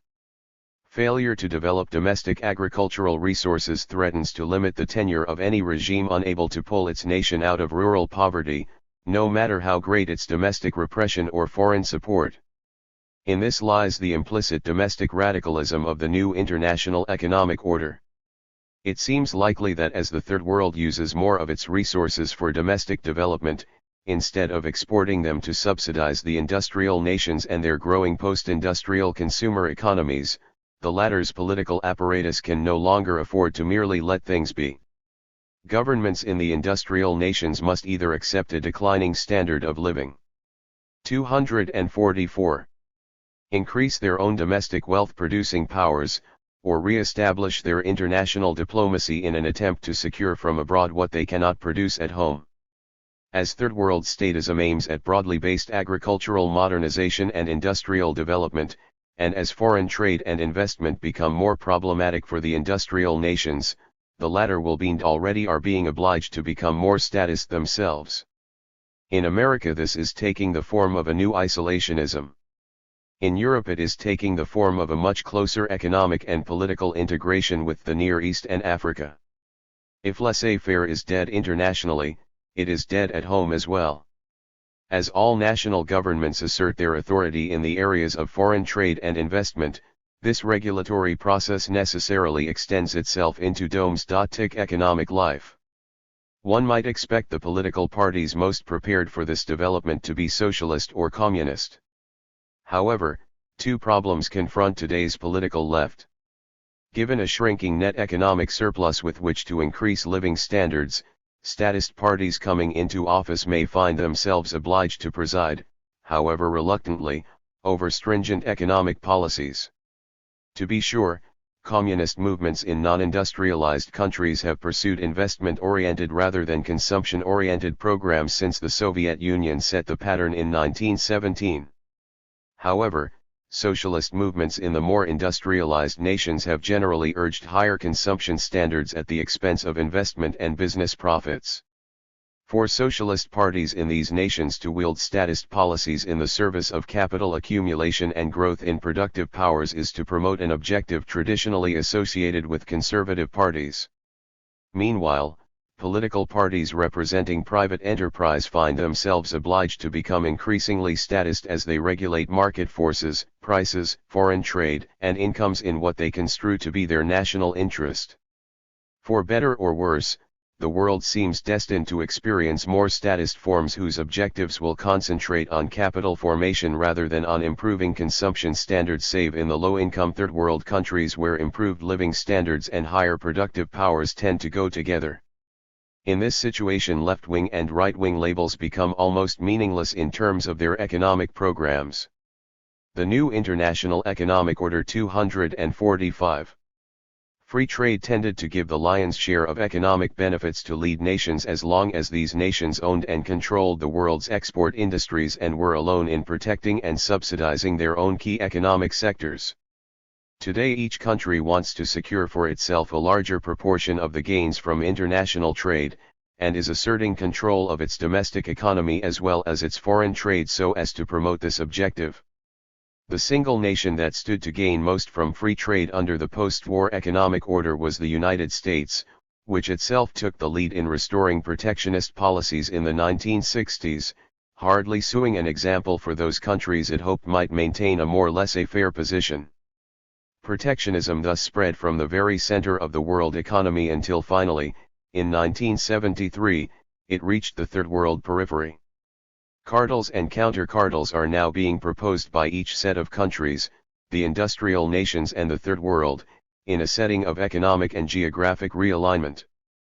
Unlike the case with earlier forms of statism, the world has outgrown narrow nationalism.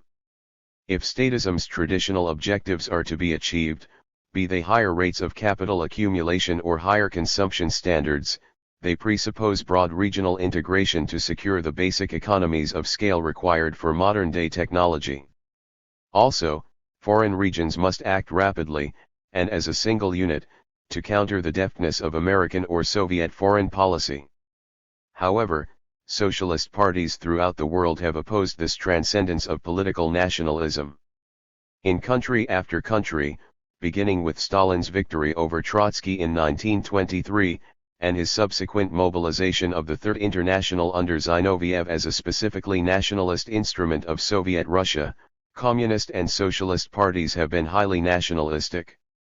In 1945 the British Labour Party refused to join with its continental European counterparts to create a broadly based European socialism. The problem from British eyes was that international socialism connoted the end of specifically British socialism. Despite the prominent role played by individual European socialists such as Monnet, the European Common Market was formed under conservative rather than socialist governments.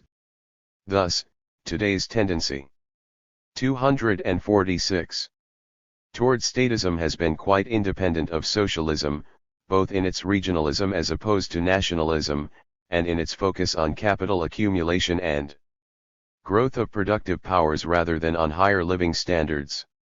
World politics seems to have come up against a technological economic imperative that cuts across traditional political lines.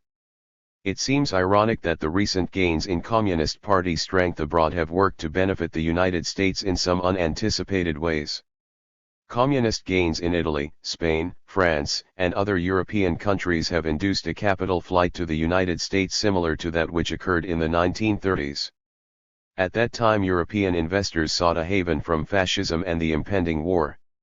Today they are once again seeking diversification against political risk. The recent move by Volkswagen to establish an automotive assembly plant in Ohio seems due largely to a fear of rising communist influence in Europe. Further communist gains abroad may trigger continued speculative flows into dollar assets, thereby supporting the U.S. stock market, the U.S. balance of payments and the nearly depleted American savings function. On the other hand, if communism recedes abroad, if it turns out to have passed its zenith in Italy and Portugal, European investors will have less need to turn to America as a more favorable business climate. Impact on the United States of the new international economic order. America's double standard in international finance and trade created a unique degree of domestic affluence during 1945 to 73. In foreign trade, Americans enjoyed low raw materials import prices in the face of rising export prices for their industrial products and grains. For energy alone, the pre-1973 price savings on imports approximated $25 billion annually. Oil, considered by many economists to be the ultimate economic input, was selling at only $2.50 per barrel, less than one-fourth its post-1973 price. America's terms of trade savings on imported copper, aluminum, iron ore and other primary commodities amounted to perhaps another $10 billion. These gains were secured largely through U.S. ownership of foreign mining and oil companies, which often enabled Americans to pay substantially less than the new international economic order. 247. Going world prices for their raw materials.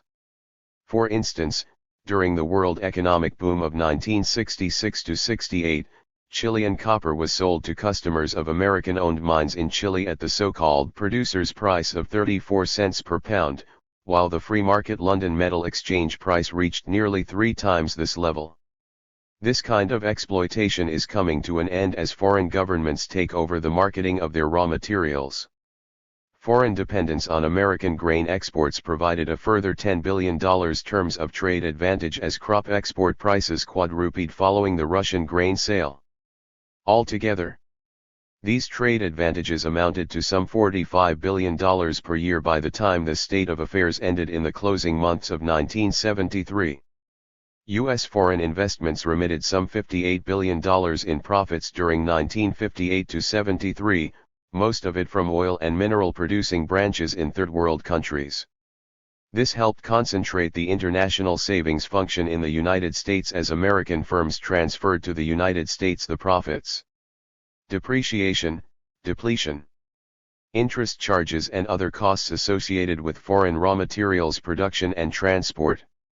By 1973 these remitted earnings on U.S. overseas raw materials investment were running at an annual rate of about $5 billion. The U.S. government used foreign aid programs to improve its balance of payments by contributing to the World Bank, the Asian Development Bank and the Inter-American Development Bank only on the condition that their operations resulted in net payments inflows to the United States, in sharp contrast to the aid philosophy of many other nations, and to the free market philosophy of economic efficiency that U.S. officials have cited as a reason for not joining world commodity agreements. Repayments of interest and principal on its foreign aid lending amounted to some $20 billion during 1960 to 73, while the World Bank and its associated regional banks contributed a further $7 billion. By 1973, America's foreign aid programs were responsible for a $1.6 billion annual balance of payments contribution. Finally, foreign central banks were recycling America's balance of payments deficits by purchasing Treasury securities. 248. Thereby helping to finance the growth in America's federal debt.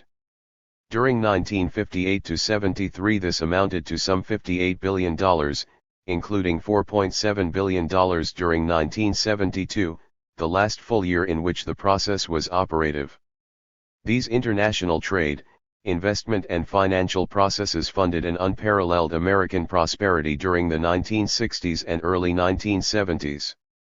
In the years 1974 and 1975 alone, the U.S. government borrowed $3 billion and $8 billion respectively from foreign central banks, while American firms remitted $10 billion and $6 billion, respectively, in profits, and America's aid protectionism contributed a net balance of payments inflow of $800 million and $1.9 billion. In 1976, foreign central banks invested $18 billion more in Treasury bills and other U.S. assets, while American firms earned $12.4 billion and U.S. foreign aid contributed $2 billion more. But by this time the largest gain of all, the terms of trade gain, had expired. Despite these massive transfers of foreign resources, the American economy showed the lowest ratios in the industrial world of savings and investment to national income. During 1970 to 73, investment averaged under 18% of U.S. national income, compared to 35% for Japan, 26% for Germany, 24% for France, 22% for Canada and 19% for England. This helps explain why productivity growth in the American economy has been the lowest of any Western industrial nation. The investment and financial resources were not there. During the 8-year period 1967 to 75, labor productivity in the United States grew by only 12% compared to 83% for Japan, 46% for Germany, 39% for France, 30% for Canada, and 26% for England. Why was new investment so low in the presence of America's foreign Fed affluence? The answer is that the U.S. economy was over-consuming at home as well as internationally. Its balance of payments gains were being dissipated on worldwide Cold War policies, while its domestic economic surplus was being used to carry and subsidize an increasingly service-oriented post-industrial society. It was as if Americans expected all the rest of the world to perform industrial labor but themselves. This expectation is unlikely to materialize as foreign countries break out of the U.S. economic orbit, stop financing the U.S. The new International Economic Order 249. Federal budget deficit, stop supporting American affluence by supplying raw materials at relatively low prices, and begin regulating or purchasing for their own benefit American-owned firms abroad. They are moving to secure for themselves the benefits of their low-cost mineral production, and to use the proceeds to gain economic independence from American agricultural and arms exports and, at a point, to compete with American exporters in foreign markets. OPEC and other raw materials producers not only are pressing for higher commodity prices but also are purchasing majority ownership of foreign-owned firms in their minerals export sector. Hence, these firms will no longer repatriate earnings, depreciation, and depletion back to the United States and other industrial nations. Instead, these funds will be retained by the raw materials exporters. Raw materials exporters hardly are interested in emulating European, Japanese, and Canadian experience by re-ending their payments surpluses to the U.S. Treasury. They insist on being paid in real goods and services, and particularly in capital goods and related equipment with which to achieve industrial and agricultural independence from the United States. Thus, at the same time that Americans are to pay more for imports, foreign suppliers are investing their increased trade proceeds in areas that reduce their dependence on U.S. exports. Over and above the charge suffered by the U.S. economy through loss of its foreign Fed affluence is its burden of seeking to become more independent of third world exports by producing similar commodities at home. The Ford administration suggested that the costs of Project Independence for energy alone might amount to $100 billion through 1985. Meanwhile, America has set aside an additional 1 million acres for cotton cultivation in 1977. U.S. consumers will thus be obliged to buy high-priced domestic substitutes for commodities which they imported at relatively low prices prior to 1973. The recent surge in coffee prices is a foretaste of things to come. Furthermore, a ratchet effect seems to characterize retailers' markups of products based on imported commodities. These developments suggest that less consumer saving will 250 occur as the American people seek to maintain their living standards in the face of prices increasing more rapidly than incomes.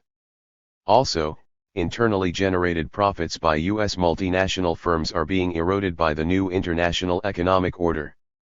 How then are continued federal budget deficits in the neighborhood of $50 billion per year to be financed without inflationary money creation, at a time when the American savings rate has fallen to virtually zero? How is new investment to be financed? Without a rise in the proportion of American national income which is invested, how can productivity be increased over its already slack levels? These questions suggest a vicious circle of lower investment, lower productivity, and lower savings unless the U.S. economy once again can fund its budget deficits with foreign central bank resources, or unless its multinational firms can recover their profit functions, or unless America can recover its favorable terms of trade vis-a-vis third world countries so that American consumers can once again support growth in their living standards through low-priced imports. If economic recovery does occur, it will put increased pressures on world demand for third world products and therefore create a seller's market for these commodities. As governments throughout the world ply a more active role in their regional economies, they will no doubt emulate the United States in giving preference to local suppliers. Admonitions to buy European and buy Japanese are emerging as a counterpart of this nation's long-standing Buy American campaign. The new tendency probably will begin in the arms trade and in agriculture, and extend to aircraft, capital goods, agri-chemicals and related key industries in a drive to achieve general region-wide self-sufficiency. To be sure, foreign programs to create a broad economic infrastructure will increase the market for U.S. capital goods exports and even the construction of entire factories and plants. This effort necessarily will be associated with emigration of U.S. labor to Africa and the Near East, such as that outflow associated with American arms exports. However, the prospect of an export boom in capital goods already has led the Council of Economic. The new International Economic Order 251. Advisors to anticipate an inflation in the price of U.S. capital goods, which may be countered by export contract LS similar to those levied on soybeans and other crops in 1973. The higher the rate of exports in any category, the tighter will be the domestic supply situation and the greater the domestic price pressures. Even for areas in which America enjoys substantial export capacity such as in food and arms, foreign demand seems to have peaked as foreign economies are becoming more self-sufficient. Pressure for foreign agricultural independence was built up when the U.S. government shifted the export market for American foodstuffs to the Soviet bloc in 1972 and then embargoed its crop exports in response to the subsequent inflation in food prices. Public pressure abroad for arms independence has been created by recent revelations about the massive foreign bribery undertaken by Lockheed and other arms manufacturers. This kind of practice may have been an accepted manner of conducting the arms business in the past, but given the new environment of public disclosure it is no longer possible, at least for American arms manufacturers. Thus, a powerful inducement to buy U.S. arms has been removed. Furthermore, America's apparent refusal to make NATO arms a two-way street when it opposed adoption of Germany's Leopard tank for NATO forces has also spurred a foreign reaction to achieve greater arms independence. In the area of world finance, the new international economic order implies a winding down of the U.S. Treasury bill standard. The balance of payments surpluses of foreign industrial nations have been sharply eroded or reversed since the oil war, so that their central banks have not been accumulating surplus dollars to invest in U.S. Treasury bills. OPEC countries have taken up some of the slack, but not enough to afford a major net foreign inflow. Furthermore, to the extent that the United States runs a payments deficit in today's world of floating currencies, the dollar will decline on world markets.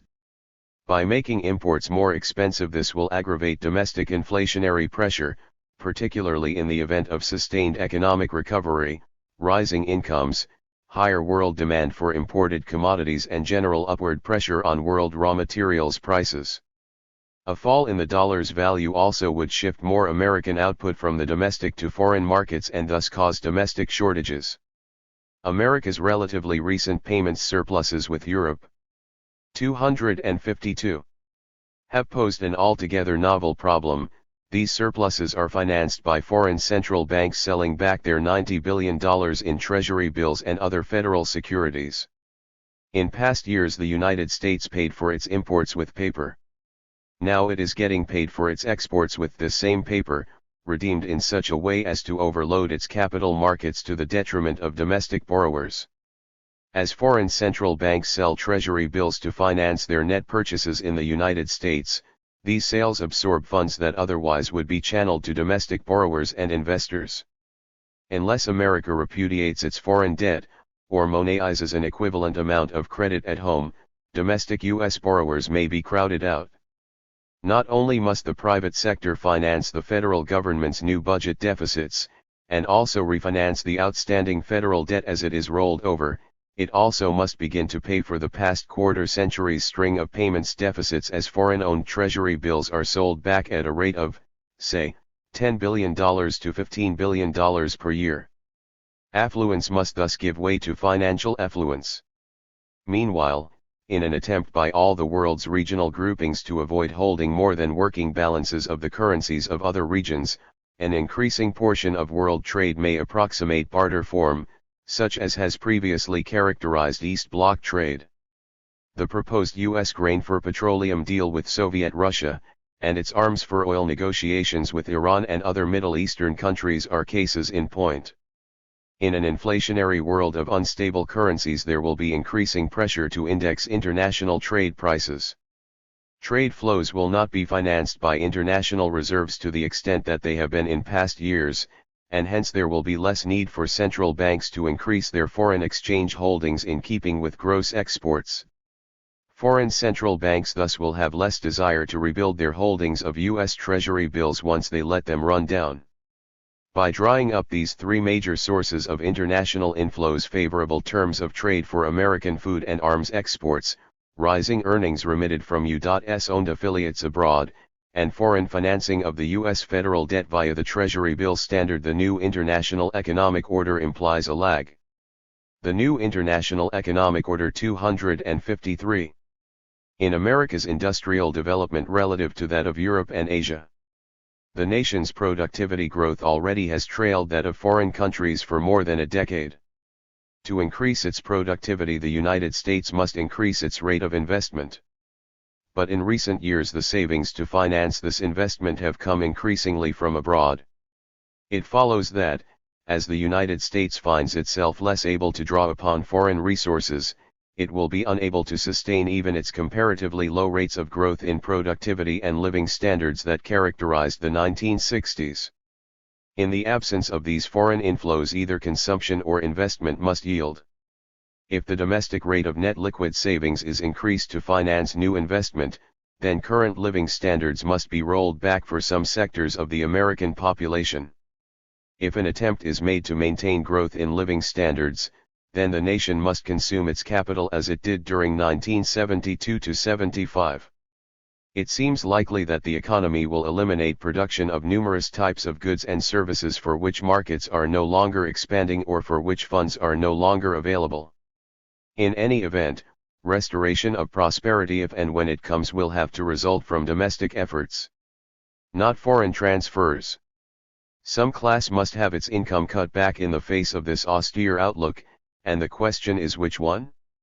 As real incomes are reduced for the business sector, consumers, or the emerging nouveau rentier class of transfer payment recipients, these classes may seek from each other the income the economy can no longer obtain from abroad. In this respect, America's problem today may resemble the tensions that aggravated the French Revolution 2 centuries ago. As the American economist Simon Patten described the state of affairs, a major contributing factor to the French Revolution and subsequent Napoleonic Wars was the fact that England and not France was securing the international gains from trade.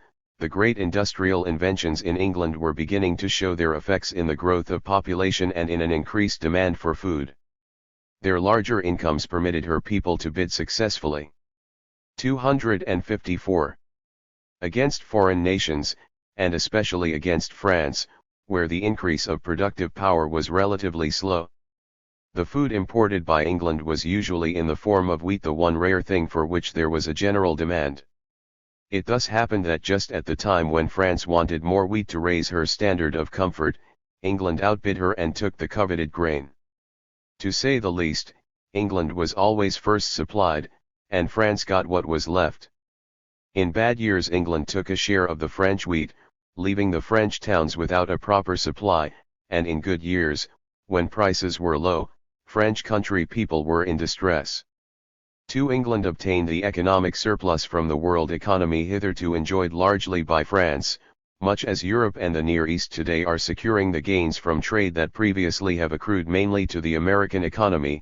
The increase of productive power being too slow to give the desired comfort, they were forced to grasp at the funded income of others. When the French people were taking the funded surplus from their lords, better economic conditions enabled other nations to appropriate a larger share of the international surplus to the detriment of France. The French people thus lost by the relative decline of France a large portion of the surplus taken from their leisure class. This fact and not the internal struggle brought on the real revolution. The French, failing to secure at home that net increase of income demanded by the new standard of comfort, sought to take by force the increased income that other nations, because of their improved economic conditions, were enjoying. The home struggle proved easy, but the external struggle was a failure and ended in exhausting the resources of Europe. The day had gone by when France could dominate Europe. Not every nation could sit at nature's first table, Patten concluded. This frustrated France's cry for liberty, fraternity, and equality. It could not be an international cry, but only national in scope. The productive power of Europe at that time was not great enough to make all its inhabitants comfortable, nor was its wheat crop large enough to permit all to live on bread. Today a similar set of relationships may govern America's world status. The U.S. economy faces the prospect of paying for its imports with real economic output, most particularly with capital goods rather than with mere computer-printed central bank credits. Its foreign debts run up so cavalierly in the past are now falling due. Its response will probably be to grow increasingly nationalistic. The new international economic order 255. To be sure, there are countervailing forces. As the locus of world prosperity shifts to European and Third World countries, the path will be opened for the Western defense burden to be borne more by the regions most directly concerned. American withdrawal of its NATO troops from West Germany will oblige Western Europe to divert resources from its civilian economy to sustain its own troops. And foreign prosperity will increase U.S. export prospects in specific categories, mainly heavy industrial goods rather than the so-called glamour consumer goods and electronics that sparked the economic expansion of the 1960s. Instead of continued expansion of services and consumer goods production, America must refocus its attention on industrial growth to pay its own way domestically and internationally. All this is occurring at a time when industrial capitalism has lost its ideology, save that of technological inertia. Laissez-faire is dead, and business interests have hesitated to create new rationales for systematic state economic intervention save that of the crudest nationalism. Pragmatic forces rather than reasoned long-range programs are responsible for today's statist policies. Regulation of prices at the international margin soon requires domestic price and income controls. In country after country this has spurred a confrontation between federalism and anti-federalism. Given today's international pressures, only the statist parties can supply an ideology fitting the new world conditions. Under conditions of declining productivity growth and living standards, and in the face of a labor force growing more rapidly than private sector job opportunities, the government will be called upon as arbiter of relative incomes, prices, credit allocation, and trade patterns.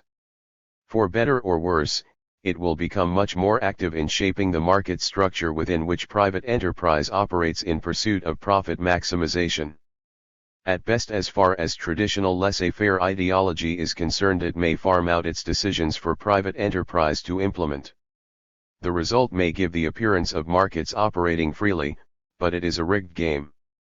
All that remains to render free market economics 256 altogether obsolete is an economic doctrine explaining how governments may create new operative functions to secure, by the visible hands of state policy, the objectives that the withered invisible hand of the marketplace can no longer provide. Chapter 19. America's strategy in the face of the new international economic order is to render it no more than a tentative scenario, and to re-establish the pre-1973 state of affairs wherever possible. The Treasury bill standard is to be reinstated while gold, sterling, or a euro currency are rejected as viable alternatives. America's official debt to foreign central banks is to be effectively wiped off the books by funding it into the world monetary base and giving it to needy dependent third world countries. American export prices are to be supported as foreign countries continue to depend on U.S. grain, arms, and aircraft, in payment for which third world countries are to compete among themselves once again to export their raw materials. Europe is to speak in world affairs with 9 national voices rather than with one. In short, both the European and third world economies are to return to their former complementarity with the American economy. U.S. economic strategy is to continue drawing upon foreign resources in order to sustain growth in its living standards and government spending. America's interest lies in restoring those elements of the post-war economic order that obliged foreign countries to finance, through their central banks, the entire growth of America's federal debt during 1946–73, to sell their raw materials to U.S. owned firms at prices substantially below those received by American producers for similar commodities, to permit U.S. firms to appropriate much of their export surplus, and to finance multilateral foreign aid programs that served specific U.S. aims and helped the U.S. balance of payments while financing increased production of raw materials imported by the United States. International finance remains the focal point both of the new international economic order and the American response. At 257. 258. Stake is whether the United States once again will be able to run up dollar debts to foreign central banks as its trade and payments fall back into deficit. Will OPEC supplant Europe and Japan as America's major creditors, using oil earnings to buy U.S. Treasury securities and thereby fund U.S. federal budget deficits? Or will Eastern Hemisphere countries subject the United States to a gold-based system of international finance in which renewed U.S. payments deficits will connote a loss of its international financial leverage? From the American vantage point, restoration of Treasury bill standard requires that the emergence of any workable alternative to the dollar be aborted. Gold must be dethroned and European monetary integration dissipated. OPEC must be confronted with little option but to invest its surplus petrodollars in U.S. Treasury securities. During 1973–75 these objectives appeared unattainable unless the United States maintained the balance of payments surplus it had enjoyed during the last 9 months of 1973. America's international payments remained relatively close to equilibrium thanks to its relative self-sufficiency in oil, its arms exports and its continued grain sales to the communist nations. Even so, its balance of payments fell into a deficit of about $1 billion per month by mid-1976. And yet OPEC, with little to do, replaced the central banks of Europe and Japan in financing this deficit. As America spent more dollars abroad, and as these dollars found their way to the central monetary agencies of Saudi Arabia and other oil-exporting countries, they were recycled to the United States by investment in Treasury securities. Gold was not surging in price as it had in past periods of U.S. deficits, but was stagnating at around $132 per ounce. IMF auctions of gold scheduled through 1978 and possibly augmented by U.S. Treasury sales indicated continued downward pressure on gold prices. Furthermore, the dollar was strengthening in the wake of sterling's fall from $2.40 to under $1.70. Indeed, Britain announced in December 1976 that it would phase out sterling permanently as a key currency, leaving no single national currency to compete with the dollar. European Monetary Union and 259. Political integration had made no progress since the Tindemans Report, while separatist pressures rent the continent from Basque Spain to Celtic Britain. The world seemed to be acquiescing to a renewed treasury bill standard. European diplomacy lost the single-mindedness it had achieved during the 1973-75 confrontation. World cooperation on U.S. terms became a distinct prospect. In the area of world monetary reform, the United States continues to pursue an alliance with those third-world countries whose balance of payments deficits have widened in the face of rising world food and energy prices. If they will vote to fund the U.S. dollar overhang its $105 billion debt to foreign central banks by incorporating it into world monetary reserves as a new form of irredeemable fiat money, the United States will support a similar wiping out of the Third World's foreign aid debt. America would also support an expunging of Britain's official foreign debt, as well as Europe's inter-ally debts dating from World War I, in exchange for European central banks dropping their claims on the Treasury. Collectively, the world's debtor governments, including the United States, would not be obliged to redeem their official obligations to other governments. Creditor nations would convert their specific claims on the United States, Britain, or Third World countries into generalized fiat assets of equivalent value. The central banks, which currently hold $105 billion in claims on the United States, thus would still have $105 billion to spend, but this sum would no longer be a specific liability of the U.S. Treasury. If any part of this new fiat credit were spent in the United States, the U.S. government would come into possession of the new spendable asset, rather than merely reducing its liability to foreign central banks as is presently the case. Only under this new set of rules would America find its self-interest to lie in running payments surpluses once again. The U.S. financial stance, which was developed largely by Secretary of State Kissinger and Secretary of the Treasury Simon, is akin to that taken by England with regard to its World War I debts. In 1923, England said that it would relinquish its claims on its wartime allies to the extent that the U.S. government would relinquish its claims on Britain. 260. Today, the United States is proposing to forgive the Third World countries' foreign aid debt if other industrial nations agree to relinquish their claims on the U.S. Treasury and the poorer debtor countries. If the U.S. plan is not accepted, the onus of collecting the world's foreign aid debt would thus be cast onto the shoulders of other nations. America could represent itself as demanding repayment from Latin America, Asia, and other debtor countries merely to pay Europe, Japan and OPEC. This posture depicts it as being passive in a triangular flow of payments from Third World countries, via the U.S. government and World Bank, to the central banks of Europe, OPEC and Japan. Payments surplus nations are thus to be exploited in the same fashion that America exploited Europe and Japan prior to March 1973, and Saudi Arabia since the oil war. Payments deficit countries will be kept in line by America's more traditional creditor-oriented strategy exerted through the IMF, the World Bank and other world lending organizations. In particular, the momentum of European economic and political integration must be slowed, for after all, how can the Middle East work closely with a European community that is dissolving in the face of local separatist movements?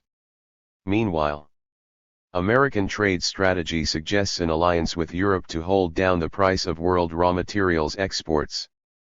By seeking domestic self-sufficiency in raw materials while promoting export competition among Third World exporters. To be sure, domestic raw materials prices in the industrial nations may rise as recourse is made to higher-cost local production. But a higher degree of domestic self-sufficiency would reduce import demand, thereby putting downward pressure on world prices. the difference between relatively low import prices and high domestic production prices is to be taken, if possible, by governments in the industrial nations via tariffs levied on raw materials imports. The industrial nations may thus obtain relatively cheap raw materials imports as third world exporters forego the higher commodity prices being earned by high-cost industrial nation producers. As compensation for this sacrifice, most raw materials exporters would enjoy increased net purchasing power through cancellation of their aid debts. To be effective, American strategy must accept as a fait accompli the irreversible changes that have occurred in the world economy since 1973. If America's pre-1973 objectives are to be maintained, their tactics must be adjusted in light of the world's new circumstances so as to separate those elements of the new international economic order that may be rolled back from those which may not. For one thing, the U.S. attempt to roll back world oil prices has visibly failed. A major tactic was to have been development of a higher degree of American energy self-sufficiency, stemming both from conservation and development of domestic resources. But the movement toward energy conservation hardly got off the ground as Americans quickly turned back to large-sized cars and began to speed up their driving once again. Only continued economic recession seems to be holding down America's energy demand. As for the future, the costs of developing domestic energy substitutes are turning out to be far greater than indicated by early government statements. Coal liquefaction and gasification plants will cost in the neighborhood of $1 billion each, and the coal available for these plants is located mainly in the Northwest, where the requisite water is so scarce that coal processing would entail writing off these regions for agriculture and livestock. It also would create a massive demand for specialty steel, pressing up domestic steel prices, hence industrial costs generally. Another major alternative to imported oil has seemed to be nuclear power, but existing plants lack proper safeguards for waste disposal and the Carter administration has therefore reduced funding for nuclear plants. Alaskan oil is proving to be higher in sulfur than was originally anticipated, and is posing delivery problems as California is seeking to restrict tanker transport in its coastal waters. Thus, America's leverage in holding down energy prices is not very strong. In addition to its dual set of alliances with industrial nations and third world countries, the United States may ally itself with the communist nations, and particularly with the Soviet Union, so as to reimpose Cold War strains that will bring external pressure to bear on both Europe and the Third World. The trick is 262.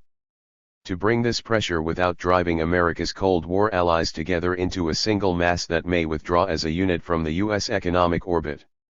America's diplomatic alliances thus represent a triple strategy: confrontation of the industrial nations by a joint U.S. Third World debtor bloc in international finance, confrontation of Third World countries by industrial nations acting to form a consumer cartel to roll back primary commodity prices, and confrontation of both Third World and industrial nations by U.S. Soviet détente to keep the satellites of each system in their place, so that the existing state of world affairs may not be disturbed so long as it benefits both superpowers.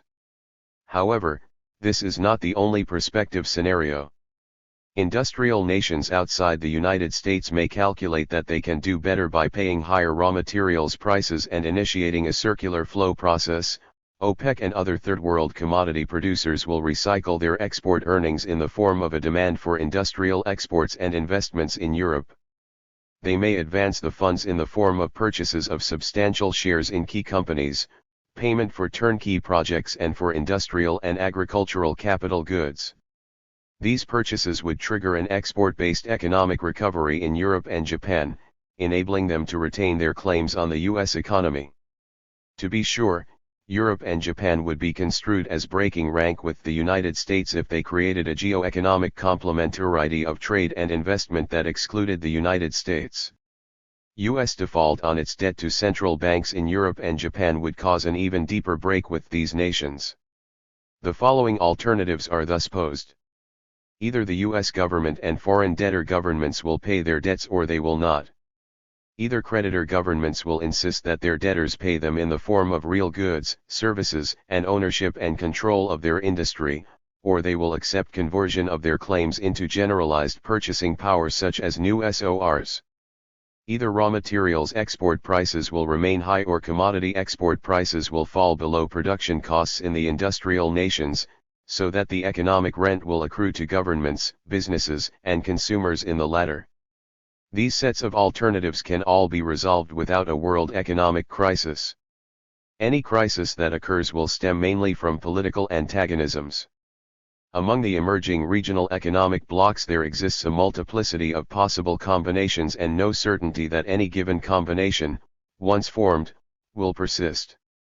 Europe may integrate itself most closely with the Near East and Africa, while Japan moves toward Southeast Asia, and the United States and Canada move to integrate their economies more closely with those of Latin America. Or Japan may remain in the dollar area. Political and economic alignments may cut across geographic and military divisions. The world has become much more complex than it was during the early division between Western and Communist countries following World War II, when Washington and Moscow were the only poles of the world political economy.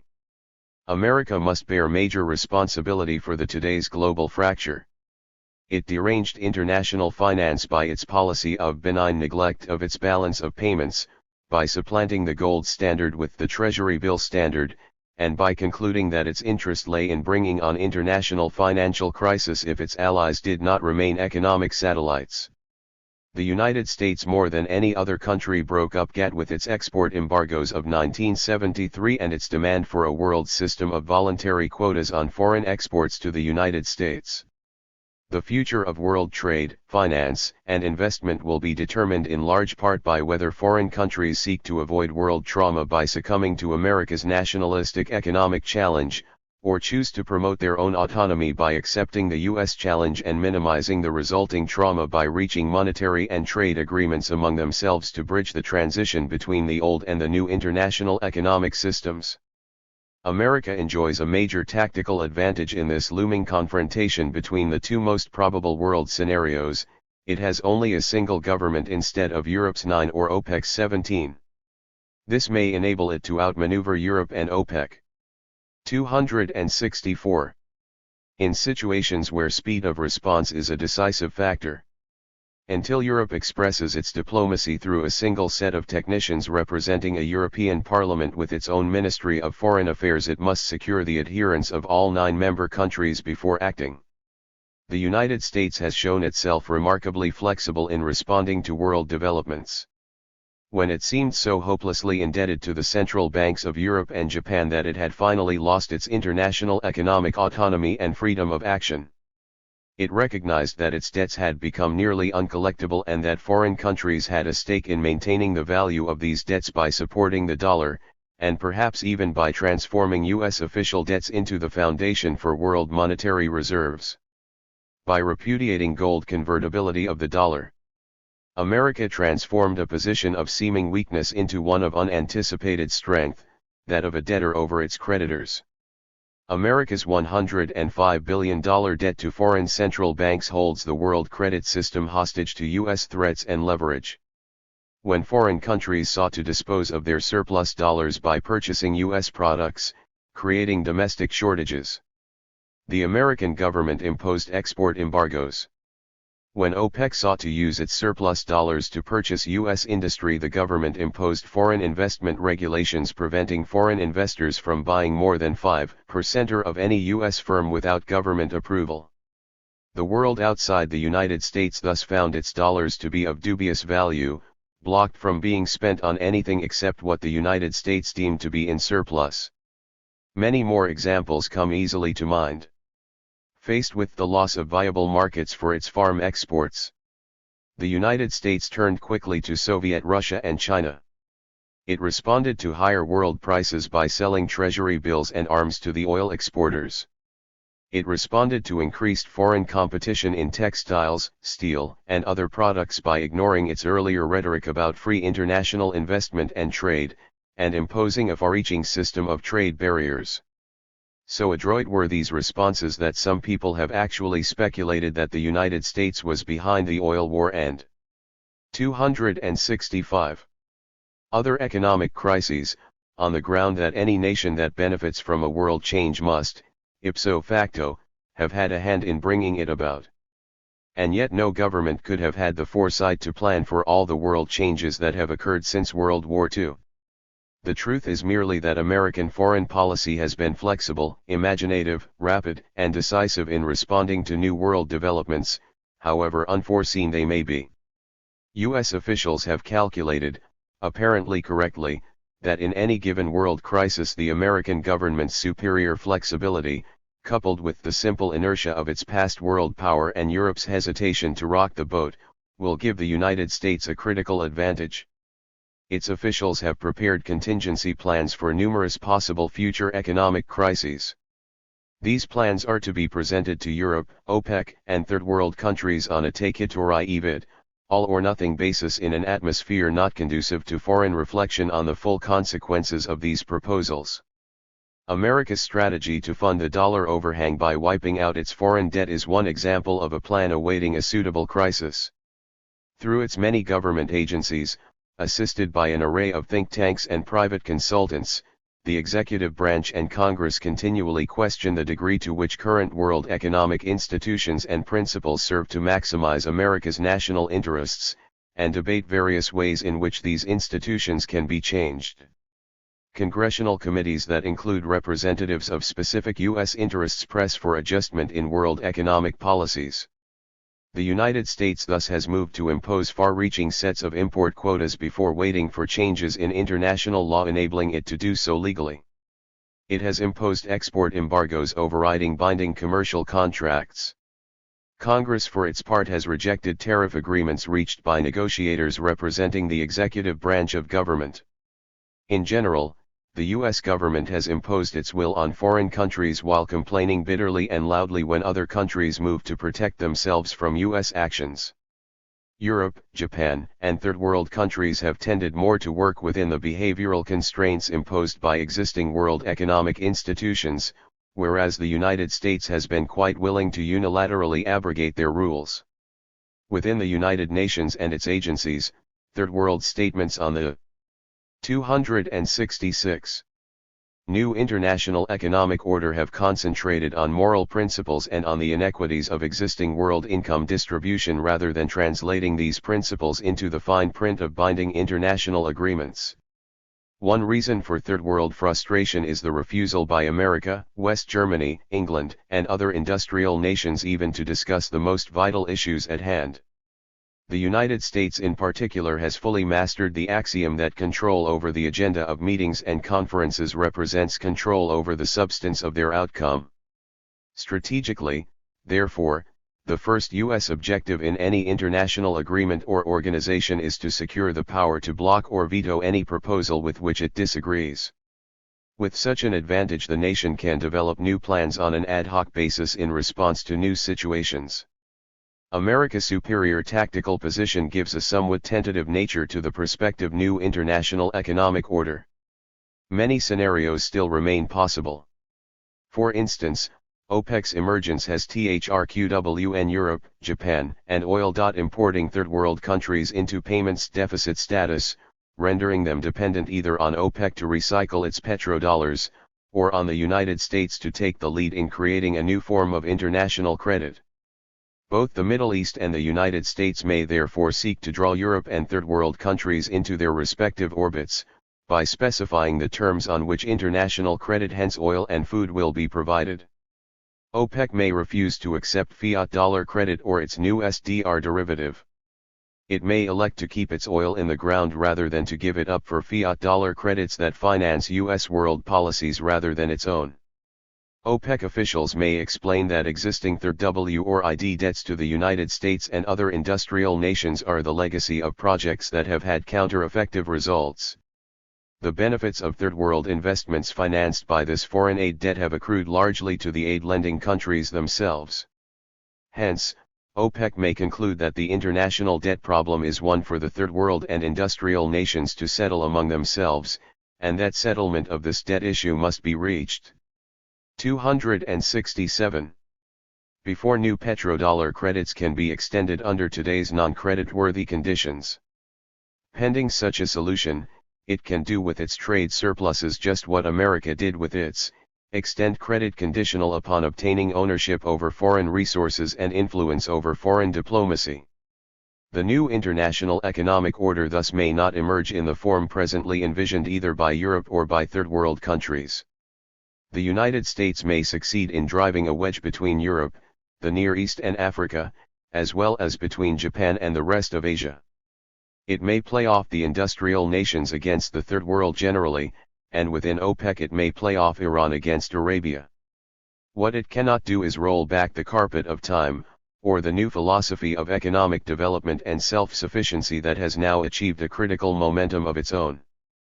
The Western alliance may be breaking apart as a consequence of the new regionalist tendencies, but this seems to be a precondition for its members moving onto a higher plane of development.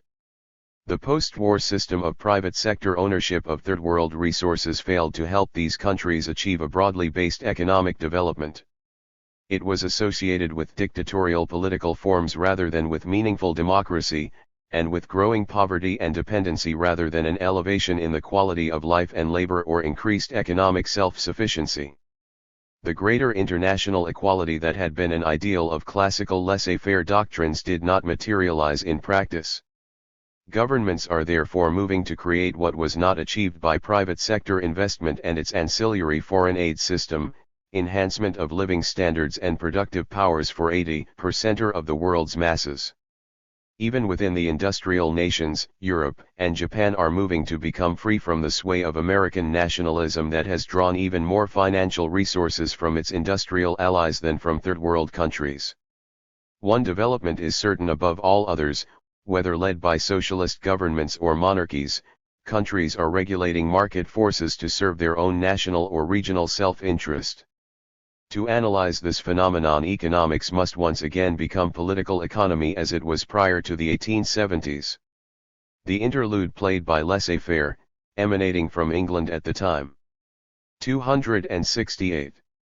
Of its industrial revolution and influencing the course of world affairs since 1945, is ending.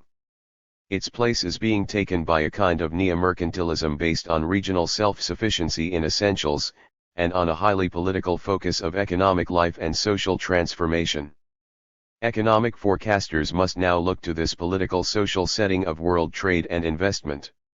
Michael Hudson is an independent Wall Street financial economist. After working as an economist for the Chase Manhattan Bank and Arthur Andersen in the 1960s, he taught international finance at the New School in New York, and is presently Distinguished Professor of Economics at the University of Missouri.